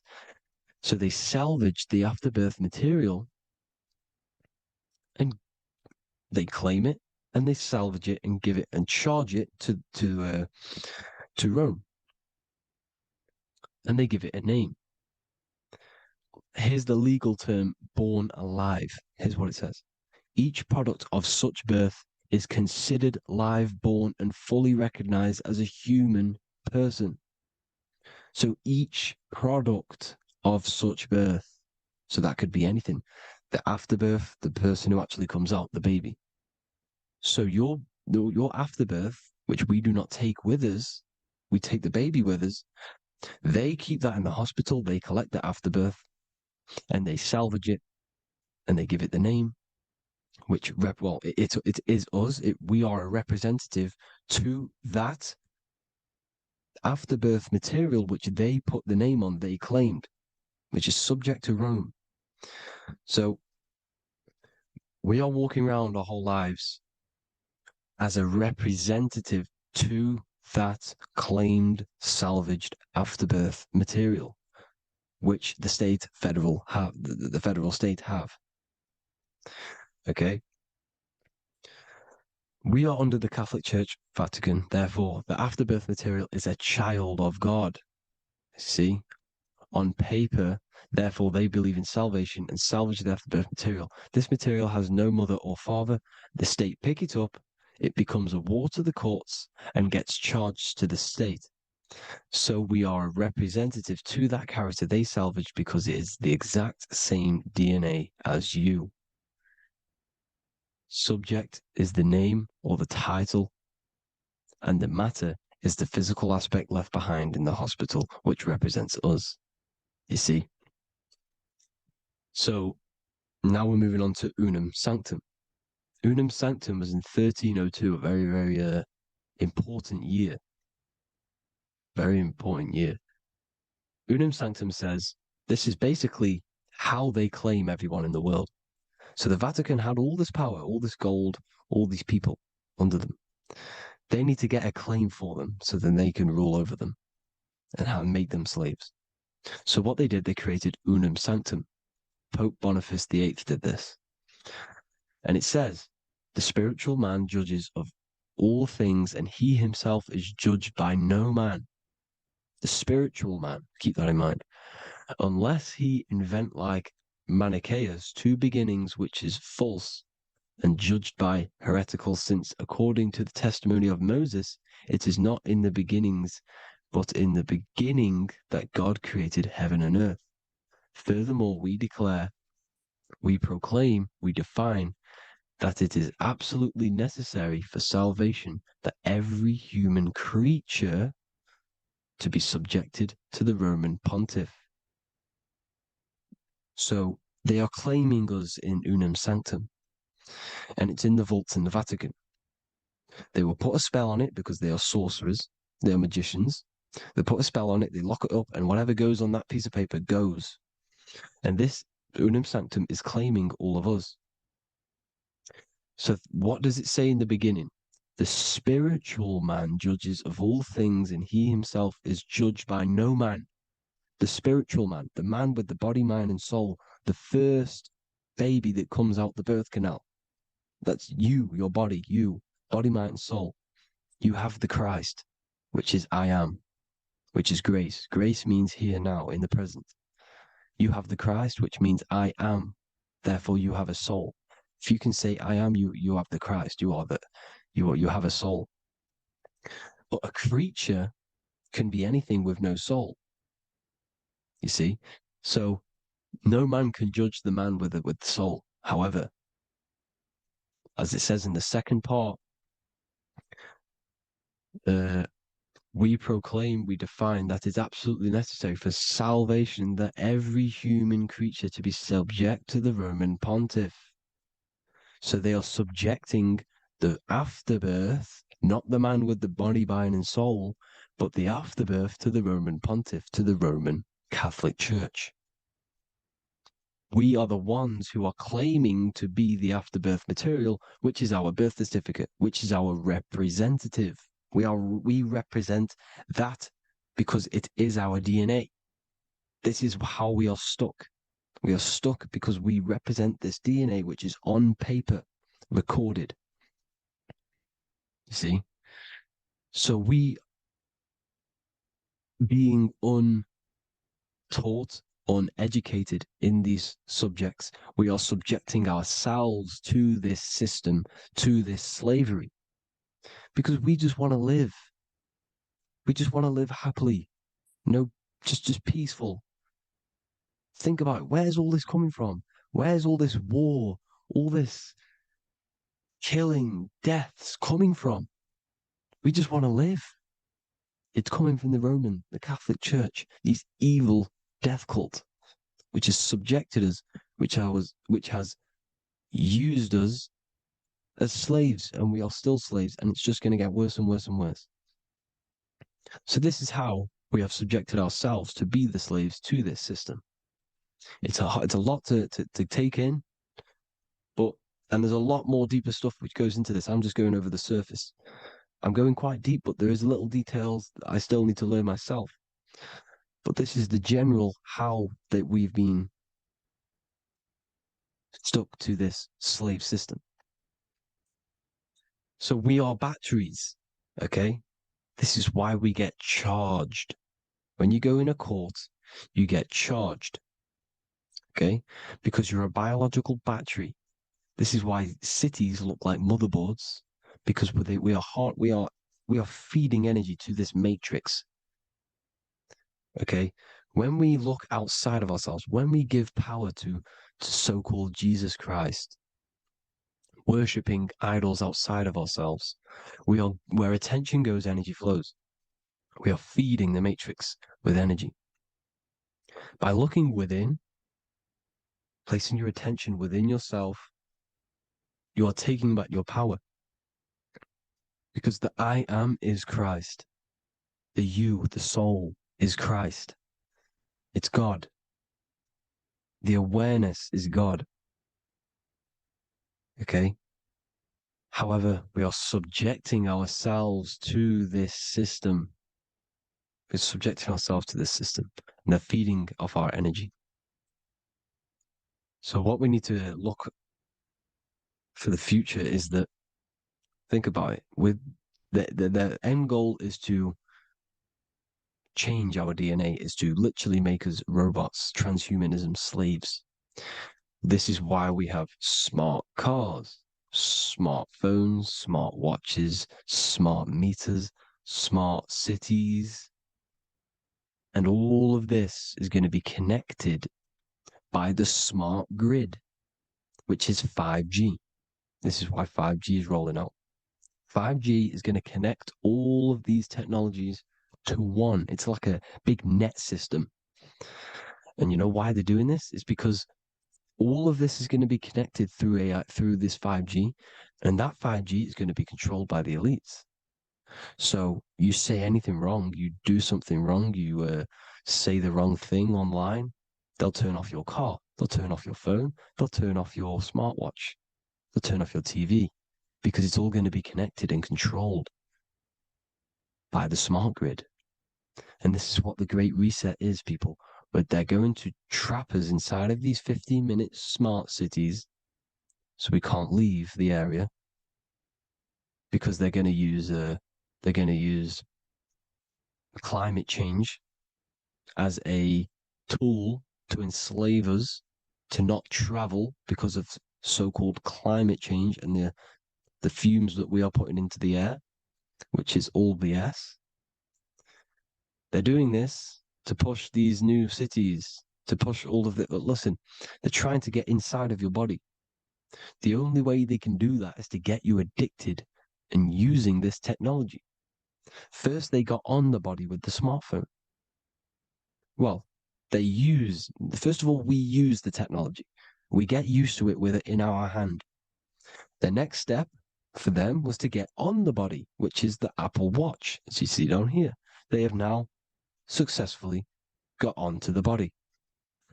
The next thing is to get inside of the body. This is the brain chip.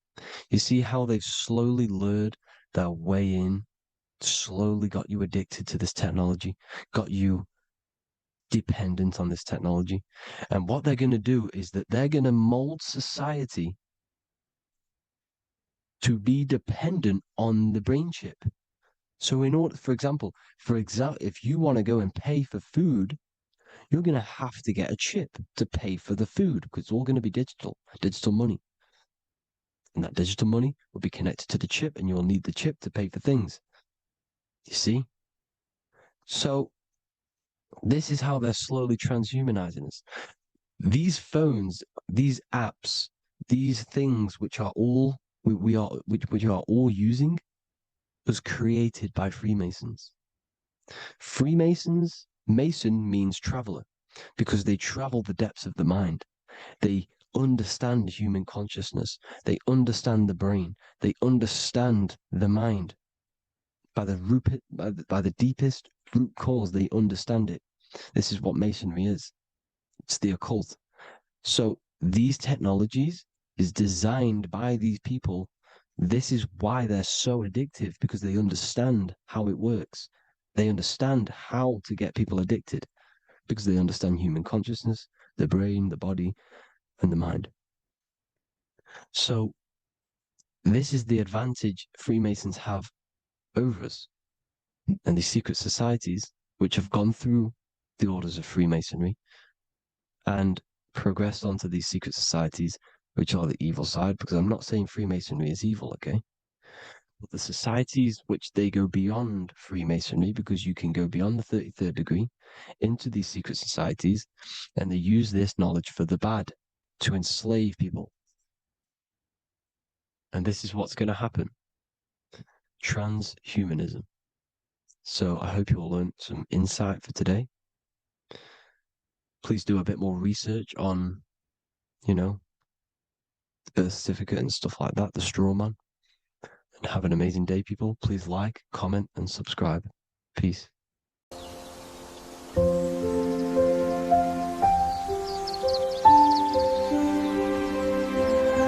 bookofwisdom.com. Visit today.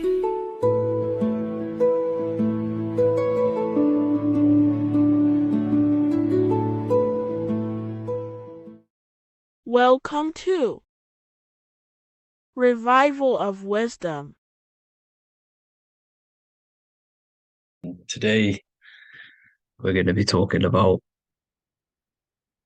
portal symbolism, what portals are, okay, and how they show them to us, because they have to tell you the truth, guys.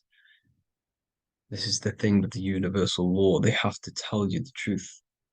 And they tell you through symbols, they tell you through movies, and different things like that. But let's jump straight into this. So first, I want to talk about the Freemasonry symbols. Okay, so first we got, obviously this is some Freemasonry art, but notice how you've got the ladder with a key. Okay, so this is ladder symbolism with a key. So maybe this is talking about ascending. Okay, because look, because this is ascending into the heavens, because it's a ladder with humans going up it with a key. In order to ascend, you must have the key. Okay, so what else do we have with a key? Well, the Netflix show Lock and Key, which is all about portals. and keys. Because what the keys do, they open doors, gateways. Okay. So what's interesting about this is that they've got this key here, which represents the Kundalini energy rising up the spine. Okay, but we'll come back to this. But it's that same portal key symbolism. We've also got the Vatican. The Vatican is in the shape of a key. Okay, so you can see the start of it here and the end. So this is key symbolisms. Keys open doors. And notice how it's got the 8-pointed star. Okay, what is the 8-pointed star? Okay, we'll come back to this. This all ties in, guys. I'll break it all down for you. But then you've also got the god Janus. Janus, okay, is known as the god of the doorways. He's an ancient god of Rome, and they worshipped him. However, he's not a god, he's more like a high-level ranked demon. Because he is the god of the doorways. And notice how he's got two faces. Because doorways always have two sides. You're going into somewhere, there's always two sides of a door. And he's always depicted with two sides of a face and a key. Because he holds the key to the doorways, to the portals, to other worlds and realms. Okay, as you can see, he's always got two faces and a key. Okay, so now we have the Sumerians, the Anunnaki, and they are always depicted with the two faces. Why do they have the two faces? Because they're symbolizing doorways, and the Anunnaki come to Earth through doorways and portals. So these are what these gods are symbolizing in their artwork. But they always have the 8-pointed star. Okay, what is the 8-pointed star? You see how they always have. Look, let me try to find another one. It's the 8-pointed star. This 8-pointed star is Polaris. Okay, Polaris, just like the Vatican, has the 8-pointed star with a key. Polaris is the center star. Polaris is a fixed star. It doesn't move. Okay. So the Anunnaki's symbol is also the 8-pointed star. So this is symbolizing the portals and doorways that they come through in order to get to the earth. But Polaris is that center star which does not move. It's always symbolized with the 8-pointed star, just like a compass. Why is a compass the 8-pointed star? Because at the center of our realm is where the most electromagnetic energy is stored.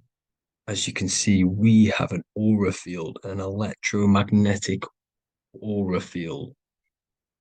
So does the earth. And in the center, so like our heart, for example, is where the most energy is stored. And like the center of the earth, this is why all compasses point to the center, because this is where the most electromagnetic energy is stored.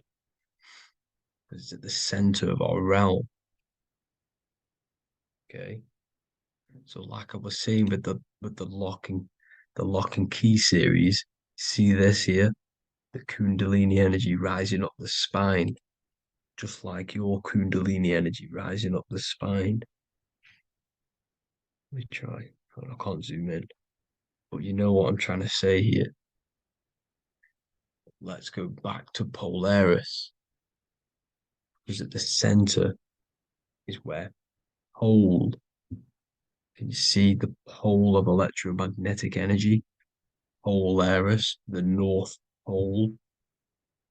It's symbolized, the truth is in the words. It's like a pole of electromagnetic energy. And this is where the aurora borealis comes from. Notice how it's got the word aura in it, because it's the Earth's aura, electromagnetic field. Just like you have an aura, also known as the northern lights, because it's coming out of this center hole in the center of our realm, where the black sun is. And this is where the electromagnetic energy is coming up from. And this is what the aurora borealis is, or the northern lights. It's just electromagnetic energy. And it's symbolized through our symbols, the original O. Okay, because it's like a pole through the middle, Polaris. So this Polaris is the sky vault. It's the portal into this realm, because this is what the Anunnaki are always talking about, always symbolize it with the 8-pointed star. And just like a compass is the 8-pointed star pointed to the center, to Polaris. Okay. See here on the Sumerian tablets with the 8-pointed star again. And how we know it's talking about portals with this 8-pointed star is because CERN 666 are opening up portals to the underworld, letting in demonic entities into this realm. How do we know it's a portal? Because their Hydro Collider has 8 points, just like the 8-pointed star. So they are creating synthetic portals to the underworld to let these demonic entities into our realm. But what is the key? Because if we're talking about ascending through Polaris, notice how here on the masonry art, this luminary here, so this is the sun, that's the moon, this is Polaris, because it's a luminary with what? 1, 2, 3, 4, 5, 6, 7, 8 beams coming off the luminary, just like the 8-pointed star. So you see the ladder with the key going up to Polaris. It's symbolizing ascending out of Earth.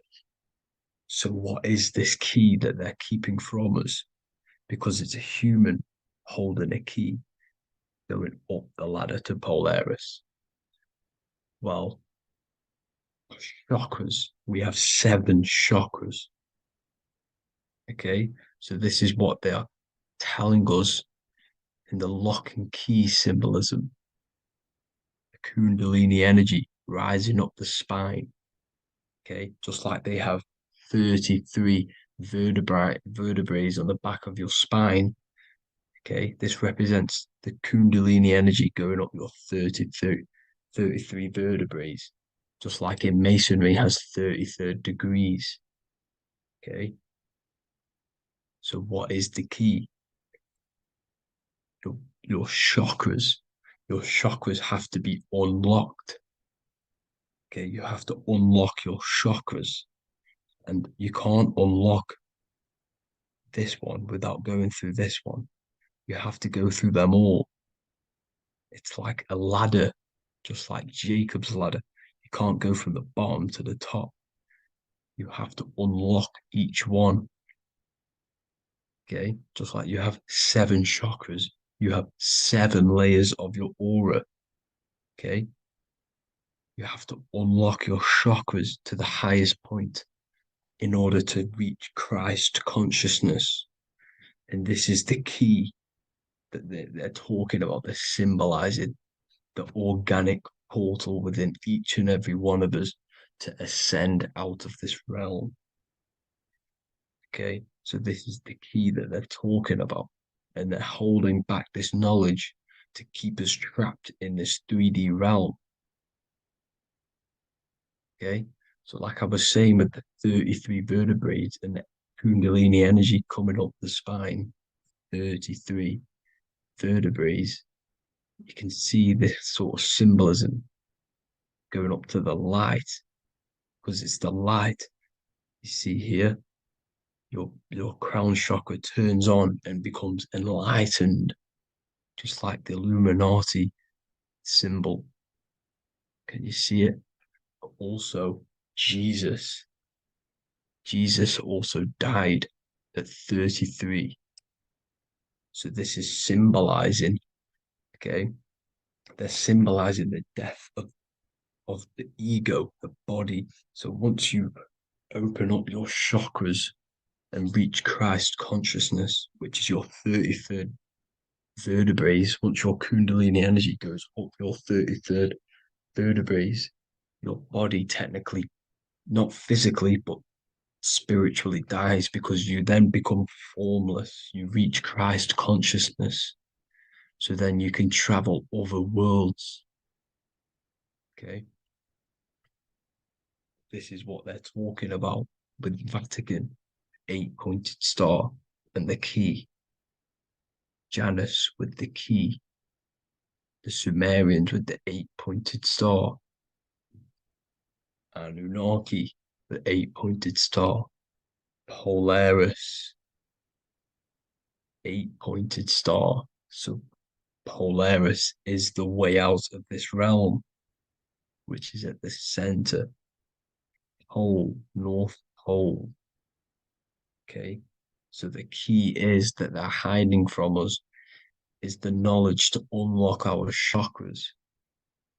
Okay, and without this knowledge that they keep from us is trapping our souls in this reality to keep reincarnating. Okay, well, thank you all for tuning in. I'm going to leave you all there. Make sure to leave a like and a comment in the comment section. Let me know some topics to talk about so I can break it down for you. God bless you all.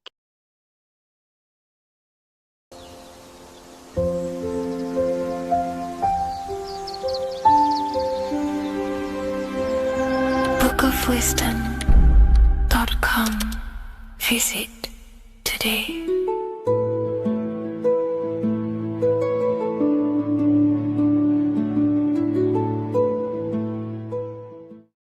Neo is plugged into the matrix on the back of his neck. And if we look at the human brain, the back of the neck is the reptilian brain stem. And when one operates their life out of the reptilian brain stem, they are unaware, unconscious. They are consciously dead, because the reptilian brain does not really critically think. It acts on instinct, fight or flight mode. This is considered in the occult spiritually dead. When one is taking actions without intention, simply very reactive to life. They're not living, they're simply experiencing. When you're walking down the street and you see someone, and in your mind you think me versus them versus me, that is an animalistic way of thinking. I used to be trapped in this way of thinking, always thinking of fight or flight, always judging people, always reacting to the world, never consciously creating and commanding with intention in the world. This could be considered the matrix, when one lives unconsciously, simply surviving in the world. Another symptom of living in the reptilian brain could be obsession, a constant need to assert your power over others to feel safe or superior. Views relationships as power hierarchies, not as mutual connections. It could be a conquest for sex, lust, seeking validation through sexual activity. Sex becomes a tool for dominance, escape, and self-worth. Intimacy is avoided. Pleasure is pursued without emotional depth. Seeking pleasure all the time. This is all to do with the reptilian brain. Seeking safety. It could be compulsive eating or food hoarding, driven by craving and not actual hunger. Eats to soothe fear or emotional discomfort, often unconsciously. This is the unconscious. Fear-based decision making. Every choice is shaped by perceived threat or insecurity or fear within the subconscious mind. Long-term vision is sacrificed for immediate safety and gratification. All called the reptilian brain. Territorial behavior overacts when personal space, possessions, or status is threatened, acts as though survival depends on ownership or status. Addiction repeats patterns to feel safe, even if they are harmful, avoids anything unfamiliar or unpredictable. Low empathy, no empathy or emotional care for one another and for fellow beings in the world, sees people as threats, tools, or competitors. This is all to do with the reptilian brain. Intense jealousy or possessiveness, sees others as rivals or objects to control, cannot tolerate perceived threats to loyalty or status, quick to be angry, slow to reflect, reacts with rage, withdrawal when challenged, lacks emotional regulation or deep self-awareness. So this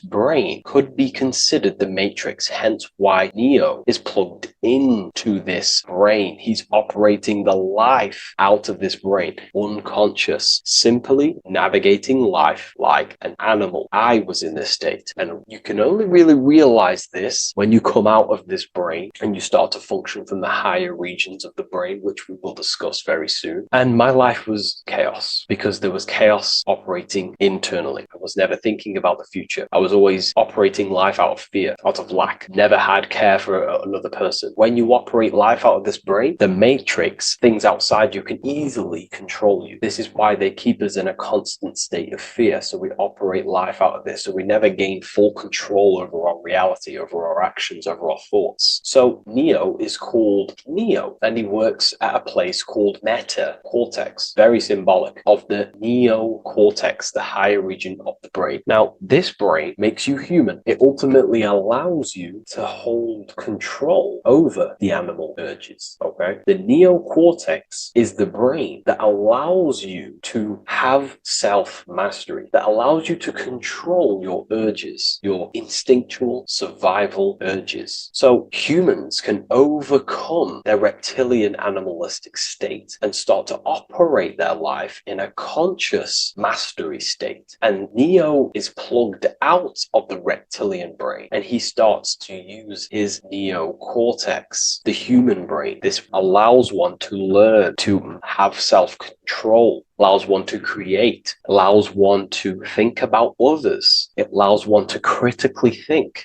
deeply. It allows one to be self-aware. Who am I? Where did I come from? And where am I going? This is ultimately the brain that has shaped the world. We look at humans. We built technology. We built all of these amazing things. They all come from the neocortex. This is the higher region of the brain that allows consciousness to function on a higher degree. It allows you to truly become a creator and have self-control instead of living in a reactive animal state. You see, animals are only aware of their five senses. They're only aware of surviving. If you notice, look at animals, they're always looking around. Even in their home, they're always looking around, sniffing around. That's because they operate in an animalistic brain. Humans have the neocortex. This is a higher region of the brain, which if you wish to master yourself, this is the brain that you will be using. This allows you to operate life on a higher degree. We see this reptilian brain symbolized everywhere. See it as reptiles. Reptiles are symbols of this brain. We see the Egyptian god Osiris with the green skin representing a reptile, a crocodile. Sometimes we see Osiris depicted in Egyptian artwork with crocodiles or reptiles, if you do a little bit of research on that. And also, if we look at the overall symbolism of Osiris and his story, we notice that he is the god of the dead or the underworld. This is not literal, but the dead or the god of the death,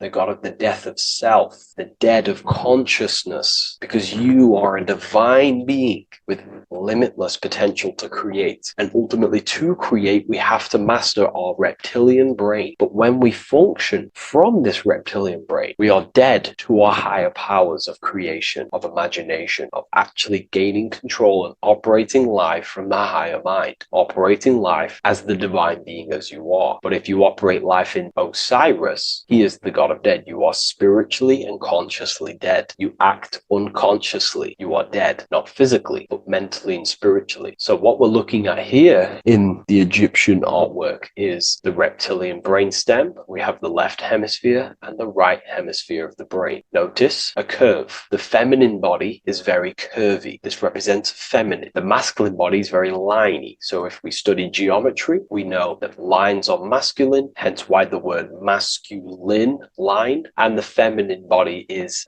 in geometry, feminine is represented as curves. So this is the left masculine brain on the left side, and this is the right feminine brain on the right side, with Osiris, the reptilian brainstem, in the middle. So we're going to go deeper into some Mesopotamian artwork now. Now let's have a look at this. We're looking at the reptile on the very bottom. We see the left brain and the right brain, the Eye of Ra and the Eye of Horus on the left and right. In Freemasonry, we still see the symbolism of the two pillars, Yakin and Boaz in Freemasonry, with the two pillars symbolizing masculine, feminine forces of consciousness, also representing the masculine left brain and the feminine right brain, with the reptile down here. But if we have a little look here, right, we have a little look at these reptiles. This person is standing on top of the reptiles. When you are on top of something, you have power over the below. You are standing atop of something. You have mastery over it. You have control over it, symbolizing gaining control over the reptilian brain, the reactive actions, the sexual urges, the addictions, the territorial behavior, the fear-based decisions, constant internal tension, never being able to focus. It's symbolizing gaining control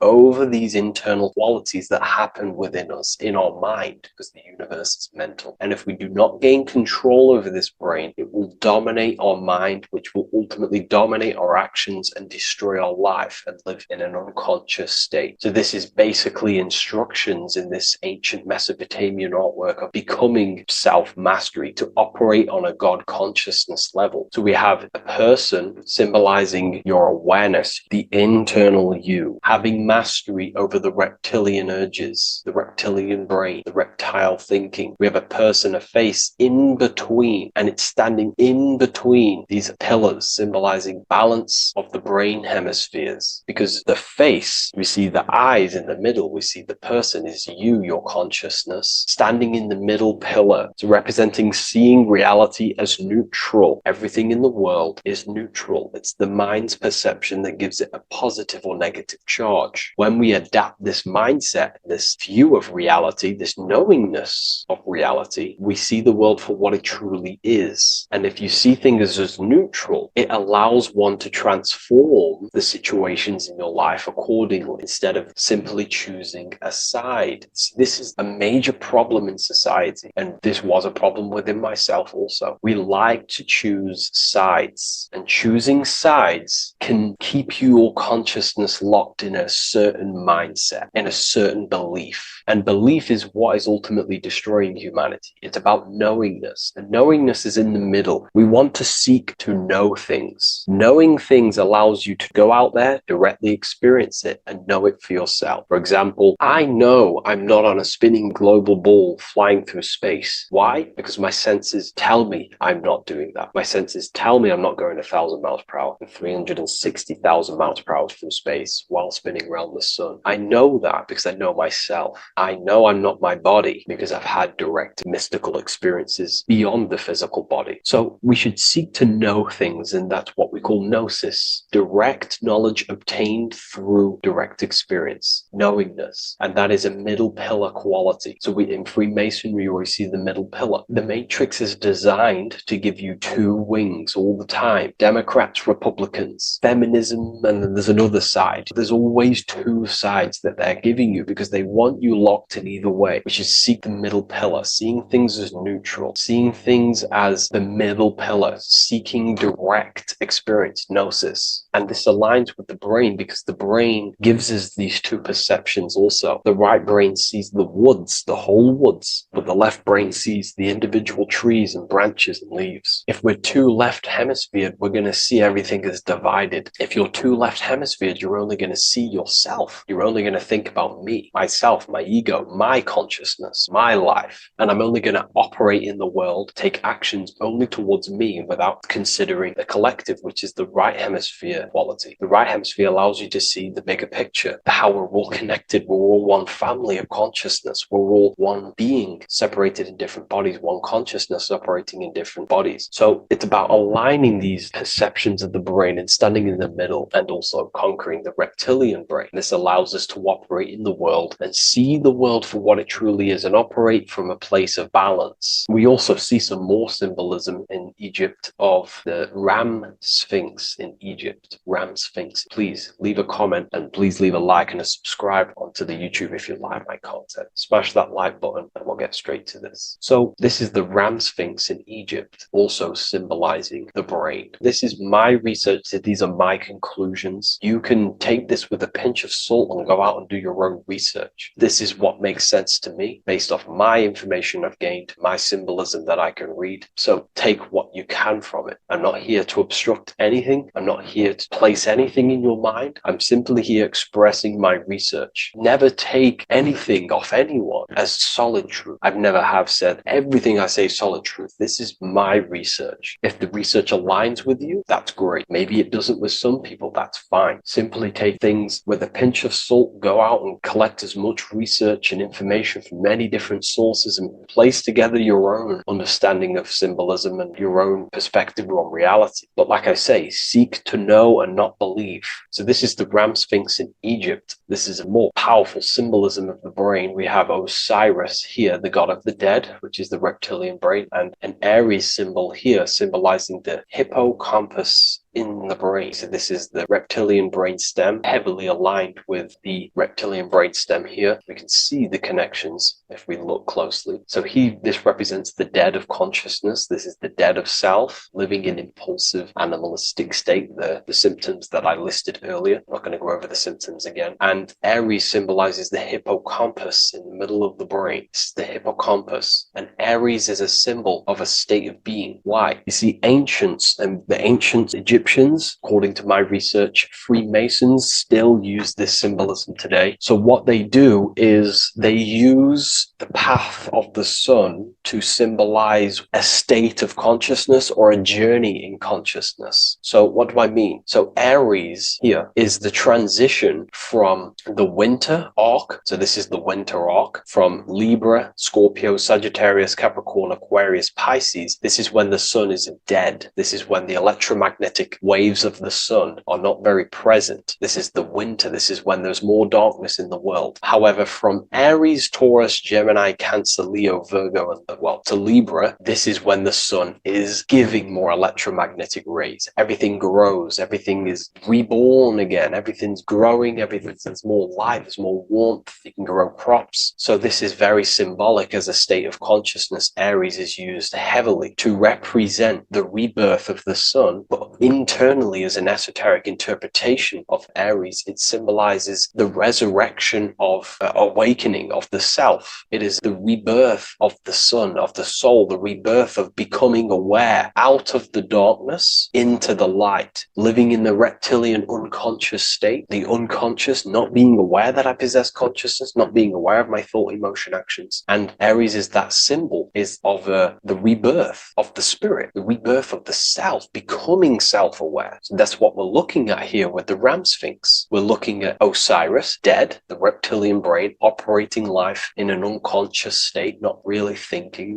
not self-aware of thought, emotion, actions, not aware of the soul, not aware of good and evil, not aware of the laws that are in the heart of love, not aware that there's always an intelligence in the heart telling us what's the right thing to do at all times, not aware of anything, just simply reacting to the world. But then we have a symbol of Aries above, which is the resurrection of self. So again, this is symbolizing by the Egyptians to me and my research going from darkness to light. This is the resurrection of consciousness when we start to deepen our self-awareness, which is ultimately what I'm doing to you in these videos. Hopefully I can awaken some people's minds and make people think deeper. And that process of internally what's happening within you that's what Aries represents when you're starting to say, wow, my mind's going deeper and deeper into the self and I'm realizing more. That is what Aries symbolizes. When the sun returns, it's also a symbol of a sacrifice, because obviously when the sun returns back to Aries, we're sacrificing the winter, when we're transitioning, and all transitions require sacrifice. So in Aries, the Jews celebrate the Passover. It's the Passover of the sun, and what do? They eat lambs in the Passover Aries, because it's all symbolic of this internal process. In Aries, Christians celebrate with the Easter, which is the resurrection of Jesus, the resurrection of the sun. Remember, it goes deeper. There's deeper layers to this. It's the resurrection of the self and the mind deepening into a deeper awakening. So again, we're going from the lower regions of the brain, and when we start to critically think and become self-aware, we're starting to use the mid part of the brain, and the mid part of the brain then expands into the neocortex, which is the resurrection of the self. The mind is no longer functioning in just the reptilian brain, but then it's going into the light of the higher brain, the neocortex, and this is the reptilian brain. This is the midbrain, what we're looking at here with the Ram Sphinx. Yeah. So this is the resurrection. It's the transition point of going from the reptilian brain into the midbrain, into the neocortex. We're now resurrecting ourselves. Now, this is not putting anything negative on the reptilian brain. Without the reptilian brain, we wouldn't be able to live. We need the reptilian brain, but it's an abuse of the reptilian brain that can keep us in a very low state. It keeps us stuck in an unconscious state. But the reptilian brain is what's allowing you to breathe, to eat, to scan the environment for any threats. If there are threats, we do need the reptilian brain. That's not to say it's evil, but what I'm saying is an abuse of this brain, which is what most people are stuck in. They're operating their life out of this brain. And this is what the Egyptians,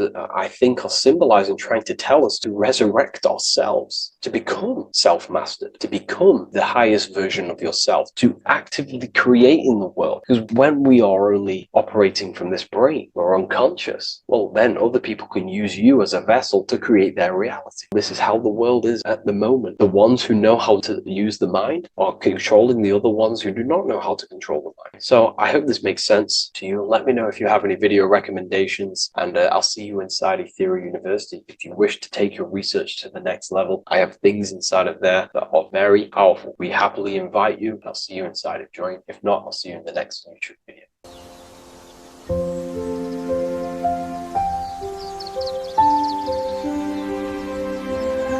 bookofwisdom.com. Visit today.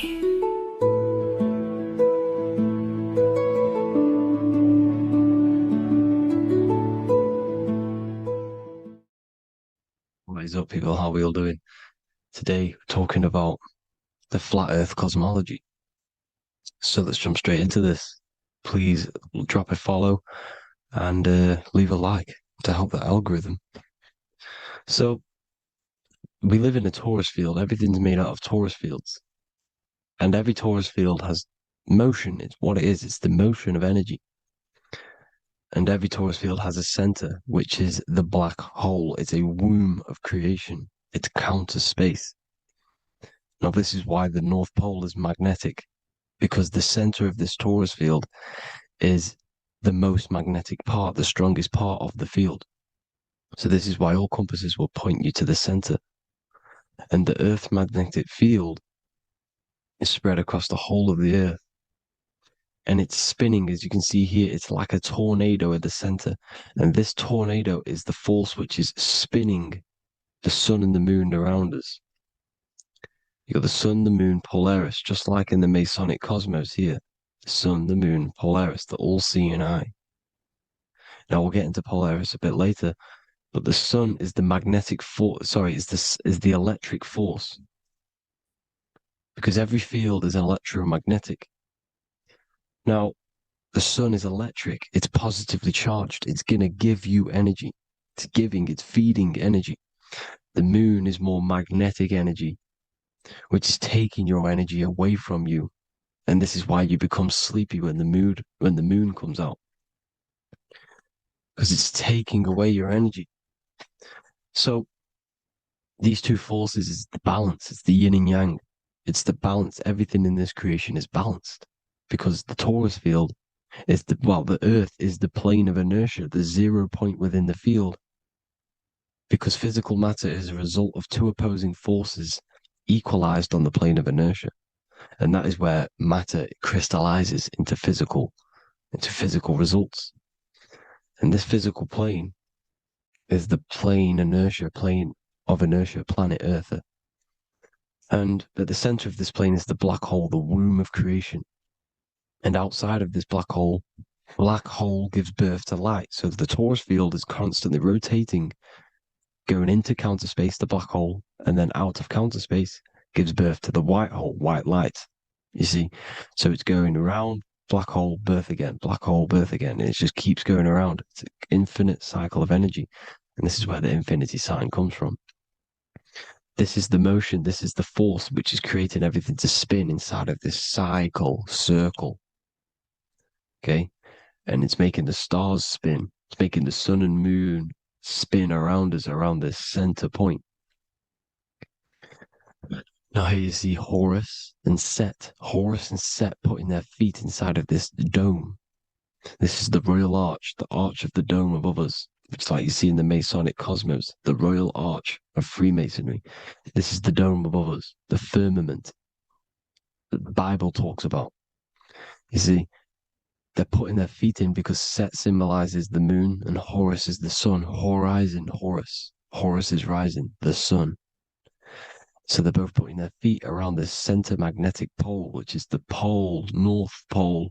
And above the North Pole, you have Polaris, the pole of electromagnetic energy. You see? And this is how we get the sun and the seasons. Because the sun, for us, when it becomes summer, it's on the Tropic of Cancer. Then it spirals outwards, going out and out and out, then goes to the Tropic of Capricorn. That's winter for us. Then it comes back in and creates summer again. So it's constantly spiraling around this center magnetic North Pole. You see? So this roof above our heads is the firmament, and this is what they've taken off of us. They haven't physically taken it, but mentally they have taken this away from you. It's a female energy, and this is what the Egyptians called Nut, the sky god Nut. And this is the womb. We are inside God's creation, God's womb, and the woman's womb when she has a baby is a microcosm of this, because everything inside of this creation is macro. It's a reflection of the bigger things, as above, so below. So the dome above our heads is the dome we are in when we are a baby. And you can see the sacred geometry of it is the exact same. It's the dome. And when we are inside of the womb, the woman, the sacred maker, which is the M, the Masonic M, this is the Gmail symbol. The Masonic M is maker, mason, matter, male. She delivers the male, you see. She delivers the male because it's the maker, the female, the magnetic. The woman is magnetic in nature. The male is electric in nature. So when we are in this womb, the female, we are being fed by the center umbilical cord, by the center of the mother's stomach. We're connected to the center of the woman's stomach, just like we are when we are in the earth. The center is where the aurora borealis is being emitted from, the electromagnetic aurora borealis, the northern lights. This is our spiritual umbilical cord, connecting us to counter space, connecting us to the realms beyond this world. Because at the center of every torus field is counter space. And at the center of the earth is our spiritual umbilical cord. And this is the earth's belly button, as you see. As above, so below. We had a physical umbilical cord. We have a spiritual umbilical cord. And this gets cut when we die. When we're cut away from the physical reality. You see, here's the ancient Egyptian tablet showing this female. You can see the hair, it's a female above us because the female energy is nurturing, helping, looking after. And that's exactly what the dome is. It's protecting us. It's the Ark of the Covenant, the Ark covering us. You see? And this is what they've taken away from us. By you believing in space, it completely destroys the idea of this being a sacred creation. They've taken the roof off your head, whether if you believe in space, you believe that there's chaos, there's planets, there's asteroids that could kill us at any moment. But this isn't true. They've made you fear your own creation that you're inside of. They've made you fear what's above you. You see, and it's to hide the power of astrology, the power of the lights in the firmament, which are constantly flowing through the ether. These powers which are above us are sending rays down to the earth, which are influencing our psychology and how we behave. And this is what astrology is. It affects human consciousness. It interacts with our consciousness. And there's a different energy every day because the planets are in different houses, different alignments. And this is, we'll go into this a bit deeper later on. So the world tree, this magnetic north pole, the pole of electromagnetic energy, was symbolized as a tree, the great tree at the center of the earth. You see? And this tree is symbolized everywhere. You can see here how the center person, this Egyptian person, is holding up the sky. This is the North Pole, the hyperboloid, at the center of every torus field. And this tree was in the Mayan cosmology. This is an ancient depiction. This is the torus field. There's the plane of inertia. Here's the center tree. Here's the tree in the center, the magnetic North Pole, the woman holding the stars. Here's the Hindu with the two birds symbolizing the sun and the moon revolving around this center tree. The Mayan tree, his Horus and Set around the North Pole. They all knew this flat earth cosmology. They knew these secrets. It's so sacred you understand the creation that you're inside of. Because if you don't, you'll be led astray.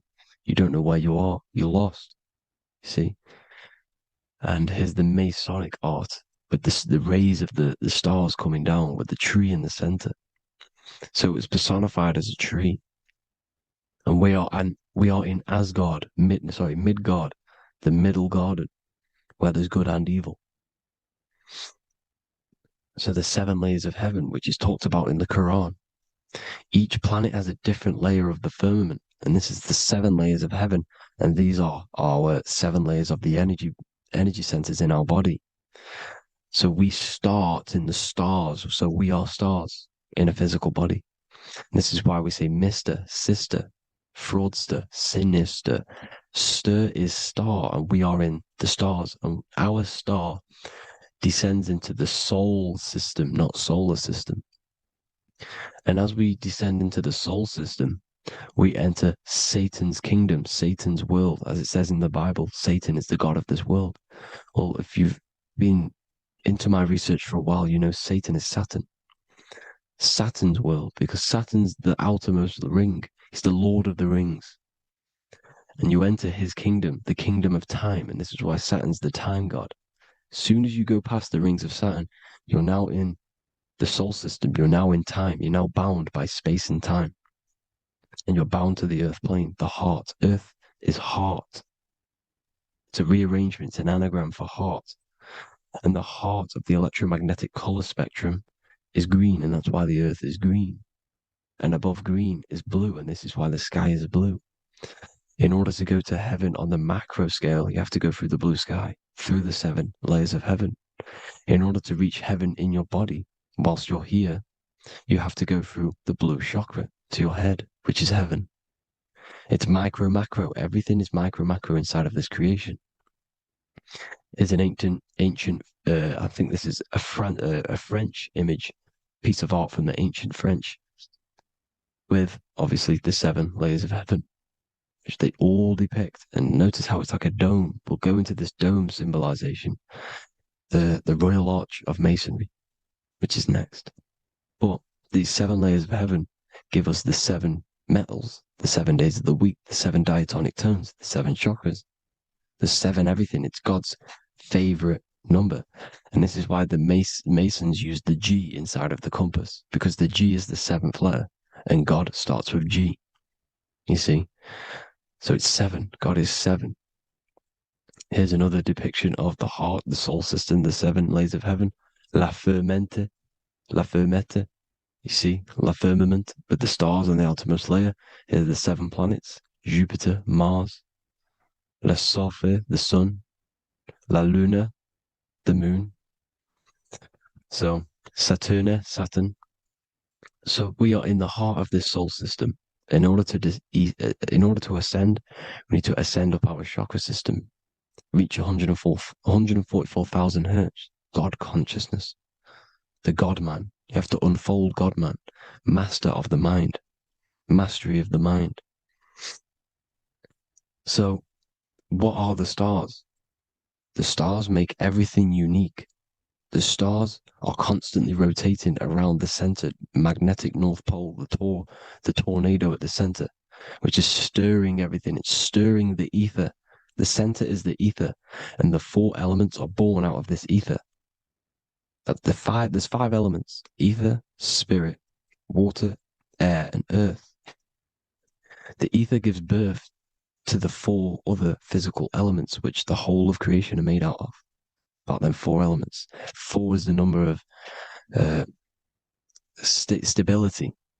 You know, a chair, a table has four legs. It stables things. It's a foundation, and these four elements are the foundation of this creation.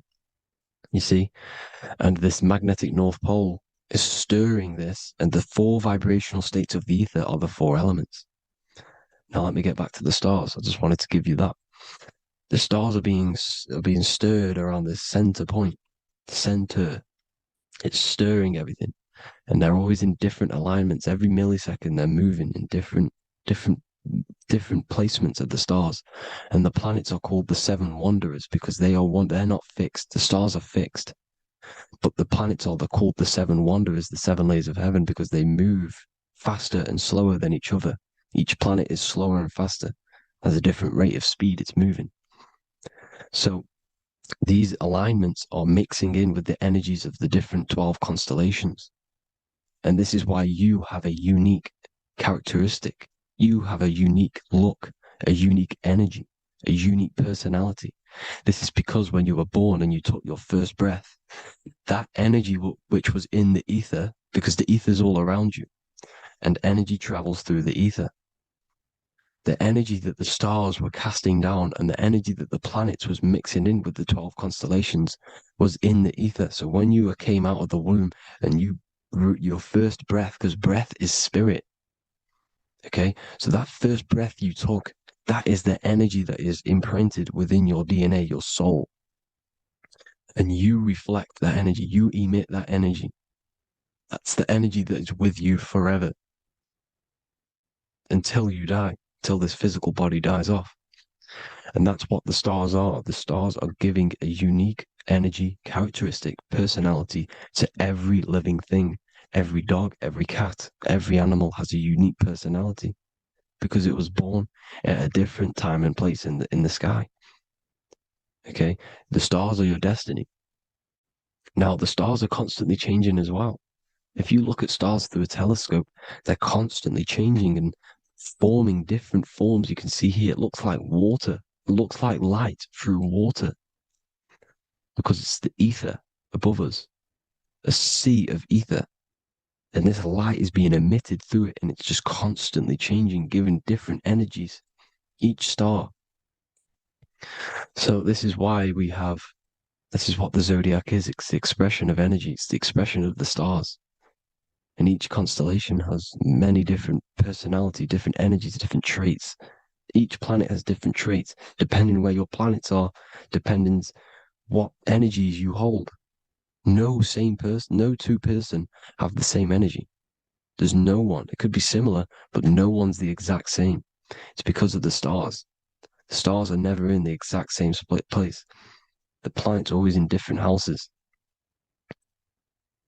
So here's some Royal Arch symbolism. Here's the Royal Arch of Masonry. As it says here, the sun and the moon, the constellations. Here's Cancer, the 7 planets, the 7 stars. Here's the Royal Arch. This is the firmament. Here's the duality. Black and white, duality, good and evil, rest and motion, dielectricity, magnetism. See? So this is what the Royal Arch is. It's symbolizing the cosmic dome above us. The womb we're in. We're inside God's womb. And here's George Washington, the Freemason, inside of the Royal Arch. You see? With the G, the Masonic G, God, 7. Here you see another depiction of George Washington with the stars in the dome above his head, his Polaris, the sky vault, Polaris. We'll get into that later. Go inside of all of your ancient churches, you will see the dome. Go to the Vatican, you'll see the dome. All of your ancient churches have this dome because it's the dome above your head. The ancients knew this. This was known. We did not live in space. It was known back then. They all knew. This is Crown Court, which is one of the most important courts in the UK. You can see it's clearly so much Masonic symbolism. You've got the 4 pillars of Masonry. The Royal Arch is like an arrow pointing upwards to Polaris. As the Disney World is under a dome.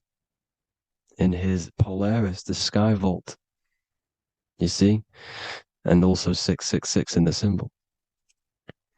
Here's more 7 layers of heaven. Here's an ancient depiction. The firmament. Here's the astral plane outside of the firmament. The Royal Arch. You see? It's everywhere. Here's Polaris, the 8-pointed star. Polaris is in between the sun and the moon. It's at the center of the Taurus field. And Polaris corresponds with the pineal gland as well because it's the all-seeing eye. See? So, is Polaris, the 8-pointed star, which is at the very top. It's the very center. It's on top of the North Pole. And it's an 8-pointed star that's always symbolized as an 8-pointed star. Here you see the Vatican. The Vatican is a giant key with an 8-pointed star. See, it's a key. Here's the dome. Here's the Space Delta, the USA Space Delta logos. Here you see the Egyptian god looking from the center of the North Pole, looking upward to an 8-pointed star, Polaris. An arrow pointing up to Polaris. Here's another, the bear holding a key with an arrow up to Polaris. 7 holds the key to Polaris. Here's an eagle holding a key above the North Pole to Polaris. Polaris, and here's another one. There's another bird, like a dragon, holding a key to Polaris. Because Polaris is definitely something to do with leaving this creation. Okay, maybe, I can't say for sure, but maybe it's to do with ascension, and this is why the Vatican hold the key to the 8-pointed star. And this is why the space, well, we all know space is a lie, but they're showing Polaris and its sacred symbology. Maybe it's to do with something leaving this creation, going to another. Here's some North Pole symbolism. As above, so below. See the four seasons of the Big Dipper constellation going around Polaris. This is Polaris, this is the Big Dipper constellation, and this is the swastika. This image gives us the swastika, because all the symbols we use are created in nature. They're created somehow in nature. This is how we get them. As above, so below. This is the map of the North Pole with the 4 rivers, looking like the Big Dipper constellation. It's the Masonic, here's the ancient cosmology with the 4, you see the 4 islands, Mayan cosmology, 4 islands. This is the alchemical symbol for Earth, 4 sections. The windows, because the center of the North Pole is a window to another dimension.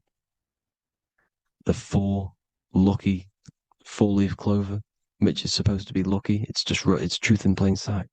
And here's Hitler looking at 2 flat Earth maps. So this swastika has been used for thousands of years, thousands and thousands of years. And it's symbolic for the most sacred land on this plane, the North Pole. Shambhala. Do some research on Shambhala, people. It's a it's a Hindu mythology about the sacred lands at the center of the earth. And it's known to be full of enlightened beings. And it's all symbolized at the center. You can see their paintings of Shambhala. It's all at the center, the North Pole. And it's known to be the most godly place ever, because it takes you to a portal to the higher places. And maybe this is something to do with Polaris, connecting you to this sacred land at the very center. But anyways, people, thank you all for tapping in. Hope you all learned something. Have an amazing day. Please follow, subscribe, like, all the links in the description for the courses, the PDF. Please have an amazing day. God bless.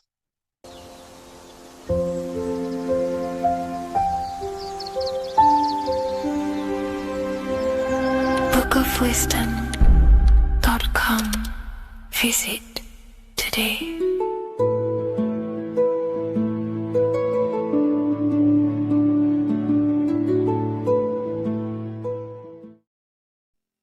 What is good, people? How are we all doing? Today we're going to be talking about the different planes of existence, the occult side of the world, the things they don't teach you in school. And of course, you can only find that on this channel, so welcome. So you need to understand is that your consciousness moves through these different planes of existence, these different states of consciousness, which make up all of you. Okay? They are all interlocked planes. They are all interpenetrated into each other. They are all one. They melt into the plane above and below. You see, each plane is a product of each plane. As above, so below. Now, the higher you go, the more fluid, the more dreamy, the less dense it becomes. The lower you go, the more denser it becomes, the more solid it becomes. The lowest plane is the physical plane, which you are obviously aware of. You are inside of the physical plane now. But while you are in this inside of this physical plane, you are indeed inside of all these other bodies which you have not awakened yet. You have to awaken these different bodies. You have these bodies. Okay? It's like a ripple effect. And the center is the most dense, the most solid. This is Earth, heart, the heart of the ripple. And the lower you, the further you go out from the center, the more dreamy, the less fluid, the more fluid, the more less dense it gets until you're one with the all. You see? And this is what it's like. This is what this system is. It's like a ripple effect. Now, let's jump straight into the planes. First, you have the physical plane, made out of 4 elements. 5 elements. The ether is the mother of the elements. It's the womb of the elements. It's the 5th element. And it gives birth to the 4 other elements. 4 is stability. Tables have 4 legs, and this is why the ether gives birth to 4, because it's the foundation of the physical world. Fire, earth, water, air. They are not pure. Each one of the elements melts into the other one. For example, earth and water both share cold. Water and air both share wet. You see? They compose of each other. They melt, they mold into each other based off the vibrational state of the ether. That's what it is. The 4 elements are the vibrational states of the ether. Okay? So you have the 4 physical elements making this, physical world. It's the lowest world. It's the world of effect. This world, whatever you see, whatever you experience, it's the effect. You can't change anything by manipulating this world. You got to manipulate the higher worlds to affect this world, you see? As above, so below. This is the lowest plane.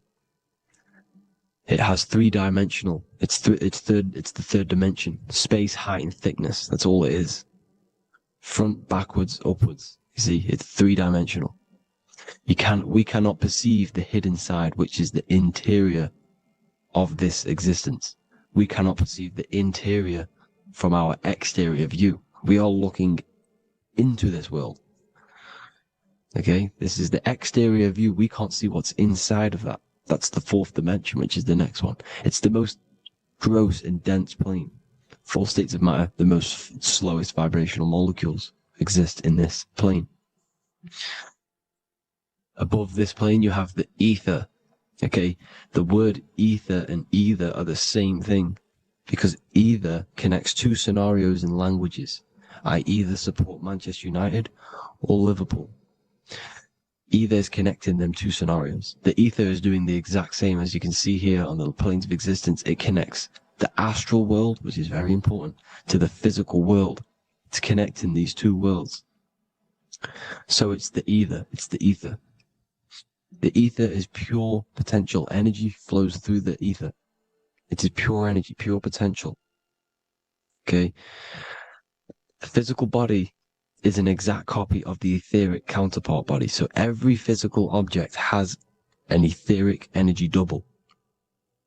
It's like a blueprint of that object. Every single object has an energy double, and that's the etheric double. Okay? The etheric body determines the shape of our physical body through its lines of force. All through life, it rebuilds and restores the physical body.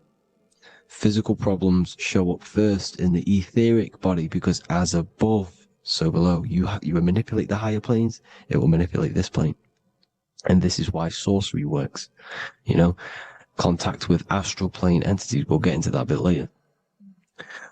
So the reason why we can't see this plane, this energy world, which is all around us, which we are inside of right now as we speak, is that the molecules that compose it are further apart than those of the physical plane, making it invisible to the two eyes. That we can't perceive it. Our eyes cannot physically suck in that sort of information, and our brain cannot decode it. This is why, you know, they brainwash us with all these programs to keep us asleep, to keep these other bodies we have asleep, so we don't find out about these other bodies, and is to make you believe that everything's just a material. Only the material world exists. They don't want you to know is that everything that you see is a result of something you cannot see. As above, so below. There are realities within this reality. This is what I'm breaking down now, these different planes, on how this reality works. So your etheric double is your energy body. You can see here the physical, etheric, astral. Astral is your spirit. The ether is a part of the physical plane. It's like just above the physical plane, but it's still part. But then the astral plane is completely separate. It's another plane, but they're all interlocked. Don't think they're apart. They're all interlocked. They're all one. They all melt into each other. The chakras that we have are inside of our etheric body. They are our sense of organs which tune us to the fourth dimension. These 7 chakras connect us to the astral world, the fourth dimension. Okay? They are points for the flow of energy from the universe / 7 planets, because the 7 chakras are your 7 planets, and the 7 planets are connected to the astral world. They are feeding these 7 senses in our body. They connect us to the universe, to our etheric counterpart, and then to us, supplying the physical body. Because the energy comes from above. As above, so below. These 7 senses, these 7 etheric chakras, are being supplied with energy from the universe, the 7 planets, the solar system. Then it supplies the physical body. You see? So, the ether is very important. And this is, you know, that the ancients understood the science of the ether, and they could, you know, harness free electricity from it, because it's all around us. The ether is all around us. And this is what they were doing. They were harnessing free energy using the ether. The astral plane, the fourth dimension, very important plane. Very, very important. We've all been there. Every single one of you has been there. Okay? The fourth dimension is unseen of what we see. It's the interior of the exterior that we see. We see the third dimension, but we cannot see beyond what's making this third dimension. This is the fourth dimension. Okay? It's the dream world. This is where you go when you dream. Okay? This is where you go when you dream. It's the place of disembodied spirits or ghosts, entities, whatever you want to call them. When you hear ringing in your ears, that is not tinnitus. That is an entity around you. Okay? That is an entity around you. The fourth dimension is where thought forms exist. Mental images. Thought forms as in what you see in your mind when you think of an image, because the mind is the highest plane of existence. Mind is the highest plane of existence. And it manipulates all of the planes below. So it goes the mental plane, then the astral plane. So the thought is in the mind, the mental plane. That just the thought alone, no image, but then the form depiction, the thought form exists. It manifests in the astral plane as a sort of image, an entity, a living conscious being. So this is why thoughts are things. You see, thought forms exist within the fourth dimension. So when you imagine something, when you are For example, right now, look into your hand and imagine there's an apple in your hand. If you can see that, you are seeing into this fourth dimension. You can only see into this fourth dimension using the mind's eye, not the two eyes, the mind's eye. When you shut off the two eyes into darkness, the third eye opens. The mind's eye is open, and you can see, this is astral travel. You got to work on astral travel, and you will see this astral plane, this fourth dimension. And there are 3 different sections to this astral plane: higher, middle, or lower. So yes, there is a kind of a heaven and hell, and a middle, Midgard. Heaven being the higher vibrational entities manifesting higher vibrational thought forms existing there, the lower vibrational thought forms existing in the astral plane. But these thought forms are beings. You can create these beings. They're called elementals. Okay? If you entertain specific thoughts for long enough, this will plant a seed and it will grow. If you so for example, you have a bad feeling or whatever, what's a good example? Unforgiving someone. You keep that energy inside of you for long enough, it will manifest in the fourth dimension. You entertain that thought long enough, it will manifest. And it will create an etheric body, and it will be an entity which will harm you. It will feed off you, this low vibrational energy. Your mind is so powerful. It creates thought forms, and these thought forms can take consciousness, can take bodies, etheric bodies. Now, that's why it's very important that you master your mind, master your thought patterns. So this fourth dimension is the astral world. So when you have a nightmare, this is the lower astral plane. You're in the lower astral plane. Whilst this physical body rests at night, your consciousness, you awaken this other body, your consciousness goes inside of this other body, whilst the physical body lays asleep. You see? So it's all inside of you. This is what you need to understand. You just haven't awakened these bodies yet. You can awaken them. You just got to awaken them. Okay? The next is the mental plane. This is the mind, the source, pure cause, pure motion. The most less dense, the most fluid. No form. There's no form to the mind. Astral plane is the first plane where a form takes existence, pretty much. The mental world has no form. It's pure mind, pure intelligence. Thoughts alone exist here without any images or manifestation. The most fluid, the most dreamy, the most causal plane. All of the rest take the effects of this plane. That's why it's mind over matter. Your thoughts they create vibrations. Each vibration is vibrating on a specific frequency, which creates mental images, creates effects down here on this physical plane. This is why it's so important to master your mind. Master what you think. Master your mind. It's the hardest thing to master.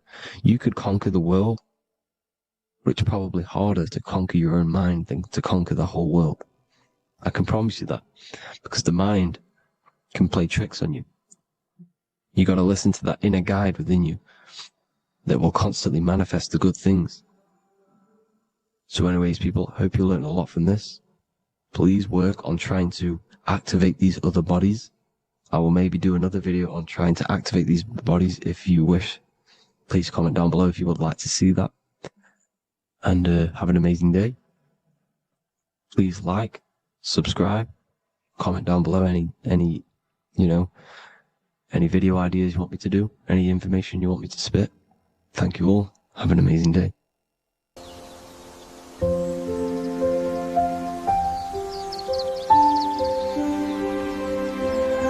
bookofwisdom.com.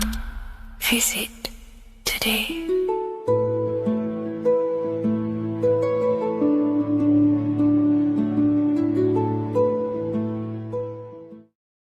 What if I told you that the seasons don't just change the external world, they also change your internal world? They have a psychological and a spiritual effect on your consciousness. If you're new to esotericism, you may not really understand this. But if you have some deep understanding of as above, so below, you already know this. But today we're going to be explaining it in great detail. So tune in, take a pen and paper, maybe make some notes. So we have 4 seasons. The sun is the main source of life on the earth, and it changes the circumstances on the earth in 4 different ways. Of course, we have spring, summer, winter, and autumn. These are the 4 states of the earth due to the sun's cycle. Not only do they take place on the earth, they also take place on you, your body, your mind, your spirit, your consciousness. They change things internally and externally. The first thing we need to understand is that we have a dual nature. We have a mind, and in that mind, we have an internal self. That's what we call the spiritual self.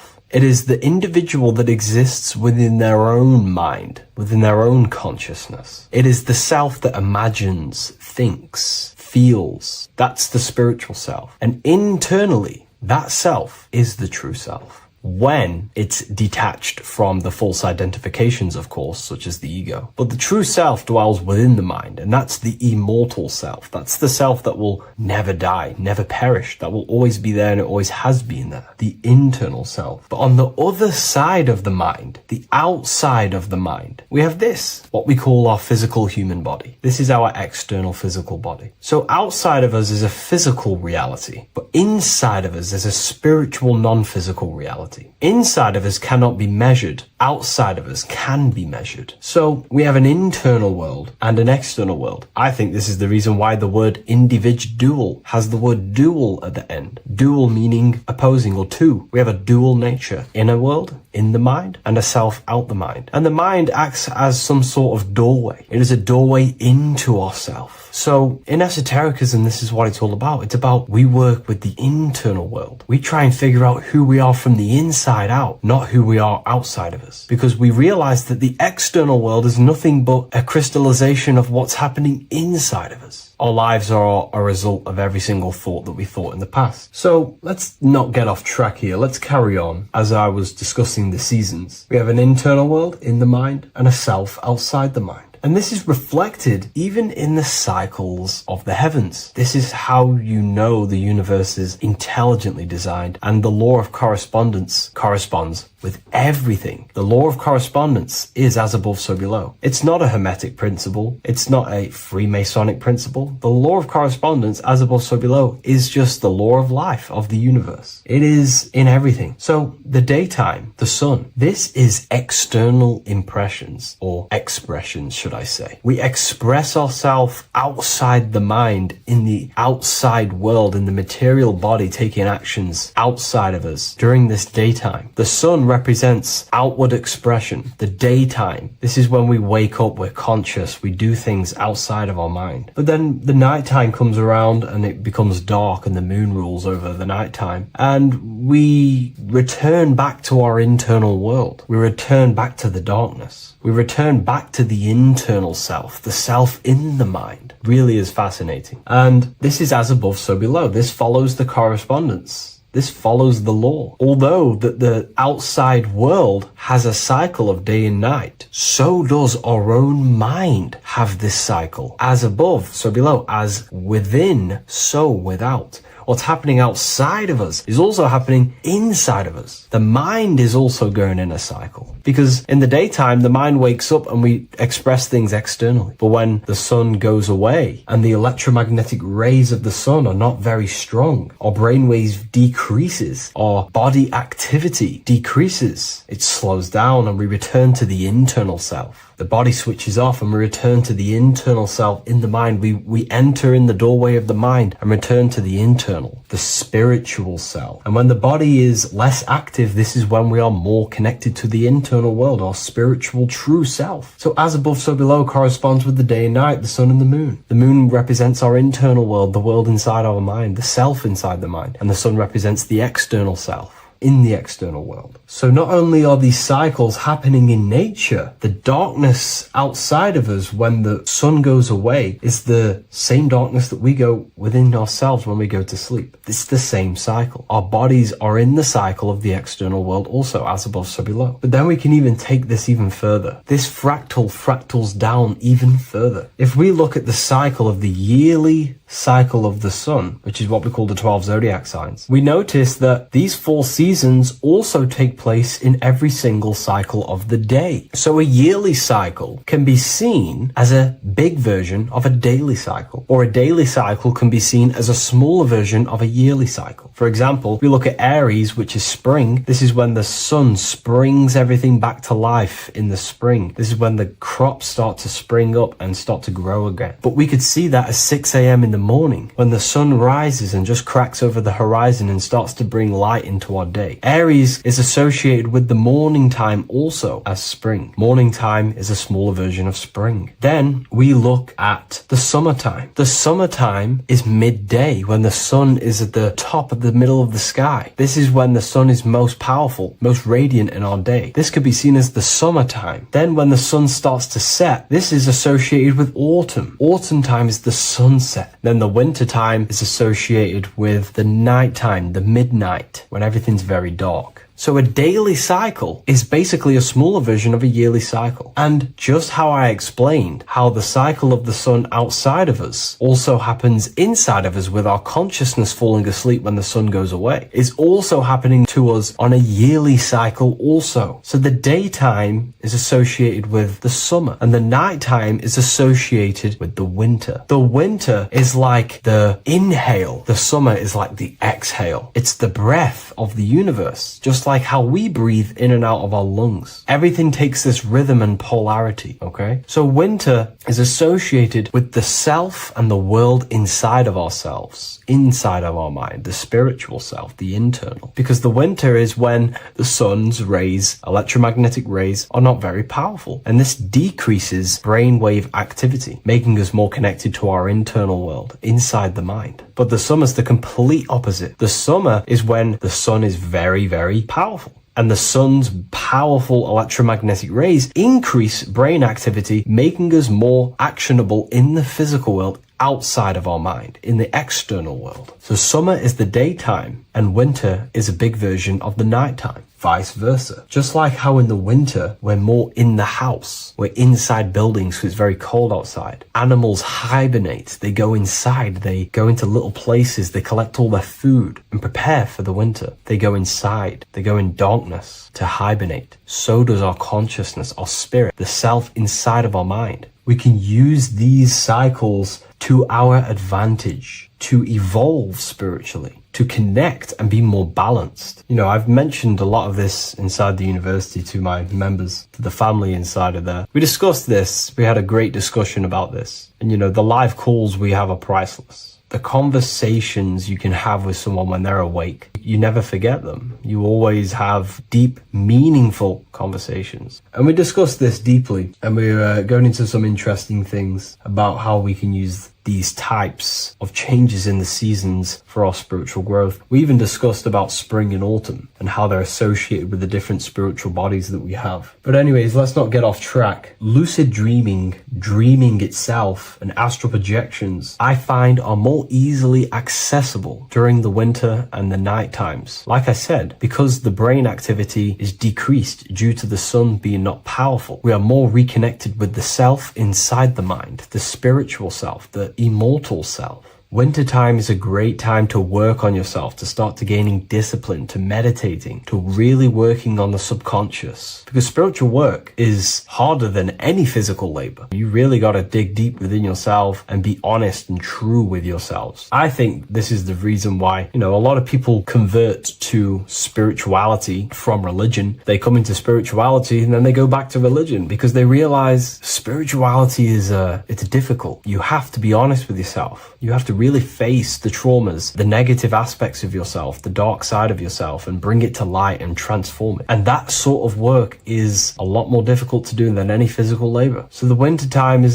the time that we go inside ourselves. We reflect a lot more. We need to work on ourselves, on our mind, on our negative habits, on our dark traits, on our things that we have been pushing away and not controlling. The winter time is that time we can really start to connect with the internal self, work on our imagination, work on our mental willpower, work on all of these things like lucid dreaming, astral projections, and purifying ourselves, removing any mental barriers, any negative belief systems that may be subconsciously holding us back. It's easier to access the subconscious in the nighttime and in the winter, especially the winter. That's why I made this video, because we're in autumn now. We're transitioning into the winter. So I thought I'd share this with you all. And it's important to understand that you are a microcosm of God. Like I said, the law of correspondence associates with everything in the universe, people. Everything. And that's the best thing with the law of correspondence. And I've been using this for the past 3 to 4 years, right? The law of correspondence has determined and filtered out so many lies that was given to me, that's given to you, that's given to everyone in the world. The law of correspondence is like a filter. If someone gives you a piece of information, for example, gravity, and it does not apply with the law of correspondence, then you know it's a lie, because it's a universal thing. What happens inside of me also happens outside of me. What happens in my astral world happens in my material world, more than likely. As above, so below corresponds with everything. The same structure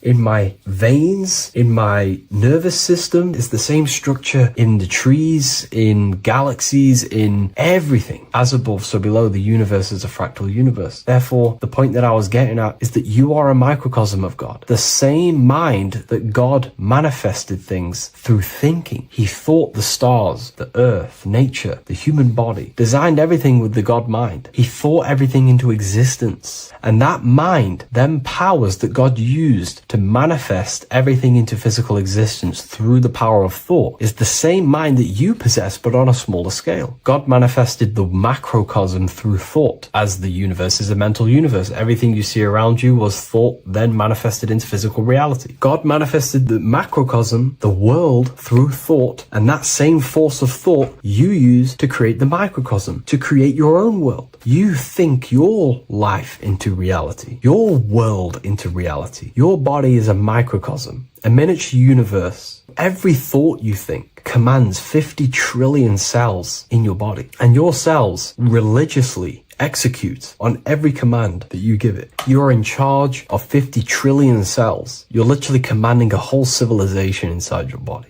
And this is how you are a reflection of the divine. The God mind created the macrocosm, the world, and you create your own world inside that world using the same power as thought. Very powerful. So everything that happens outside of you is also happening inside of you. The law of correspondence is the most important, the law that you could possibly learn, because it makes everything so clear for you in the universe. Makes life so clear. You see reality for what it truly is. It's a reflection of the higher dimensions. Just like how reality right now is a reflection of what's happening inside of people's minds and consciousness. We can't blame the elites for all the negative things that's happening in reality, because all the negative things that's happening in reality is the negative things that's happening in people's minds. We need to take control of ourselves. So with that being said, thank you all, everyone. If you wish to read more, 90% of you watching this video have already got this book. I want to say thank you for your support. It means the world to me. It makes me research more and write more books, and the book of symbolism is coming very soon. So thank you, everyone. I'll leave a link in the description for the university, for the live calls, and for the book if you wish to join. Have an amazing day.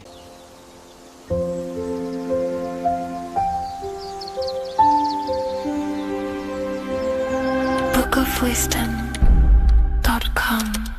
Visit today.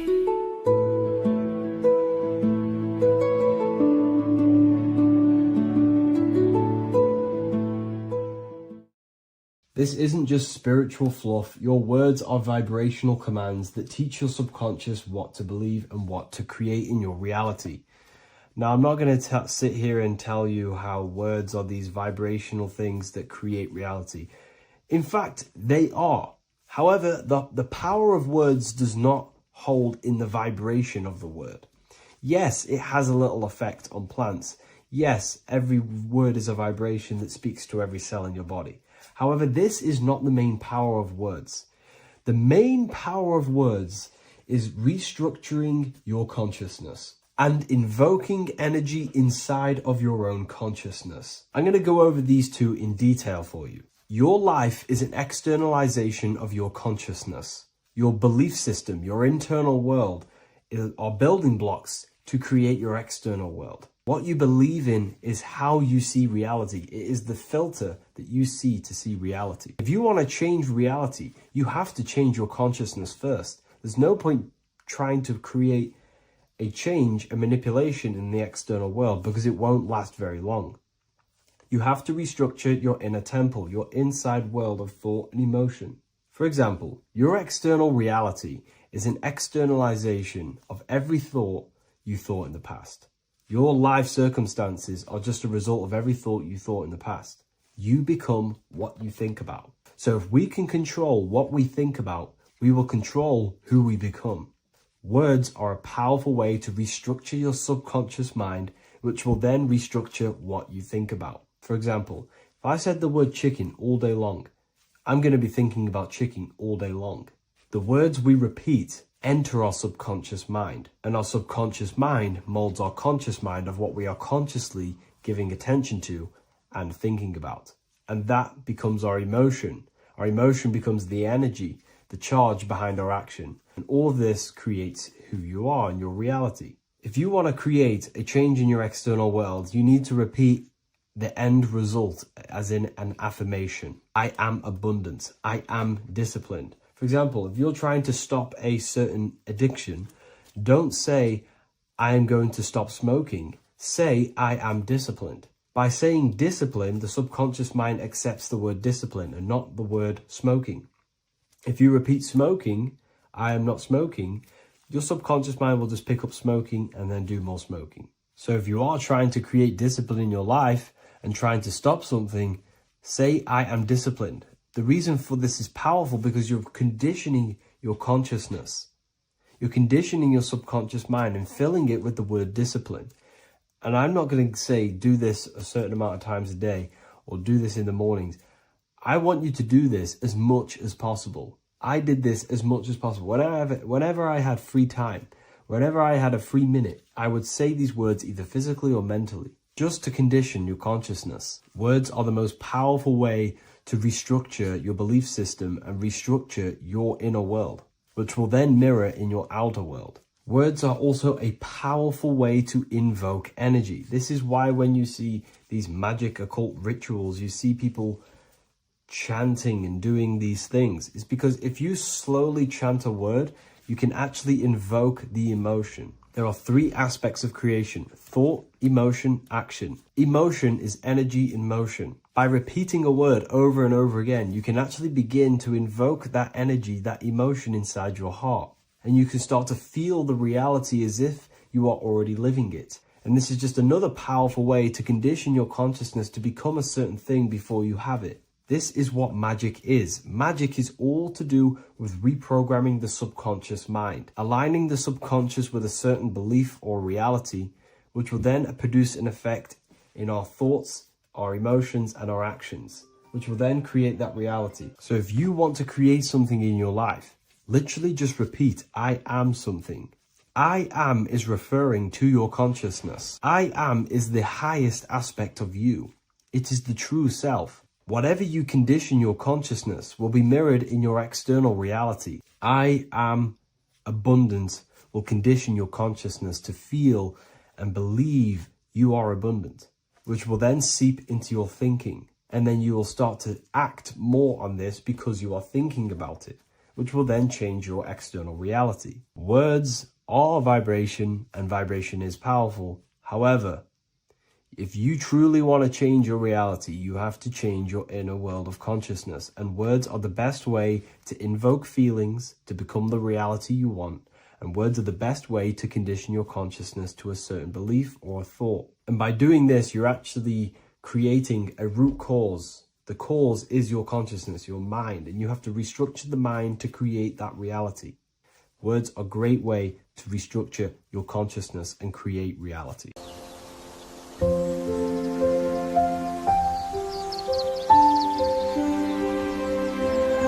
bookofwisdom.com visit today.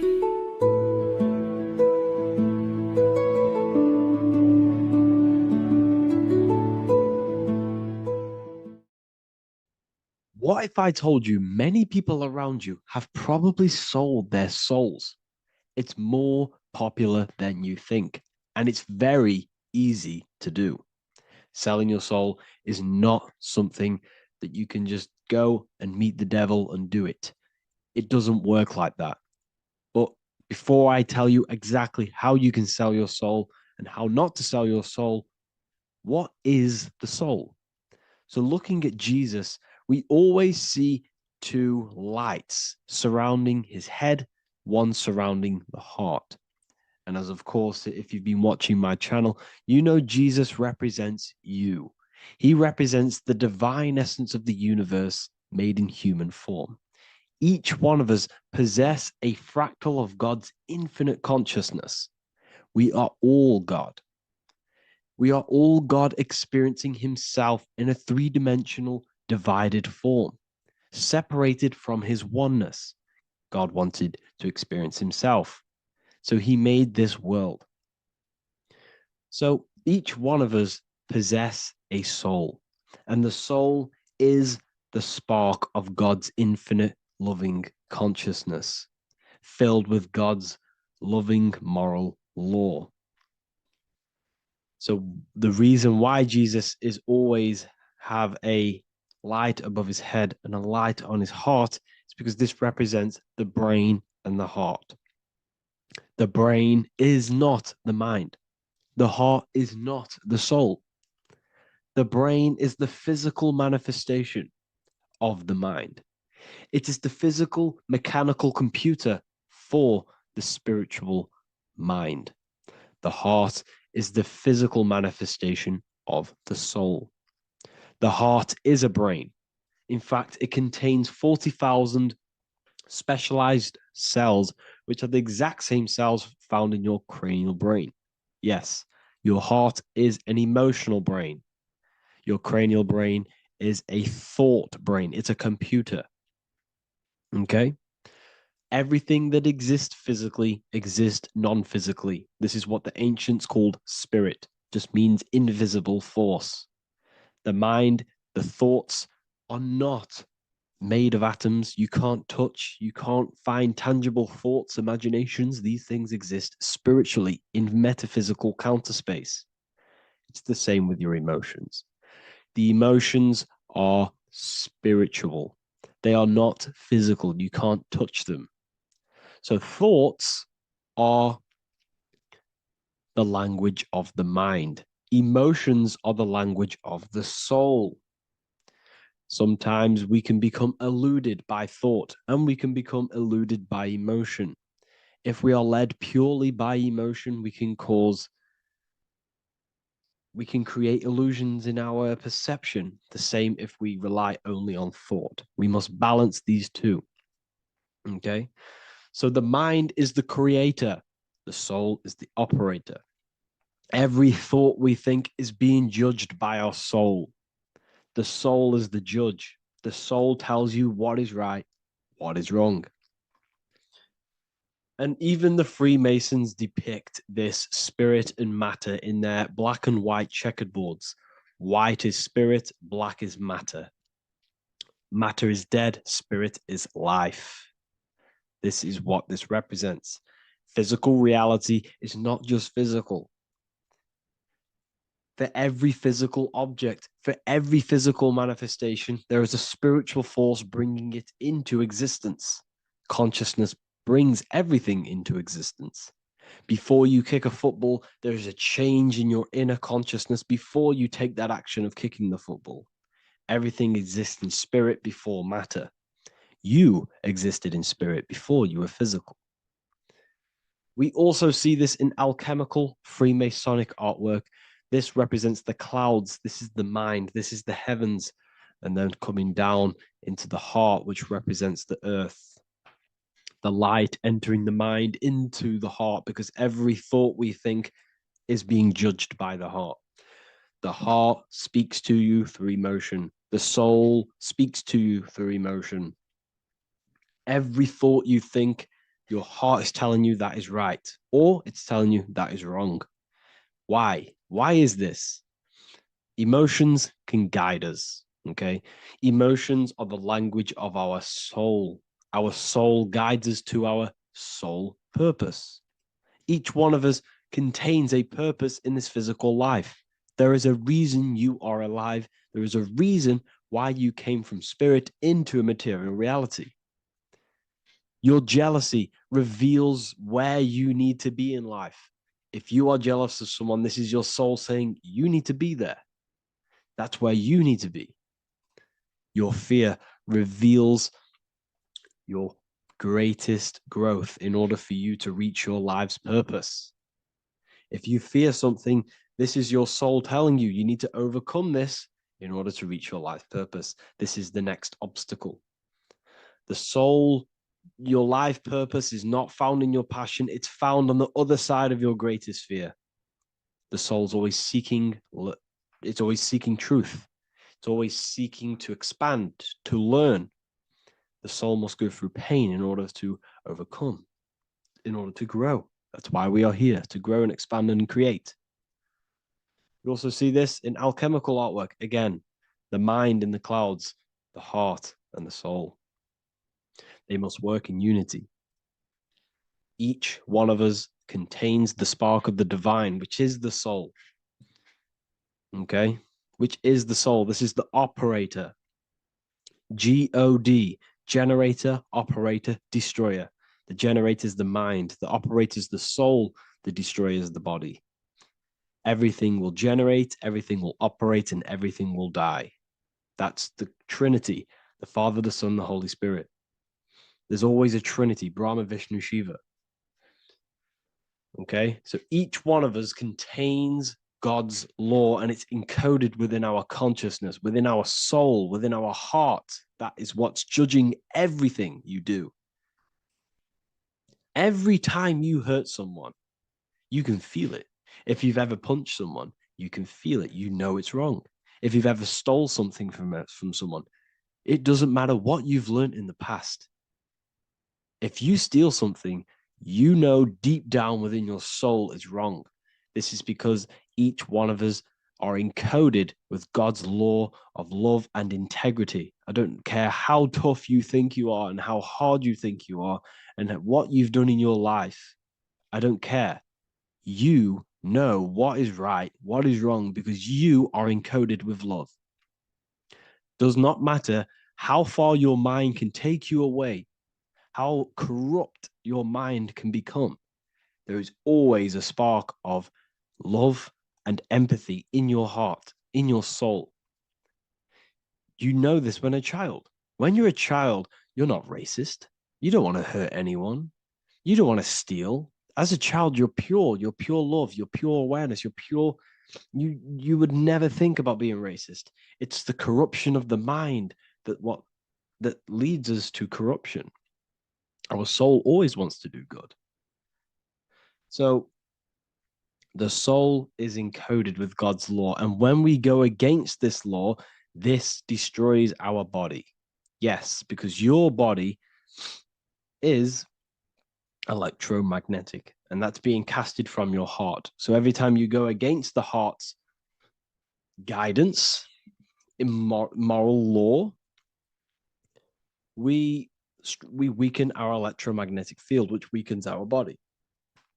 If you've ever looked at someone who's very negative, you can see them. You can see that they are aging quicker. You look at Scrooge, for example. If you ever watched Scrooge, look at how corrupt he looks. That's his heart. You can see the people's hearts on their face. People who do negative things and have negative thoughts, negative emotions, you can see it in their eyes and their face. It's because it corrupts you. It corrupts the body. It ages the body. Goodness is life. Okay? So can you sell your soul? You cannot sell your soul physically. But what you can sell is your conscience. What you can go against is that moral law. And you can exchange physical material things such as money, fame, cars, houses, business in order for you can exchange that to go against your inner dialogue. For example, these rappers, celebrities, what are they doing? They're not selling their soul. You can't sell your soul to some entity on the astral plane. But what you can do, you can take money to say, I'm going to go against my heart. I'm going to go against my inner moral law. I'm going to take that money and I'm going to do something wrong. It's basically going against your soul. It's selling your soul's guidance of moral law. That's what selling your soul is. And that's what these rappers are doing. That's why they're so sad. You know, this is why all these rappers are on drugs, doing all sorts of things to escape, to short-term escape what they've done. They're going against their inner guidance for money. And yes, short-term pleasure may be happy for now, but in the long run, it will leave you feeling voidless because nothing material can ever satisfy your soul. Nothing. You could gain £1 million tomorrow, guaranteed within 2 weeks, you'll be back to the exact same position mentally, emotionally as before, because nothing physical can ever satisfy you. Guaranteed, if you received $1 million, if you received $1 million now, in a week's time, you'd be hunting for the next million because it does not satisfy you. There's a reason why these billionaires don't stop working, because they're so addicted to earning and earning and earning. It doesn't satisfy you. The only way you can satisfy yourself is through Christ consciousness, is through self-love, is through loving thyself, knowing thyself, and becoming balanced internally in consciousness instead of seeking external validation through material things, which end up leaving you feeling voidless, empty inside, and sad and depressed and anxiety. Everyone's looking outside of themselves for validation, when true validation comes from within. True satisfaction, true happiness comes from within, reaching Christ. Christ is a state of being, a state of consciousness that we must cultivate within ourselves so we can live a happy, balanced life. You can have all these material things when you're satisfied inside, but don't rely on them. Me, I enjoy material things, but I don't desire them. I don't chase them. I don't rely on them for happiness, for validation. You can have big cars. You could have your favorite watches. You could have Lamborghinis. Yes, it's fun, but don't let it give you your happiness. As long as you're happy on the inside, it's okay to have these things. You should seek balance with your inner world and outer world. Okay, so this is what they are doing. Rappers, celebrities, actors, Hollywood. This is what they've done. They've exchanged their inner integrity, their inner law, their inner moral compass for exchange for material wealth, fame, money, and cars. That's what they've done. And power. It corrupts you. They slowly corrupt you. So yes, you cannot sell your soul. And if you wish to learn more, I'll see you inside Ethereal University with my community, where we are learning every day to master ourselves, to expand our consciousness. If you want to lucid dream, astral project, master yourself, create the desired reality you want, learn about human consciousness and your full potential, then Ethereal University is for you, and I'll see you inside. The link will be in the description. Thank you for watching.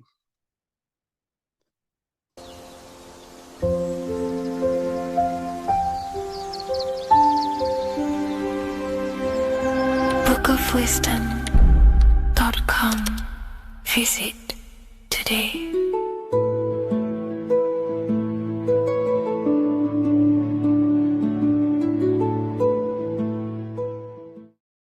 Before you call the Baphomet evil, make sure that you watch this video until the end so you gain a full understanding on what the Baphomet truly is. No, I am not a Satanist. I am simply an esoteric and occult researcher. I've been looking into symbolism for a very long time, And I can reassure you that this symbol does not represent the devil, does not represent any negative figure. It's a very deep, occult, esoteric symbol. What we first need to understand about the Baphomet, it is indeed a symbol. Every symbol we see around us is neutral. The pentagram, the Baphomet, is neutral. It depends how you use it, whether it is used in a good or bad way. Everything is neutral. It's your mind's perception that gives it a positive or a negative charge. First of all, let's break down the Baphomet symbol. Let's look very closely at the Baphomet. We have clearly the 4 physical elements corresponding to the Baphomet. Here we clearly have the fire element. The wings represents the air, the flapping in the air. The fish scales, which is the water. And this dome figure representing the earth. The soul is incarnated into 4 bodies. We have a mental body of consciousness, intellect. We have an emotional body of consciousness, which is all to do with intuition and energy. We have a spiritual body of consciousness, our astral body, and a physical body of consciousness for the physical earth.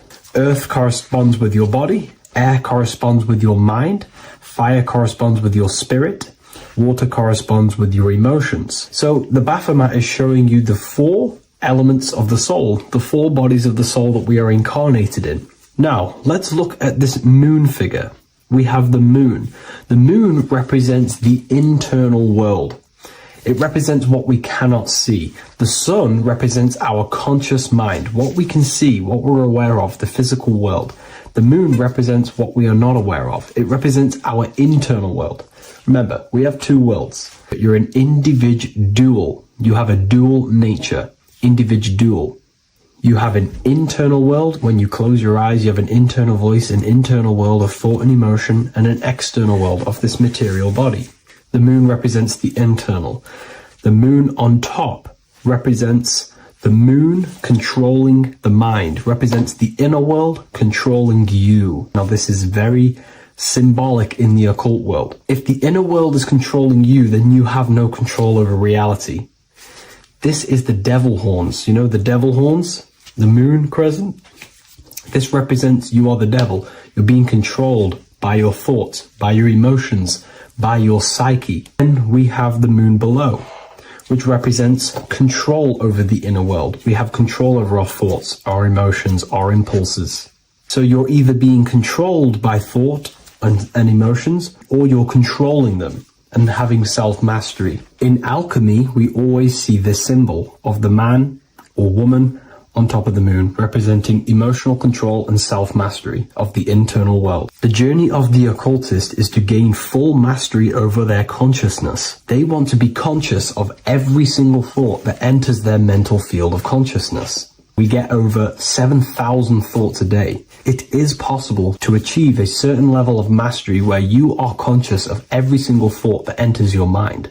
This is one of the end goals of self-mastery and occultism, as this gains your personal power. When one achieves this, they are then able to direct the mind in one place and one place only, becoming more effective in manifestation and creation, because we are microcosms of the divine. We are creators. This is the gesture of as above, so below. The inner world and the outer world are mirrors of each other. The inner produces the outer. Your physical life circumstances are a result of every thought you thought in the past. The inner projects the outer.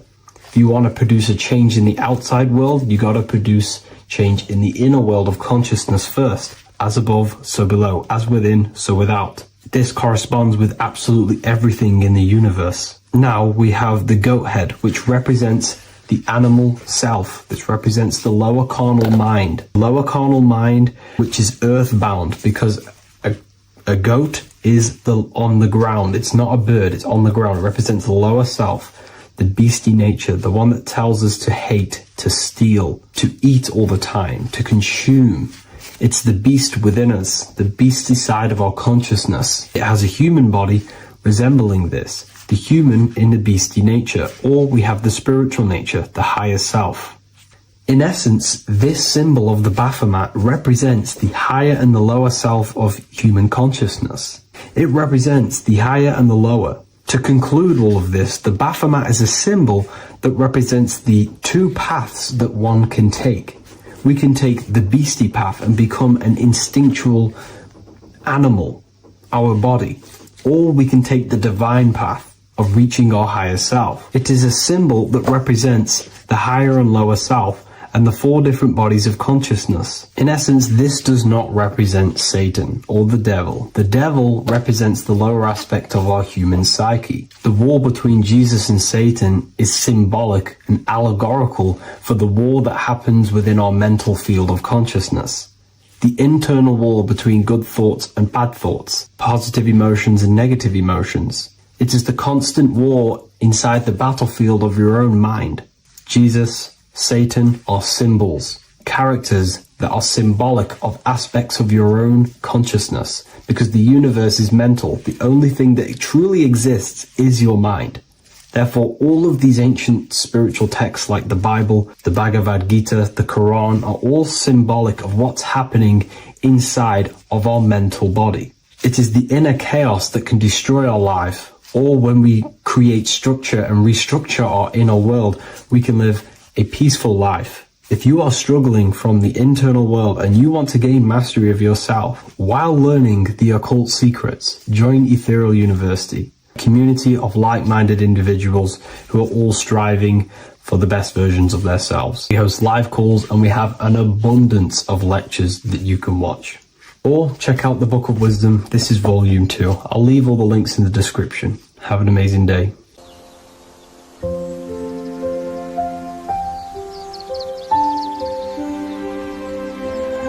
bookofwisdom.com.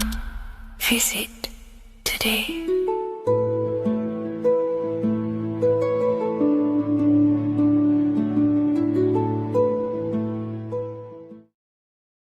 How are we all doing today, people? It's Revival of Wisdom, and today we're going to get real deep. This video is going to get real deep. A lot of people are not going to be ready for this sort of knowledge. Okay, you really have to do is to really deprogram the mind, because everything we've been taught is a complete lie, is to keep us trapped. Okay, this is really advanced knowledge. Now, let's get straight into this.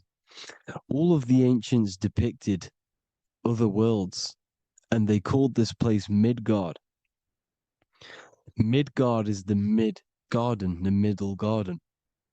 This is why the Masonic symbolism on the floor is always a black and white checkered board, symbolizing the polarity here, the good and bad, because we're in the middle garden, the heart. Earth rearranged spells heart, because we're in the heart of this system, of whatever it is, a super quantum computer, whatever you want to call it, simulation. Now, in the Quran, it talks about the 7 layers of heaven. All of these ancient artworks are depicting these different layers of reality. Okay, and look at the Egyptians here with the boat outside of the firmament. Boats travel on water, and this is exactly what the Masons are doing. So they're still using the same symbols. Why? Because it's the same knowledge, just hidden. The Egyptians have the same knowledge as the Freemasons. It's just hidden. Now, this cosmology that they're showing here, which is probably made maybe 100 years ago, this painting or artwork, is the exact same as the one we see here, with the arch, the boat. You know, it's similar, because the boat is symbolizing traveling these other worlds, because the ether is also symbolized as water, because if you look up at the stars through a telescope, it looks like it's water. It's shining through water, because this ether, whatever this substance is outside of this world, was symbolized as water. Okay, and look at all these ancient depictions showing these different layers of reality. Now, we are being trapped within this 3D dimensional world, which is the cube, the Saturn cube, because there are 6 sides to everything in this world. front, back, left, right, up and down. 6, which is the cube, because we're in the Saturn's world. Okay, now always been depicted as a tree of life, the tree of the universe has always been depicted as this tree. Because let's get a bit deeper. Now, the cosmology of this reality is the sun, the moon, and Polaris, always in the Masonic art. The sun, the moon, and Polaris, the all-seeing eye. If you go inside of the temples of the Masonic temples, they always have this star in the middle, shining light beams. Okay? Look here. The light beams coming from the big star in the middle, which is Polaris. This eye is God. It's God's light shining down from his abundance.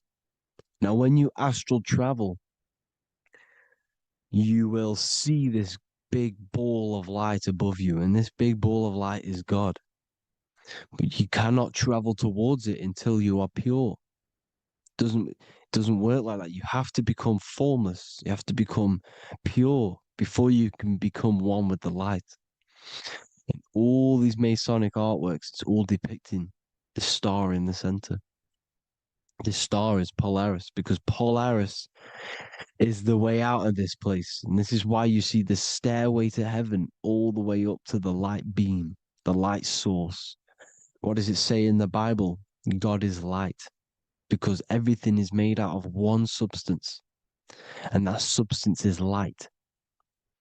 And it symbolizes the eye because God is an eye. All things that are alive have an eye. And we all say, I am. We all see these realities through eyes. God is an eye. He's the all-seeing eye. He sees all things at all times. And he is projecting this light. And this light comes down to create all the different levels of the worlds.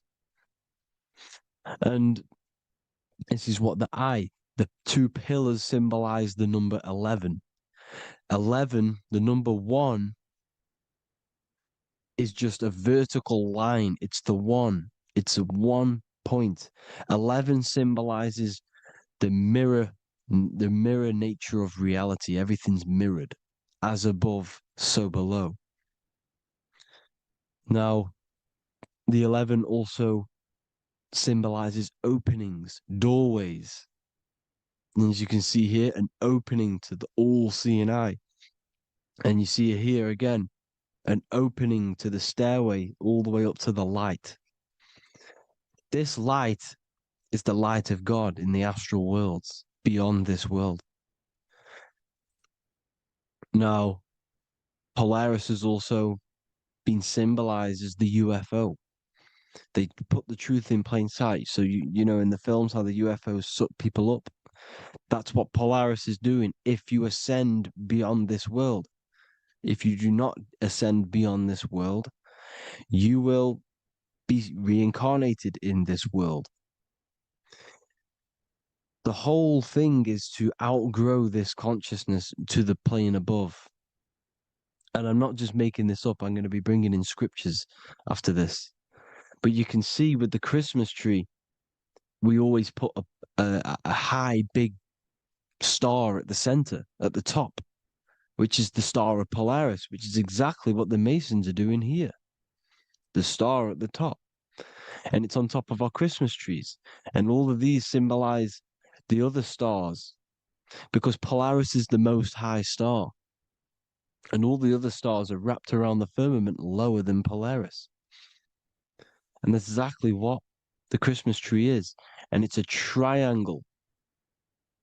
It's a triangle, just like light beams travel from one point in the triangle, just like the all-seeing eye.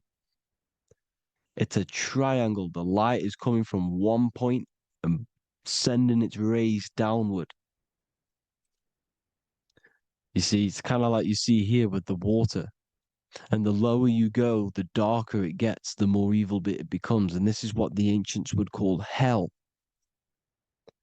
Now, this all-seeing eye is Polaris, and below Polaris is Mount Meru, the North Pole, the magnetic North Pole, the Tower of Babel, which is in the Bible. The etymology of the word Babel, Ba meaning spirit, which gives the ability to move the soul through the worlds, which is that's the ancient Egyptian description of the word Ba, meaning of the word Ba. You have the Ka, the Ba, the Ak, but the Ba is the one that gives the ability for the soul to move through the worlds. Your soul can't speak into a world without incarnating into it. Now, the Tower of Babel symbolizes Mount Meru because it's the word Ba is the spirit which gives the ability for the soul to move through the worlds. The Tower of Babel is the magnetic North Pole, Mount Meru, which gives the ability to move through these different worlds. And you can see the ancient Tibetans always showing this depiction of these different worlds coming from the center. Because we have to ascend our consciousness. It's not about how good you are to reach heaven. It's about how you expand your consciousness, you expand your mind. So they teach now that you have to be good in order to reach to heaven. It's about expanding the mind, expanding your consciousness to these different planes, these different realms. So that's what it's about. And Jesus was known as the fisher of man. Now, Jesus is a massive part of this. He was known as the fisher of man because he was fishing. He could have been fishing. He could have been one of these deities that had come down from these different higher realities and pull people up.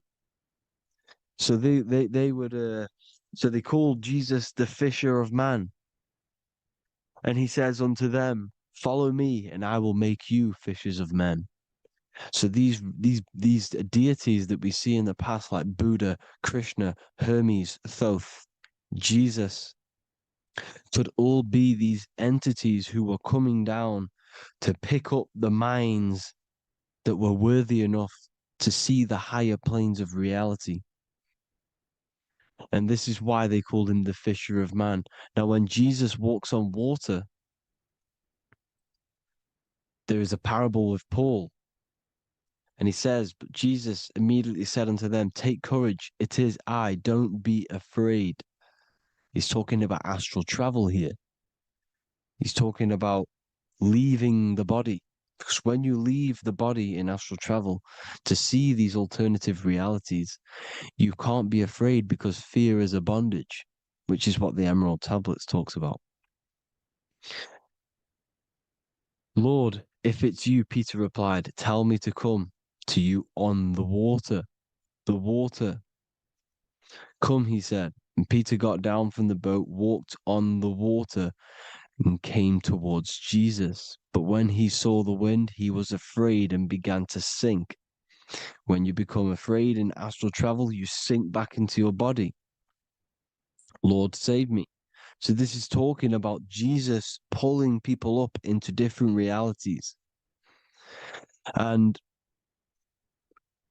you can see the fish is the symbol of Jesus. Is another symbol of Jesus, a fish.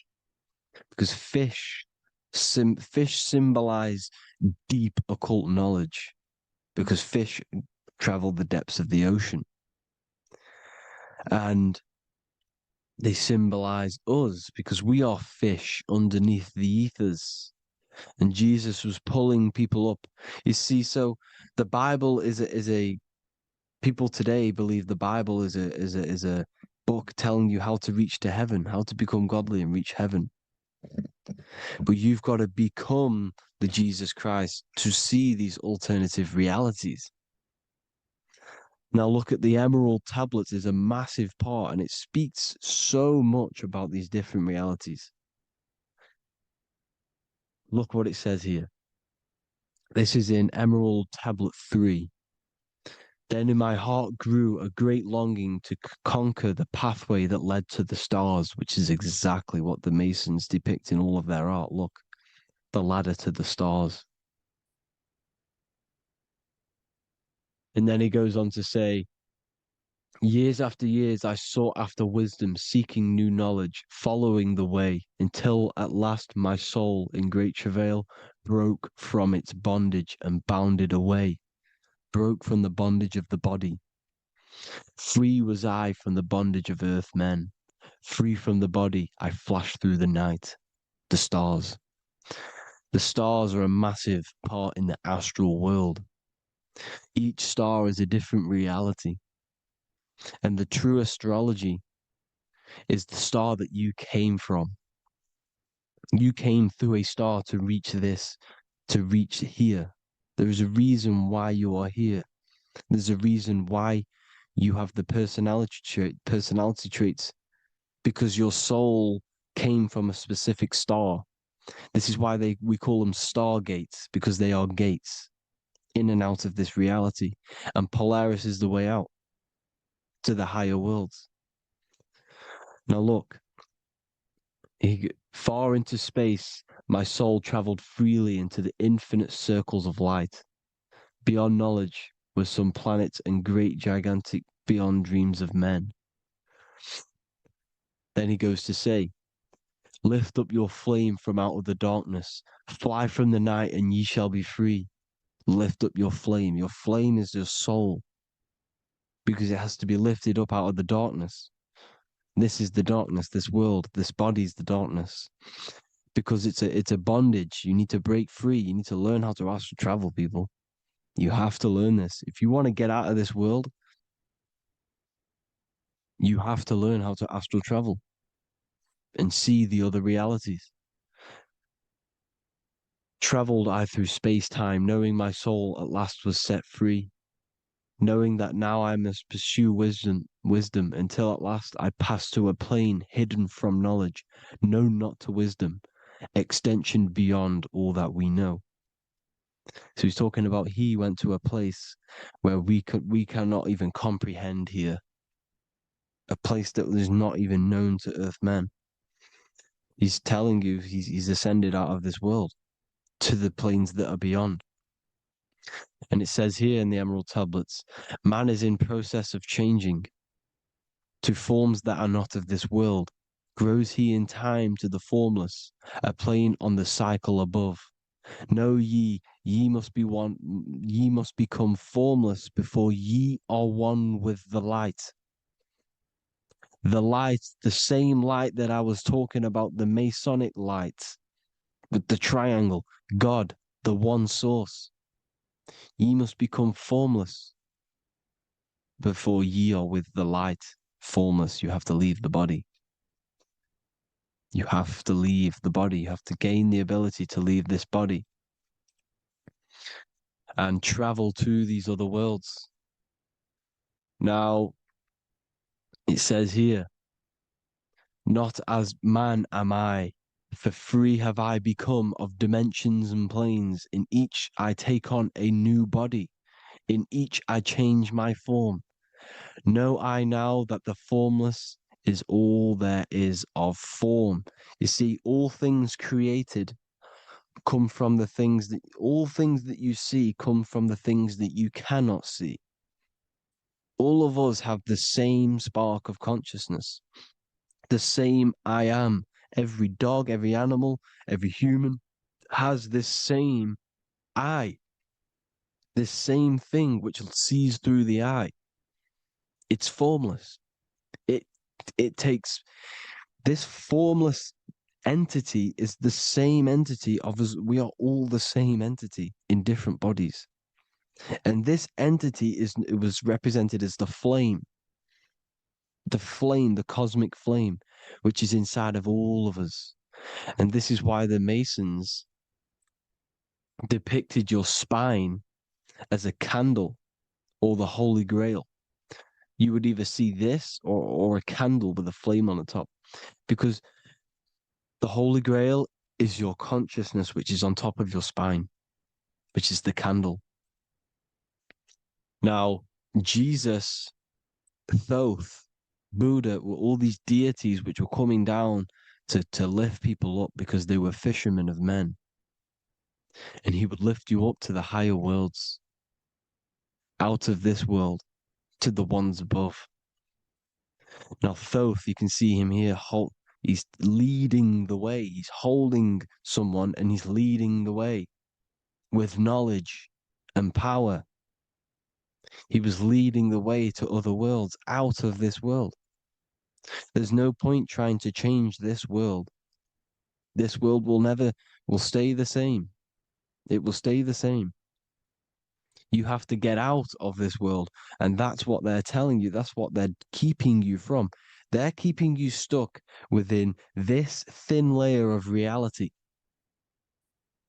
So what the Masons are doing, they have the ability to astral travel. They're living not stuck and bound to one reality, but living within the different layers of reality. And this is what Morpheus was doing in the Matrix. Morpheus was going into the Matrix to go and get Neo, which is exactly what Jesus was doing, pulling up people out of this world to the ones higher. And that's exactly what Morpheus is doing in the Matrix. If you haven't watched the Matrix, go and watch it. It will blow your mind. Everything I'm saying in this video, you will see it. Except that you don't need to use a machine to enter the Matrix. You just use your body. Well, you use your consciousness to leave this body. You see, Neo was also uploading himself into the simulation to pull people out of the simulation. And this is exactly what all of these gods were doing. The fisher of man. Look, he was pulling people up out of this reality with the knowledge. Now, Jesus was always depicted with the mushrooms. Look at all this mushroom art. Mushrooms were literally the origin of Christianity. You can see it everywhere. There's mushrooms in all of the ancient art. Every single one of these paintings you see here, there's mushrooms on them.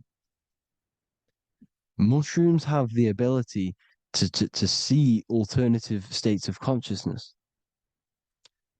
Now, if you go and do them and you go to sleep, if you pop mushrooms, you go to sleep and you will wake up in another reality. You will wake up in another reality. Don't try it if you don't want to do it. But if you've got the heart to do it, do it. Eat them and go to sleep. You'll wake up in another reality. And Jesus was handing out mushrooms to the bright minds, to the minds that he wanted to fish out and pull up to the higher realities. He was giving them mushrooms to see themselves in an alternative state, in an alternative reality. This is why there was so much mushroom art. And it's not just ancient Christians, it's Sumerians, it's the Mayans, the Celtics, the Egyptians, all used mushrooms. All of them. Look at all this art. It's on stones. It's everywhere. Because mushrooms, see, everything in nature is a macro. Look at the form of a mushroom. It's literally your spine and brain. Because they alter your consciousness. Your body is just a radio receiver. Everything that you're experiencing is a program being ran by the central nervous system, and your consciousness is experiencing this program, these electrical impulses of the nervous system, because it's all feeding back to one point, which is the pineal gland. And this is the candle with the light on it. Type in Masonic candle and you'll see it. It's your spine with your spark of consciousness on top of the spine. And it's a mushroom because this sends you to alternative states of consciousness, alternative realities. Now, they were all doing this, the Egyptians, the Mayans. Now, there's more symbolism which goes into this. Look at the Christmas trees we use. The Christmas tree with the presents underneath them. Magic mushrooms grow under trees. And these are the presents under the trees that we symbolize today with Christmas. Santa's red and yellow for the red and yellow mushrooms. The same mushrooms Mario has to collect.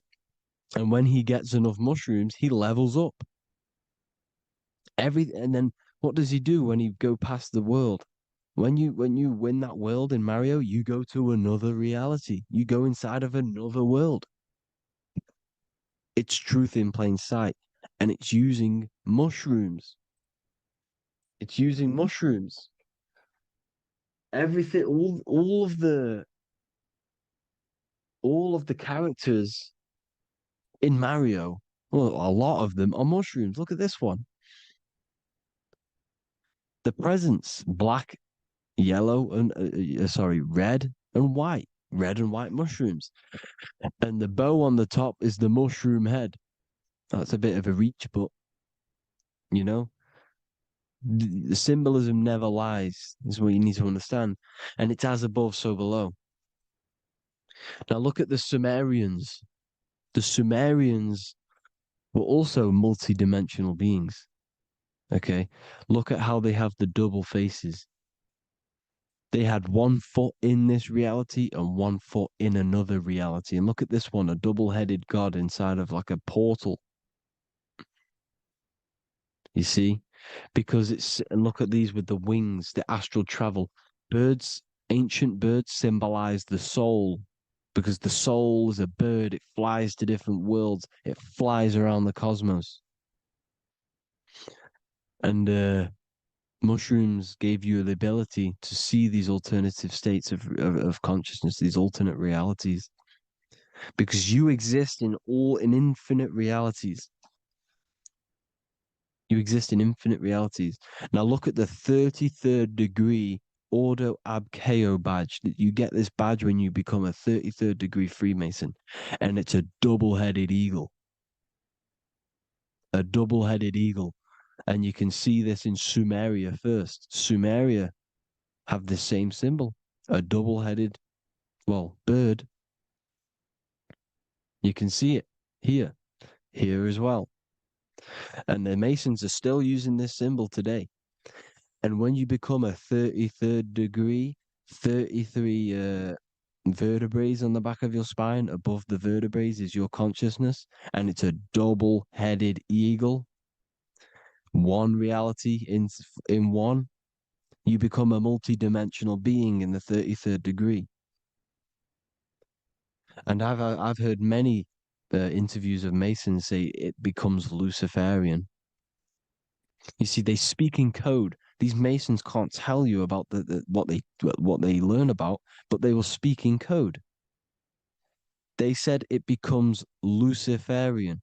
The word Luciferian is lucid.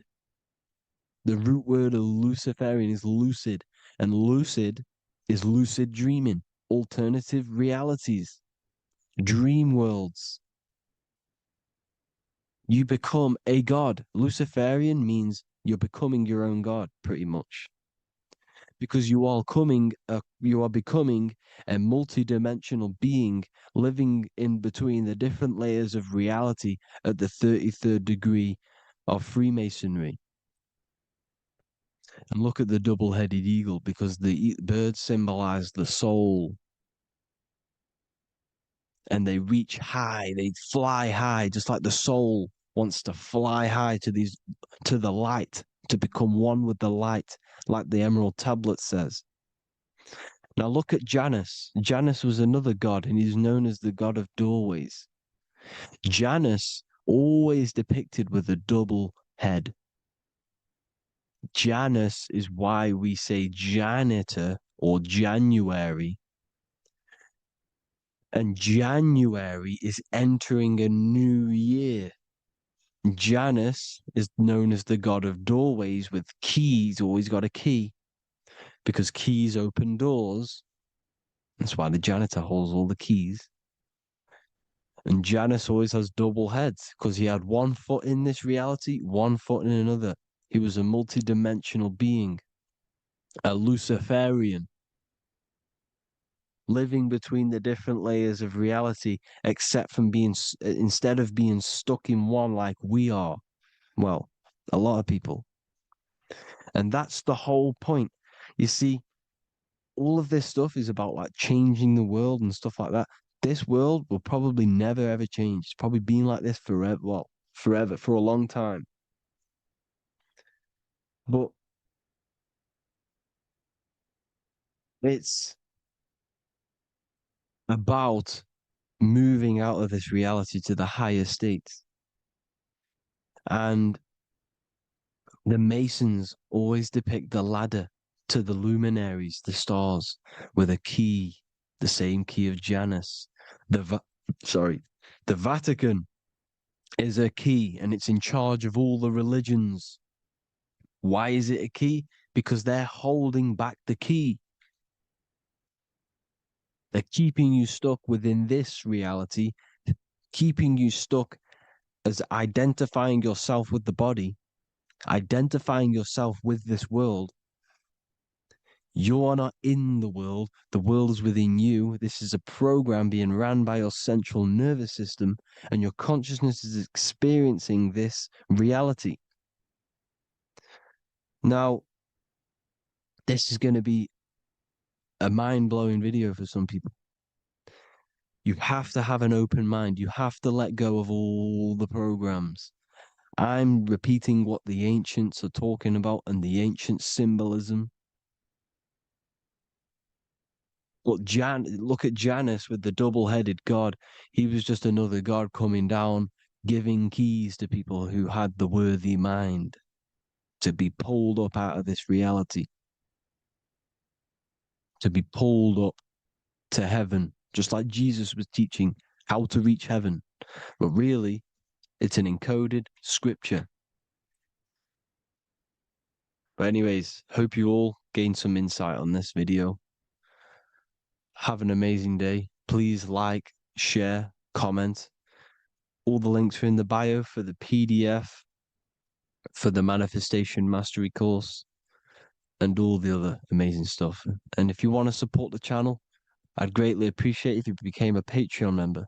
Hope you'll have an amazing day, people. God.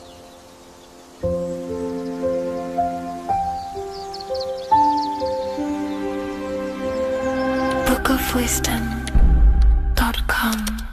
Visit today.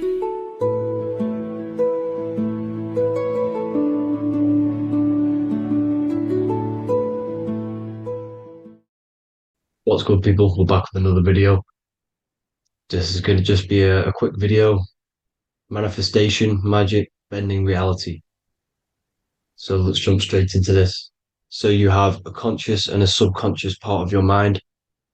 The conscious is what you're conscious of, what you're actually doing, where you can choose or not. However, the subconscious is the part of your brain which is automatic. So all of the systems in your body, like the digestive system, your heartbeat, these are automatically being ran. And you do not have to tell these systems to do anything. You do not have to consciously tell your heart to beat. It's automatically doing it. And this is what the subconscious mind is controlling. It's like the dark aspect of your brain or your mind. It is the way bigger aspect of your mind. Okay, it controls all the systems in your body. Okay, and this is where all of your programs are. So when you're in it from your childhood, what you've learned in school, all of these things are being kept in your subconscious, maybe traumas and stuff like that. So the subconscious is the female aspect, and the conscious is the male aspect, because the male is all about action and doing, and the female is more about creation, creativity, intuition. So you have a right and a left hemisphere of your brain, and these are obviously male and female. The right side of your brain is your female. It's to do with creativity, imagination, intuition, insight. Okay. And this is one of the most important sides of the brain. This side of the brain is the most attacked by the elites, whatever you want to call them. This side is one of the most important because obviously your intuition is a massive part of reality. And if you don't have intuition, then you lose track of the things around you. You can't consciously feel if things are wrong or right. They don't want you to have intuition or creativity or imagination. They want you in the left side of your brain, which is just reasoning, logic, and basic things. So they just want you to tell you what you want, tell you what to learn, and then that's it. They don't want you thinking for yourself, which is the right side of the brain. So whatever the conscious side of your mind impresses the subconscious side of your mind. So if you do affirmations, for example, if you consciously do affirmations every day, you're reprogramming your subconscious mind. You're impressing a vibration and a word into your subconscious mind, and therefore it will reprogram it. So the male and female aspect are symbolized by the Star of David as well. The male being the upside triangle, the female being the downside, connected all in one, because we both have male and female energy. So every thoughts are electric, which is the male aspect. Emotions are magnetic, which is the female. Each thought creates a wave of vibration in all directions. So think of it like a water drop in a pool, but it going out in every single direction. It's not just flat. And these thoughts have a certain frequency, has a certain vibration. That vibration has a certain frequency. And this affects your aura. Every thought, every emotion directly impacts your aura and the strength of your aura. So if you're angry all the time, your aura in the astral plane will look red. However, if you're happy, it'll be more like blue and green. So it's very important. Your electromagnetic field is created out of your emotions and thoughts, and that affects reality because you're 60% water, and frequency and vibration create certain patterns and has a certain effect on water. We'll get into that after this slide. So each thought that people are thinking around you, you are actually subconsciously picking up these thoughts because it's emitting this vibration in all directions. So this is why you can pick up thoughts of other people on the odd occasion. However, when you're more in tune with your intuition, your right side of your brain, you can start to pick up on vibrations, thoughts, and other people's auras. You can pick up on the energy once your third eye is open, and you know whether you should be in that environment or not. This is what we call an atmosphere when we go into a room and you can feel the tension if someone's been arguing, for example. This is the atmosphere, this is the vibrations, these are people's auras emitting these certain frequencies and vibrations. Okay, so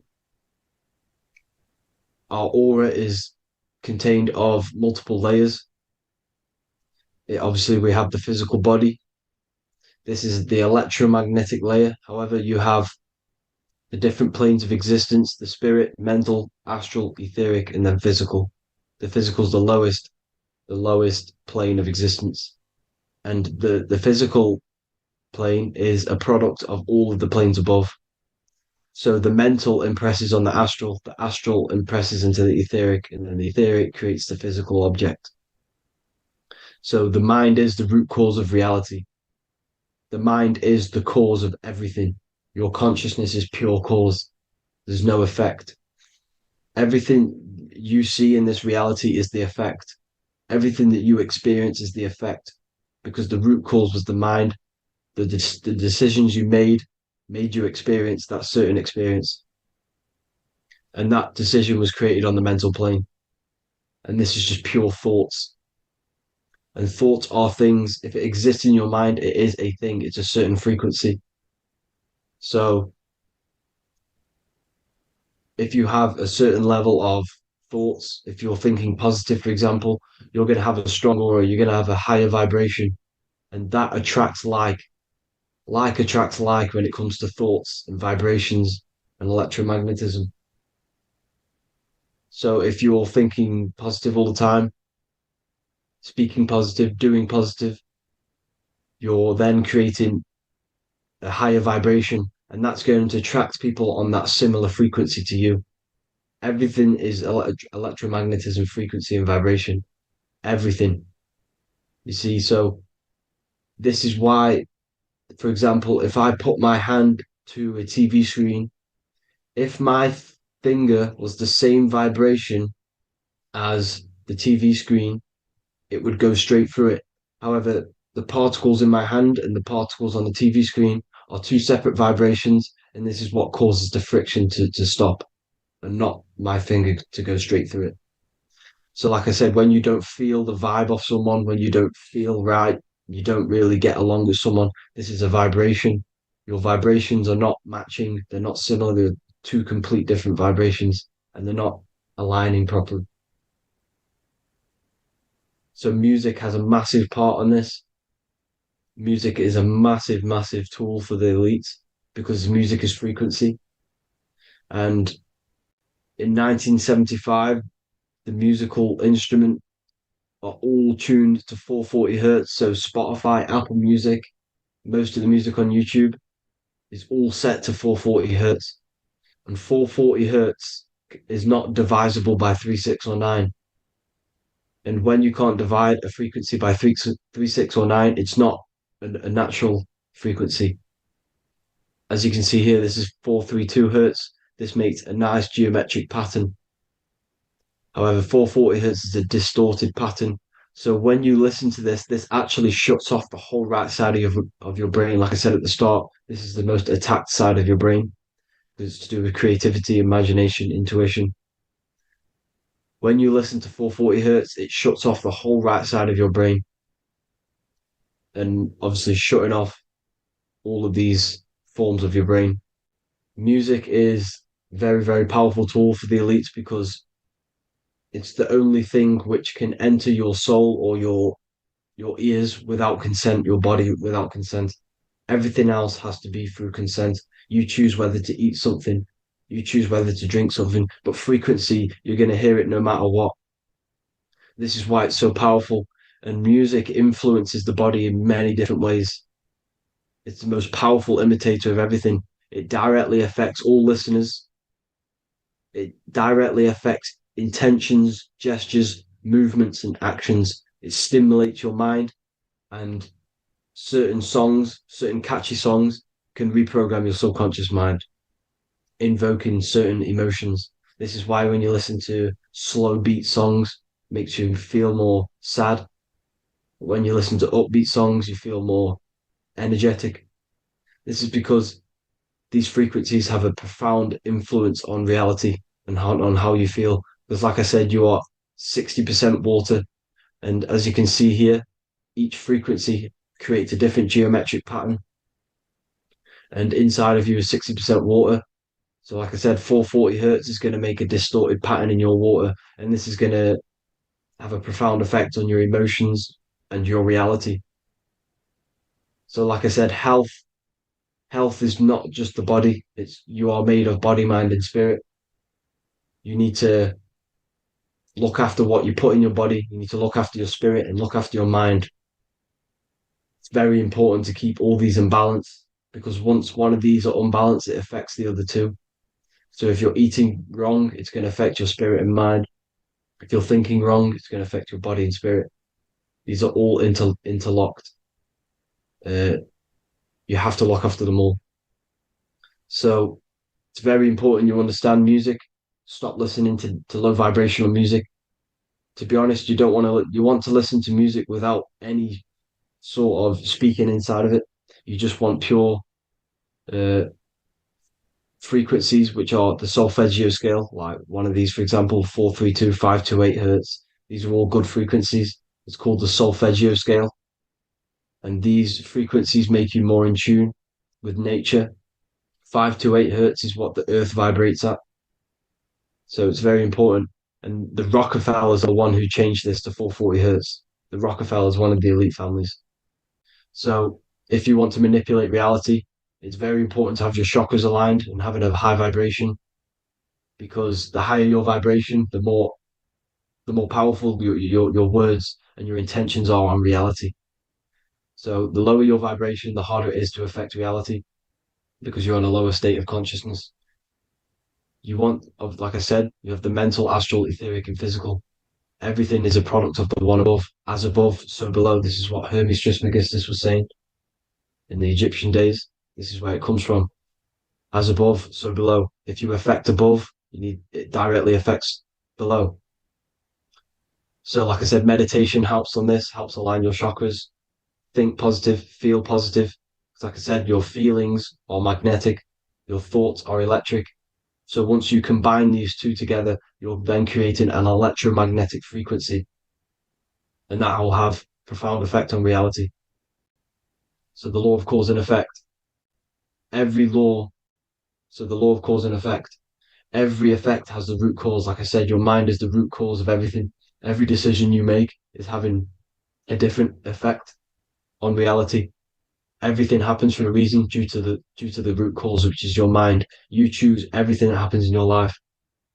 Okay? So it's very important you understand this and you constantly make the right decisions, the good decisions to have good effects on your reality. You have to be very conscious of this law, because nothing escapes this law. This is the law of all consciousness. So think about it. Imagine a massive ball of consciousness. However, off this ball are different sparks, and each one of these sparks are in each and everyone's body. This spark is governed by these laws, the law of cause and effect, the law of correspondence, the seven hermetic principles. It's very important you understand this, because this mass ball of consciousness is what is obeying these laws, and everyone has this spark of consciousness inside their third eye.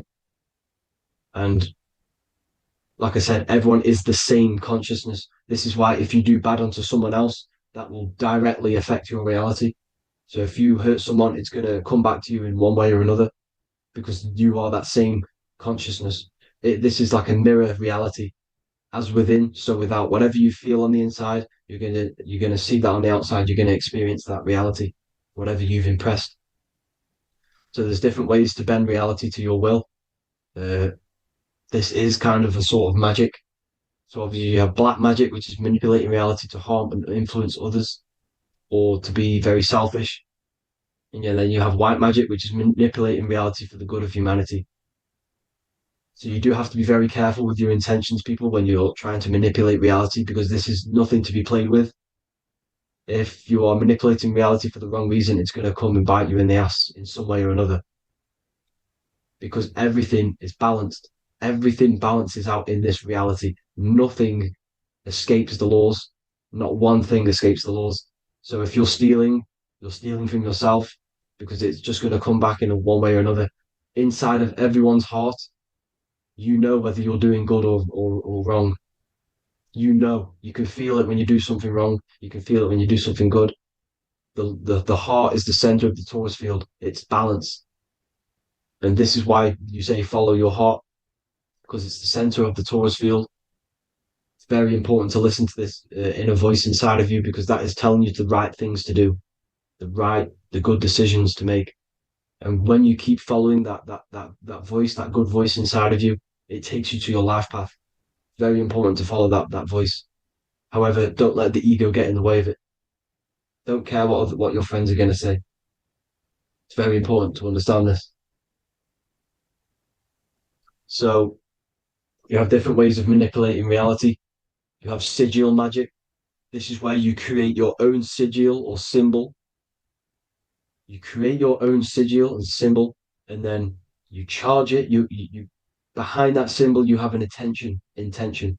So, for example, if you want to manifest wealth, you create a sigil which represents what you want. You create that sigil, you draw it out, you charge it, because wherever your attention goes, energy flows.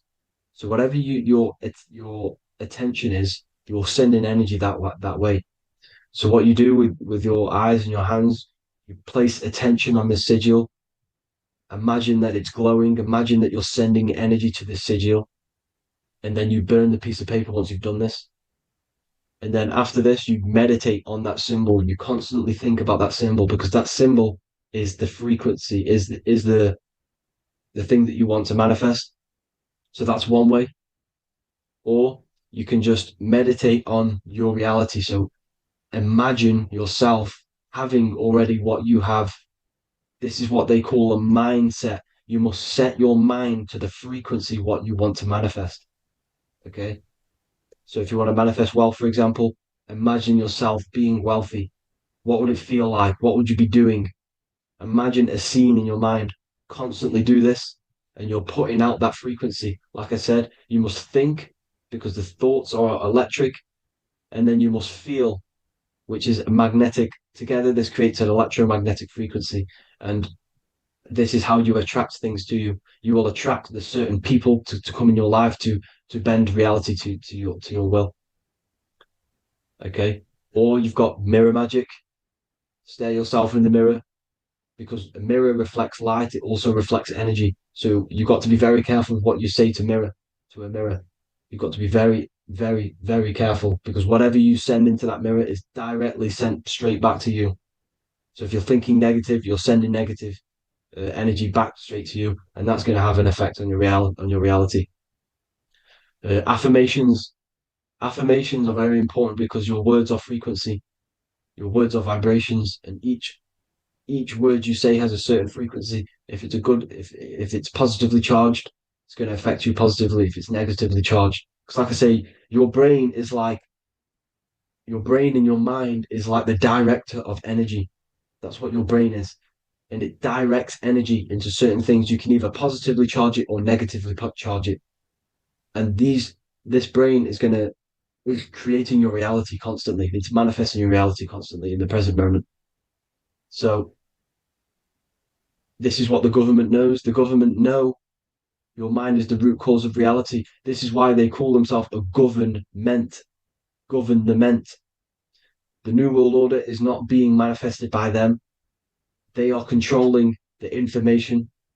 They are controlling your perception of this reality. And they know the mind is the root cause of reality. Therefore, if they control your perception of reality and your information, what you believe, you're going to manifest that information, that perception. So we, the people as a collective consciousness, are the ones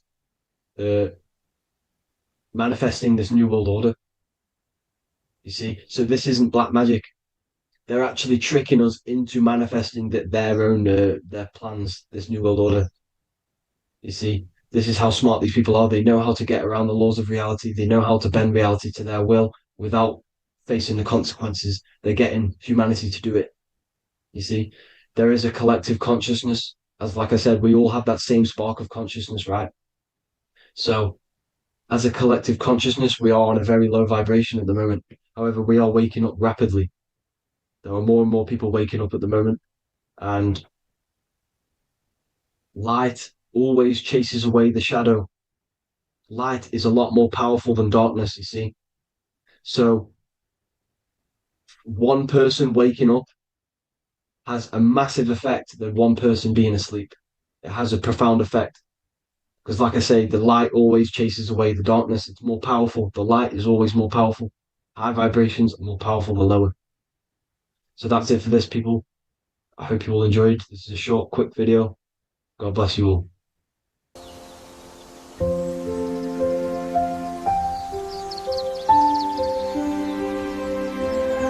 bookofwisdom.com.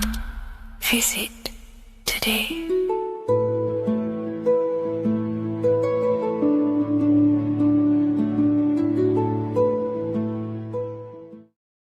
What is good, people? It's Revival of Wisdom. I hope you're all doing well.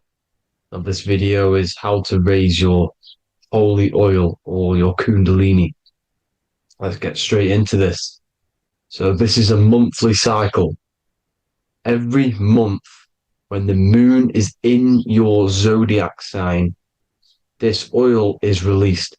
Now, the moon is in control of monthly cycles. For women, it's the menstrual cycle, and as well, this holy oil cycle.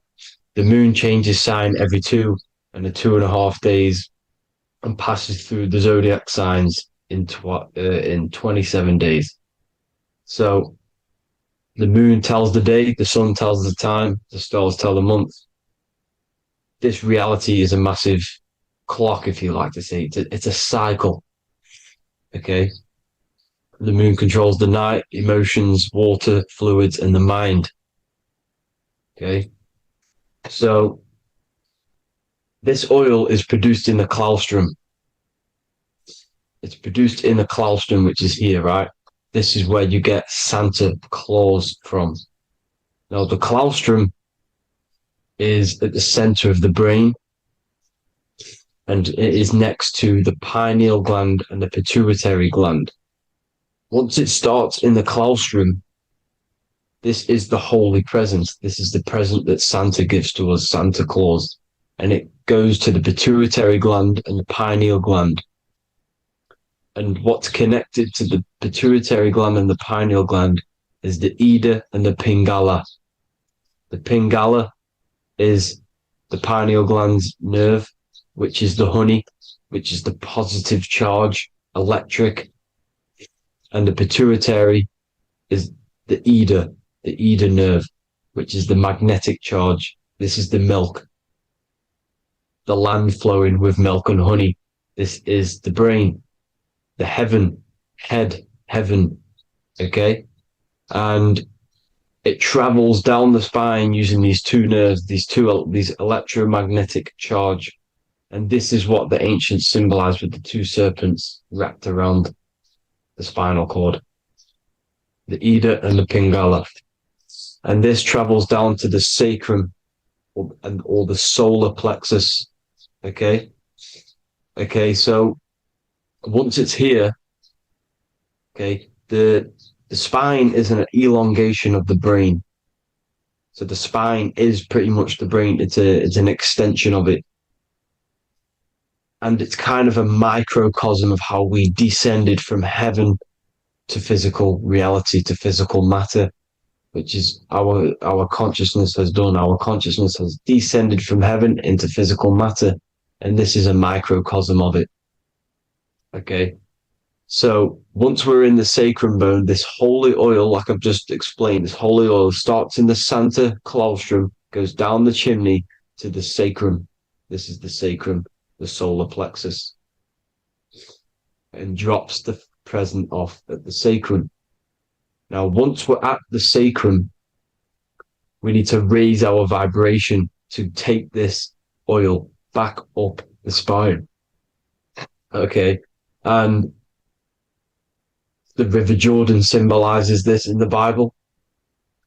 King Herod wants to kill Jesus in Nazareth, which is here, this is the River Jordan, is Nazareth. He goes to be born in Bethlehem and then goes back up to Nazareth to Joseph and Mary. Joseph and Mary, the pineal gland and the pituitary gland. The Bible is huge symbolism. It's all metaphors for this sacred process which goes on inside of your body. You are the Temple of Solomon. You are the Holy Land. The Holy Land is your brain. Once this oil is at the sacrum, you need to raise your vibration in order to take it back up. Once this oil has gone back up to the pineal gland, it activates the crystals which are wrapped around your pineal gland. Your pineal gland is this tiny little beam here. This is the claustrum. This is the pineal gland. And it's wrapped in crystals. And when this oil travels back up the spine by raising your vibration, back to the upper room where Jesus met the 12 disciples, or the 12 cranial nerves in the brain, and it activates and it turns on this pineal gland. And once it's turned on, it illuminates all the cells and the nerves in your brain and turns them all on and activates the higher God man, the God consciousness, Christ consciousness.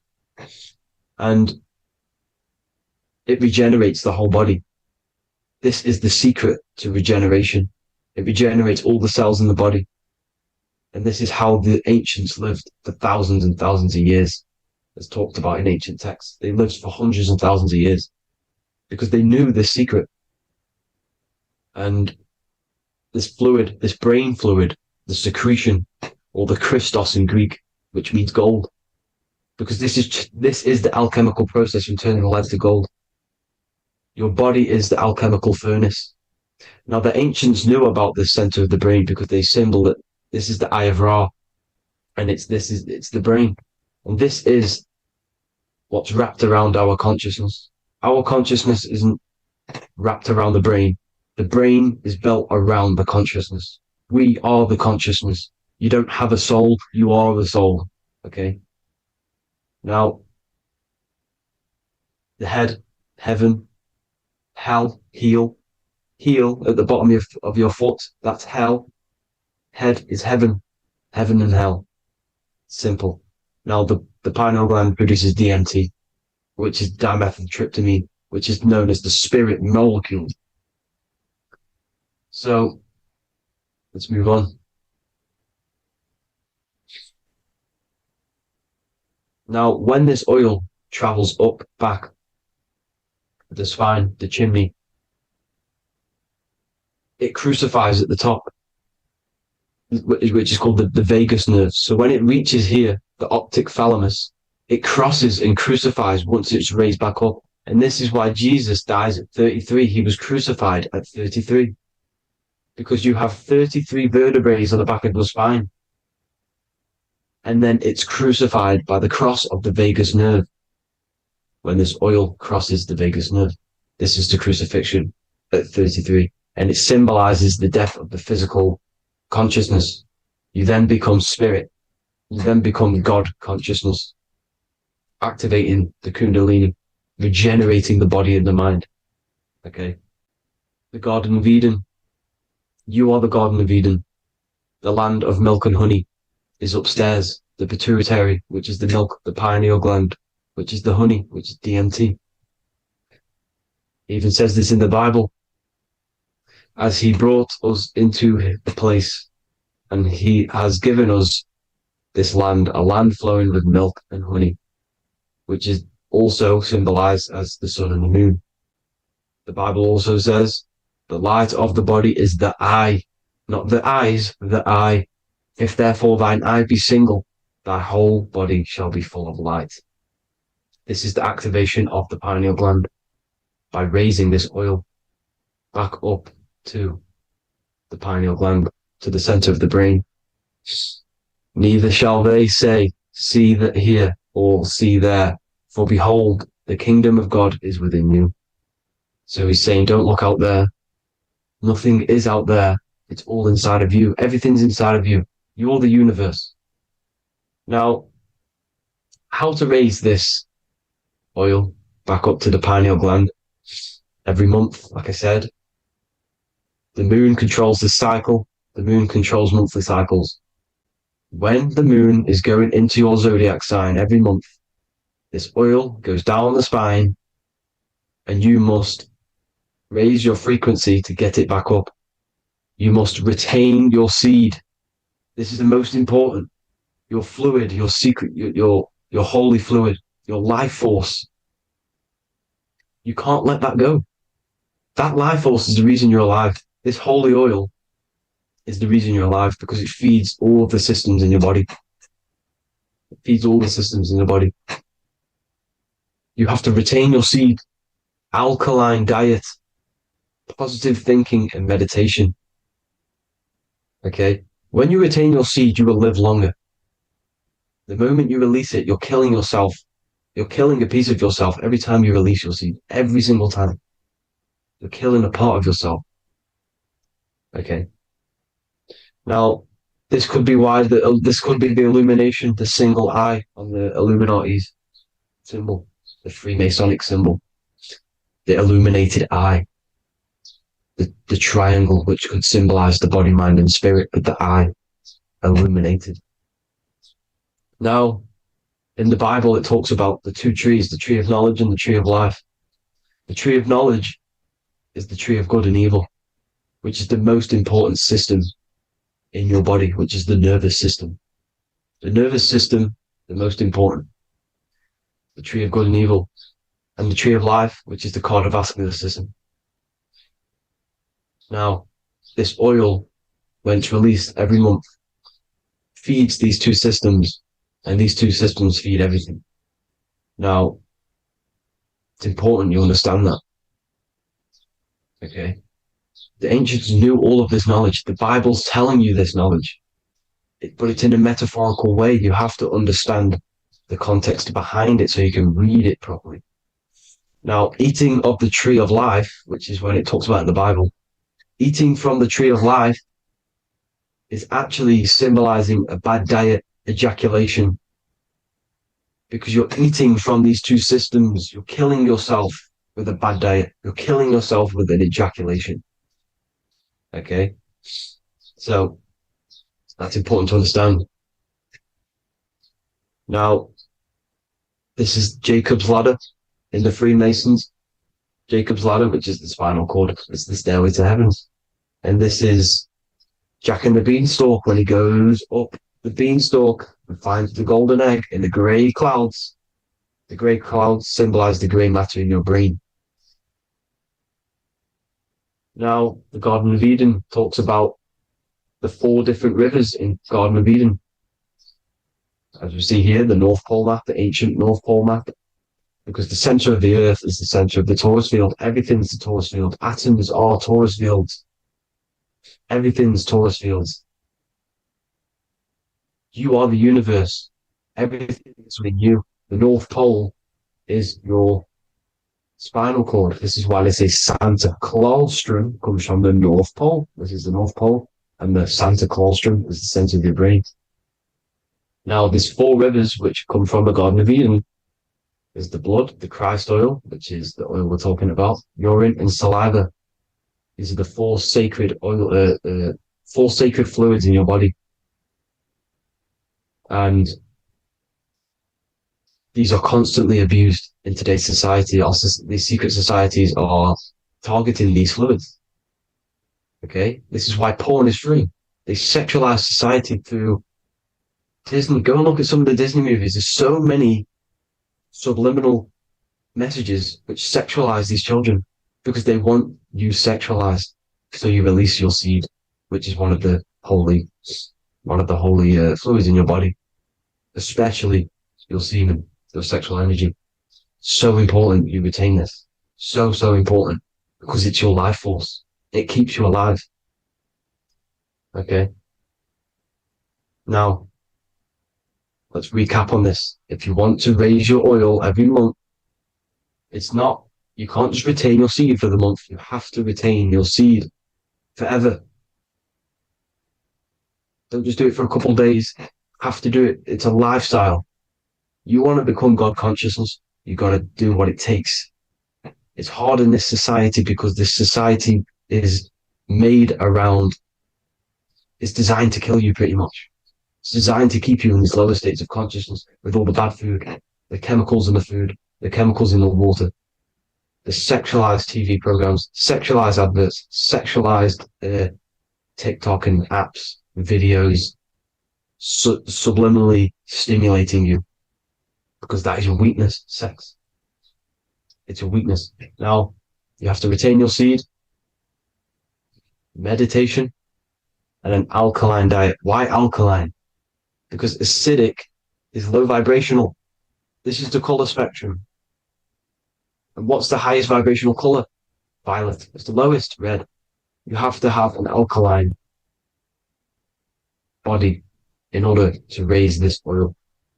When you drink, when you have a bad diet, when you drink alcohol, when you smoke, this destroys the oil. It destroys the oil in your sacrum and it can't be raised again, can't be raised up. This is why it's so important. Without that oil, you don't live. That oil makes you live. It feeds everything in your body. It's crazy how we're not taught this. It's insane. But that is how you raise the oil, people. I hope you all gain some knowledge out of this video. And I hope this assists you on your journey, your spiritual journey. And please like and share this video. We need this knowledge out to the public to wake up humanity. Thank you all, people. God bless.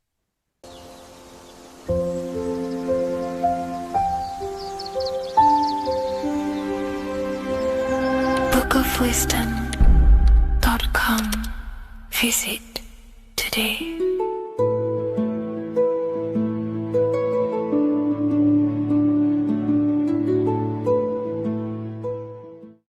Do the elites actually worship Saturn? In this video, we're going to be discussing the occult and esoteric meaning of the 7 planets and the abuse of the Saturnic energy within today's world. This will help you gain a deeper understanding of reality, yourself, how you create reality, and what these 7 planetary energies actually truly are. In order to understand anything within the universe, we have to understand the law of correspondence, the law of as above, so below. There is one consciousness expressed in infinite forms. Me, you, the squirrel, everyone who possesses consciousness within this universe is an expression of the one divine consciousness, what we like to call Source, God, or the grand architect of the universe. We have to understand there is a large scale, but the large scale is mirrored in the small scale. If we look at lightning, this is a large scale. This is the macrocosm. Then we go a bit smaller to the trees. We see the same pattern. Then we look a little bit smaller into the human body. We see the same pattern of the nervous system. Then if we zoomed into the microcosm, brain cells, we still see the same pattern. This reveals the universe is a fractal universe. The large is reflected in the small. And this is the symbol of the Fibonacci sequence, which represents this as above, so below principle. The big spiral represents the macrocosm, but then this spirals into the tiny spiral. This symbol goes for eternity, never touching, never finishing. The large is mirrored in the small. With understanding this, we can realize that we are a microcosm of God. We are our own universe. We are our own world. Your body is the earth. Your mind is the mind of God, just in a smaller version. You are a drop in the ocean of the vast collective consciousness. With that being said, everything you see outside of you is inside of you. As above, so below. The 7 planetary energies on a macrocosmic scale are the 7 energies that form the physical world. The physical dimension is crystallized thought. Everything you see around you was thought made manifest. Thought imagined, then created in the physical reality.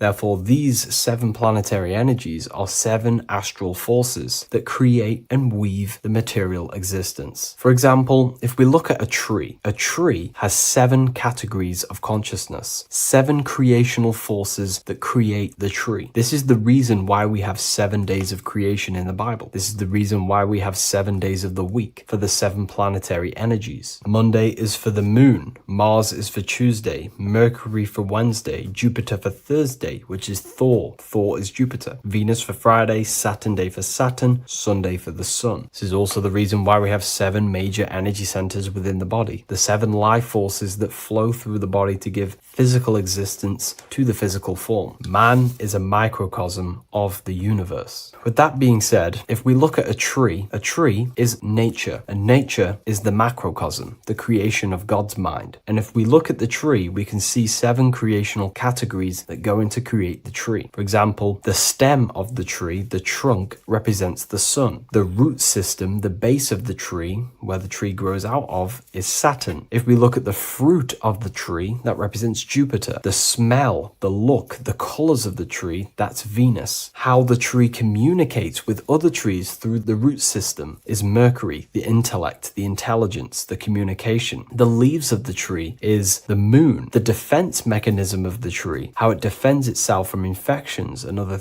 territories, is Mars. So we can see all physical matter, all physical creation demands these 7 categories of consciousness, these 7 planetary forces. But again, that is the macrocosmic scale. The macrocosm is reflected in the microcosm, which means you have access to these forces, these 7 planetary energies, and you use them to create anything in reality. You've been using them maybe unconsciously your whole life. For example, this book that I've created, the Book of Wisdom Volume 2, you can find it in the bio if you're interested in reading it. It has the 7 planetary forces that go into this tree, into this book. I used the sun, which is my passion and my drive to take actions. I used Mercury, which is my intellect, my thinking, my communication. I used Venus, the layout, the look of the book. I use Mars, my defense of my work, my trademark, my copyright. I use Saturn. Saturn is my time, my discipline, my attention. I use Jupiter, which is the why, the reason why I created it. I used the moon, which is my care. My care is the generative force. Whatever you create in your reality is because you care. You care about keeping a house above your head. Therefore, you go to work and earn money. Care is the driving force to create anything in reality. What you see right now watching this video is because you care about watching this video. If you lose care about watching the video, you will turn it off and continue to do something else. All creation demands these 7 forces, hence why we have here a midsection. Sometimes we see the symbol of the earth, which is a circle and a cross in the middle, because these 7 forces create earth. But again, this video is specifically aimed to Saturn. We're going to be discussing Saturn's Saturnic energy because there is a lot of misunderstanding in today's world. And I'm going to give my perspective and my research on the energy of Saturn and how we use it and how it's being abused in today's world. Saturn externally, because remember, we have an external world, an internal world, a macro and a micro. Saturn externally in the material plane governs the foundational and enduring aspects of existence, such as the roots of plants, the bones of our body, even the insects that dwell beneath the ground. It represents the dull, hard, unyielding forces of life, symbolizing structure, limitation, and conditioning. Under Saturn's influence, things become rigid, bound by the god of time, bound by restriction and boundaries. In Roman mythology, Saturn is revered as the god of time, ruling over the cycles, beginnings, and endings. This connection with this emphasizes Saturn's role in marking the passages of life, aging,